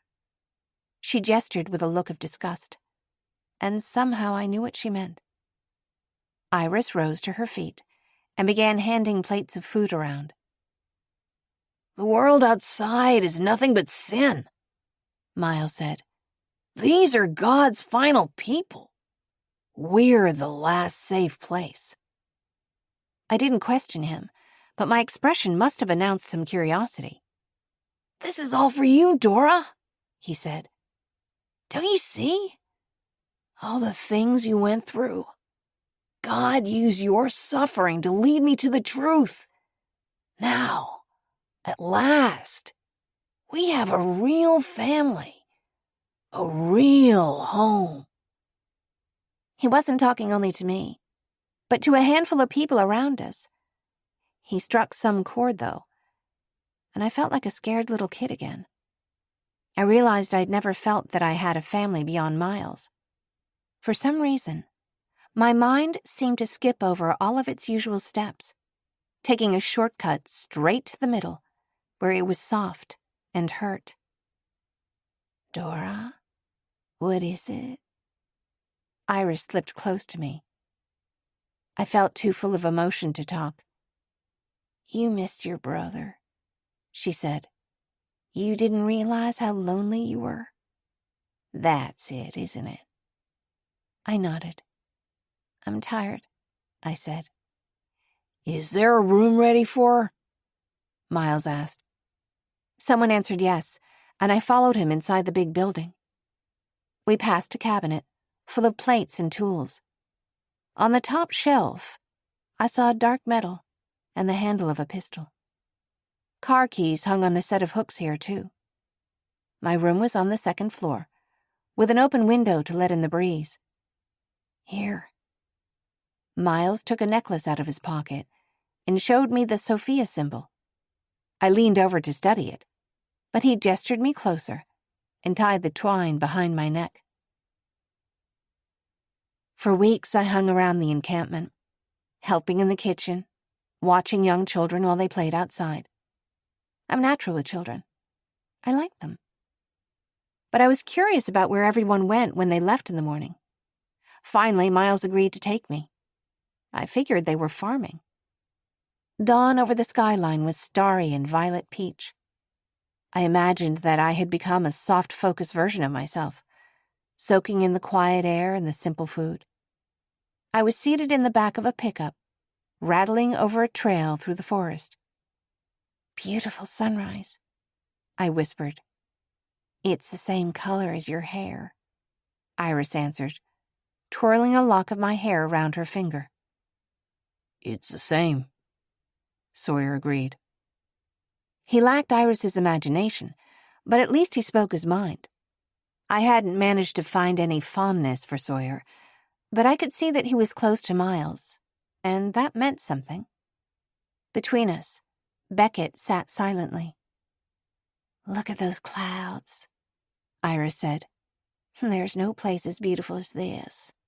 We're far away enough from the world that everything is clean. Though I was anxious to see where we were headed, I followed Iris's lead, leaning back against the side of the truck as we drove. When Miles went over a bump in the road, I grabbed her arm by accident and she laughed, but not unkindly. The forest woke up as the truck came through, and I heard birdsong greeting us as the sunrise began to turn to day. I saw the trees thinning ahead, which seemed strange to me at this elevation, on these mountains. Perfect weather, Sawyer observed. The truck rattled to a halt, and I slid against Beckett's leg. He inched back, apologizing. I turned back to Sawyer. Perfect for... But then I turned and gasped. The sun had risen pure gold, not a cloud in the sky. Before us, the forest opened to give way to a field of poppies that swayed in the breeze, as if to an unheard melody. Something chilled in my blood. Then I realized. There's only one reason I didn't suspect something like this, and that's because I didn't want to. Iris jumped over the side of the truck and walked right up to the edge of the field, like it was a body of water. She plucked a petal from the ground and handed it to me, like a coin or a blessing. What do you think? Miles asked. I drew in a deep breath, feeling the morning casting a spell. I think it's beautiful. We're just farmers, Dora. Miles smiled and opened his hands. It's natural. See, how could anything bad come from this? You know why it's illegal? Though I could think of a few reasons, I waited for him to speak. Because the pharmaceutical industry doesn't want any competition. That's it, he said. Victimless crime. We would never hurt anyone, ever. I saw Sawyer watching from a few yards off. Miles seemed to nod to him. "Everybody helps," he said. "This is a family, remember?" You aren't worried about not being able to come back? Live closer, work somewhere? "Dora, the world is never gonna take me back." His eyes darkened. He carried his pain just below the surface. I recognized this and began to backpedal right away. Miles is like a hurricane. There's the charm, and then the storm. I never got a fair chance. Not one time.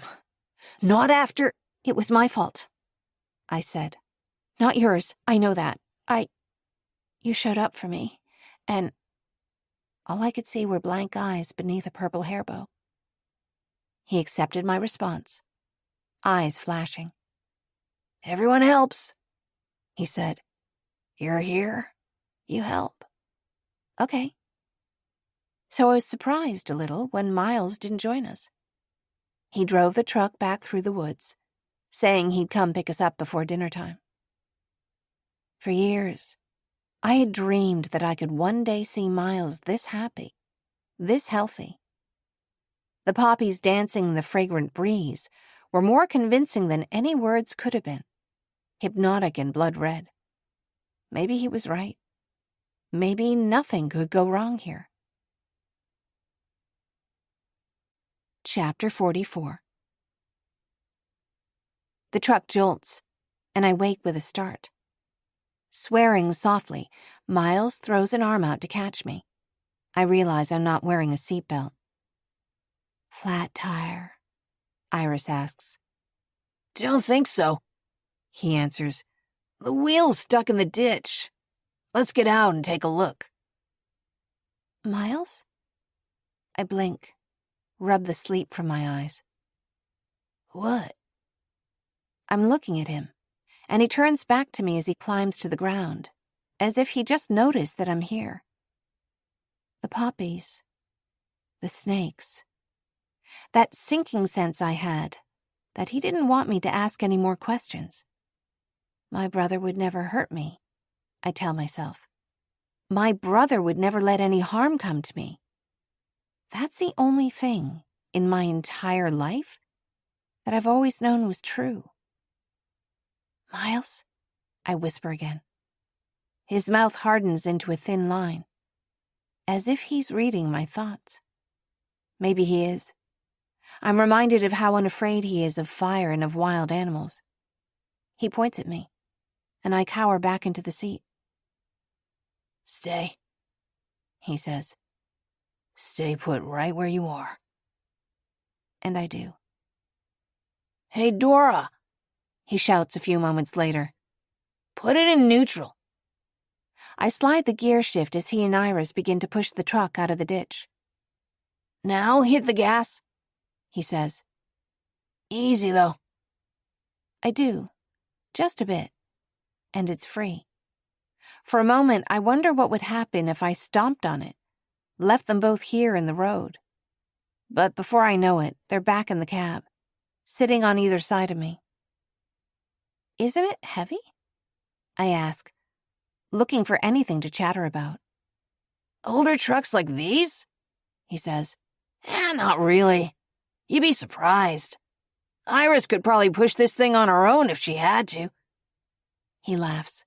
"Not so sure about you, though." I remember this long, twisting drive around mountainsides, always upward, into the depths of nowhere.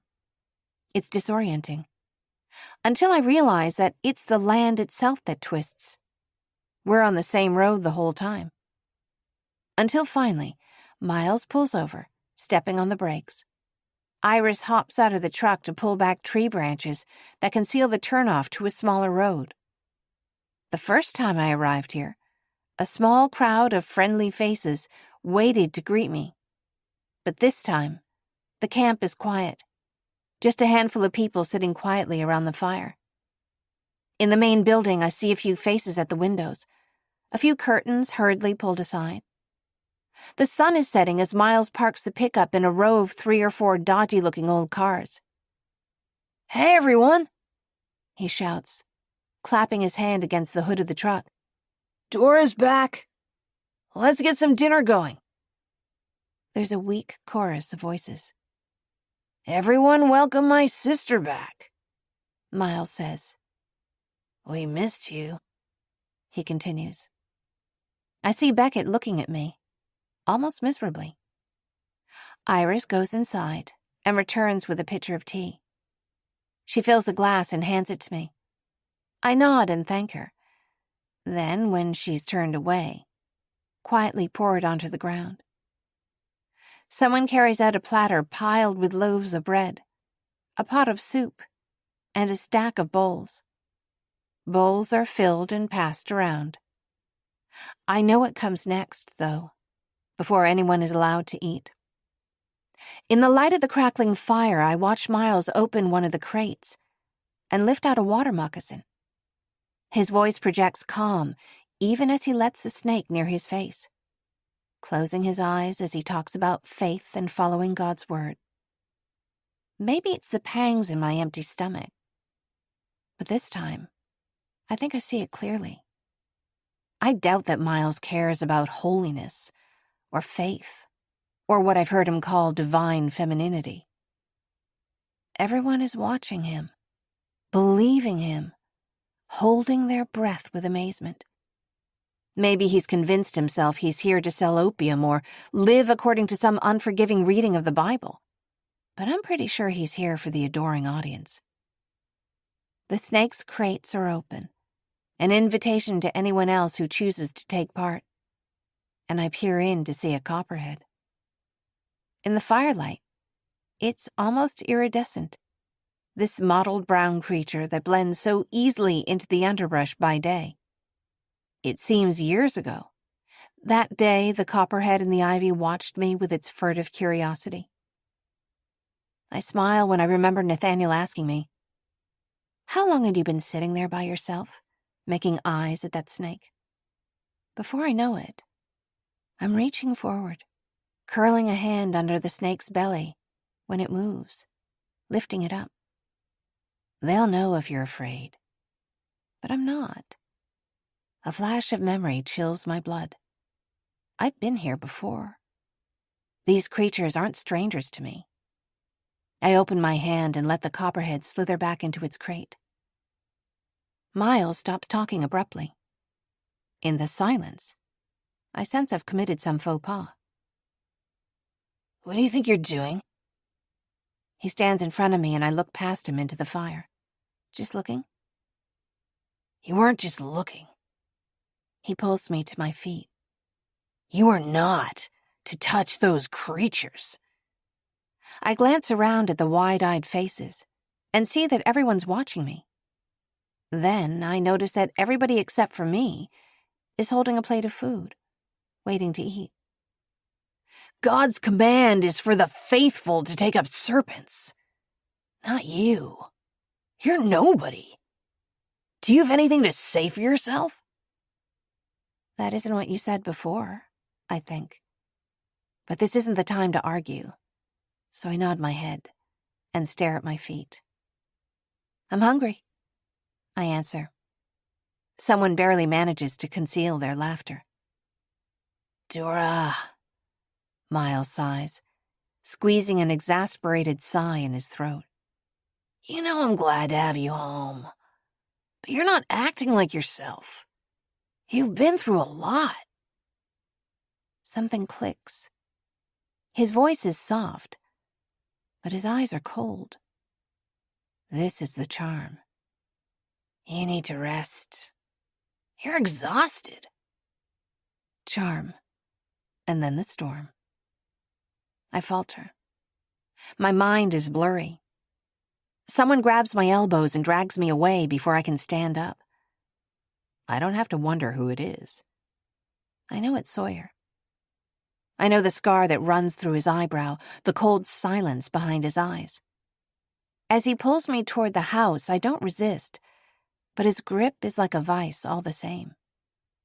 Inside in the open room beyond the kitchen, he wordlessly holds my arms behind my back.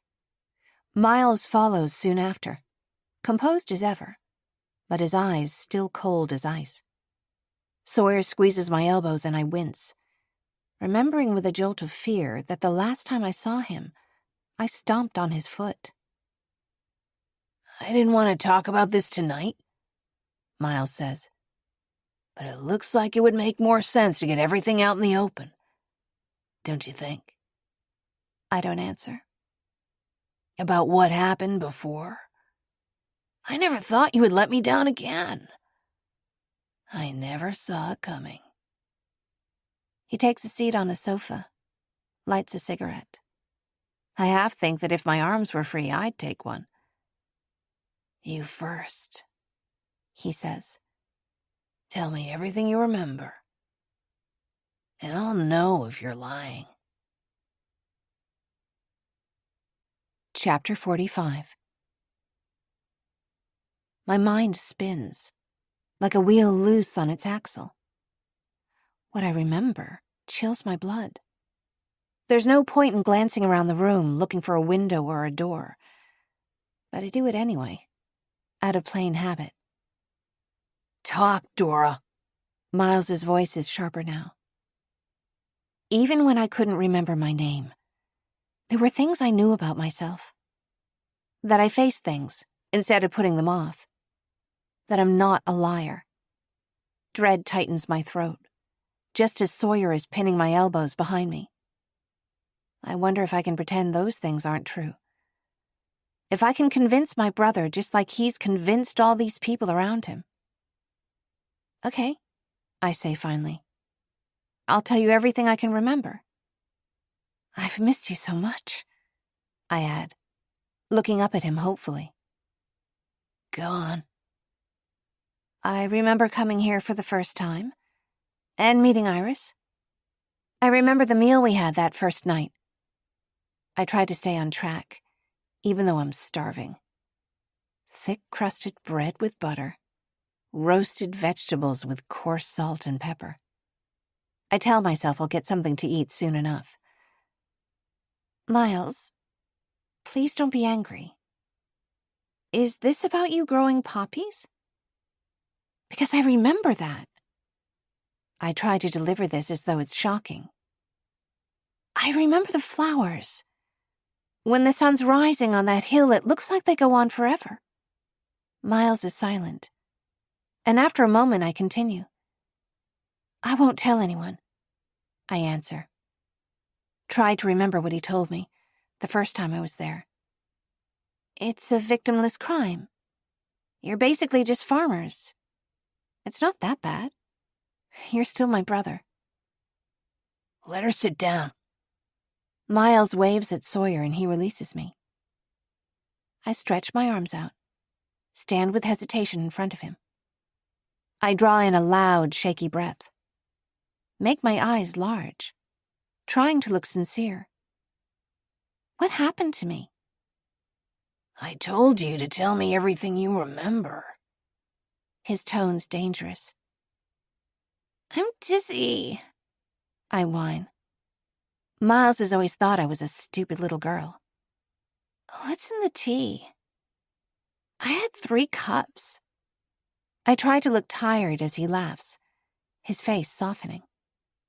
This time I knew to avoid the tea Iris handed around, but I'm hoping Miles didn't notice that. Don't worry about that, he said. Nothing that'll hurt you.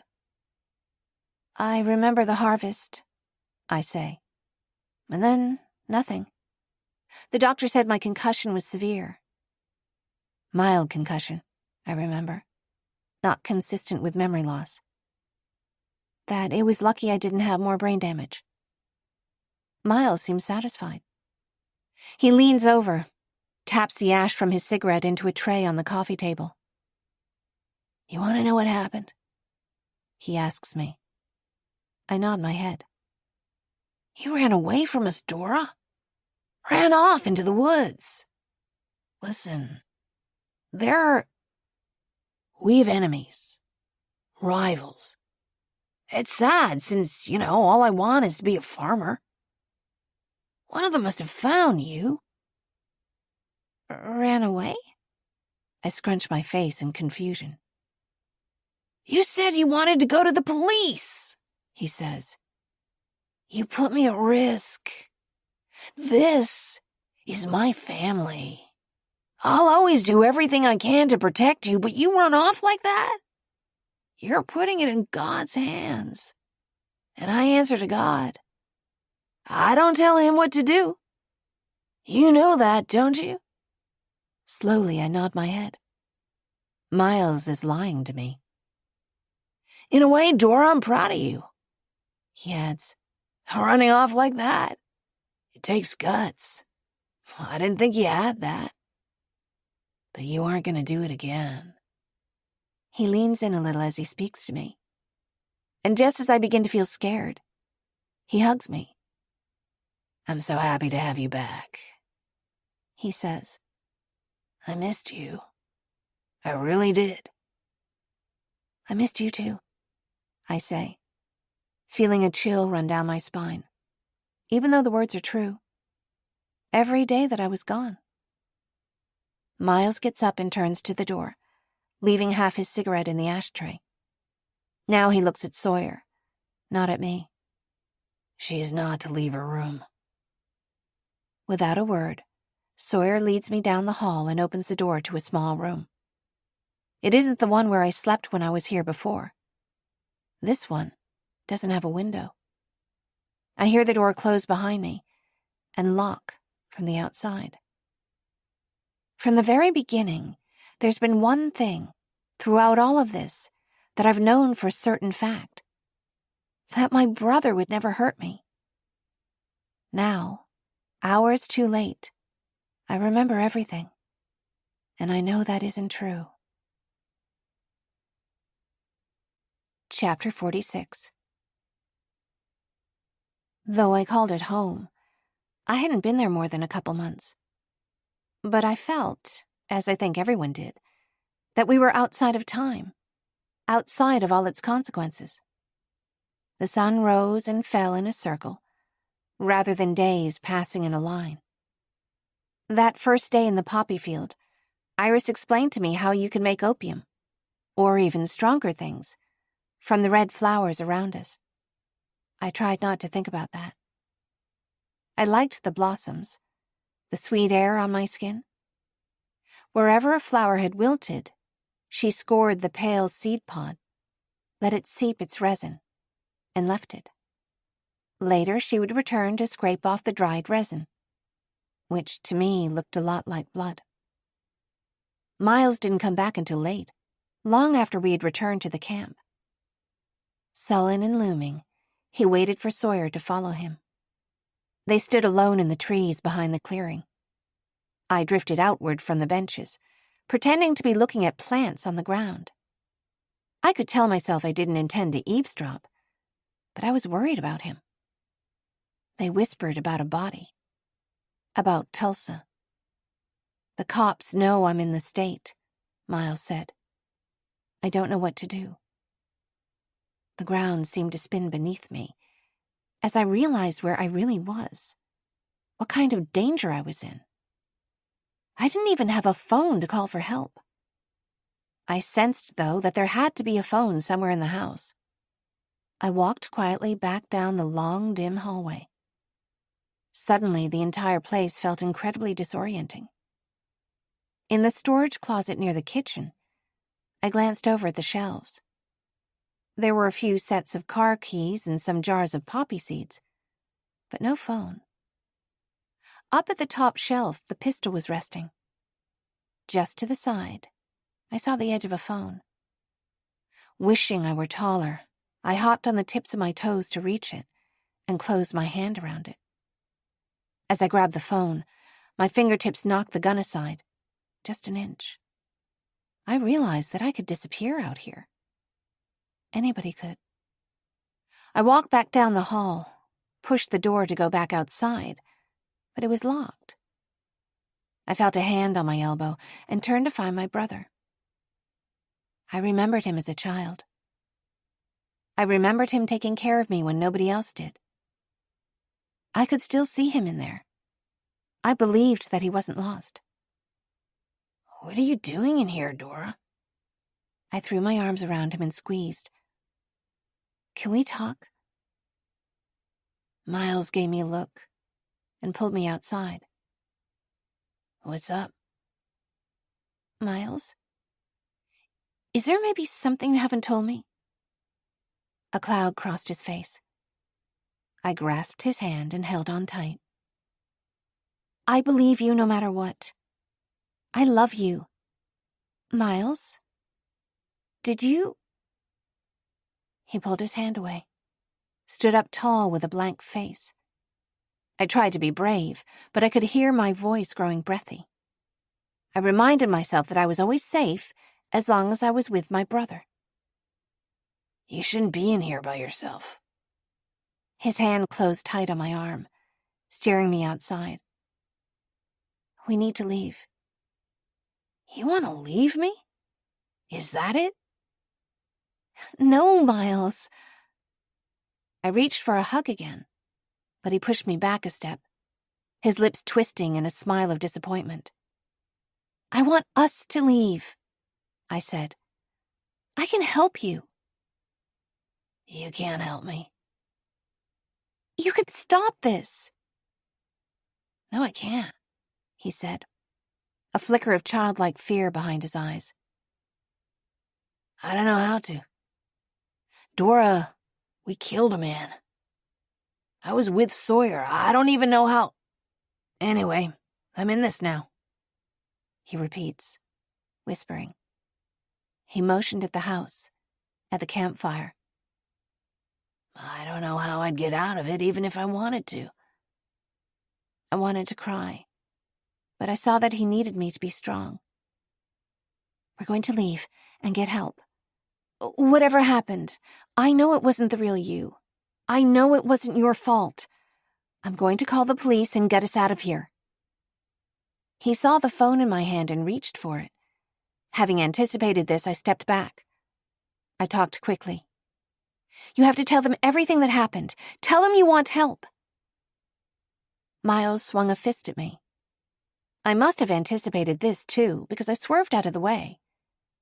Still, there was an alarm going off deep in my brain, beyond where words are formed. Miles wouldn't hit me. Miles wouldn't hurt me. Something's wrong. But I still tried to get through to him. I know I let you down before. It's not going to be like that this time. But we have to go. I can't lose you. My words hung in the air for a moment, and I looked at him with pleading eyes. In that moment, I thought he was about to agree, to ask me to help him. But he swung at me again, lightning fast, and I felt an impact just behind my ear at the base of my head. I turned aside and dropped to my knees. The facts as I knew them were colliding with a physical reality that was very different. The cost of getting it wrong was so much steeper than I had anticipated. The lights of the fire faded in and out, and everything seemed to vibrate. Miles picked up the phone from where I dropped it on the ground. He hauled me to my feet, and I could feel that his thin arms were solid muscle. When I regained my senses, I was by the fire again. Curious faces regarding me. Miles holding me steady with an arm around my shoulders. Only his closest friends were there. Sawyer, Beckett, Iris. This was a mistake, Miles said. I can see how it looks that way, Iris answered, her voice soft. She reaches across me to touch his cheek. You can let her go. How can I? You gonna kill her? I don't want to, he said. She's mine. She's the only person that's mine. I'm yours, Iris reminded him. We all are. It's different, he said. I never thought she'd do this ever. You're really hurt, she mused, stroking his hair. I hate to see you so sad. I coughed. A soft mist descended, quieting the light of the fire until it was almost out. Anyone want to hear a story? Miles asked. I hear a murmured chorus of assent from the others. Dora was little when our mother left us. She was 3. I was almost 9. Let me tell you, it's a lot harder for an ugly 9-year-old little boy to get a home than it is a precious toddler with strawberry blonde hair. He smiled a self-deprecating smile. Charm, I see. But the foster system's rough. Overloaded. Our social worker was kind, but she didn't have the resources or time to really make sure we were okay. We got split up after we left our first home. Hard enough as it is, right? He says. But it doesn't end there. Dora, do you remember what happened? With a reproachful sigh, I waited for him to speak, eyes on the ground. At the second home Dora went to, there was something wrong. She called me, and I could hear it in her voice. Child trafficking, pedophiles, who knows? I could tell she was scared. And here I was, 12, angry, alone. Dora's all I have, and someone wants to harm her? I wanted to go right to her and take her somewhere safe and burn that house down. He caught Iris's gaze over the embers. That's exactly what I did. Dora didn't tell me until later. There was a little girl hidden in the house.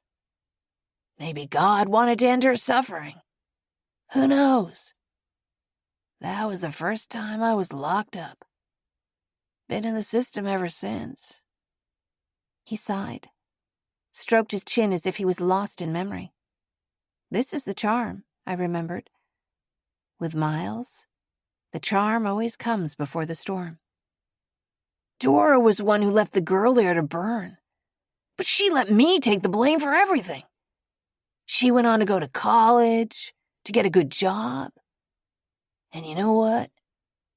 She was going to turn me in again tonight. Turn in all of us. He turned to Sawyer, and I saw something like fear on his face. If anything, she's lucky the people you work for aren't here. In the quiet that followed, Miles and Sawyer pulled me to my feet. I saw Beckett and Iris catching up, exchanging a glance that was difficult to read. Near Miles's pickup truck, we paused. He stood back, seeming far away from me, then reached an arm up to brush my hair out of my eyes. I saw the pocket knife flip open in his hand, began to flail, pushing him away in a panic.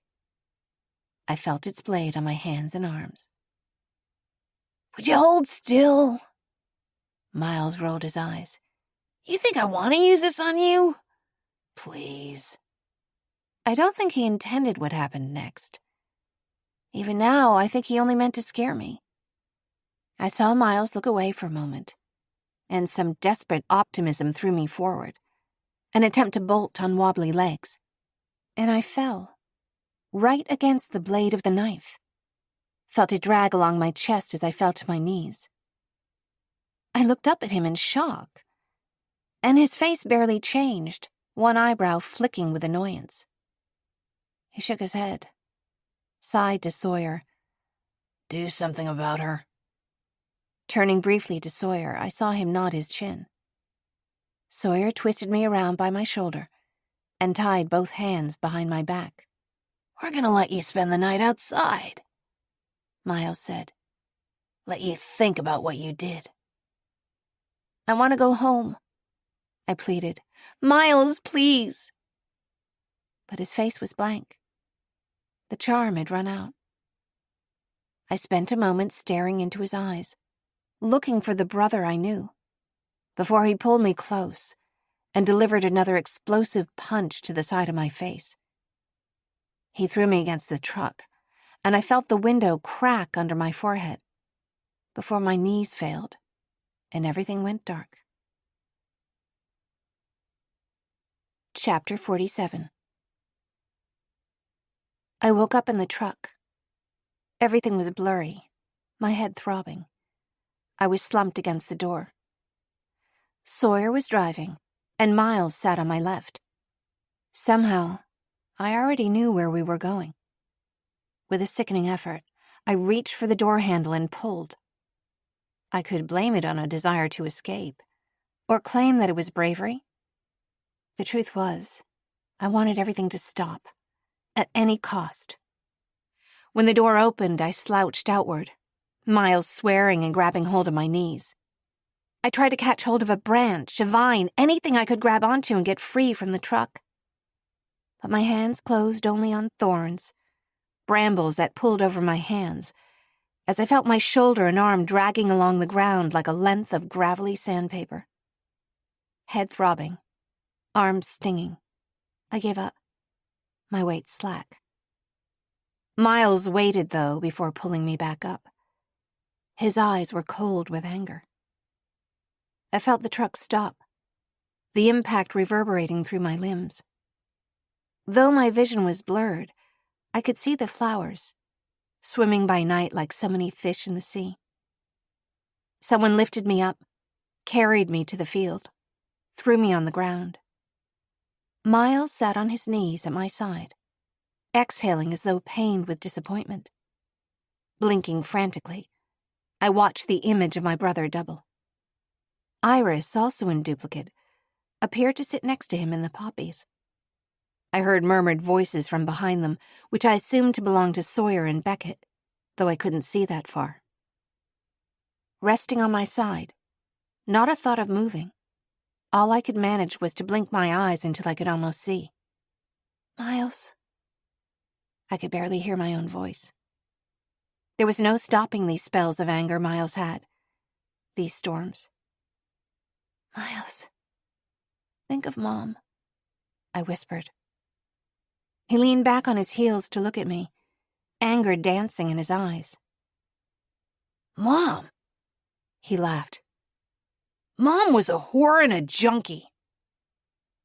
No, she wasn't, I cried. He slapped me for disagreeing, my teeth rattling. Like you'd remember. They took us away from her when you were 3. She used to go out at night, or have men come over, and she'd leave you screaming in your crib, covered in piss. I don't believe you. She died. You told me. She didn't die, he sneered. CPS took us away from her, and she disappeared, never to be seen again. Hell, the way you cried and whined, she was probably relieved they took you off her hands. Who do you think brought you a cup of milk at night? Tried to take care of you. It wasn't her, that's for sure. I did the best I could to take care of you. And this is how you thank me? Iris knelt next to him. She held a permanent marker in her hand, though it never occurred to me to wonder why. Tell me how you're feeling, she said, holding Miles in her honey and smoke stare. She's a betrayer, Miles said. Iris wrote something on my right arm. She's a snitch, a liar. There, Iris whispered. Listen, baby. Everyone's afraid you're capable of this. Be the man they love, not the one they're afraid you are. Let this end. It was enough, Beckett added. Before we left camp. It could have stopped there. I wanted to help you, I said, tasting blood. That was my only intention. Is that so? When Miles rose to his feet, I stared out at the flowers. Sawyer, get the boxes. I heard footsteps as Sawyer walked to the truck, returned to us. When Sawyer sat next to me in the grass, I tried to catch his eye to plead for help. But what I found on his face was something different, some cold amusement that let me know it wouldn't be of any use to beg. If there's no sin in your heart, Miles said, you've nothing to fear. Sawyer lined up the crates at my side, opened each door. As I looked into the enclosures, All my thoughts evaporated on the breeze. I studied the glinting eyes, the fascination of the slithering bodies, the gentle rattles as the diamondbacks crept out of their cage. Miles didn't realize it, but in a way this was a gift. It forced me to be still, to realize the truth. He meant for me to die. I turned a weak stare into his eyes, wishing he'd just kill me. I didn't have any fight left. Every sense I could have once named was saturated to the point of uselessness. What happened next left everybody speechless, even Miles. Despite how Sawyer rustled their cages, despite me being right in their way, every last snake slithered over or around or past me. When they disappeared into the poppies, I felt myself breathe and realized that I wasn't dead. At least, not yet. Iris stole close and tucked flowers behind my ears, into my hair, and I could hear her crying. Finally, I heard Miles's voice. That settles it then. Everyone, let's go. Footsteps approached me. Then I heard my brother speak again. Leave her. I said she stays the night. Beckett, you stay and watch. Do what you want with her. See if I care. As soon as the truck was out of earshot, Beckett sank to the ground beside me and untied my wrists with shaking hands. Shit, Dora, he whispered. Shit. He's never been that bad. You need a doctor. Help, I murmured. Though I knew he was there, I couldn't track him, my eyes flipping wildly from one side to the other. I can't, he said.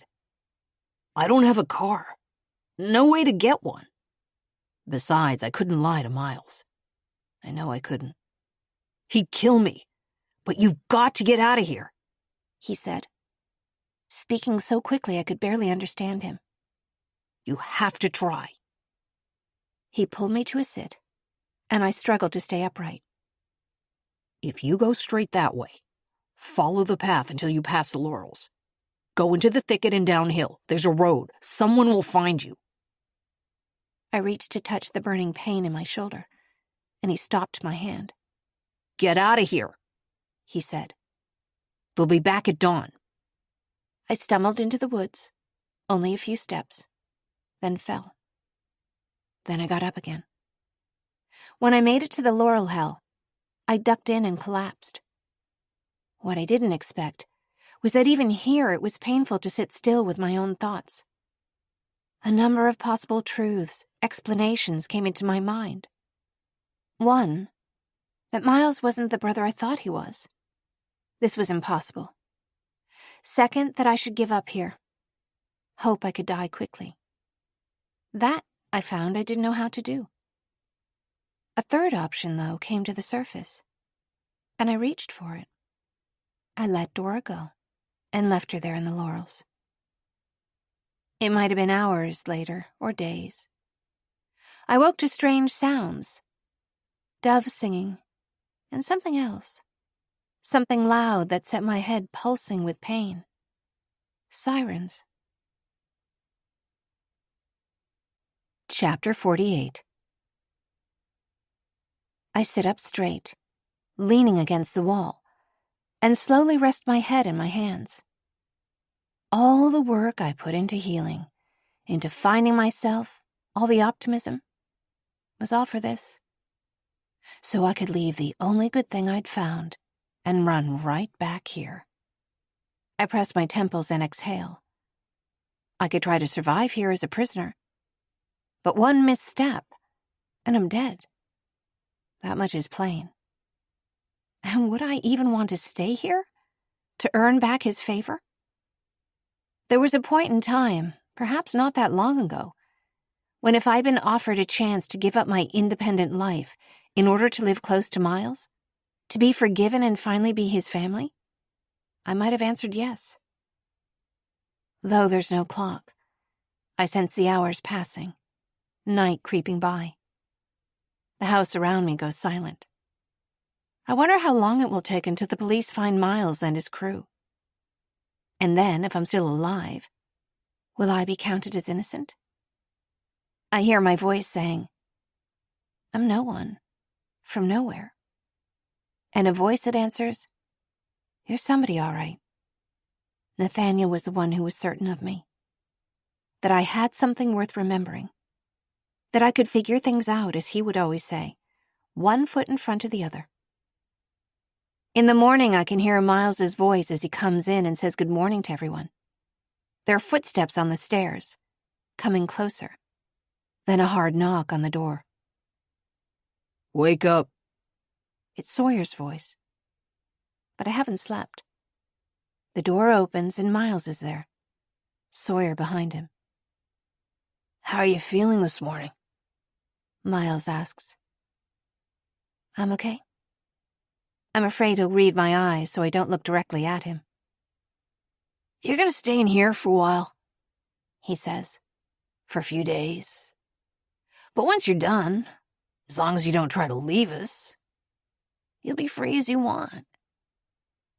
He speaks as though his words have some logic. I gauge his temperament. I'm hungry. Can I have some food? Having something to refuse will make him feel bigger, I think. No, he says. not yet. He closes the door and turns the lock. As hours tick by, I replay it all in my mind, over and over. I force myself to recount every detail of what happened, until it doesn't shock me anymore. Anger, I remember Nathaniel saying, comes from the part of you that knows what happened was wrong. Since the day I woke up, I've been haunted by fear, anger. But what if those feelings aren't my enemies? By evening, I've stopped wondering if anyone is going to bring me dinner. I welcome my anger home. Let it fill my empty stomach. If I had my sketchbook, I'd draw a picture of Miles and write, liar, right across his mouth. I'd finish the list of what Sophie knows. I know my name is Dora. That my brother tried to kill me once, which means he's capable of doing it again. And that I have to find a way out of here first. Chapter 49. Every night someone stays outside my door. It's usually Sawyer, but Iris comes every few hours to walk me to the bathroom. I keep a close track of sunrise and sunset, but despite my best efforts, I lose count of the days. Either 8, I think, or 9.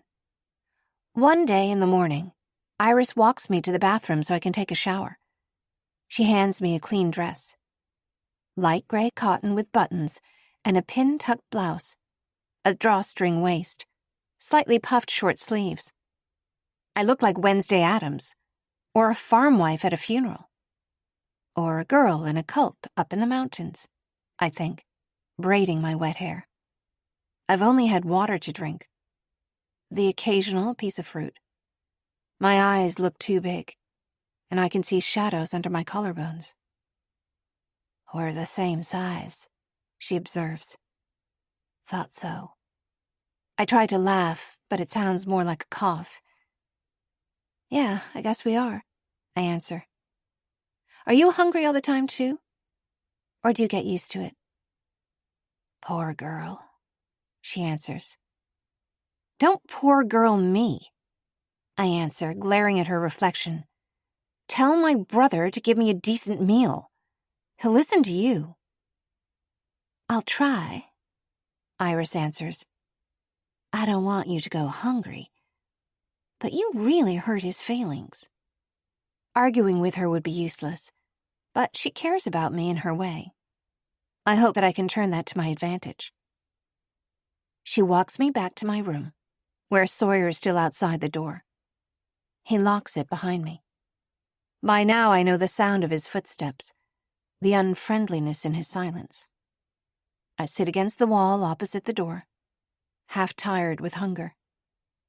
At some point during the afternoon, I hear footsteps down the hall and startle awake. Hey, someone says. heard you needed a switch. My back's killing me. The door creaks as Sawyer stands up. Been sitting here for over a week now. Honestly, I'm bored. I hear him laugh softly. Not like she's going anywhere. How long has he had her locked in here? I recognize Beckett's voice. I don't know. Sawyer answers. What's the date? It's like time doesn't even pass up here.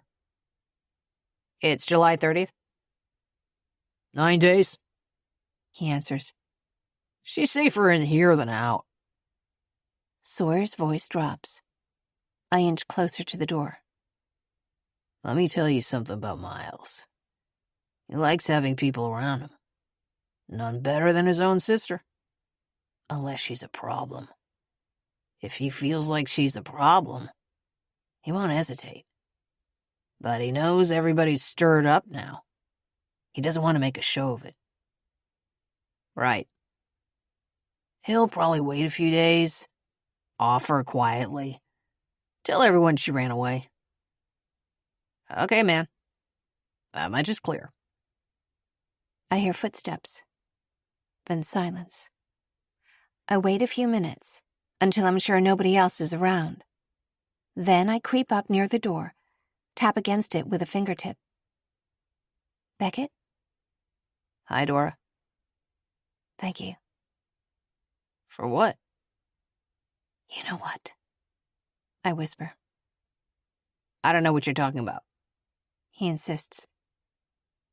You know you have to let me out, I say.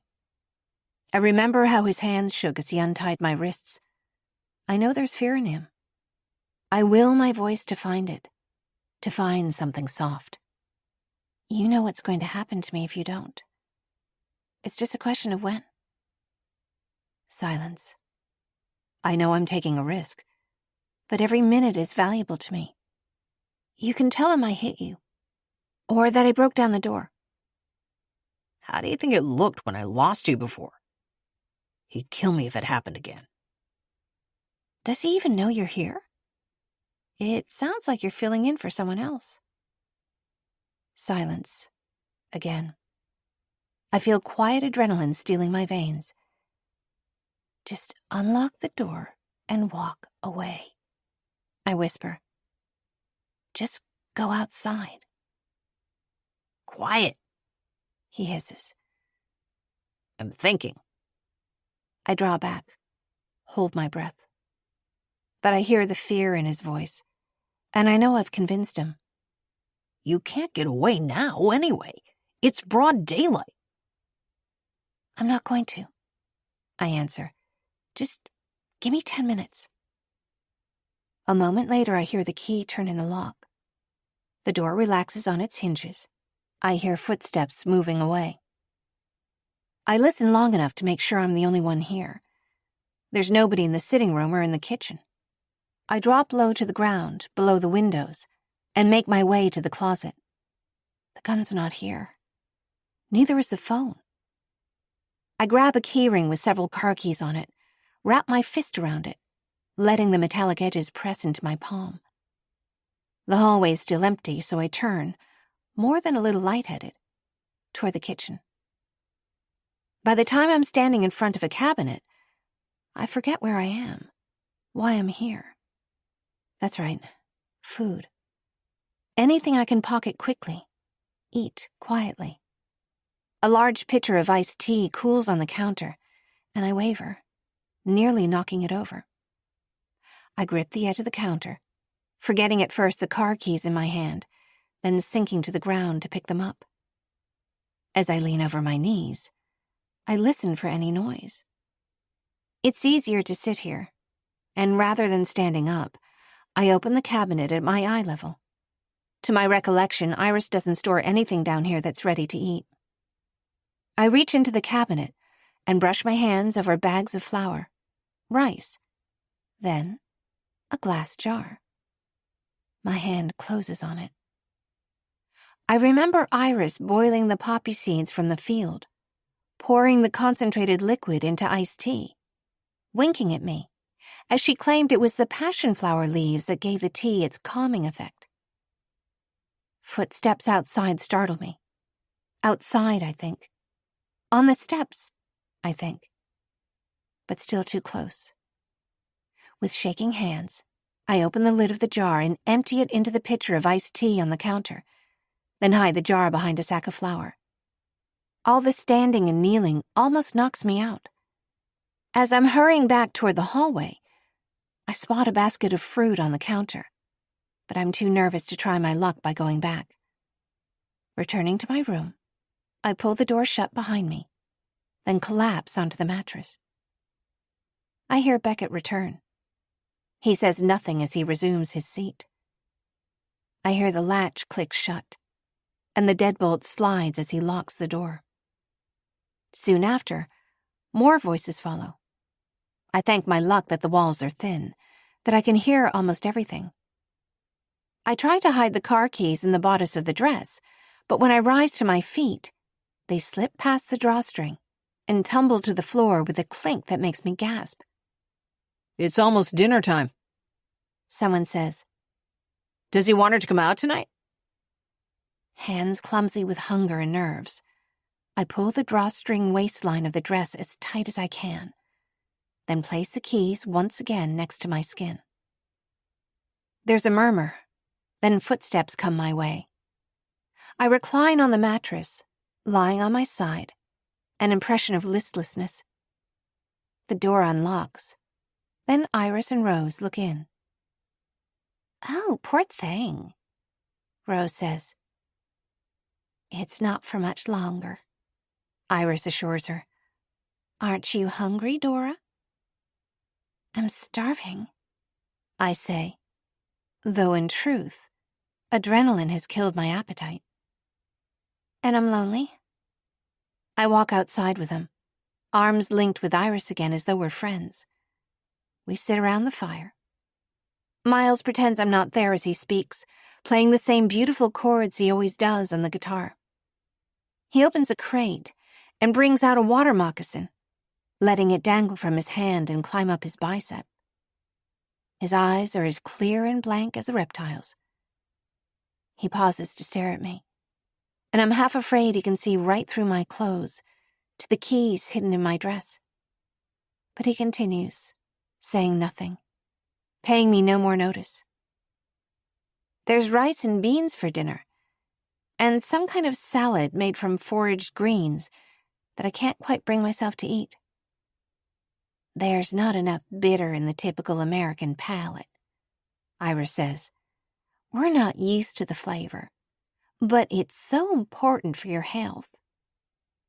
I want to tell her that she doesn't know me, that my palate has had plenty of bitterness. I bite my tongue instead. When the tea is served with the meal, I watch everyone around me with their glasses. I pretend to drink mine, too. Nobody makes any comment on the taste, and the appearance is the same. That's the wild card here. I don't know anything about how long it will take to work, or how long it will work for. Only that hopefully it gives me a little bit of extra luck later on tonight. I eat slowly, taking small bites, torn between hunger and a fear I'll make myself sick if I eat too quickly. There's the usual chatter, the wide-eyed compliments to the land and vague sentiments of gratefulness. They almost sound sincere. As high as they probably are, the sincerity might be genuine. It's dark when Iris begins to yawn. She's small, though, and I look up and down the rows of benches.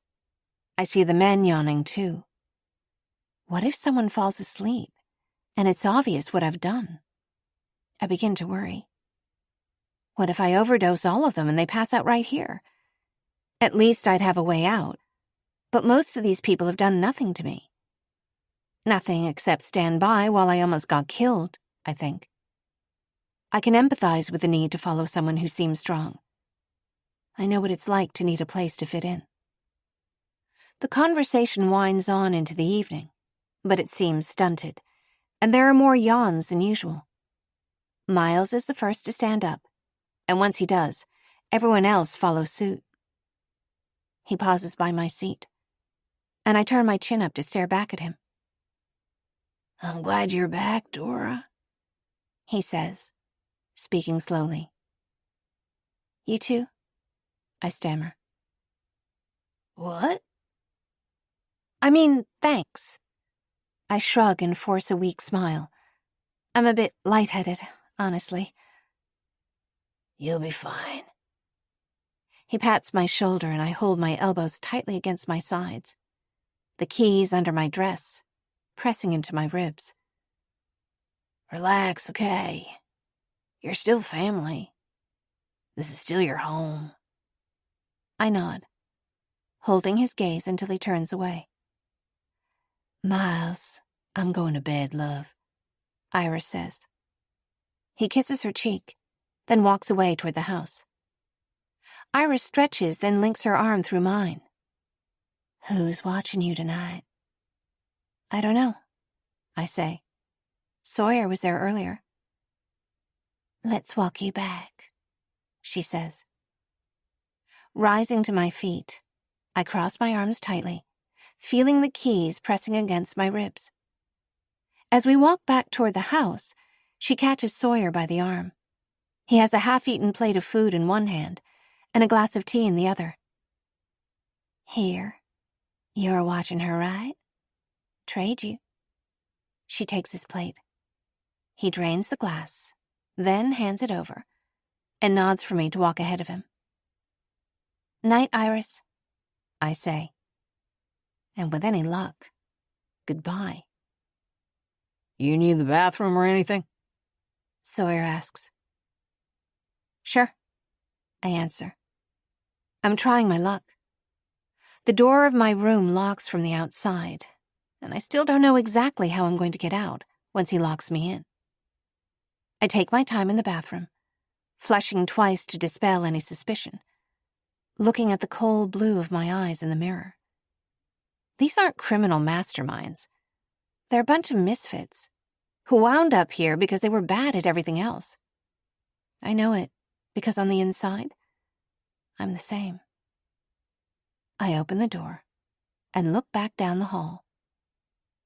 Sawyer's asleep, sitting with his back leaning against the wall. I tiptoe toward the living room, reaching for the door. But as I turn the corner, the car keys slip from my waistband and fall to the floor with a metallic crack. Freezing in my steps, I hold my breath. Sawyer can't be more than 20 feet behind me. For a moment, I wait. Another moment passes and I dare to think I'm safe, that the noise hasn't disturbed him. I reach to pick up the keys, steal further into the dark. In the shadowed living room, I stop for a moment to look at a stack of crates, listen to the faint rattle inside of a snake rousing itself. It's then that I hear his footsteps behind me. Where are you going, Dora? Sawyer speaks in a low, dangerous voice. I remember that look on his face when I turned to him for help. He might be the one person in this place who really does warrant fear. You cannot possibly be this stupid. What happened in Tulsa? My question stuns him. He inches forward and I step back, trying to keep the space between us. Kid showed up to buy. He didn't bring enough cash. Tried to take what he couldn't afford. Sawyer shrugs his shoulders, annoyed that I've asked. Why? My brother's not a killer. Inching away still, I hold his blank gaze in the dark, see him grin with amusement. Something frightful sparks through my limbs. The memory of fear can paralyze you, but in this moment, it gives me daring. Sure. And you're not a stupid little girl like he says you are. Get over here. When he grabs for me, I stumble sideways, knocking against one of the crates as I try to keep my balance. Fist closed tight around the car keys, I catch myself on my closed fist, push up, and scramble to my feet, knuckles smarting. I dodge him as I stand and reach out to grab the handle of the rattler's crate. He pauses momentarily and glances down at it, and I sense a difference in his stance. Fear. I jostle the rattler's crate in my hands at him and watch him startle. "You're a fool, Dora," he says, shaking his head. Holding the crate by the handle, I turn and run back toward my room. Sawyer's following me, and he's fast, but I'm smaller, which is, for once, an advantage. At the doorway, I step around him, and his momentum carries him into the windowless bedroom. Before he gets up, I smack him over the head with a crate, hard enough to knock him to the ground. I hear the rattler inside the crate hiss at the disturbance, and without stopping to think, slide the door open and throw it at Sawyer. He flattens against the floor, trying to hold still. "Bitch," he hisses. "If there's no sin in your heart." I only took one Bible study class, I whisper, but I remember there being a line about not putting your God to the test. The rattler slips out of its container and strikes at his shoulder. He wheezes in pain. I know their venom works fast, but I don't know how fast. Make a single noise, I say, and I'll go get the rest of them. He swears at me, but he doesn't move, panting on the ground. I close the door and twist the lock, then run outside as quietly as I can. As I sneak across the yard, a porch light flickers. I stand behind a dress hanging from a clothesline, hold my breath for as long as I can, then release it in a slow, still exhale.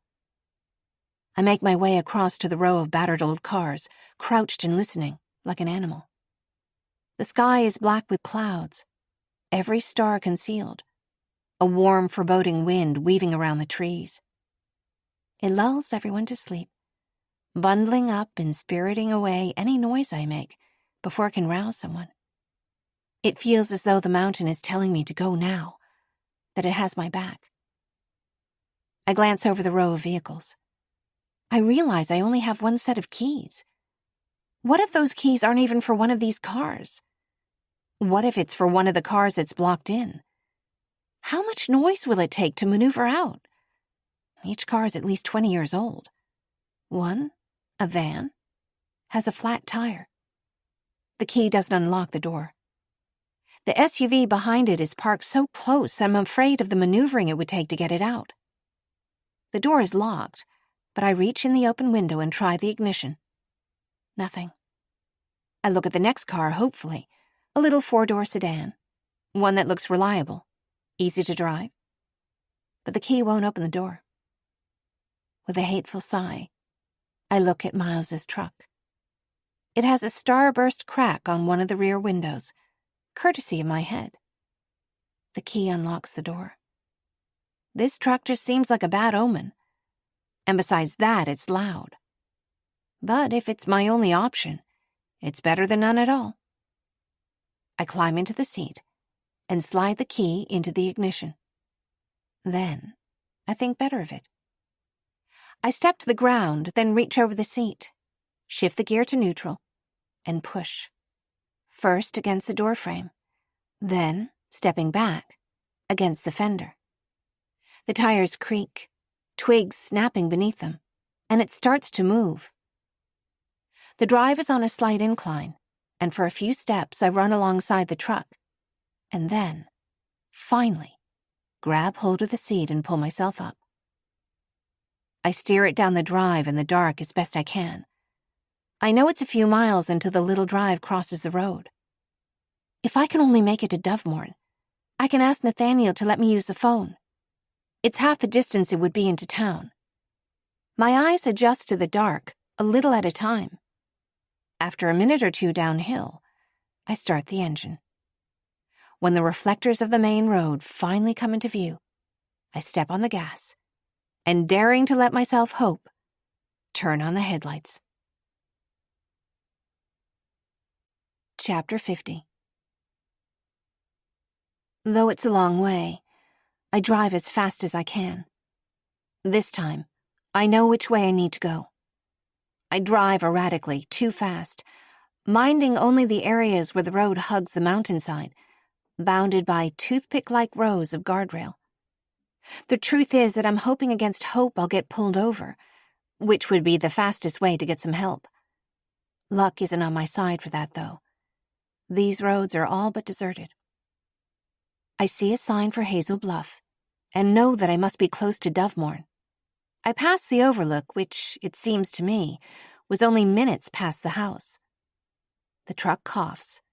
Then the engine growls and slows. I swear at it, shouting at the top of my lungs with all the fury latent in my mind. The gas pedal gives under my foot. It grumbles to a halt. For the first time, I notice that the gas meter is on empty. I throw the truck back in neutral, half sobbing with frustration, and do my best to push it off the road, though it lodges in a thicket.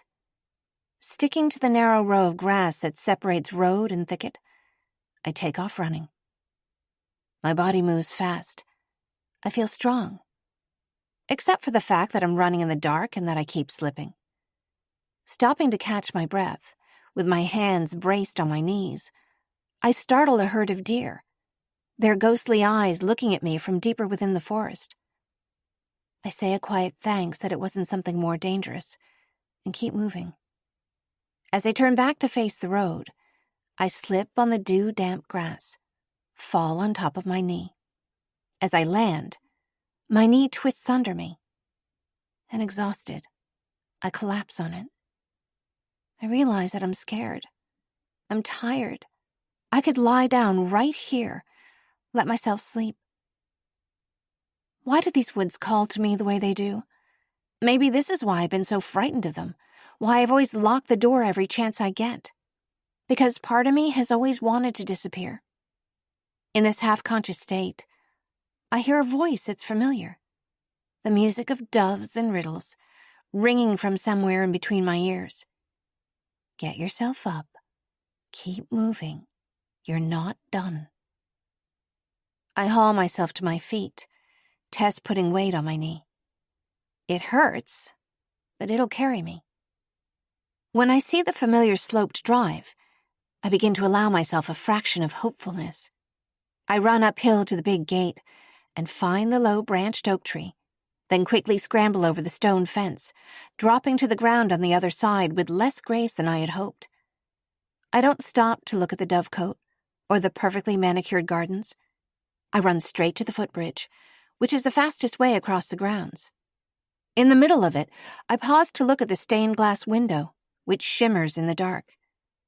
I can feel a whisper of gladness from its direction.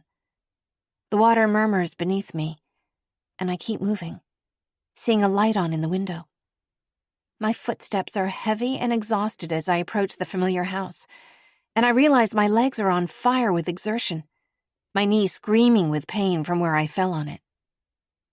I knock at the door, several quiet, urgent taps. Then at last, leaning exhausted against the doorframe with my forehead on my arm, I wait. Only once I hear footsteps on the stairs inside do I realize that this is a long shot, to say the least. If he even answers, he might close the door in my face. He wouldn't be in the wrong. Holding my breath, I tap at the door again with a trembling hand. The latch turns, and the door swings open. I open my mouth to speak, to apologize, to beg him to let me in, but no sound comes out. Nathaniel rubs his eyes as if trying to dispel a vision, then lunges forward and wraps me in a hug that lifts me off my feet and over the doorstep. Chapter 51. I must be dreaming. He's squeezing me tight, his hands pressing into my back, not wanting to set me down. Sophie, Dora, sorry. He pulls away just enough that we can look at each other. It doesn't matter, I say, pulling him close again and kissing him. He pushes the door closed with one arm. Are you all right? Yes. Were you followed? I don't think so. I look behind me nervously. The truck's a few miles up the road, hidden off to the side. Come with me, Nathaniel says, moving toward the kitchen. I make it half of one staggering step, then collapse on the floor, wheezing as my knees hit the hardwood.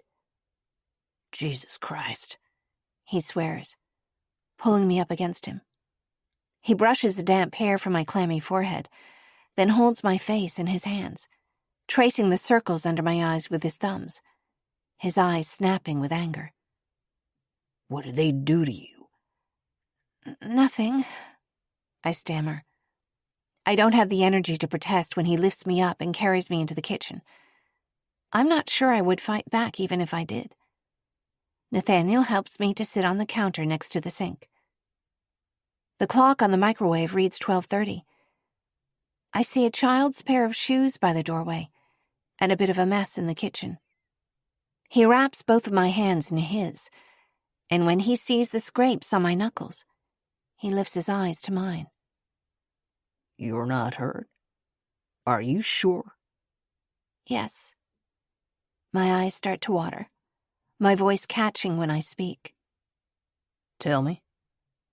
He traces under my eyes with his fingers and runs a thumb down my cheek. It's not a command, but an invitation. Everything that I've locked away begins to spill out, and I can't hold myself together anymore. My mom didn't want me, I say. Nathaniel pulls me against his chest. She left me to cry. When I went into foster care, she disappeared. Miles took care of me, I whisper. I could say Miles before I could say Mom. Tell me. He repeats, a hand on my hair. I'm listening to you. But my brother's sick, I tell him, covering my face with shame. He's dangerous. I couldn't see it until it was too late. All I saw were the good parts. You needed someone, he says. You must have been so lonely. He was the only person I trusted. When he told me he was off drugs, living in the country, I thought he'd finally gotten better. He asked me to come and stay with him. I emptied my bank accounts and left. Why? Because, I answer, he does love me. Part of him does. I still need this to be true, whether it is or not. I dissolve into tears. A couple dozen people live up there with him. You've met him. He's compelling. He's got everyone wrapped up in this cult thing. Snakes, I tell him, remembering, covering my mouth as I cry. Symbols? But it's all theatrics, no meaning, just control. For what? They're making opium. The poppies, you know. I can't believe I didn't see it. Miles has always been... I begin to see it now. He was always quick to act, and always quick to protect me. Even when it meant the threat of violence or more. Maybe this has always been in him. I see my naivety. How badly I wanted to feel I had family. Every time he told me nobody cared about me except for him. Dora, he murmurs. I was so afraid I'd never see you again. You were right. About everything. What happened before? After I heard about the murder? When I tried to leave, he lost his mind. I leaned forward, all my weight against Nathaniel's chest, trying to blot out the memories of pain. I only got out the first time because one of them helped me. I cry like a child and let him hold me, knocking a final surge of pride out of the way. I thought he'd never hurt me. I was so worried, he says, turning his gaze to me as he presses my hands in his. I kept thinking if I hadn't pushed you so hard, maybe you would have agreed to stay. Nothing was going to stop me from following him. I wipe my cheeks dry. I'm sorry. Sorry I left. that I'm not somebody else. You're here, he says. That's all I want. You think I want somebody else? I'm sorry I didn't turn out to be someone easier to know, I say. He holds me at arm's length now, shaking his head as if I know better. I don't need easy, Dora. I'm not afraid of difficult. I've been there. He pulls me close again. I'm here for you. Just tell me what you need. I need to use the phone. I need the police. I hear something outside, a low noise that might just be the wind. Nathaniel looks at me. He heard it too. Then we hear a solid, lazy knock at the door. Without waiting for an answer, Miles opens it and walks into the hallway. Chapter 52. Miles wears a denim jacket over a worn vintage t-shirt with a band logo. He looks at ease, handsome. He's smiling, standing there in the hallway as if he's walked in on something amusing. Good to see you, Nathaniel, he says. Then, Dora. Hey, Miles. I can practically feel the tension radiating in Nathaniel's chest, just behind my shoulder. He's dangerous, he says in a low, almost inaudible whisper. Whatever happens, do not leave with him. You understand me? No matter what, he says. You know I can hear you, right? Miles laughs. Nathaniel's arm tightens around me, as if by holding me close enough he could prevent whatever is about to happen. Part of me, looking at Miles, still says, this is my brother. That there is a line he won't cross, that we're not in real danger. But I feel my heart pounding, and I know I have to listen to it. Nathaniel and I both exhale, waiting for Miles to speak. He notices this, I think, and it pleases him. He looks to the side of the hallway, into the living room. We follow him in, and I'm limping a bit because of my knee, one hand on Nathaniel's shoulder.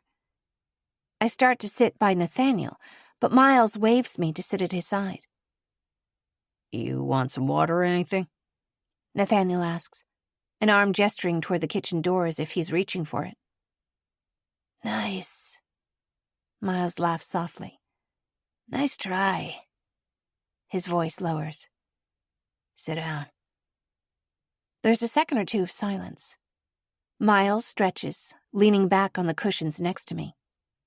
I wonder if I should speak, and then decide against it. Miles looks at my face. What? You wanted to say something? I stammer and he jumps in again. Huh? Speak up. I feel like you have something to say to me. His voice is drawling, rhythmic. I'm sorry I took your car. Shoot, I don't care about that. He laughs. Whatever belongs to me belongs to you. I've always given you whatever I could. He seems so calm, so earnest. This is the charm, I think. The charm and then the storm. So, really? That was it? He looks at me as if we share an inside joke. A brightness so contagious, I have to stop myself from smiling, though I don't even know what he's getting at. Dora, come on. They're all sleeping pretty deep right now. I heard the car going down the drive and I wondered, why is nobody checking on her? I looked around, checked for you in every room. Thought you might have tried to use Beckett to get out, like you did before. I didn't. I stare at him coldly. He offered me help. Miles is laughing now, his energy building. He proceeds as if he hasn't heard me. In each and every bedroom I checked, I found people out cold. You drug them stupid, didn't you? Well, and poor Sawyer. I didn't like him much, but when his boss finds out, You made some trouble for me, that's undeniable. He lets out a bark of laughter, and his hand twists his long hair away from his eyes. In a flash, Miles leans forward and backhands me across the mouth. I lean back, my face buzzing, pain bright in my mouth. I'm disoriented, but my senses serve me well. I see it. A flash of metal in the inside pocket of the jacket he wears. Nathaniel rises to his feet. Nathaniel, sit down now! I swallow the rush of pain and make my voice strong and certain, the syllables spaced with meaning. His eyes catch mine, and I think he knows what I'm telling him. His mouth is a thin, tight line as he sinks back into the chair, fingers gripping the armrests. I blink and raise my eyes to look at my brother. I always hit them on the mouth, he said once. You do it right, it'll bleed like a nose hit, but they can still look at you. The words come back to me now. Miles shakes his head with annoyance and looks to Nathaniel. Stole my car, drugged all my friends. When Sawyer's bosses find out what happened to him, they'll want someone to pay for it. She threw a rattlesnake at him, man. You had no idea what landed in your house, did you? This girl's a better thief, a better sneak than anything you'd imagine. Better than I imagined, and I thought I knew her. He pulls my hand away from my mouth and looks me in the face. There's red on my fingers. And I thought she was different now. Guess I was wrong. Some things never change. He draws back a hand and I start. Miles isn't looking at me, though. He's looking at Nathaniel, taunting him. Don't hurt him, I'm thinking, naming every deity I know and some I don't. Names from books, echoed lines of prayers, all sound like strangers. I think only of the lady in the window and offer her a silent plea. Please don't hurt him. I thought I was afraid before. I can see now why people have to cut their fear loose in times like this. Because it will paralyze you. Miles is still talking. She'll turn on you when you least expect it. You'll realize she was never there for you at all. Just wanted what you could offer her. In your case, a place to hide. Nathaniel doesn't believe him, I know, but it stings nonetheless. She's always been that way. Even when she was a little kid. Dora, you want to tell him? Or should I? I shake my head to decline. I can't find the words. When she was just 6, she called me. Said there was something wrong, something dangerous about her new home. I came to get her. He didn't need to burn the house down, I whisper. He hits me again, knuckles glancing off my cheekbone. You probably locked that girl in the closet and left her on purpose, he snarls. You knew I'd light the house on fire. It was hardly the first time. What happened to her was your fault. You were a liar at 6. Yeah, I whisper, but I'm watching Nathaniel and not my brother. It was my fault. Do you know what it was like? Getting arrested at 12 years old? Can you imagine that? I'm sorry, Miles, I say. I could have lied for you. I didn't. What you did was to help me. Every time. Miles looks at me with tears in his eyes. You got to go to school. Learn to swim.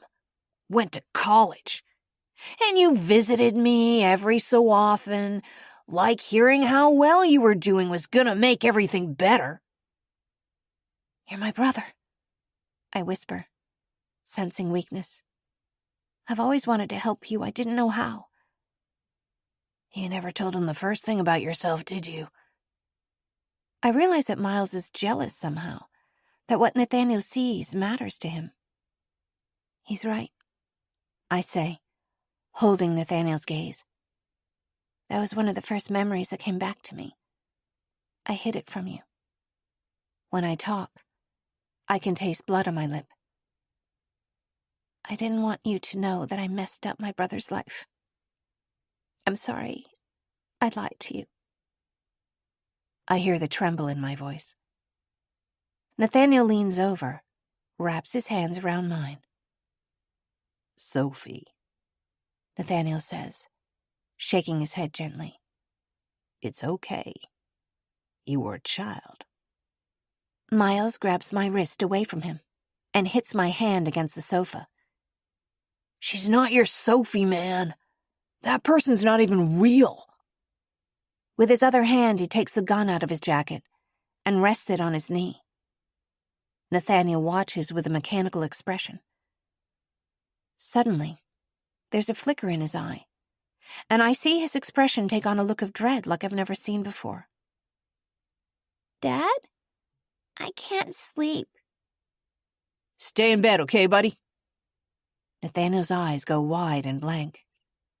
I hear footsteps on the stairs. Dove Girl, you came back! Lincoln's dressed in pajamas, his shaggy brown hair in his eyes. I cover my bleeding lip with one hand as Lincoln looks around the corner of the landing from the bottom stair. Dad? What's going on? Chapter 53. Hey, kid, Nathaniel says. I have some small idea of the amount of control this takes to make his voice sound as if everything is okay. Go on up. I'll be there to tuck you in real soon. No, Miles says. Come sit down. Hi? Lincoln says, his voice drawing out into a question. Who are you?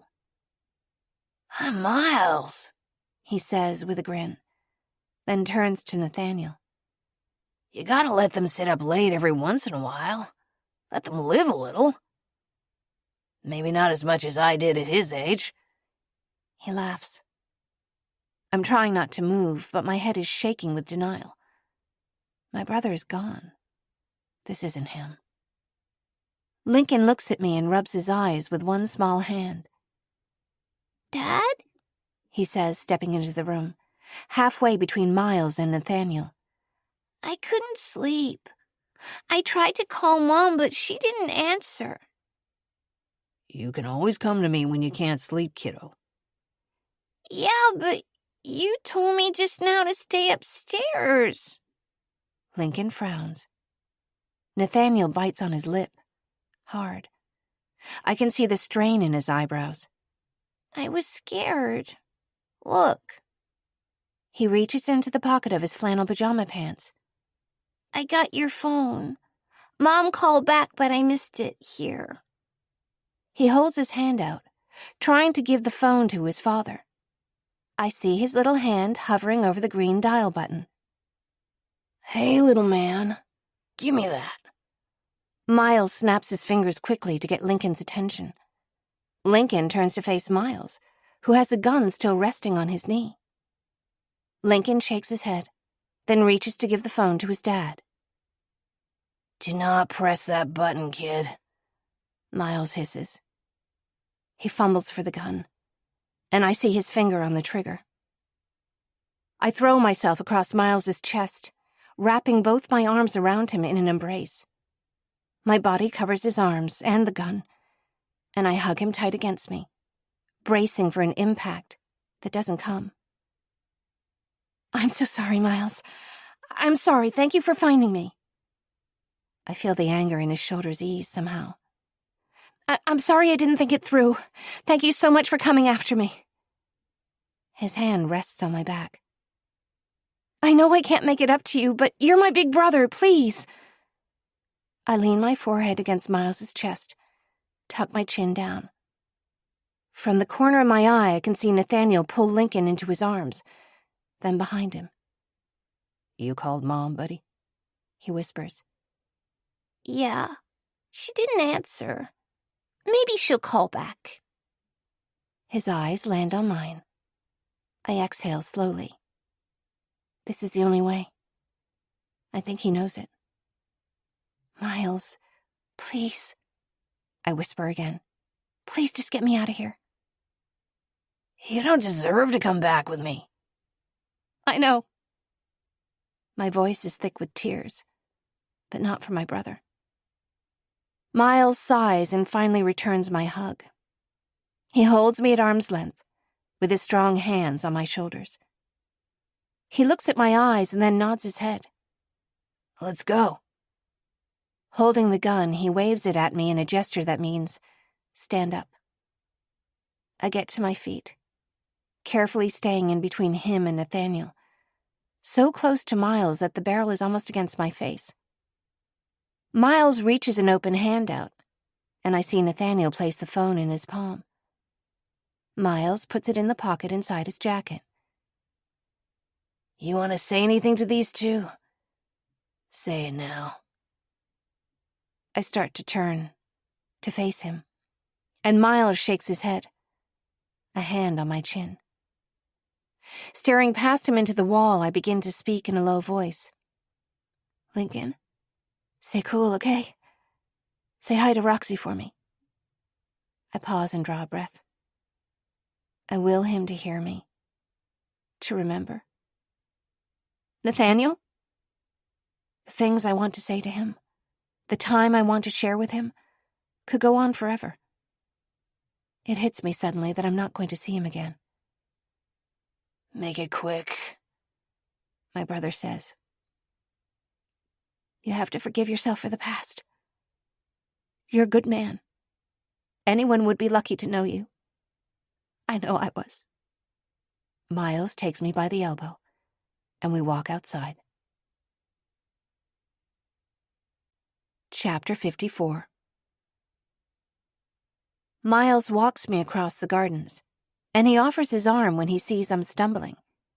I don't take it, doing the best I can to manage on my own. I know better than to try to get away. But as we walk across a footbridge, there's part of me that imagines jumping in.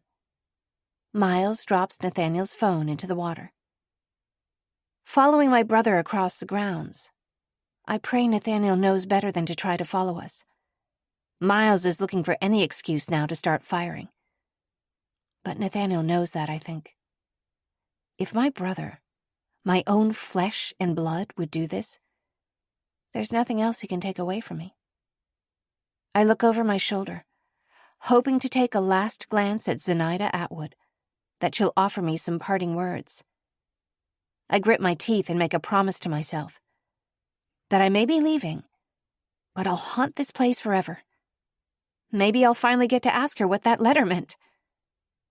But in the dark, it's nearly impossible to see the figure in the glass. Instead of the voice I've come to know, only my own thoughts echo in my mind. My own flesh and blood. Nothing else to take away. Another riddle, when I was hoping for solace. The gate is locked, and I see Miles must have climbed over the same tree I once did to get in. Go on, he says. My knee. Go, he repeats. I make a show of doing the best I can to scramble up the wall, reaching an arm toward the branch, but fall down twice, before he finally lifts me in his arms so I can reach the tree branch. Once we're both outside the wall, he turns his back to me as he opens the door of the car. My hands close tight, fingernails digging into my palms. Miles clicks his tongue, shaking his head at me. Sorry about your mouth, he says. I notice that it's still bleeding. I needed you to hear me. You get lost in things sometimes. I'm the one who cares about you here. I know, I answer. It's okay. Come on. He indicates the passenger seat and I sit down. Miles closes the door behind me, then goes to the driver's side and sits down. You know I can't let you go again. I know, I repeat. Miles and I exchange a look. He's searching my eyes for something. Resistance, I guess, which he doesn't find. I'm looking through him. The person I know, the person I thought I knew, is no longer there. All I have to do is get him away from here. Nothing else to take away. Maybe it wasn't an empty riddle. I realize that I have nothing else to lose. He starts the car and peels out onto the road. I watch silently out the window, hoping to see sirens behind us, somehow knowing that I won't. We round a sharp curve, and I grip the seat tightly. These roads are perilous enough in broad daylight. Why'd you do it? He sounds wounded. Why couldn't you just stay? Miles, my life has always been about you, I answer. Even when I couldn't find you. Especially then. Maybe I'd like to make my own choices for once. Since when? His eyes cut over to mine. You didn't hit your head that hard. We're getting close to Miles's camp. I've faced my own death before. At this point, I'm not sure it even shocks me. But the knowledge of losing Nathaniel, and worse, that I put Lincoln in danger, that I leave him with a loss, strikes at me hard. I cry into my hands, then silence myself, not wanting to make Miles angrier. It's dark, but I can sense the shape of the road. I know where we're going. What is it now? He asks. Why aren't you happy? I want you to be happy. My eyes water. I love him. He doesn't love you, Miles answers. Anyways, he wouldn't for very long. It occurs to me now that love isn't words. Professions of love shouldn't be a balance for your actions, or in spite of them. And I don't know whether this is something I'm remembering, or if I've finally learned it. How do you know that? I demand. Because you're a liar, he says. You lied to me. You ruined my life. No, I'm not, I say, almost as if we're normal siblings having an argument. You are. You lied to me. I point at my lip, gesture to my head. You said you'd never hurt me. In the near dark, his eyes are flashing, the pale blue of light on a blade, and I can see that he wants to hit me again. But he has one hand on the steering wheel, the other one on the gun, and I guess he doesn't want to let either go. I slouch against the door and turn my glare toward the darkness around us. Dora? His voice is calmer now. Come on, don't stay mad. When I don't answer, he falls silent. By dark, the twists and turns of the narrow road are hypnotizing. I want my brother back. The one who would surprise me with a present or a visit when I needed it most. I remember the pink coat he gave me when I was 12. Back then, I clung to every word he spoke. Now listen, you're strong, okay? But you're little. If you're going to hit someone, it's not going to be for fun, and you need to move fast. Every time the road curves around the mountainside, it's as if time doubles back, and I blink to find him still here, still in this impossible reality. I breathe in, count to 4. Out, count to 4. Miles is talking again now, his tone almost apologetic. We've both made some mistakes. We're together. That's what matters. Right? Though he jostles my shoulder gently, I make no move to respond. Oh, sorry. Didn't realize you were sleeping. But I'm wide awake. Go for the nose, as fast and hard as you can. Even if you don't break it, he'll see stars, and it'll hurt like hell. Gives you a second to take the next move. Go. To my left, Miles relaxes into a yawn. I pull back my arm, curl my hand into a fist, and hit his nose as hard as I can. In the second that follows, the tires screeching around a curve, I hold tight to the handle by the window and pull the emergency brake. Chapter 55. The brakes lock, and the rear tires swing wildly, sending us into a skid. With a double impact, the car hits the embankment, then jackknifes to the other side, coming to rest at a right angle across the road. Something hurts, but I know we don't have time to waste. And thankfully, my body doesn't protest as I climb out the door and keep moving, the sound of the car hissing and spitting behind me, and Miles swearing. The night is black. Earlier, when I needed cover, this was an ally. Now, I need to be able to see to get away. I run blindly until I'm out of breath, and the thorns and scratches are my helpers, keeping me awake and letting me know which way not to walk. The forest is dense, beautiful, but up ahead I see a darker denseness and remember what they called the laurel hells, those wide tangles of rhododendron, thickets you could get lost in for days. There's no walking through it upright, no walking through it at all in the dark. I scramble up the embankment and into its dark branches. I can hear the crashing of dried leaves and brush around me, but bank on the hope that for now, Miles is distracted enough by the noise of the wrecked car. When I hear quiet from the direction of the road, I sink to my hands and knees, crawling as quietly as I can. My hands reach out in front of me, using branches to pull over or under, trying to find my way. My forehead hits a branch, and everything spins with pain. When I open my eyes, the dark seems diluted. My eyes have adjusted to the night. There must be a moon somewhere, underneath these clouds. Then I hear him. "Dora?" A voice not distant, but not close. "Dora, where are you?" I don't move. "You know I'm gonna find you," he yells, his voice tinged with an almost friendly brotherly annoyance. "Don't make this hard." The sound draws closer, and I see that he has a lighter, keeps snapping it in front of his face, giving him an advantage. I duck, but my hair tangles in the leaves, and I hear the bush above me rustle. Shit! I hold my breath and sit as still as I can, trying to find balance.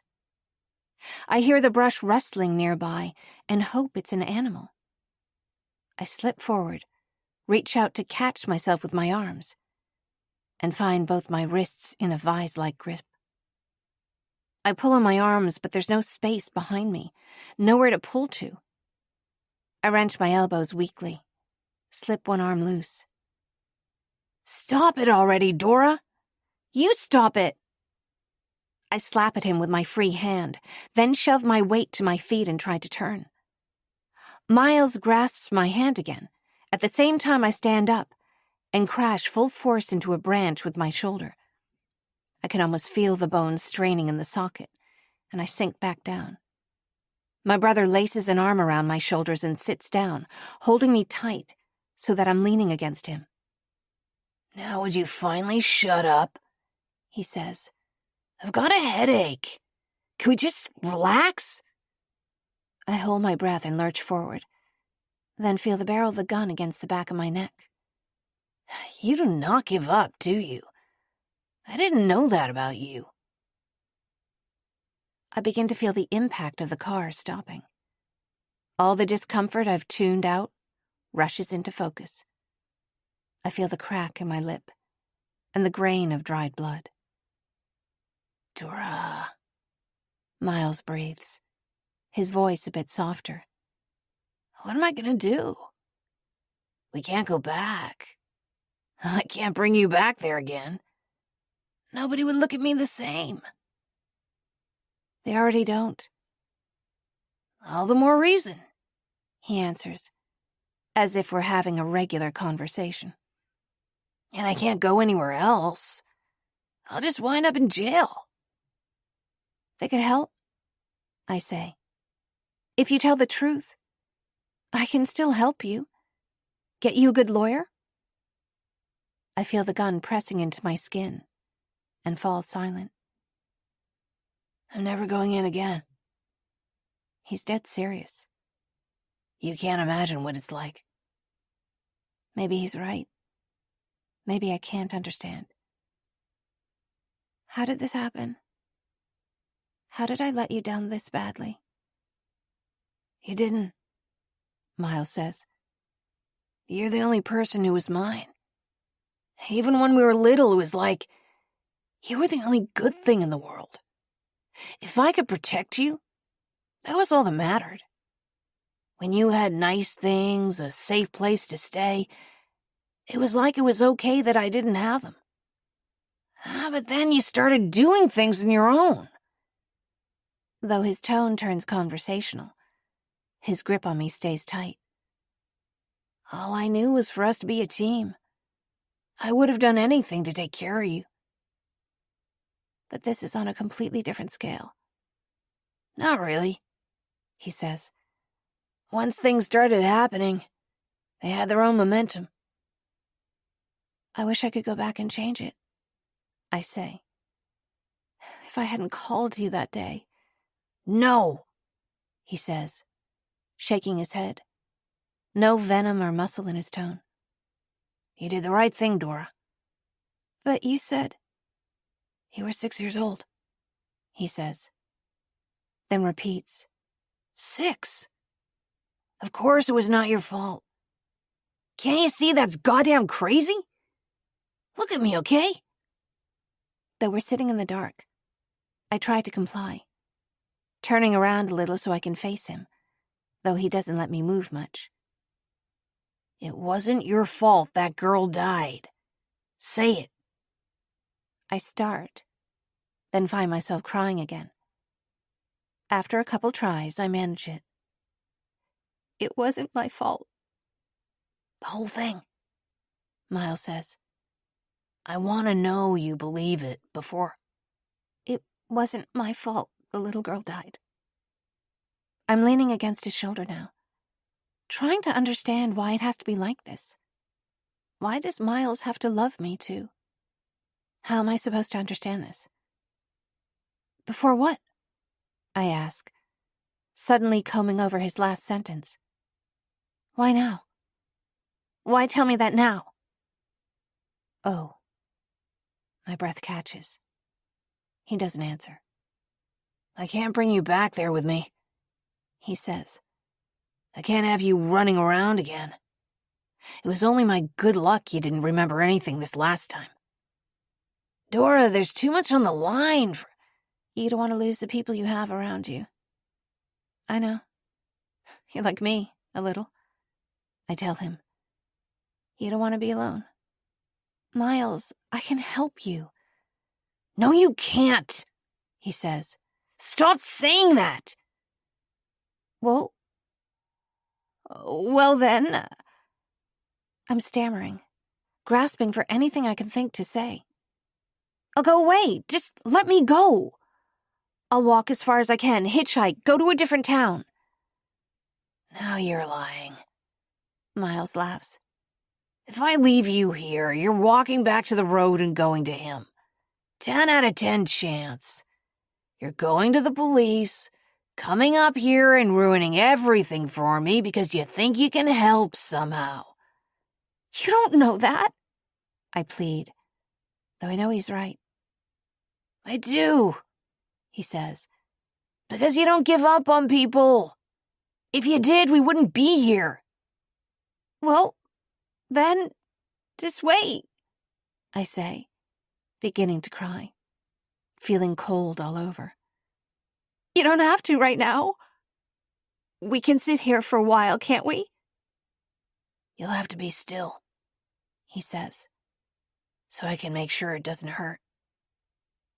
Doesn't hurt? Miles. He sighs, hard. Don't make me say it. This is the only thing I can do. It's not too late. Yes, it is, Dora. Stop, I cry. Having nothing to lose, my hands fumble in the dark, pushing at anything I can find, closing my hand around his on the gun. I twist over, trying to get distance between us, and he grabs me again, his arm across my midsection. I hear the shot. Then silence, ringing. Chapter 56. It's so loud. Just the echo of the noise makes me feel we're underwater. I close my eyes and imagine myself swimming toward the surface. I think of Nathaniel and feel an inkling of gratefulness. That I met him. That I knew him. That I got miles away from him and his little boy. Is it true that I'll get to see my entire life before I die? In my mind, I'm craning, trying to look into the dark, just hoping I can see him there. But there's nothing. No voice. Nothing flashes before my eyes. I'm still here. And when I look up, I see the clouds are clearing, a distant half-moon scattering paltry gray light through the dense leaf cover. My ribs are on fire, and there's blood soaking this stupid dress Iris put on me. I twist my neck to look down, wondering why I can still see. I guess I always wondered what it would be like to be shot. I thought it would feel cold. Not like this. Not searing, spreading pain, like the mother of all scraped knees, but right on my side. Scraped knees. I can't see, so whimpering with pain, I reach down and feel with my fingertips. I touch the torn fabric of the dress, press my fingers around the edges of the wound. Blood slips between my fingers, but it feels like a surface wound. I press on my ribs and I can't tell, but I don't think anything beneath the surface is seriously damaged. But the pain from my side reaches into my arms, and every breath and movement hurts. I draw a breath, deep and hard as I can, then let it out in a ragged whimper, nauseous with pain. It takes everything I have to stay awake. My nerves are ringing, my pulse rushing. Some time passes. I don't know how much. I wait to pass out, for some more serious injury to become apparent. I can't remember what I was supposed to do, where I was trying to go. Still, I know there was something. I didn't want to stay here. I draw a painful breath and try to move, but fall backward again. Something soft catches my weight. Miles. I feel more blood, warm on my back. Lots of it. I turn to face him and he's staring at me, eyes wide with surprise, glinting in the moonlight. Miles? What happened? My voice is ragged, a hoarse whisper. I touch his cheek with my good hand. I don't need to wait for his answer. A dark spot is growing on the t-shirt under his jacket, seeping through the denim. He coughs, staring into my eyes. Fingers shaking, I reach for the gun, pull it from his fingers, and throw it into the brush, away from us. I turn back to my brother, shuffling closer so that I'm next to him. I look at his back, lift the jacket up, find his lighter in the pocket. When I light it, I can see a wide stain growing on the back of his lower rib cage, the color of engine oil in the dark. I reach to touch him, put a hand on the wound. Blood pulses out between my fingers. Give me your jacket, I say. We need to tie something over it. I tug on his sleeve. Miles shakes his head, gritting his teeth. Not gonna help, he says. It will, I insist. Come on, Miles, please, tie it up. We'll get back to the car. Do you have a phone? He shakes his head. No. No what? No phone. He exhales sharply, unevenly. The car's going nowhere. Just, no, give up, Dora. I'll walk. I can do it. Sit. He raises his voice, and I can tell him how much it hurts him. You're bleeding. You'll hurt yourself worse if you don't sit still. But I know if I can get him to a hospital, and quickly, if he makes it, he'll have to get help. I can visit him every day. I'll take care of him. Be the dependable, focused sister he should have had. We can do it, I announce, realizing as if from far away how naive I sound. I'll help you get to the road. I try to stand up in the dark, feeling my way around branches, swearing with pain and exhaustion at every step, until not 2 yards off, I fall. You had to throw Nathaniel's phone away. I can't mention his name without weeping again. That's the one thing that could have helped us. I don't want help, Dora. What about me? What if I don't want to watch you die out here? I yell. I realize he'd already considered that. My vote didn't count, at least not enough. I'm crying as I speak, watching the bloodstains spread on his clothes. Miles has always been a hero to me, and I think it's in this moment I realize for the first time that he's also human. I sink down next to Miles and snuggle under his arm. He's groaning a little bit with each breath, and within a few minutes, when I snap the lighter, I see blood around his mouth when he coughs. It's okay, he says. No. No, what? He leans his head against mine. It's not okay, I say. None of it's okay. This is the best way it could have happened, he says. Wish I'd thought of it myself. I'd have done it cleaner. Don't. He swears, his voice thick with pain. Don't you see? I can't come back from this. I don't want to go back into the mess I've made. I don't want to live having hurt you. I would have. He coughs again. But I'm glad I won't. The only good part of me would have been gone. I would have, he said. He can't stop himself, I realize. He really can't. To him, this is like breathing. I didn't mean to make it worse for you, I whisper. I can feel blood in different stages of drying, on my side, on my back. You didn't, he said. You were the only person who always loved me. His voice catches, and I can almost feel his pain just to look at him. Don't you have anything to help? What? He says, practically biting the air off as he speaks. Something for your pain, I ask. He shakes his head and I'm swearing again, squeezing my arms around my ribs, though they hurt just as much. You of all people don't have anything for your pain. Damn it, Miles! If he dies now, nobody will ever know the good Miles, the kind, funny brother, the one that I know. The scattered moonlight seems only to make the night feel colder. I'd almost prefer that I couldn't see at all. My legs go numb from sitting still. Miles's breath sounds wet in his lungs, and I reach up to hold a hand against his clammy cheek. My hands and arms shake, and then I realize I'm trembling all over, and it must be making him hurt worse. You're shaking. No, my teeth chatter.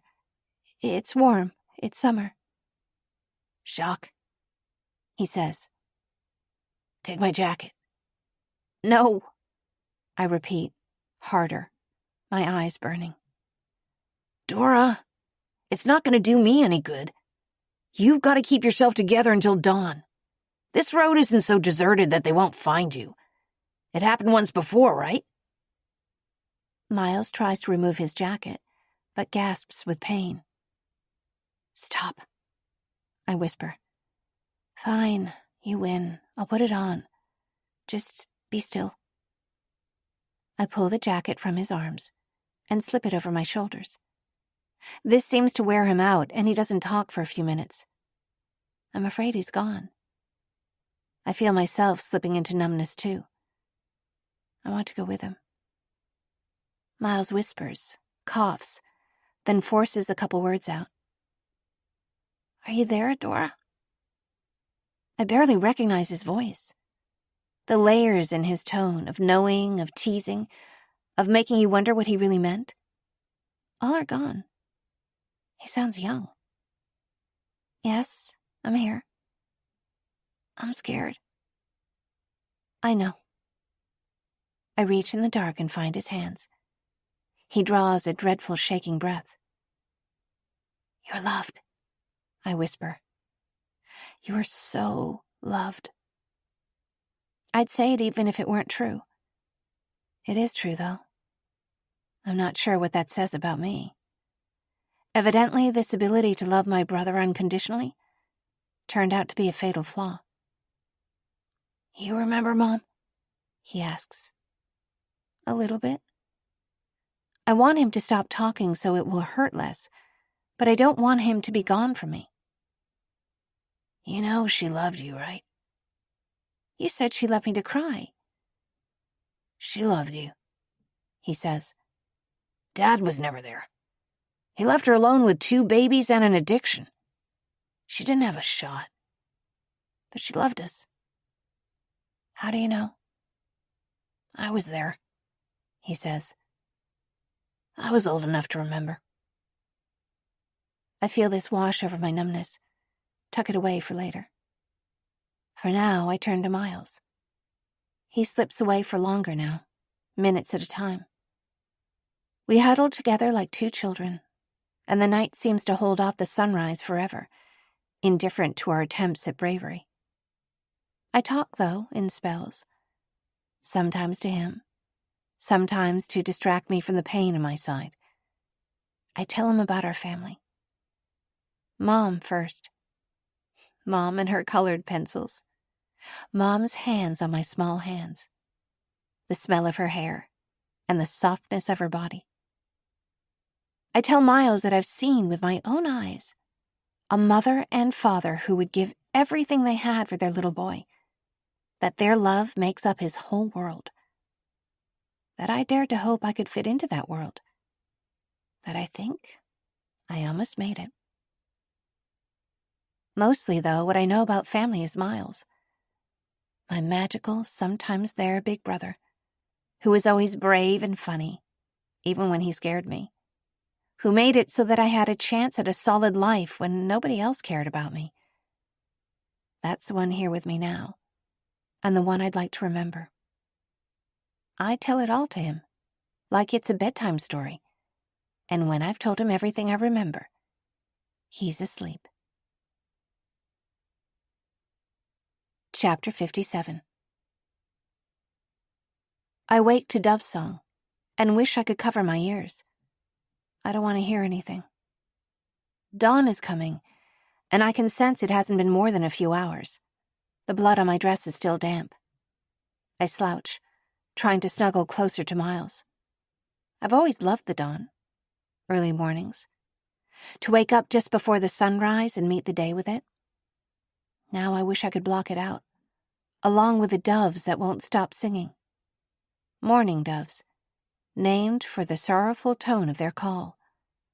The rising and falling note, the final note echoed. I remember sitting at Zenaida Atwood's desk, wondering what a young woman could find so desolate in a summer dawn that she wanted to walk away and disappear into it, to let the woods swallow her whole. I leave in your care my only possession, a century's worth of sorrow, condensed into 26 short years. I am but a wraith, a muse who has outlived her purpose. And letting myself sink back into weariness, I realize I understand her now. This depth of numbness, of solitude that seems to go out as far as I can see. The wilderness of the forest, all the numerous ways it can make you disappear, couldn't hold a candle to this life-sucking dark, all somehow contained within my own chest. Miles has always been my purpose. Last night, before I wrecked his car, I told him there might be things I wanted. but that my life had always been about him. Now I can't even imagine what that kind of life might mean. But the doves keep singing, soft coos calling down through the trees.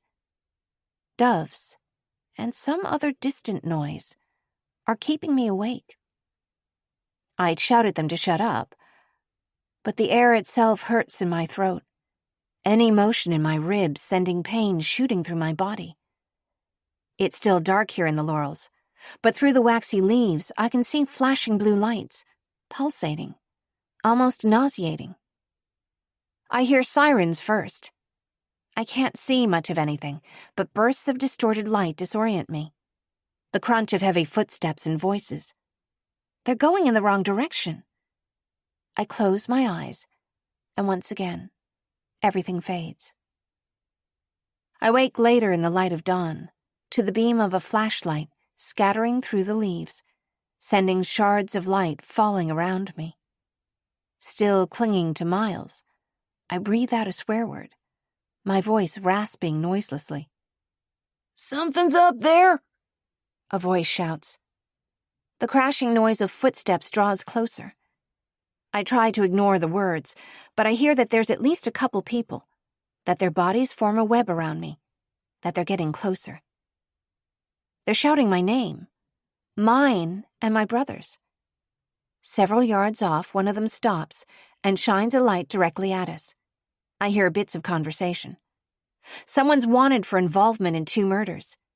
They've just learned he's in the area. Probably accomplices. Maybe that's me. "Dora Bailey, hands where I can see them." It doesn't occur to me to wonder how they know my name. I hold my eyes shut, my body slack, as the lights linger on my face. I can hear more sirens, more voices. Tires screaming to a halt. "Miles Bailey, we have you surrounded." Another voice off to the side yells at me, too, to put my hands up. I squeeze my brother close to me and hope that if any shots are fired, they hit me instead. I'm overwhelmed now, trying to keep count of how many voices there are, how many footfalls in dry leaves, how many cars I've heard, how many commands. Catch me up. What do we have? Footfalls and a commanding female voice. What's going on? 2 suspects, 10 o'clock. Neither of them responded. You sure they're conscious? The woman asks. He saw movement. First of all, the woman's not a suspect. Weapons down. There's an exasperated sigh. Coffee? No. And put the coffee down. Tell me you don't have one hand on your weapon and the other holding a cup of coffee. Go back to the car or give me your badge. I recognize the voice now. Crack an eye open to see Selena. She turns her eyes in my direction, searching, scanning. Her strength draws my eyes like a moth. No, she says, her voice changing tone, turning away from me. Absolutely not. I let you come along. The deal was you stay in the car. I tune out again, let my limbs go as slack as I can, but my body is stiff as the branches around me. There's a bit of a commotion, and I hear Selena's voice rising again. I've seen Selena in action before, but she's in her element now. She is so formidable that I forget how pretty she is, because it's irrelevant. She seems cut from marble that moves without losing any of its solidity, aware of every branch that moves, every breath drawn around her. Back in the car, she clips. You said he was armed. Sit. Selena, let me go. Nathaniel's calm voice belies the laser focus I recognize in his tone. There are footsteps again, and I hear Selena yell at the other policemen to lower their guns. Nathaniel walks with ease through the brambles and vines, up to the edge of the thicket. It seems to let him pass. You don't fight a thicket like this, he had said. You follow it in. I see that Selena's a few yards back, no doubt waiting for Miles to pull a gun. Nathaniel ducks under the arm of a rhododendron, and steps over another branch that reaches low across the ground. I hear his ragged breath, the noise of his knees as he sinks to the ground. He's close enough to touch Miles, whose arm slips off my shoulders, his weight falling slack against the dry leaves beneath us. Nathaniel turns back to Selena, shaking his head. I remember suddenly, when we stood in the waves on the beach, the light creeping toward evening, how the water felt warm, welcoming, the air above it breezy and cold. We had walked out together, arms clasped, nothing but question marks between us. Somehow, though, between the two of us, we had enough. In that moment, I felt brave. Now I wish I could slip back into that water, salty and heavy and deceptively warm. It seems sweet, like poppies, deep as the woods. But then I hear Nathaniel's voice, in a tenor I've never heard before. His hands a light touch, scanning over my shoulders, my back.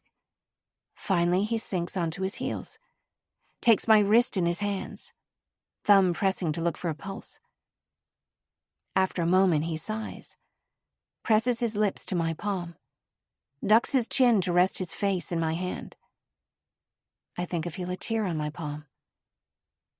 "Wake up," he whispers, pleading. "Tell me you're okay."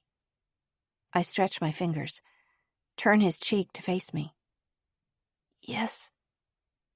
When I try to speak, I cough instead, then press my tongue against my swollen lip. I feel like my throat's full of gravel, making it impossible to speak. So I find his hand and hold on tight, feel its familiar calluses and warmth. I hear his breath of relief, see the spark come back to his eyes as he presses my hand in his. "All right," he says. "All right, we're getting you out of here." I reach for my brother. "Dora," Nathaniel whispers. "He's gone. It's over." No.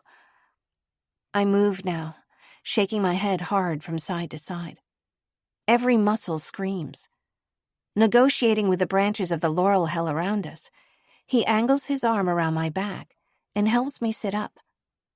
I want to speak, to say I can't, but my voice is fled again.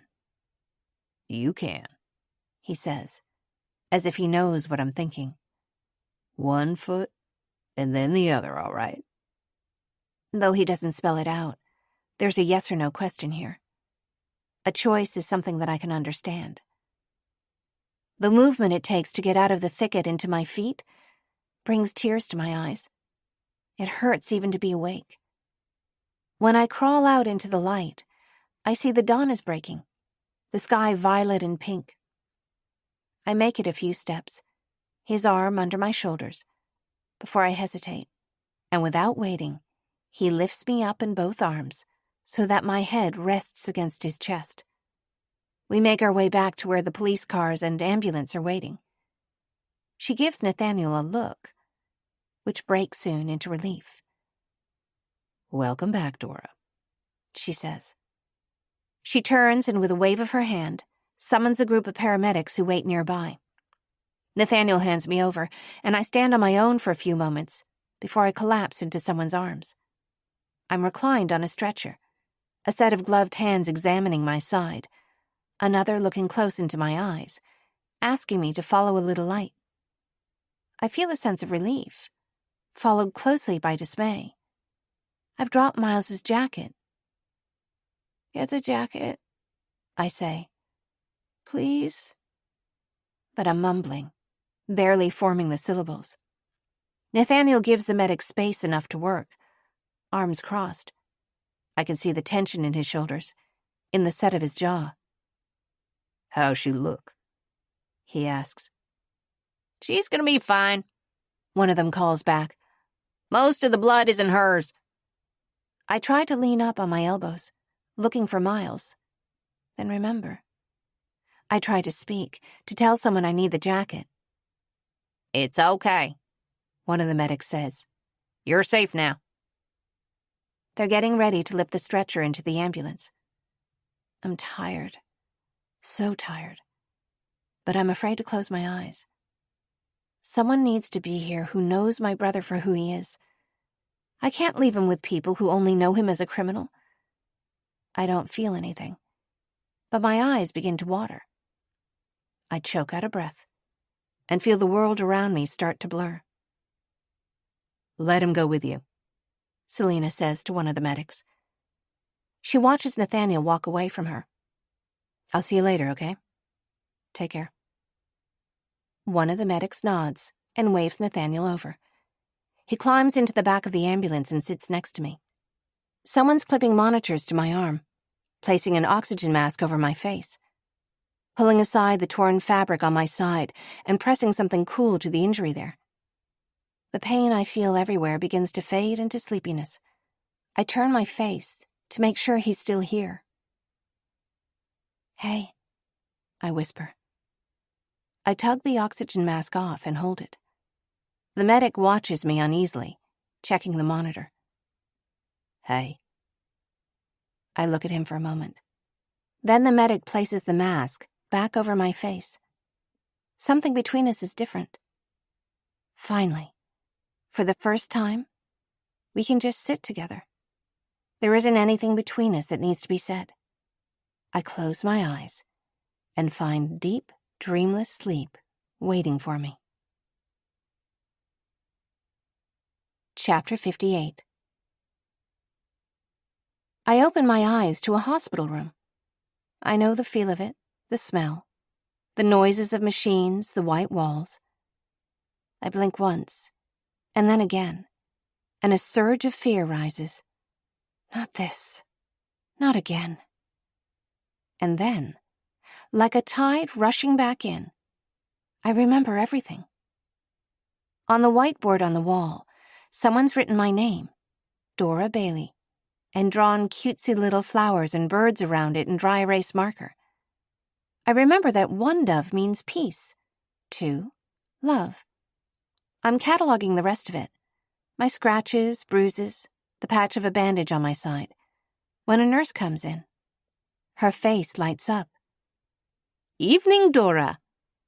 She smiles, and I realize it's Anjali, the nurse who cared for me when I was here before.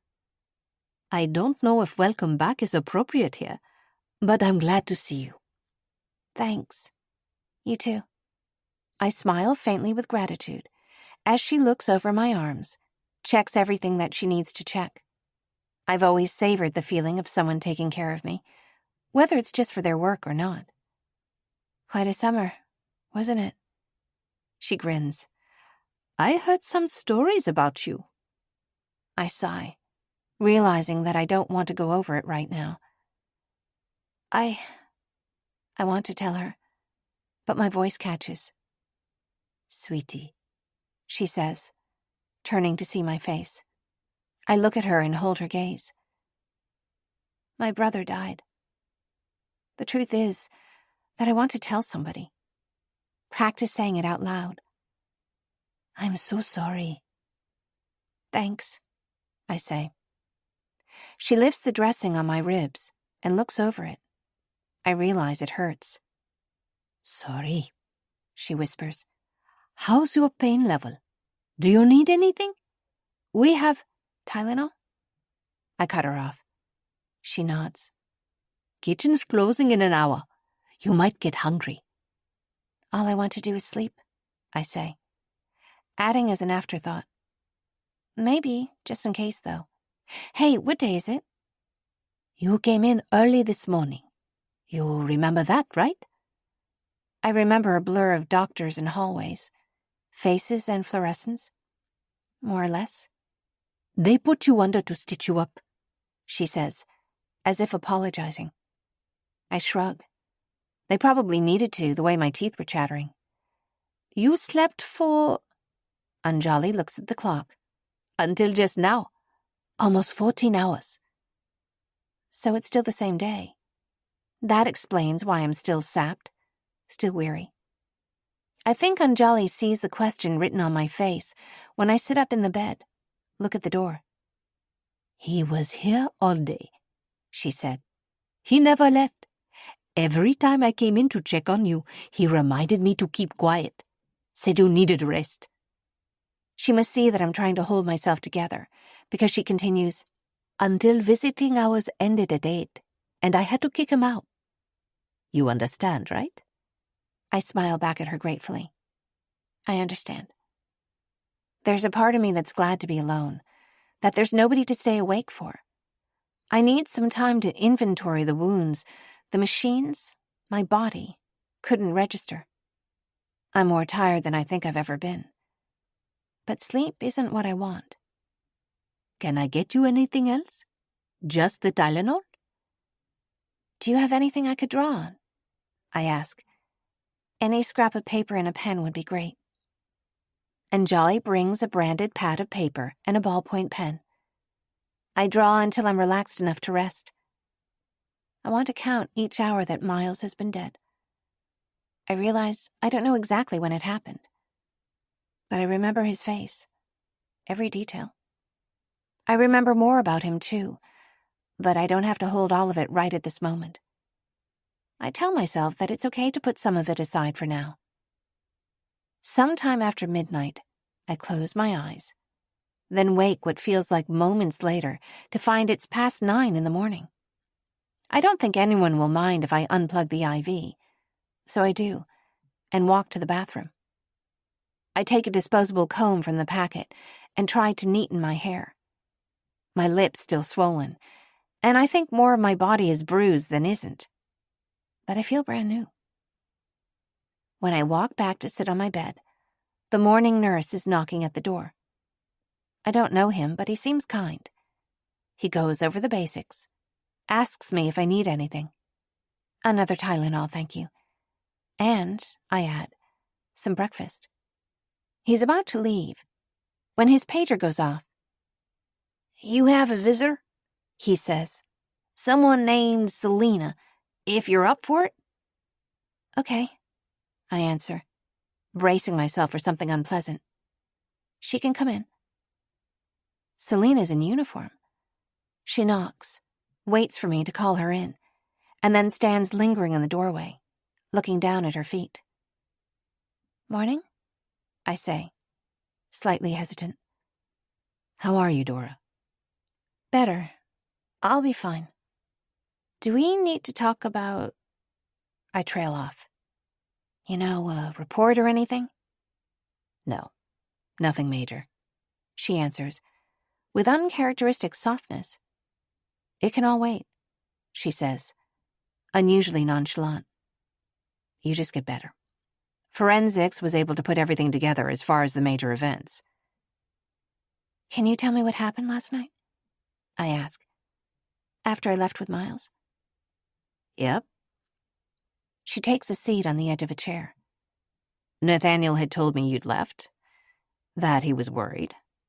It was a couple days after that, while you were still missing, that I put everything together. We finally had a name for you. And your brother knew that he was involved in some really dangerous stuff. You did? I ask. How? What'd you find? The blue house, Dora. I knew from your reaction that you'd seen it before. Am I that bad a liar? Pretty bad, she answers, smiling. Yeah, you are. So I sent for more records, but it took days to get a response. There was a CPS worker who was arrested the following year for working with child traffickers at that address. And then I noticed that the kid who was arrested for arson afterward was named Miles. You didn't tell me much about that, but you were always clear about his name. So I looked a bit more, and I found out he had a sister. He got me out, I answer, guilt souring my stomach. There was one other kid there that I know of. I don't think she made it. I remember... Selena shakes her head to cut me off, and I'm grateful for the commanding tone in her voice. Dora, what they did. You didn't do it. I have a sudden recollection of Miles, an arm around my waist, gun at my head, with a voice all the world like a loving brother's, making me repeat after him that it wasn't my fault. I nod. Anyway, so when I tried to call back and couldn't get an answer, I knew something was wrong. Came out right away. It took a couple hours, but we found the car. What happened? He was driving, I answer. I hit him in the nose and pulled the brake. She nods with something like admiration. Anyway, from there we spent the rest of the night looking for you. It got a little easier once the morning came. Right. Can I do anything else for you? I want Miles's jacket, I say. He gave it to me when... Anyway, it's really mine now. I'm so sorry, Selena answers. I haven't seen it. Might be with evidence. I'll see what I can do, but don't get your hopes up. I'll let you rest, okay? I just wanted to stop in and check on you. I motion for her to continue. Selena walks a little bit closer to me. I'm sorry. I'm so sorry for bringing those photos out when I did. That was some spectacularly bad judgment, and it was mean-hearted. If I'd listened or been more thoughtful... I find I don't want to dwell on it. It's all right. Dora, what you did was incredibly brave. I'm really sorry I misjudged you. Don't worry about it. Anyway, take care, she says, turning quickly out the door. I'll be seeing you.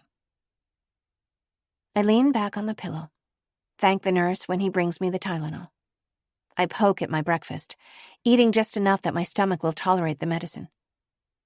I roll over, wince, and wiggle onto my back, and close my eyes. My thoughts return to Zenaida's missive on an abandoned desk and the place where she etched her initials. A century's worth of sadness was how she put it. Sadness like that is enough to make you chase anything, even if you know it's capable of killing you. It's too much to think about. I sit up, blotting at my eyes with the sheets. I don't have the energy to hold it in anymore. Trying to rest is only giving me more to think on. Ms. Bailey? The nurse taps on the doorframe. Dora's fine. Unashamed, I sniff and sit up. Oh, I'm sorry, are you sleeping? No. You've got another visitor. I know it's been a busy day. You want to rest? I shake my head. No, it's not doing a lot of good right now. I get it. He returns my nod, then looks down the hallway, waving. Come on in, she's up. Nathaniel walks in and pulls a chair close to the side of the bed. I can't help it. Despite all my worries, the moment I see him, I forget that I'm crying, seeing the smile on his face. I realize that I'm smiling too. I sit up and lean forward, wanting with everything I am to be closer to him. He squeezes my hands. A moment or two passes that way. Then we both begin to speak at once. How are you? I ask. How are you? I'm okay. I realize that I'm doing it again, pasting a billboard over how I really feel. I'm okay, I repeat, sounding a bit different this time. Sorry I wasn't here when you woke up, he says. I hoped you get to sleep in. Figured you'd have visitors in the morning, then maybe rest some after. It was something like that. So I brought you lunch. He indicates a lunchbox on the chair by the door. Mac and cheese. My mother's. I can't cook like she does. Thank you. The idea of something homemade jogs my appetite a little. I ask him again. How are you? He runs a hand through his hair and looks at me almost shyly. Yeah, he says, his voice low and soft. Not too bad. But I see the shadows under his eyes, the self-reproach. When I first saw you yesterday morning, I was certain you were dead. He squeezes my hand in his and holds it to his lips. Again, as I did that morning, I flutter my fingers, trace his brow, turn his cheek to face me. I think again what might have happened if I hadn't led Miles to his house. the horrible situation I put him in. I'm sorry for... Don't. He touches my hair, traces my cheek, then the cut on my lip. Leans forward, kisses me softly. We're good. I breathe out slowly, look at him, and see that he means it. As if remembering suddenly, he goes to the bench by the door, returns with something in his hands. I brought your book. Thanks. He places it in my hands, the tattered sketchbook. I squeeze his arms, not just his muscles, the warmth of his skin, but the realness of him, of something certain. You're cold, he says, arms around my back. Hospitals are always cold, I answer. Oh, that reminds me. I also have your brother's jacket. Thank you. I put the book down and hold his hand in both of mine, pressing my thumbs against his palm, pulling close for another kiss. He rests his forehead against my hair and sighs. Dora, what are we going to do here? I don't answer him right away. The silence that follows fills me with foreboding. I don't want to let go of his hand. I squeeze it tighter. I hear a voice telling me, "It will heal better if you let it breathe." My eyes fill with tears. Can I go back to that house, where I lived so long in fear? Can I stand to leave it? And how do I make a decision of any scale, without miles to reference? I'm forgetting her command. Let it breathe. I remember now where I heard that first. Take a breath, he says. Don't worry about that now. Everything will be fine. So I do, taking a breath in, decide to leave this hanging and change the subject. How's Lincoln? He's good. Nathaniel looks at me with a bit of hesitation, or maybe it's admiration. My mother came to stay with him last night. Dora. He looks into my eyes, then quickly away, and I can see he's thinking about it again. I reach for his hand. He didn't have his glasses on. He didn't see that there was a gun. He didn't even know that you were hurt. There's a pause. Then he looks at me again. He knew something was wrong, obviously, but not that he was in any danger. I don't know how to thank you. We're good. Where is he today? He grins back. He's here if you'd like to say a quick hello. I asked my mother to wait with him outside, but... No, I insist. Please, can they come in? Lincoln whizzes into the room, tailed by a sturdy woman with kind brown eyes, who I see right away is Nathaniel's mother. Sophie! It's Dora, Nathaniel says. Fine, it's Dove Girl! Lincoln shouts, zipping around the room. He has his glasses on now. What happened to your face? And you got stitches? He walks right up and stares at my side. Dad, did Dora get shot? Lincoln. Nathaniel's eyes widen. How did you... That man. Lincoln adjusts his glasses as his mouth settles into a scowl. He was hurting your feelings. He made you lie. He made you say that you wanted to leave us, but I knew you didn't want to. Oh, Lincoln.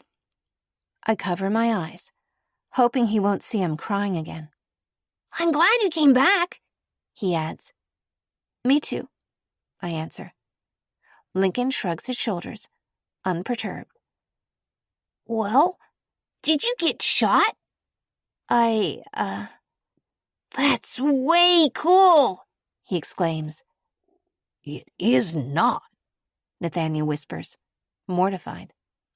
I share a look with his mother, and though we haven't been introduced yet, we're both trying to hold in a laugh. I remember that nearsighted or no, children are more perceptive than we give them credit for. How long are you going to be in here? Lincoln asks. Where are you going to live? Are you going to stay with my dad? Oh, that's a lot of questions. I pause. I haven't even had time to wonder where I'd go. when I leave here. The memory of sitting in a hospital bed, unsure where I'll go when I'm patched up, isn't a pleasant one. Question she doesn't have to answer right now, Nathaniel says, smiling at his son. But in the quiet moment that follows, his eyes find mine, and I know there's a question here. I look away. When I try to picture a future, images of scars crowd my thoughts. Lincoln, meanwhile, stands up on the seat of a chair, takes the marker from the dry erase board. He draws a circle under my name, gives it 2 dots for eyes, and a curved line of a smile. Lincoln's grandmother draws closer to us. "I'm Olive," she says. "Glad to meet you under any circumstances." You too. I don't have the energy to talk, so I reach out and hold her hand. "Lincoln, honey," Olive says, "can you come and sit down over here with me? Dora's been through a lot." Thanks for the food. I look over at her, smiling. "Any time, honey. Nathaniel, Lincoln told me after she cooked dinner for you two, she put the red stuff in the mac and cheese." Oh, what's that? "Paprika," Olive says. "I knew Dora was a big deal the minute I heard that." He laughs, and I think he almost blushes. Come on, Mom. Time passes, almost without my noticing it, and the 4 of us are just talking. Sometimes a few moments pass where we don't need to talk, instead sitting quietly together. Even though I've only known Nathaniel and his son for a few months, and his mother a few minutes, I feel it's taken me an awfully long time, maybe most of my life, to get to where I am right now. By early afternoon, I'm yawning again, and it's clear that Lincoln is getting fidgety from having to be contained in one room for so long. Lincoln gives me a big, wincing hug, one that leaves me with a smile nonetheless, and Olive pats my head and gives me a kiss on the cheek before the 2 of them file out. I open my sketchbook again, flipping over my pictures. I'll come back and see you, Nathaniel says. if you don't mind. I don't know how long they'll keep me here, I answer, my hand resting in his. But look at this. I nod at the phone on the wall. You can call me now. I'm moving up in the world, see? He kisses my hand, then walks to the door. Get some rest, Dove girl. Fine, I answer, smiling around a yawn. Chapter 59. From my window, I watch the sun setting over Hazel Bluff. It's a strange feeling to remember that I have a name, probably a credit score, a college degree, and most of all, nobody following me. That I could go anywhere I'd like to. Beauty aside, this place has been the site of a nightmare for me. Part of me would love to walk away and never come back. When night has fallen, I watch the stoplights changing. Feeling any better? Anjali asks. Yes, I answer. Thanks. She unclips my IV line and types a bit on a computer. Doc says you don't need this anymore. Plenty of bruises, but you're healthy. Those sprains will heal pretty fast, she says. In the morning, we'll put a sling on your arm. Shoulder should be fine within a week. Your knee probably before then. Thanks. When do you think they'll let me get out of here? I think it'll be in the next couple of days. She adjusts a few more things, then makes ready to leave my room. Will you let me know if there's anything else I can do for you? I mean it. I'm going home for the night soon, but I'll be back in the morning. I will, I answer. Thanks. She marks a couple of updates on the dry erase board, then leaves the room. I study the board, and it occurs to me to wonder who drew the doves on either side of my name. Doves. Zenaida Makrura.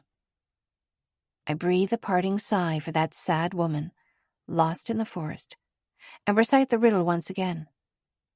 Whether it should follow me down what remains of my path, or rest here, allowing me to walk away freed of it, I now go to find out. That century's worth of sadness, I realize now, she must have left behind. That has to be why the pull to walk away into the forest and never come out is so strong. Still looking at the doves on my dry erase board, my eyes fall on the date. My head spins. Was it only 2 days ago that I was in that room up in the mountains, listening to Sawyer's voice through the door, saying July 30th? A century's worth of sadness. August 1st, 1910. And today, August 1st, 2010. I lean back against my pillows, heart full of longing. If I do leave, I'll miss this place. My mind roves, seeking out any number of possible plans, looking as usual for the one where I don't get hurt, where there are as few variables as possible. But I took every safe choice before I came here, sacrificed connection for safety at every turn, and it almost got me killed regardless. It doesn't matter where you run to, if the mind field's your own heart. Bodies heal, skin renews itself around scars, a strange miracle to witness. But I don't know how to tend the wounds I can't see. I listen, search my thoughts, looking for the voice I've come to think of as Zenaida's, hoping she'll tell me one thing or another. The familiar, maddening sing-song. It will heal better if it can breathe. But she doesn't speak to me. Instead, the voice I hear sounds a lot like my own. Where, it asks, could you breathe better than here? I wonder if it's been my own voice all along. I press the call button, and within a few minutes, Anjali is back at my door. There might be something you could help me with, I tell her. What is it? When I'm cleared to leave, can you help me get a ride home? Of course, Dora, she answers. Whatever you need. Get some sleep, okay? I will. Thank you. Chapter 60. So, a few days later, for the second time, I find myself lingering outside the iron gate. The gate is ajar this time, though, and I walk in as if I belong here. It's good luck, too, considering my left arm is in a sling, and my twisted knee is still a little tender, bound snugly in a brace that lets me walk. Just as before, the moment I'm on this side of the wall, I sigh with relief. I walk the grounds slowly, not only because my knee is still sore. Everything looks new. At first sight, this place answered my prayers, so isolated and shadowed, behind that wall of stone. But now, I'm seeing how it opens itself to the sunlight, how it draws my eye to the landscape beyond, reminding me that I'm still in the world of the living. I find Nathaniel just where I knew I would, on the bench in the garden that looks up at the stained glass window. I sneak up behind him, cover his eyes with my free hand. It's me, I whisper into his ear. I don't believe it, he says. I can't tell whether he's teasing me or not. Let me see you. You know, I kind of like the look of this place. What would you say if I asked you to let me stay? I move my hand from his eyes, and he lifts his face to look at me, his smile giving way to an earnest stare.